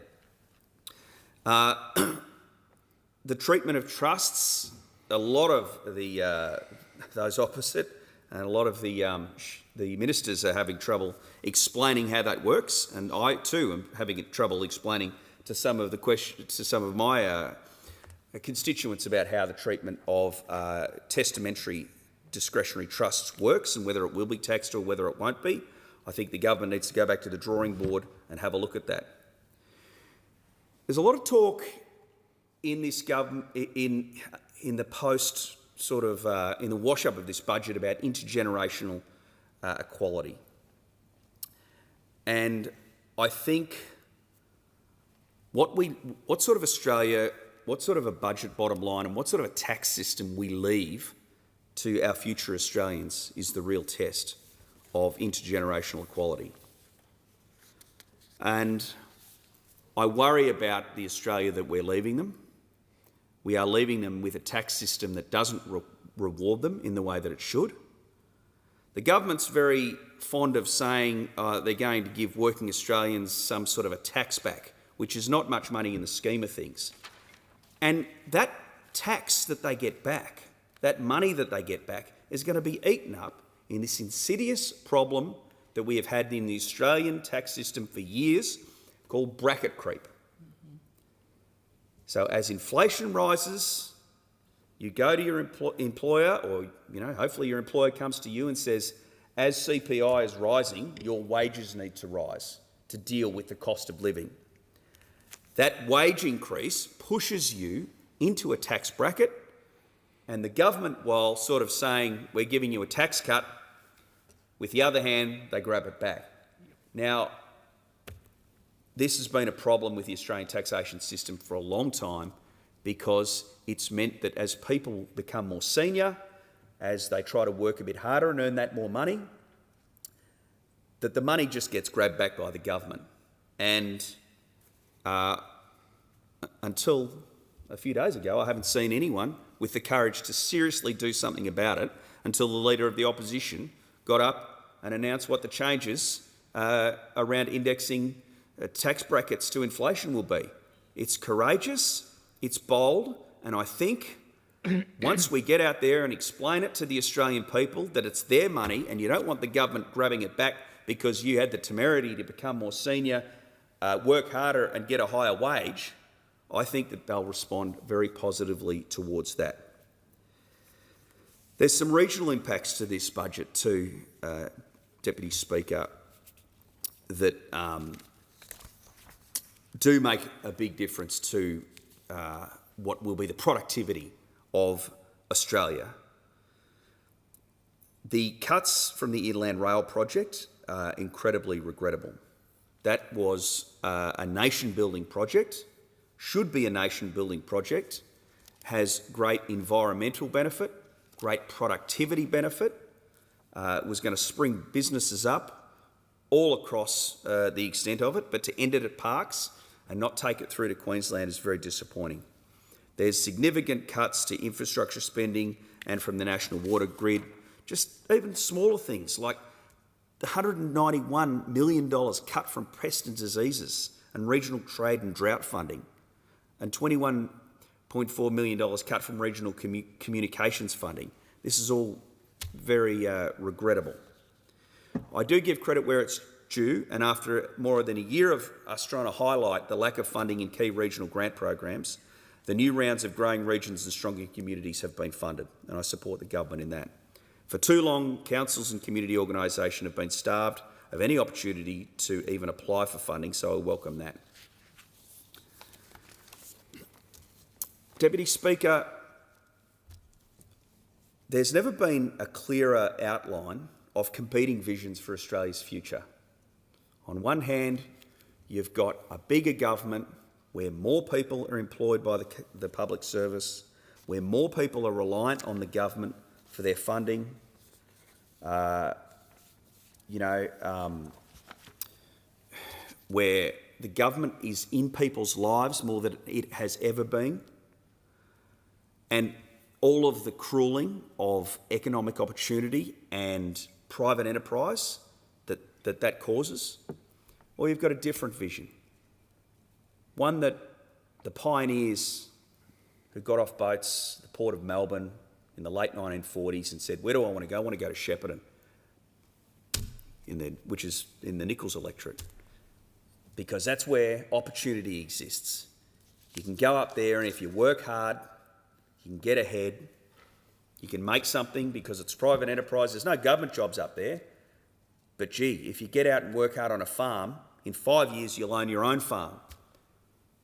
And we've seen waves of people come and do that, and it's been inspiring to see. And we want to be the sort of government that encourages that entrepreneurialism, doesn't punish people for their aspiration about wanting to get ahead, make sure we increase housing supply, which will be the thing that gets more people, younger people, into housing, and builds an Australia that is not veering towards socialism, which is something that we have seen not work in lifting people's ideas. I'll give you an example. I'll give you a quote from Matthias Cormann, former senator in this place. The reason I became a Liberal and on that side of politics is because of what I saw in East Germany versus West Germany. When you see the capitalism and the business and all the development and how that lifts people, I was inspired, and that's why I wanted to be on the side of aspiration, of free trade, of free enterprise, but with that crucial safety net to make sure everyone's dignity is supported. Thank you, Deputy Speaker. I thank the member for Nichols. The question is that the amendment be agreed to, and I call the member for Blair. Thank you, Deputy Speaker. This budget's about relief, recovery and resilience, and I'm proud to speak on the appropriations bills associated with it. It delivers more tax cuts, a fair go at buying your own home, and strengthens Medicare for all. It's about getting workers, families and businesses in my community through the current global fuel crisis while building a stronger economy that works for more people. At the outset, I want to say that the budget is a budget dedicated to tax relief for 13.3 million Australian workers, helping more people realise the great Australian dream of home ownership and creating a fairer and more sustainable tax system for all Australians. I listened to the previous speaker, who, by the way, should be changing his party room from the National Party, the great agrarian socialists of Australian politics, into the Liberal Party, by the way. And I look forward to the membership of the H.R. Nichols Society as well. I grew up under the Bjelke-Petersen regime, and I can recognise someone that doesn't actually adhere to National Party values. The highest taxing government in the history of the Commonwealth of Australia, by the way, is the Howard government. The highest spending government in the history of the Commonwealth of Australia was the Morrison government. That's a fact, not a belief, a fact. So those opposite things, when we make some modest, reasonable and just changes to the tax system, it's somehow we're creating a sort of a Berlin Wall. It's quite an astonishing claim from those opposite in relation to the reality of what we're doing here. And it'd be even more sensible if they had voted at any stage for the income tax cuts that we took at the last election. Don't forget, of course, at the last federal election, this is the mob, the Liberal and National parties, who are going to increase people's taxes. That's what their platform was, and create a greater debt and deficit for the public. So they weren't exactly a prudent, pragmatic and sensible, economically responsible opposition when it came to the last budget, and the people marked them down accordingly, and that's quite clear. 80,000 taxpayers in my election of Blair will benefit from this cost of living relief, with the second of the 3 tax cuts to come into effect this year. And from the 1st of July 2027, every working Australian taxpayer will receive $250 working Australian tax offset, permanent annual tax offset of up to $250 for income earned, and increasing the effective tax-free threshold for workers by nearly $1,800 to $19,985 or $24,985 for workers eligible for the low income tax offset.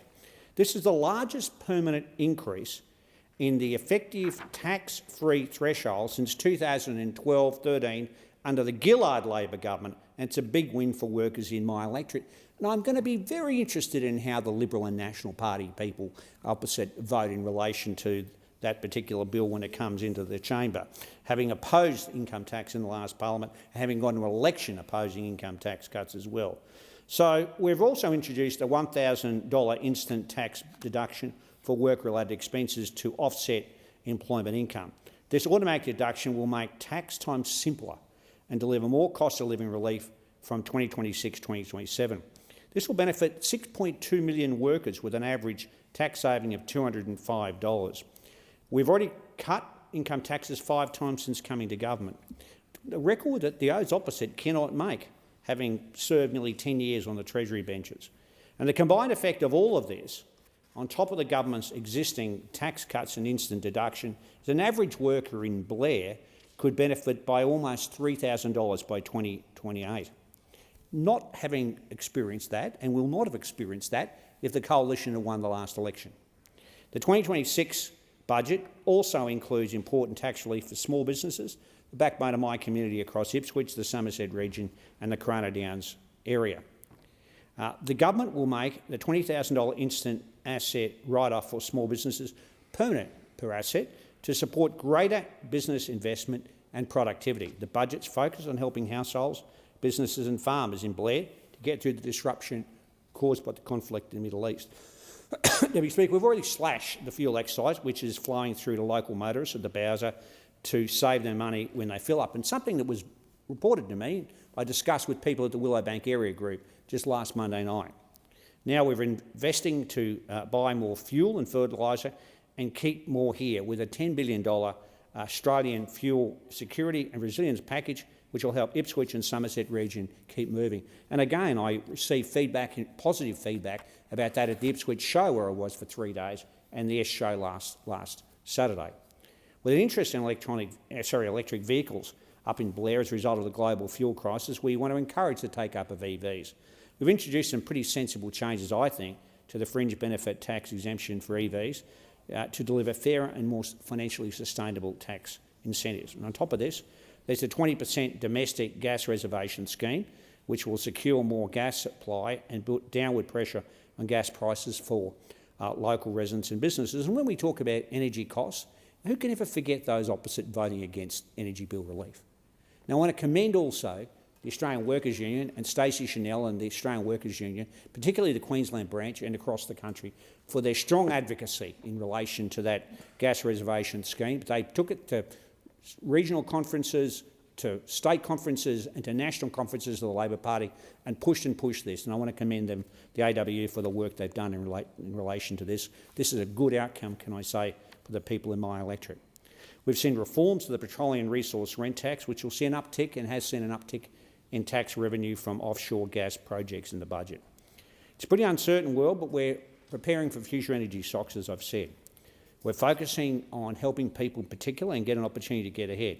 So we want to make sure there's a level playing field for young people and first-home buyers with a fairer tax system.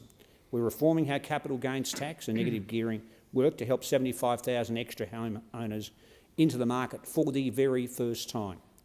This is about putting householders first and helping more people in Blair buy their home, whether they live in Ripley Valley or South Ripley, where I was last week, or indeed in Springfield or Spring Mountain. Right now, first-home buyers are being priced out of the market by property investors. Story after story I've received in relation to that issue, backed by tax breaks like negative gearing, and we want to level the playing field. So from the 1st of July 2027, we'll limit negative gearing for resident property investments to new builds to ensure investors contribute to housing supply and give first homeowners a fair go. We're replacing the 50% capital gains tax discount for individuals, trusts and partnerships with a cost-based indexation and a 30% minimum tax rate on capital gains. As former Prime Minister Paul Keating, I heard the previous speaker laud him, I can tell you Paul Keating has pointed out recently, backing in these changes. The simple fact is our current system income is taxed too heavily, while capital is taxed too lightly, a point that Paul Keating made very clearly. So these changes will rebalance our tax system, make it fairer and allow government to take pressure off wage earners and first-home buyers. This will be warmly received in my electorate. We've got a younger population than even Brisbane. Its average age is 33, and in suburbs I've referred to in this speech, even younger and below 20. Brisbane has an average age of about 36, which is still below the national average. We've got young people moving into the corridors in places like Ripley, where I was there last week at the Stockland Providence shopping centre opening. This is really important in terms of housing affordability. There are houses going up everywhere in that area. And it's people like this who we want to help and get into the market. So this budget's about helping these workers and first-home buyers, as well as businesses, so more people can earn more and keep more of what they earn and get ahead. That's aspiration, to get ahead. When the Howard government introduced the 50% capital gains tax discount in 1999, they also saw too much, and we've seen too much investment going into the property market as opposed to more productive parts of the economy. Shareholdings actually reduced. House prices skyrocketed. That distortion made housing unaffordable for a whole generation, and that's what we need to do. We need to address this issue, and that's what this budget's about. We're fixing the tax treatment of capital gains to remove these distortions and helping to ensure investment flows to where it's most productive. And can I just say, that is good for the economy. That is good for private enterprise. That's good for aspiration. And those opposite, and I heard them say on numerous occasions, it's socialism leading to communism. That's what they say. Realistically, that's just nonsense. It's about getting people to own private property, which is the heart of capitalism, the free enterprise system. People who own private property contribute to the economy. They look for jobs. They engage in jobs. They contribute to the local community even more. They feel a sense of ownership. That's not about communism. That's about capitalism. That's about free enterprise. And the party of Menzies, opposite, and the party of Blackjack McEwen, honestly, where have the Liberal and National parties gone in relation to this issue? Well, it's early days. In recent days, we've seen some reports, can I just say, of the housing market moderating and normalising after the post-COVID highs, including in Brisbane and Ipswich, in anticipation of these tax changes. There's a range of factors at play, but I think these reforms will have a significant impact on housing affordability. When it comes to housing, I can tell you there is more than 5,100 people in my local community, first-home buyers, who got their first home as a result of Labor's 5% deposit scheme. And I hear those opposite make speeches about wanting to get more homes. It's a pity they voted against every housing bill in the last parliament, and I anticipate they're likely to vote against housing bills in this parliament. The Homes for Australia plan, a commitment of 1.2 million households, more homes for Australia.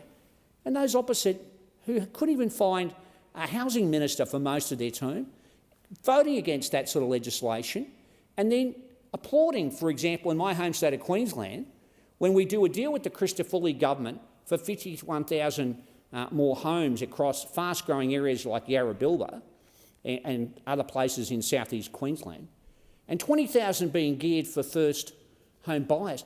Those opposite, the Liberal and National parties who think this is a good idea, even the Christopherly coalition government, LNP government, think it's a good idea, they voted against the funding. These people in this chamber voted against it. So when they lament and claim somehow they've got some real concerns about housing and they want to link migration to housing, look at how they vote. They vote against housing every single time for young people and for other people. And they talk about their $5 billion plan for local infrastructure. I want to tell the former member who spoke here in this chamber that our $2 billion extra in the local infrastructure fund adds on and accumulates to $6.3 billion to get up to 65,000 new homes. Now, they claim that's a good idea. It's a pity they didn't vote for our housing bills in the last parliament. And now, in opposition, for a second time, they've had a sort of Damascus Road conversion and somehow think this is good. Now, I'm going to tell you, we've doubled the roads to recovery funding, $500 million to $1 billion. We've increased by 40% the black spot funding. They claim we don't do it. These are the people that paused funding to local councils when they were last in government. They paused it, the funding. We doubled the funding in terms of roads to recovery, increased by 40% the black spot funding, provided extra funding under financial assistance grants when the coalition in government paused it and didn't do anything about it, much to the chagrin and of local government associations around the country. So we're doing things like 24 social homes with the $14.2 million North Ipswich social housing project in conjunction with the state government. Funding that we did, but the coalition opposed. They think it's a good idea to go to these projects and think it's a good idea for housing per se, but when push comes to shove, they won't vote for it. They won't. They just will not vote for it. Despite what they say in this place, they're all bolshy. It's a good word, bolshy, because that's a word they really don't like. They're really bolshy about that. But when they go back to the electorates, they think, oh, this is a good idea. It's very, very nice to see this happening in my electorate. But when they come here, they vote against it again and again. Now, for example, they don't think, for example, the Building Early Education Fund is a good thing, the $1 billion we put aside. We're building, we've worked with the Christopherly government for 5 sites in Queensland. We've done that, and including in my electorate of Blair, where the Rosewood State School will get funding to improve access for early childhood education, helping children transition to primary school. Now, they think that's a waste of money. Can I tell you, John Paul Langbrook, the Minister for Education in Queensland, doesn't think it's a waste of money, stands up and does a press conference with us, think it's a good idea. But here, of course, the Liberal and National parties, they think that sort of funding is a waste of time. But when they go back to Queensland, they say something very, very different. And the Christopher Lee government says something very, very different, I can assure you. So my electorate is one of the fastest growing in the country. In fact, I've got more electors in my electorate than any federal seat in the country. And one of the big things we've got in my electorate, which I'm so pleased about, is to see that the nearly 37,000 visits to the Ipswich Medicare Urgent Care Clinic, which those opposite would have closed down if they won the last election. The huge investment. We've got now 30 bulk billing medical practices in Ipswich and Somerset in my electorate, and of course in Corona Downs region. 30, a massive increase. Those opposite thought that was a waste of time because, of course, they claim they don't believe in socialism, or anything like that. Perhaps they should tear up those green cards they hold in their wallets, because Medicare has made a huge difference. And this bill and this budget provides a massive investment in healthcare and PBS and pharmaceuticals, and those opposite haven't supported it one little bit. I thank the member for Blair. The question is the amendment be agreed to, and I call the member for Latrobe. Thank you, Mr Deputy Speaker. And I know on budget night the Labor members were patting each other on the back for a fantastic budget and doing such a great job. And I can kind of understand what they're thinking, that if you remove the negative gearing on existing problems, or existing properties, that's going to do something amazing to have all these people go and invest on new land and build a house and negative gear that and get the capital gains tax. Now, one of the things the Labor members haven't thought of, and I go to my electorate in Latrobe, in suburbs such as Gembrook, Cockatoo and Emerald, is there's only a 5% rental market up there. And for those people holding on to those properties, are they likely to go and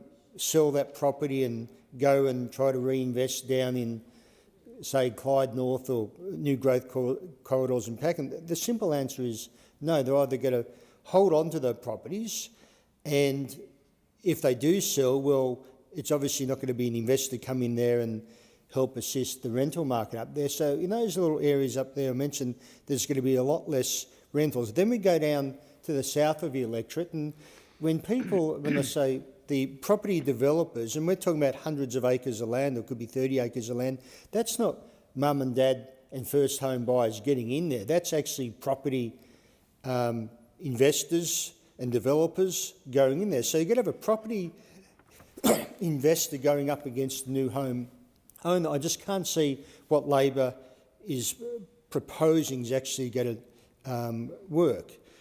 And can I just say the budget was just a budget of broken promises, higher taxes and more debt, lower living standards and fewer homes for Australians. Projected decade of deficits about $150 billion, gross debt around $1.25 trillion, annual interest costs over $42 billion per year, roughly $80,000 per minute.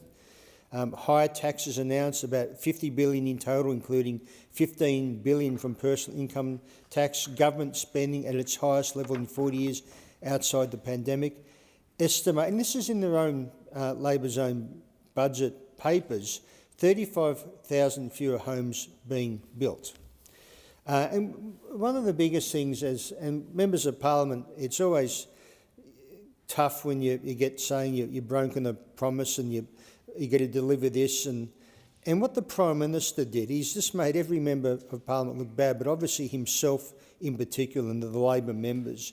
And I'm going to go through the times when he was asked about changes to negative gearing and capital gains tax. Now, on the 9th of April 2025, when asked if he would rule out the changes to negative gearing and capital gains tax, and I quote, "Yes, how hard is it?" For the 50th time. For the 50th time he's saying, admitting that he's not going to make any changes. The 17th to the 22nd of April 2025 repeatedly said there was no plans to change negative gearing again or the capital gains discount, and the quote, "I rule it out / no plans." 22nd of April 2025 on live TV, PM said he would not cut the capital gains discount. August 2025, the PM repeated the government would stick to the tax policy ran on. Quote, "The only tax policy we're implementing is the one we took to the election." Now, in May 2026, PM acknowledged the government had changed its stance and, quote, "We've changed our positions." A bit like Darth Vader in Star Wars when he says we're renegotiating the deal.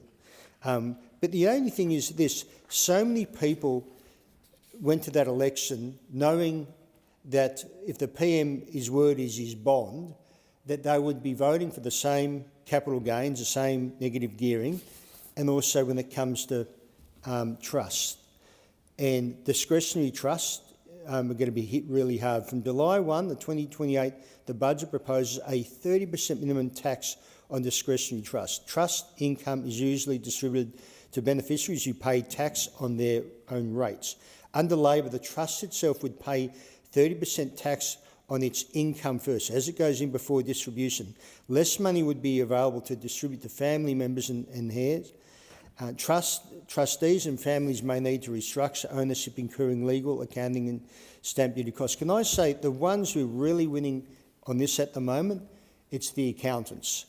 But even when I talk to the accountants, they're saying they're hating it too, because they've actually got all their businesses in trust too, so it's going to impact them. So when people have gone and put trust in Labor, and now in particular when it comes to discretionary trusts, they now have to go to an accountant and pay money to actually get legal advice and potentially change their trust arrangements. And we're not talking about 100 or 200 people, we're talking about hundreds of thousands of people. Now, one thing on my previous role in the multicultural community had a lot to do with our Indian community. And can I just say, there's a lot of Indian accountants out there, and the main people they are serving is obviously from their own community when it comes to language barriers, etc. And they've advised them too to use trust. And tonight I messaged 10 or so multicultural people I know, and all of in business people, all of them have trust. And when I say that, it's not necessarily we're talking about people owning big companies. We're talking about the little guy or the family out there just having the business, and they just want to, if the wife's not working or the husband's not working for illness or whatever else, that they have the ability to put the money in the trust and actually disperse that money. Now, even the other night I was at an event and talking to people in the electrical contractors, and they're saying the advice they've been giving their members for years is to set up trusts. And I wonder how many tradies are out there who've set up trusts. So this is going to have major impact. And at the moment, you look at Australia, when you've got a situation where people are really struggling, making ends meet, and now they have to fork out money, small business people, to change their trust arrangements or at the very least get advice. So this wasn't even mentioned prior to the election. So in one hand, Labor can say, well, we didn't actually break our promise, but tell you what, no one expected them to go after this. But when it comes to capital gains tax, the old rule, 50% discount on the capital gains asset held for 12 months. The new rule, 50% discount replaced by inflation indexation, plus a 30% minimum tax on gains applying from July 2027. Well, again, the accountants are going to be trying to work out how much a property is grown in value after 2027 if they've purchased it before that. And you're going to have the ones doing well, and obviously the land value is coming out, and again, that's more money being paid from people who've gone into business or gone to investments, and again, it's them who are paying the price. This policy raises taxes on ordinary Australians, and as I said before, will make it, rental supply will be less in, obviously much less in old established areas because investors won't go there. And secondly, the new home buyers are going to be competing with an investor.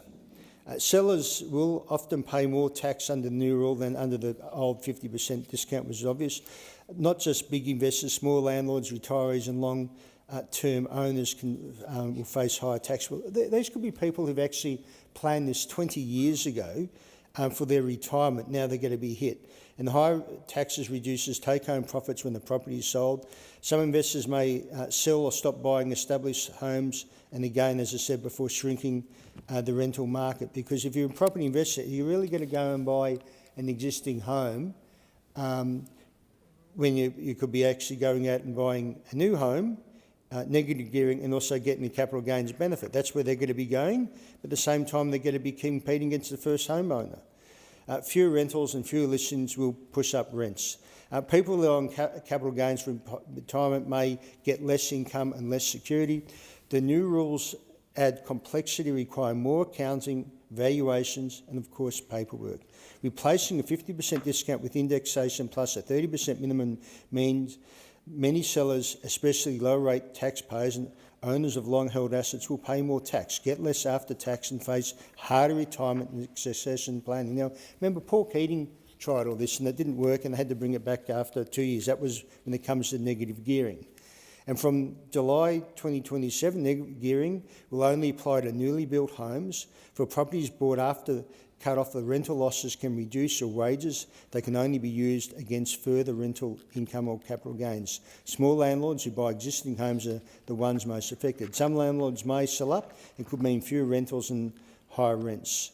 New houses take years to build. And can I just say, for those, and I've actually been out there in the past, and I'm not negatively gearing any properties at the moment, haven't for many years, but I have bought land and actually developed that and put 3 properties on. I must admit it was during a bit of a crisis, so I didn't make too much money out of it, but the builders actually went into liquidation. Can I just say it wasn't an easy ride to do, and it was caused a lot of stress, and that's probably why I never did it again. And so we're now expecting others to be going and doing the same thing, who, again, when you're subdividing, you need town planners and everything else like that. So it's going to be really tough when it comes to these, and the budget is bad for young Australians. Labor's pitch youth under the budget has not worked. Many believe they will be worse off under Labor. Youth are denied the pathways to buy a house and create wealth. So, as been mentioned before in Parliament, the Prime Minister himself has benefited from negative gearing, from capital gains, tax reductions. They're taking that away from Generation X and millennials, and they're going to be the forgotten ones. And a lot of them are hearing too, when they're investing in things like crypto and that, they're going to get hit. The budget's tax and housing changes risk making it harder and more expensive for young Australians to buy or rent homes. Homes won't appear overnight. Building enough new homes takes years, so most young people won't see quick improvements. People who already own property keep the old tax rules, so the younger buyers will face competition. Small landlords will sell or stop buying because it's, as I said before, they don't want the stress of going and subdividing land and going through council and getting building permits, etc. Changes to capital gains tax make future profits harder to predict, which can scare off buyers. And one thing too, which we've seen in Victoria in particular, when it comes to the corruption of the CFMEU in the suburban rail project, and I just say money was diverted from the electorate of Latrobe, my electorate, on Wellington Road and sealing the Dangling Range. It was all put in this suburban rail loop, and the corruption there, I believe it's an amazing amount of billions of dollars. Now, we heard the Premier Allen come out today, said there's no links to bikies, etc. What a lot of rubbish that is. You've got the CFMU and bikies. It's come out in the Royal Commission how they've worked hand in glove together, paybacks and kickbacks and preferred building providers or suppliers of materials, and it's just corruption at its worst. And again, when you're getting these huge wages for the CFMEU members, well, when it comes to someone who wants a developer, they're actually competing against builders and tradies working on CFMEU or these major projects. And the CFMEU wages are forcing projects costs, not only the rip-offs on these huge tunnels and the North East link, but also the local guy or family have been trying to subdivide, then they now have to compete with these massive wages. So can I just say to the government members, you've got to lose seats over this, and because people on the ground are furious, especially small business and the hairdressers, you have their business connected to a trust, or the tradies, etc. They're all talking at the moment, and they're letting their customers know, especially young people, you'll be paying a lot more in the future when it comes to building, and you're not going to get the benefits as the older generation have when it comes to negative gearing, capital gains. And again, I come back to the trusts. What Labor has done there, 800,000 trusts in Australia, and people are now all seeing their accountants. It's just a diabolical mess, and it's going to make Australia, for even investment in Australia, a lot tougher. We've heard when it comes to the IT sector that they want special dispensation for capital gains and investors, but you know what? It should be for anyone who's prepared, any Aussie who's prepared to have a go to business and employ Australians. They must get the same advantages. Thank you, Mr Deputy Speaker. Thank the member for Latrobe. The question is the amendment be agreed to, and I call the member for Macon. Thank you, Mr Deputy Speaker. Mr Deputy Speaker, we live in challenging times where governments throughout the world struggle to meet the demands of the people they serve. Globally, people feel less secure and less confident in the future than ever before in my own lifetime. And it's understandable, because for the last quarter of a century, we've gone globally from one crisis to another.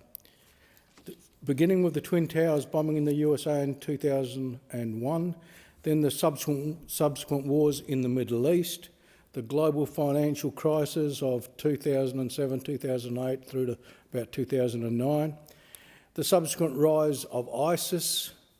Then we were struck with the COVID pandemic across the world, followed by the war in Ukraine, and right now events in Iran and the surrounding Middle Eastern region.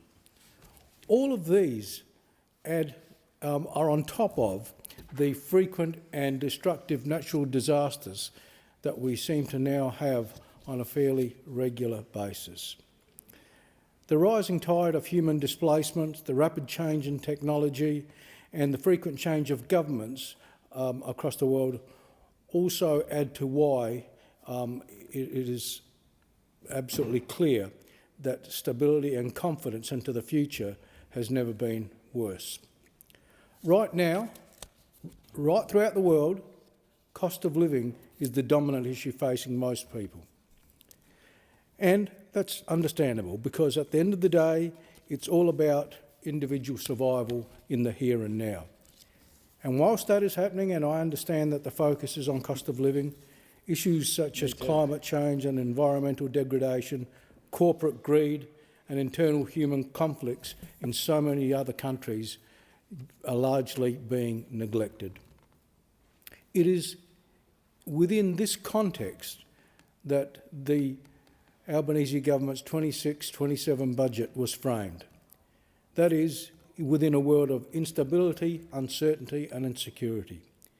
And trying to plan for the future when the issues around you are beyond your control, as we have seen with the bombing of Iran in the Middle East, is incredibly difficult. In fact, I can recall from the first day I walked into this country, and we had policies that the Rudd government at the time, the newly elected Rudd government, was looking forward to implementing. Things have been derailed year after year. And I say that on behalf of the other side of politics as well when they were in government. It's never easy when you can't plan with certainty. And yet that is exactly what is happening, and why this budget, in my view, given all the conditions, the surrounding conditions around it, is indeed a very responsible budget. It factors in the uncertainty that we face, and at the same time tries to correct some of the issues that need correcting, whilst at the same time ensuring that we have a budget that is manageable, delivering for the people, but also a budget that is responsible in terms of its fiscal responsibility. Mr Deputy Speaker, there's a lot of things in this budget that I could talk about, but I want to begin with one that goes back for me, from before I even came to this place, and I was in local government for many, many years. And as a South Australian, this issue is incredibly important, and I'm referring to South Australian road funding. South Australian road funding for decades now has been a matter of contention between South Australia and the federal government, because in the mid-90s it was cut. And ever since then, South Australia has never received its fair share of local road funding. As a way of topping that up and ensuring that South Australia received its fair share, there was a fund called the Supplementary Local Road Fund for South Australia that was established, and each year South Australia would get around $18 to $20 million of additional funding to try and compensate for the underfunding it was getting. And that underfunding was based on the fact that South Australia received about 5.5% of the total funding for roads, but in fact has 11.8% of the national road network and about 7% of the population. So whether you looked at it on the basis of population, per capita funding, or road length funding, South Australia was getting less. In this budget, finally, the Albanese government has locked in $230 million to continue the supplementary local road funding for South Australia for the next decade. In the past, it was only a year-by-year commitment, and I believe in 1 or 2 years we might not have even got it.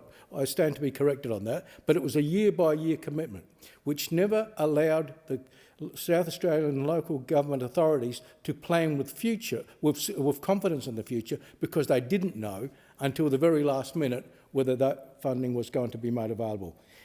The commitment to fund it for the next 10 years and to increase it by CPI is a godsend for South Australia, and I know it's been very, very warmly welcomed by the Local Government Association of South Australia. And can I say thank you to the Minister for pushing that through, because it really will make a difference and it will be a welcome addition to funding that goes to South Australia. Mr Deputy Speaker, the other issue that I want to talk about a little bit more at length is the issue of fuel security. Again, this is an issue that I can recall raising myself many times, both publicly and perhaps even in this place, that Australia needed to increase its fuel storage capacity. And so again, successive governments, for whatever reason, were not able to do that. We were finally forced into a situation where we did it because of the war in Iran, and I'm pleased to hear the stats that were provided by the Minister for Energy today, and I think the Prime Minister earlier as well, where we now have more fuel in Australia today than we did before the Iran conflict began. And indeed, to know that we have some 43 days of petrol, 38 days of diesel and 31 days of jet fuel, when I can recall that those figures were nearly half a few years ago, is something that I know that makes me feel a lot more confident, but also the people out there that we serve, I know, consider this an important issue for our long-term security. And I commend all of the ministers that were involved, starting with the Prime Minister, but indeed the Minister for Climate Change and Energy, and the Minister for Trade and the Minister for Foreign Affairs, for their collective work to ensure that that we now have the fuel supplies that we do, and more importantly, that in this budget we've committed over $10 billion to ensure long-term fuel security by increasing our fuel reserves in this country. Again, it is something that I believe needed to be done. It was done because of the situation we find ourselves in right now and the public demand to do so. But to the Prime Minister's credit, $10 billion committed in this budget, I believe, is something that he should be given recognised for. And again, I think this will put Australia in a much more secure footing for well into the future. Mr Deputy Speaker, the other matter I want to briefly speak about is something that I know is dear to your heart, and that is health. Because apart from cost of living, when I'm out there in the community, the issue that matters most to the people that I speak to is the health system of Australia. And again, I can recall going back to the Rudd days where transforming our health system was one of Kevin Rudd's main objectives. Again, it never happened. But that was 18 years ago, where we recognised that the system was under stress. We recognised that something needed to be done, and each year it's been a bit of a patch-up job.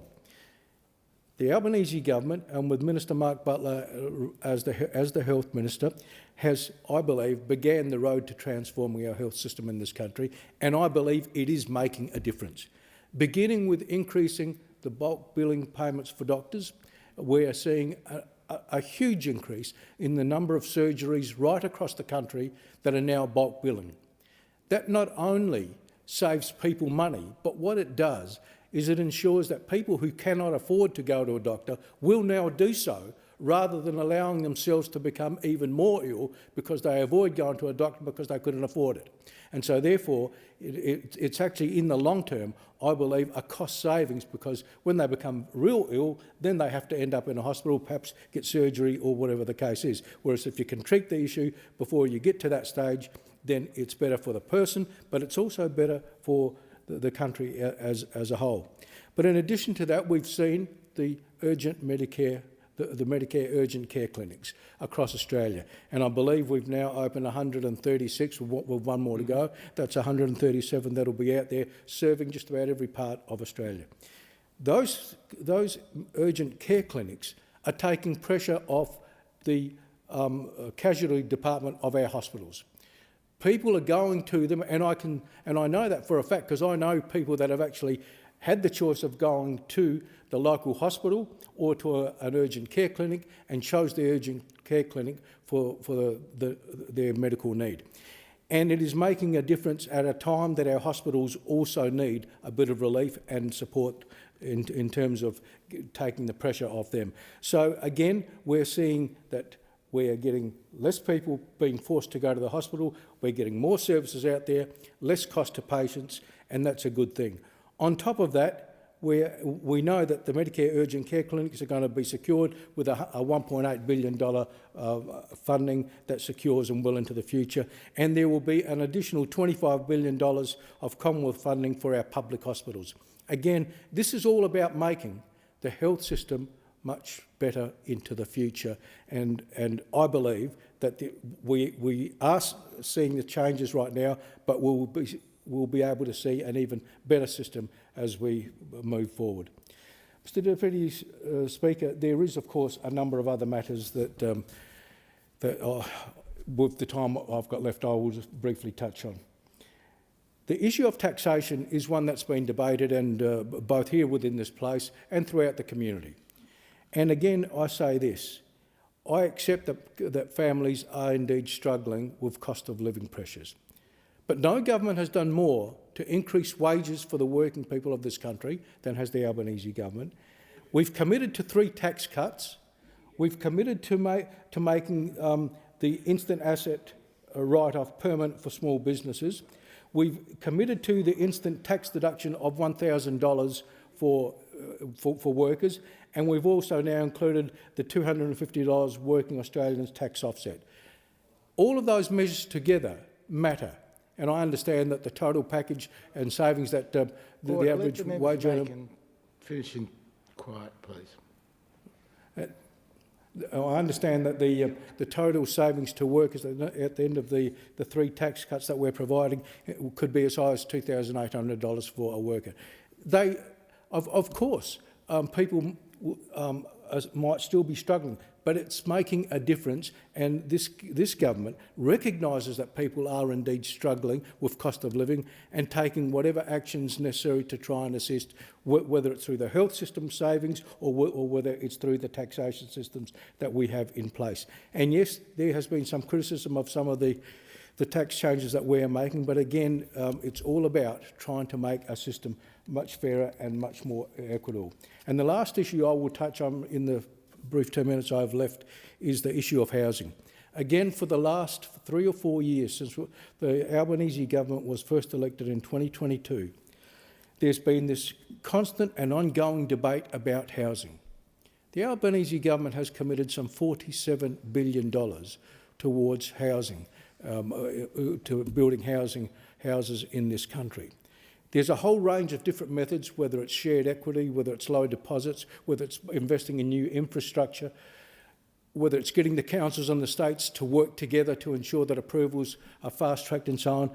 Every different every different strategy that will assist in building and increasing supply is on the table under this package. And it is working. And of course, we cannot build houses overnight, but I can see the changes happening in my own state. I can see new developments rising everywhere with the help of the state government and the federal government working together. I am seeing the changes, and we're now starting to see it in the market itself. This is a government that does care about young people being able to own their first home and is taking the necessary steps to do so, to assist them in order that they can do so. And the various different strategies and funding streams that the government has provided into the housing market, I believe will make a long-term difference for this country, and certainly will make a difference to the lives of those young people that are looking to get into their own house. Mr Deputy Speaker, this is a responsible budget for the times. Budgets are never easy. I can never recall walking into this chamber at budget time and listening to a government saying that how easy it is to balance their budget. It's never easy. But under all the circumstances that Australia faces right now, this is the right budget for the times. Thank the member for Macon. The question is the amendment be agreed to, and I call the member for Dawson. Thank you, Deputy Speaker. Well, I rise today to speak to the brutal reality of what this Labor government's budget has delivered. This budget is a formal declaration of economic surrender. What we're seeing is administration has completely run out of ideas and run out of money. And as we all know, when Labor runs out of money, they come after yours. Just over a week ago, the Treasurer delivered a budget that completely abandons everyday Australians at a time where they're facing the most acute financial pressure in a generation. This appropriations bill represents a written testament to the fiscal recklessness of this Labor government.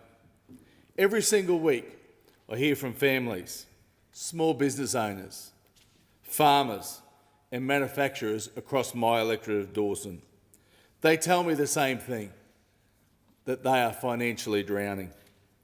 They're looking at the bills in absolute despair, trying to balance household budgets that they have been completely shattered by this Labor government. They are all by the decisions that are made in this very building. When a family in Dawson sees their costs go up, they have to make immediate, painful choices. They cut back on meat at the butcher. They cancel the family camping weekend away. They turn the lights off early and go to bed, just so they can afford to pay their electricity bill. They operate under the brutal laws of financial reality. If they do not have money, they do not spend it. Yet while the people of my electorate are making these gut-wrenching sacrifices, this out-of-touch Albanese Labor government refuses to display a single shred of restraint. This budget proves that the Labor treats the hard-earned money of Australian taxpayers like a bottomless credit card. Labor is pumping billions of dollars of additional demand into an economy that is already running over its speed limit, fueling the inflationary firestorm and ensuring that Australian families will suffer for years to come. This budget does not offer relief. It delivers a systematic, tax-heavy burden that snuffs out the great Australian dream of having a go and getting ahead. This is not a fair go for Australia. People are working harder, for longer, to go backwards. Mr Speaker, what makes this appropriation bill so deeply offensive to the people of my electorate is that it comes at a time when the Albanese Labor government is enjoying historic, record-breaking revenue windfalls.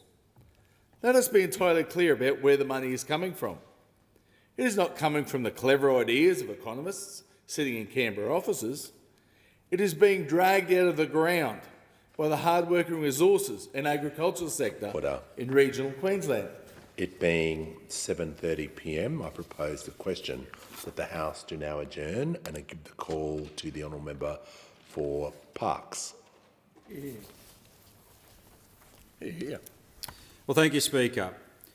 It becomes more apparent every day that there are people this Labor government has forgotten.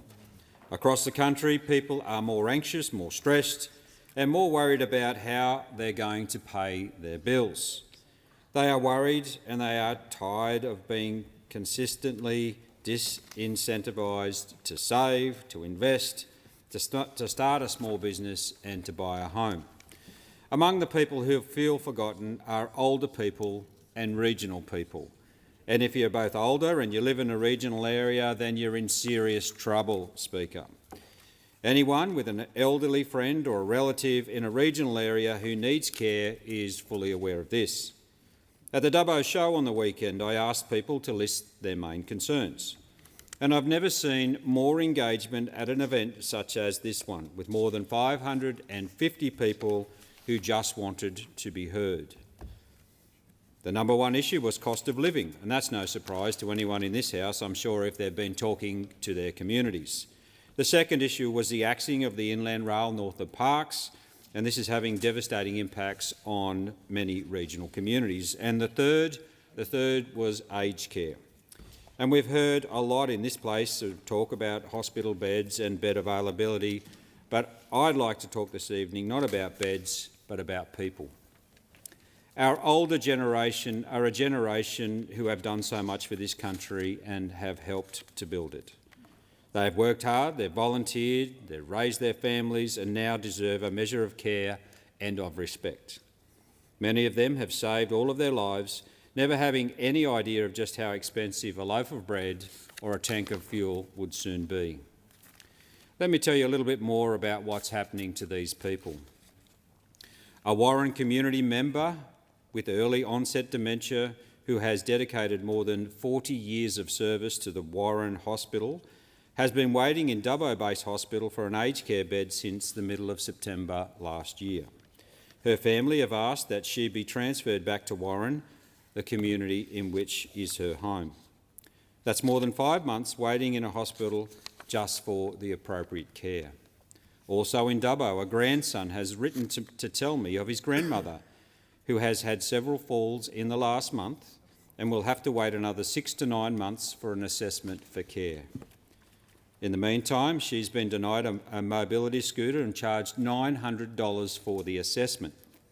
In Gunnedah, a 90-year-old woman who has volunteered at an aged care facility for many years was herself last year approved for care services after undergoing major surgery. This woman lives alone and cannot walk. Her daughter was given a list of 6 providers. All 6 have said that they can't provide services due to the limited funding available. To date, this 90-year-old woman has been unable to receive any services other than Meals on Wheels. She has now been advised to be assessed for a supported home package, but will have to wait several months for this to even happen. A 98-year-old community member from a small community of Neilrex, who is almost blind, has not been approved for her necessary medical trips to Coonabarabran once a fortnight or to Dubbo once a month. Back in Gunnedah, an 88-year-old man has been approved for aged care. His wife has contacted 9 aged care providers without success. His wife, who can no longer care for him, tried providers from as far away as Newcastle. Speaker, this shows not only a lack of care, but a severe lack of respect for the generation who has given so much to our nation. It is frightening. These people, who the government agree need care, and yet here they are, waiting for further assessments, stuck in a hospital bed for months at a time, struggling at home by themselves or with loved ones who might themselves indeed need care. There are people in every community who are dealing with this issue. It is time the federal government took a long, hard look at what's happening to older people who need daily care. In some cases, this is beyond neglect to provide the basics of life. It is a matter of survival. It is a matter of eating, of showering, of seeing loved ones and getting to a medical appointment. We can and we must do better. Our older generation deserve dignity, they deserve respect, and they deserve the best quality of life that we can give them. The question is the House to now agenda give the call to the member for Braddon. Thank you, Speaker. Through the RPPP funding, the Albanese Labor Government will deliver $9.6 million for the Artisan Precinct Initiative, a social enterprise hub in Braddon. In Wynyard on Tasmania's northwest coast, the Artisan Precinct will deliver social enterprises and workplace training programs for the local community and in particular disengaged youth. It will provide a critical link between education providers, disability services and local employers to shift intergenerational unemployment by backing local innovation. Designed in collaboration with the community, the project will include the building and fit-out of infrastructure including 6 workshops, a First Nations workshop, a commercial greenhouse, an artisan hub, precinct caretaker residence and sustainability infrastructure.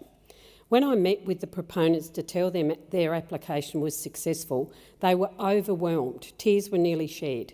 That's how much this project means to them and to the Braddon community more broadly. The proponent, Big Heart, was born on the northwest coast of Tassie and is now a nationwide leading arts and social change organisation.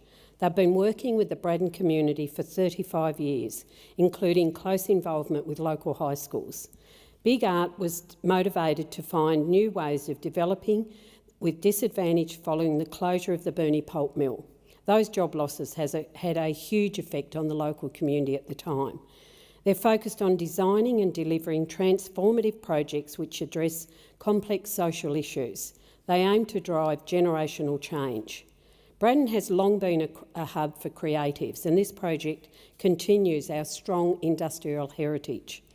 There are already multiple enterprises operating on the site. The Artisan Precinct will have the capacity to house up to 10 businesses, where they will be supported until they can operate viably and independently. Once these businesses are self-sustaining, they will move on, creating space for new ones. In exchange, the enterprises will work with Big Heart to provide innovative pathways for disengaged locals and young people. The new development will enable Big Heart to increase their capacity in the community. They've already seen huge growth in the number of participants that they support just over the last 12 months. They are currently at capacity, meaning the new precinct will enable growth into the future and cement their status as a trusted social change organisation in Braddon. For a regional community such as Wynyard, this investment will be invaluable for local disengaged youth and those who may struggle in traditional education and employment pathways. For disengaged people, the space will offer increased work and learning opportunities and will provide avenues into trades and connections with local employers. I've heard from local high school kids that would rather go to Big Heart and work with their hands than go to school any day, they tell me. For business owners, the Creative Hub will value our lost trades such as carpentry, stonemasonry, stained glass and ceramics. One participant in Big Heart's program is Logan, who lost his sight when he was midway through his apprenticeship as a carpenter. He used to have to travel to Hobart and Launceston to continue his woodworking through programs for the blind and visually impaired. However, now he can use Big Heart's facilities just 5 minutes down the road from his home. He's excited about the new hub, saying it will be worth its weight in gold. First Nations culture will be at the centre of this precinct, with a First Nations cultural centre and workshop designed for First Nations knowledge, cultural practice and enterprise incubation. Through the Regional Precincts and Partnership Program, the Albanese Labor Government is investing in transformative projects in regional, rural and remote Australia, based on the principles of unifying regional places, growing economies and serving communities. During the announcement, when I was there the other day, we had quite a large group, including the Mayor and other participants from around the community. They were blown away with the concept of what this organisation is going to be able to provide to particularly young people, but those who have now become disengaged from not only their school but also from life as well. And it was really great to catch up with many of those who came along to listen to the great news, and they're really excited about what the future brings. And I'm so proud of this long-term project, its focus on creative industries and what it will mean for the future generations in Braddon, to keep them engaged in our communities, away from the judicial system, but to give them a focus in life that they wouldn't have had without this project. Thank you, Mr Speaker. Give the call to the honourable member for Cowper. Well, thank you, Mr Speaker. I have the privilege to represent a region that is home to over 9,000 veterans and their family. That is the largest cohort in New South Wales. These are selfless men and women who have served our country and the family and friends who support them upon their return to home life. And I've had countless conversations with the advocates and representatives of the wider veteran community as part of my role, and heard firsthand the challenges that returning servicemen and women face every single day.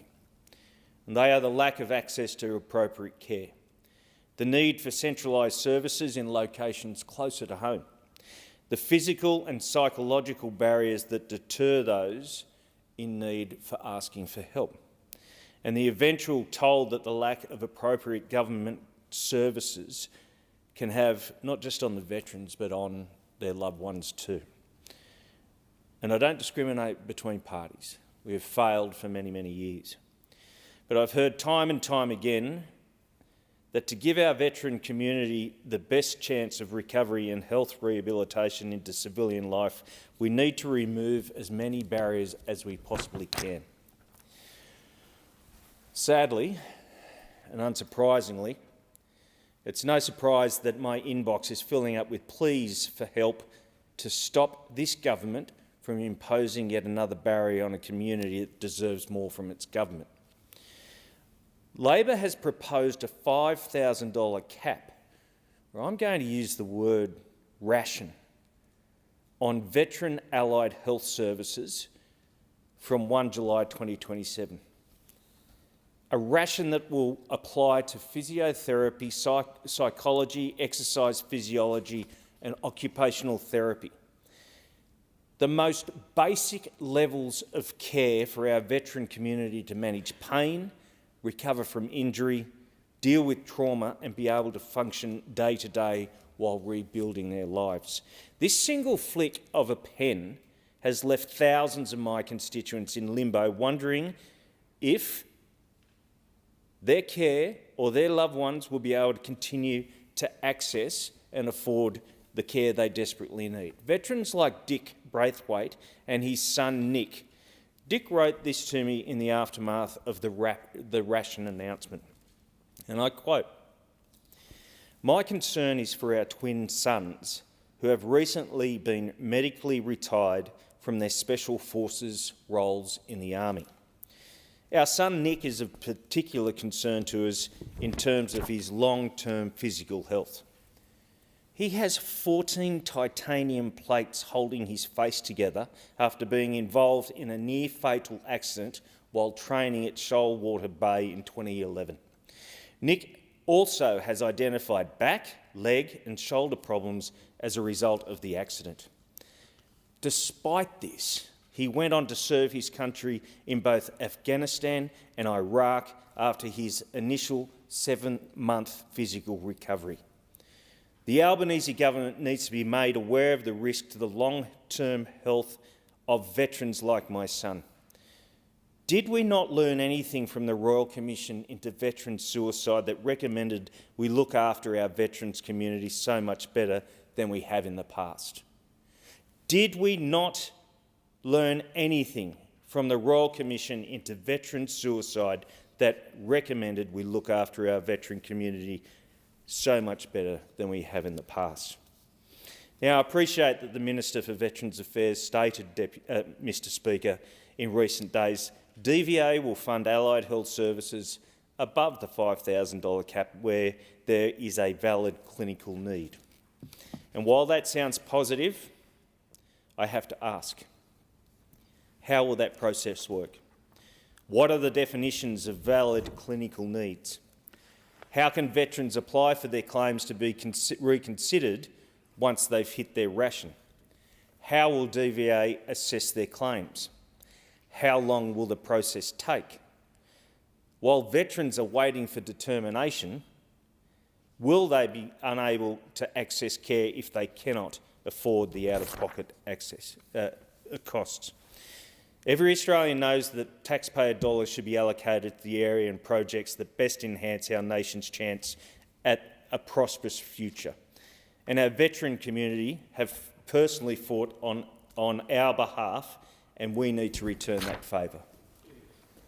The question is the House to now adjourn and give the call to the member for Jagga. Thank you, Speaker. Speaker, one of the consequences of the war in the Middle East and the international fuel crisis has been to demonstrate to us the importance of having secure power sources here at home. Unfortunately for Australia, we have sun, wind and hydropower opportunities in abundance. We are able to build more reliable, sovereign, renewable energy, homegrown Aussie solar, wind and hydro. Opportunities our government is leaning into. Just this weekend, we announced the largest renewables boost in the history of the national electricity market. 19 new wind, solar and battery projects across New South Wales, Queensland, Tasmania and in my home state of Victoria. That's enough to power 4 million homes with cheaper, cleaner and more reliable energy. Of course, this investment comes on top of our incredibly successful Cheaper Home Batteries program. Now more than 400,000 of these batteries in homes right across Australia, in suburbs, in regions, helping households to get their power and to get it in a reliable and cheaper way. And Speaker, I've had the pleasure of visiting a number of homeowners who have recently installed Cheaper Home Batteries, Andrew in Diamond Creek, Liz in Cranbourne, many more. And the stories they tell me are that they are so pleased to now be able to control their power bills, to have this sense that they know that they will have this secure power source, and that their power bills are coming down as a result of this investment they've been able to make with our Cheaper Home Batteries scheme. I've had pensioners and others on fixed income say to me that it means for them they're not worried about bill shock in the way that they were before. They can see the future. These people can see the energy transition that is underway in Australia and the energy transition that the Albanese Labor government is supporting households, communities, businesses to make in Australia. They see this benefit from cheaper bills and more reliable power. This is, of course, the future that our government is building in our communities, in our households and across our country. Unfortunately for those opposite, they are focused on the past. In particular, in this case, it seems, bringing back dirty coal. The Leader of the Opposition, the same Energy Minister who under previous Liberal governments failed to secure our energy future, is now doubling down on dirty, expensive energy. After wasting nearly a decade in government arguing against climate change, failing to invest in the transition to reliable, sovereign renewables, the opposition leader was part of a then opposition pushing an expensive nuclear fantasy before finally abandoning net zero and now moving on to saying that they want to keep, as I said, dirty, expensive coal running for as long as possible. Make no mistake, when the Leader of the Opposition says that he will work with coal-fired power station owners to keep plants running harder and longer, what he's really saying is that he wants to drive up household energy bills and drag Australia back into the climate wars of the future. Because coal is dirty and coal breaks down. Our ageing coal-fired power stations break down, and that means they are more expensive. It means that household electricity prices are more expensive. So after failing to do anything when he was the Energy Minister, after failing to secure Australia's energy supplies, after being part of a then opposition who doubled down on nuclear as a solution and got told roundly by the Australian people that it wasn't, the Leader of the Opposition is now offering up dirty, ageing coal as the expensive solution to Australia's power needs. Of course, then we have One Nation pushing conspiracy theories instead of real solutions, flying around in planes bankrolled by billionaires and mining magnates. Speaker, at a time when communities across Australia are already experiencing more frequent and severe natural disasters due to climate change, this approach is reckless and irresponsible. It is not the approach of a credible or a viable alternative government. It is wrecking. Those opposite continue to divide, seek to double down on dirty power. On our side, our government, the Labor government, is getting on with the job of providing Australians with clean, reliable, sovereign, renewable energy. This is a fantastic opportunity before us. It is one our government will continue to support Australians with so that we have the opportunity to power our future. Give the call to the Leader of the Nationals in the House of Representatives. Thank you, Speaker. I rise to highlight an injustice which is occurring among Indigenous Australians in Northern Territory, which the Minister is refusing to address. Now, the Northern Territory stolen wages class action was brought against the Commonwealth Government on behalf of Aboriginal and Torres Strait Islanders who worked in the Northern Territory between 1933 and 1971 and were paid little or no wages. The Commonwealth agreed to pay up to $202 million, including costs, to settle the class action, with up to $18,000 for each eligible claimant who registered by August 2025. Now, the problem is, Deputy Speaker, that many of the people who were possibly eligible were not informed of the opportunity to claim. Now, I accept this is a long way from Gippsland, but one of my constituents volunteers as a lawyer who works in the East Arnhem area, and he became aware of hundreds of committee members who had not been informed of the opportunity provided by the court ruling. So on December 12, 2025, I wrote to the Minister and pointed out that many community members living remotely may not have had the opportunity to register at all, and injustice was being done. I received no response. So on February 19th of this year, I again wrote to the Minister and explained that there was a steady flow of inquiries about stolen wages to the local Aboriginal corporation, and again, these people had not been informed. And my constituent tells me of one Yolngu elder who just left his office. And he says, he is a local elder and revered traditional owner. He is, more importantly, a fine man and friend. He attended my office to complain about the lack of notification regarding the stolen wages. It is only now that a few people are getting money that the cat is out of the bag. He states many Yolngu knew nothing of the scheme. As an aside, the two he wished to claim for personally are his father, who rescued a USA pilot shot down on a remote island. His father, Jackie, rescued the pilot and canoed him to civilisation. He then worked for the Air Force at Gove Airport for no pay, and latter in jobs detrimental to Indigenous workers. His mother was a nurse delivering babies in remote areas. She received an order to Australia for her services, but again compromised pay. And he goes on to say, "Oh, Jeff, this is not closing the gap, but opening a gap of more sorrow. I'm sure those who conducted this fiasco will say they did a terrific job of notifying applicants, but let me reassure you, they did not." Again, no response from the Minister to that letter. So I wrote again on the April 1st of this year and provided more details on this flawed process and failure to notify people who may have been eligible to receive funding under the stolen wages claim. So my letter of April 1st received no response again, Mr Speaker. So despite several attempts then to seek a meeting with the Minister or her advisor, my request was bounced around between the Minister for Indigenous Affairs and the Attorney-General, with no one seeming to know who was responsible for looking into this serious situation. Now, on April 28th, I wrote again to the Minister, and finally, on the 29th of April, I received a response from the Minister for Indigenous Affairs, but except it wasn't from the Minister herself, it was an email from her Chief of Staff. And the email says, "The class action, the settlement distribution scheme administered independently of the government, the Federal Court of Australia appointed independent administrators to administer the settlement. Given the independence of the settlement, the Commonwealth are unable to influence the way administrators administer the settlement, including to extend the registration date. The settlement of the class action was reached by agreement of several parties, and this agreement cannot be altered without the approval of the Federal Court." So simply saying, not my problem. Deputy Speaker, sorry, Mr Speaker, a fancy way of saying not my problem, and the Minister herself couldn't be bothered responding to multiple letters on behalf of hundreds of Aboriginal and Torres Strait Islanders who were never told that they may be eligible to receive a payment under this scheme. The government has simply given up on this injustice, and it took the Minister 5 months to respond to my multiple letters, and even then the Minister herself couldn't be bothered writing a letter. We got an email from the Chief of Staff.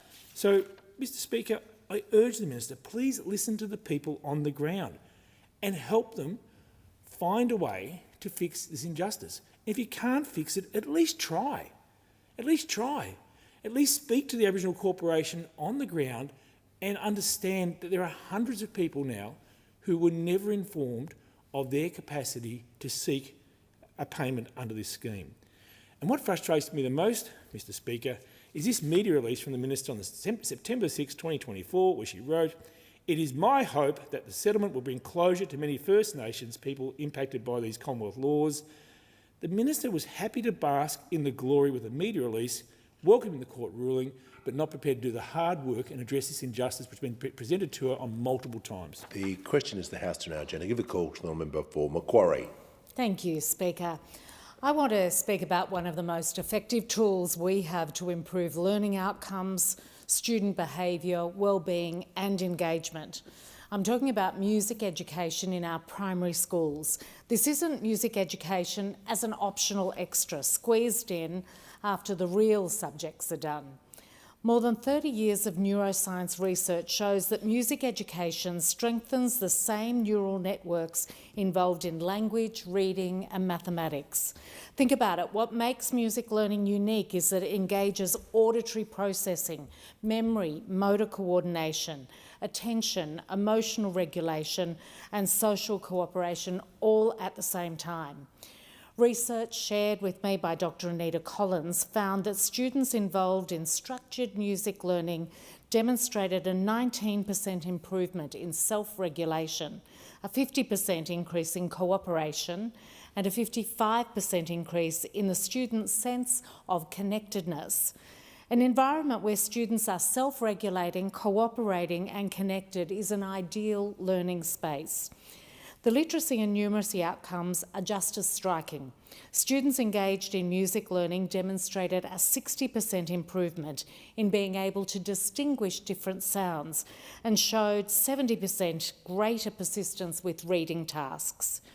Research also demonstrated 24% improvement in mathematical understanding and a 30% reduction in maths anxiety, with particularly strong improvements among students from low socioeconomic backgrounds. Now, these figures tell us that music education isn't a nice to have. It's deeply connected to students' capacity to learn in the first place. I think of it as fertiliser for the brain. And I also listen to the feedback from educators on the front line, like Homebush West Public Principal Estelle Southall, who told me stories of the change she saw in students who accessed music education for the first time ever and how it profoundly changed their experience of school. Music education helps students become more confident learners, more connected classmates and more resilient young people. It teaches children to listen, to cooperate, to persist and to belong. I think of these benefits every time I see a school musical and watch kids find their tribe, either on stage or in the crew. We need to use every tool at our disposal to support students' learning, and music education is one of the most effective interventions available to us. The Tony Foundation's Fading Notes report found that the hours devoted to compulsory music education training in university degrees for primary school teachers has fallen by more than half over the last decade. This contributes to increasingly patchy and inconsistent access to quality music education, particularly in public schools across Australia. I'm not alone in believing there's a bigger role for music education in our school system. I was delighted to bring together educators, researchers and advocates from across the sector for a roundtable discussion with Education Minister Jason Clare.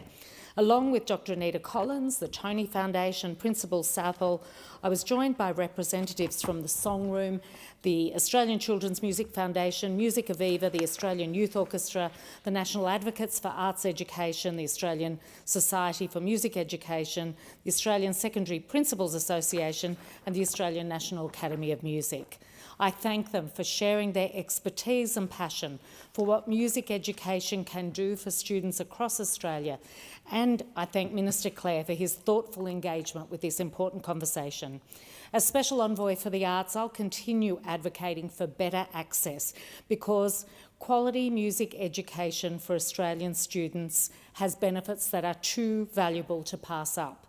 And to all those music teachers, during school hours, before or after school, we know the cultural and economic contribution that you make.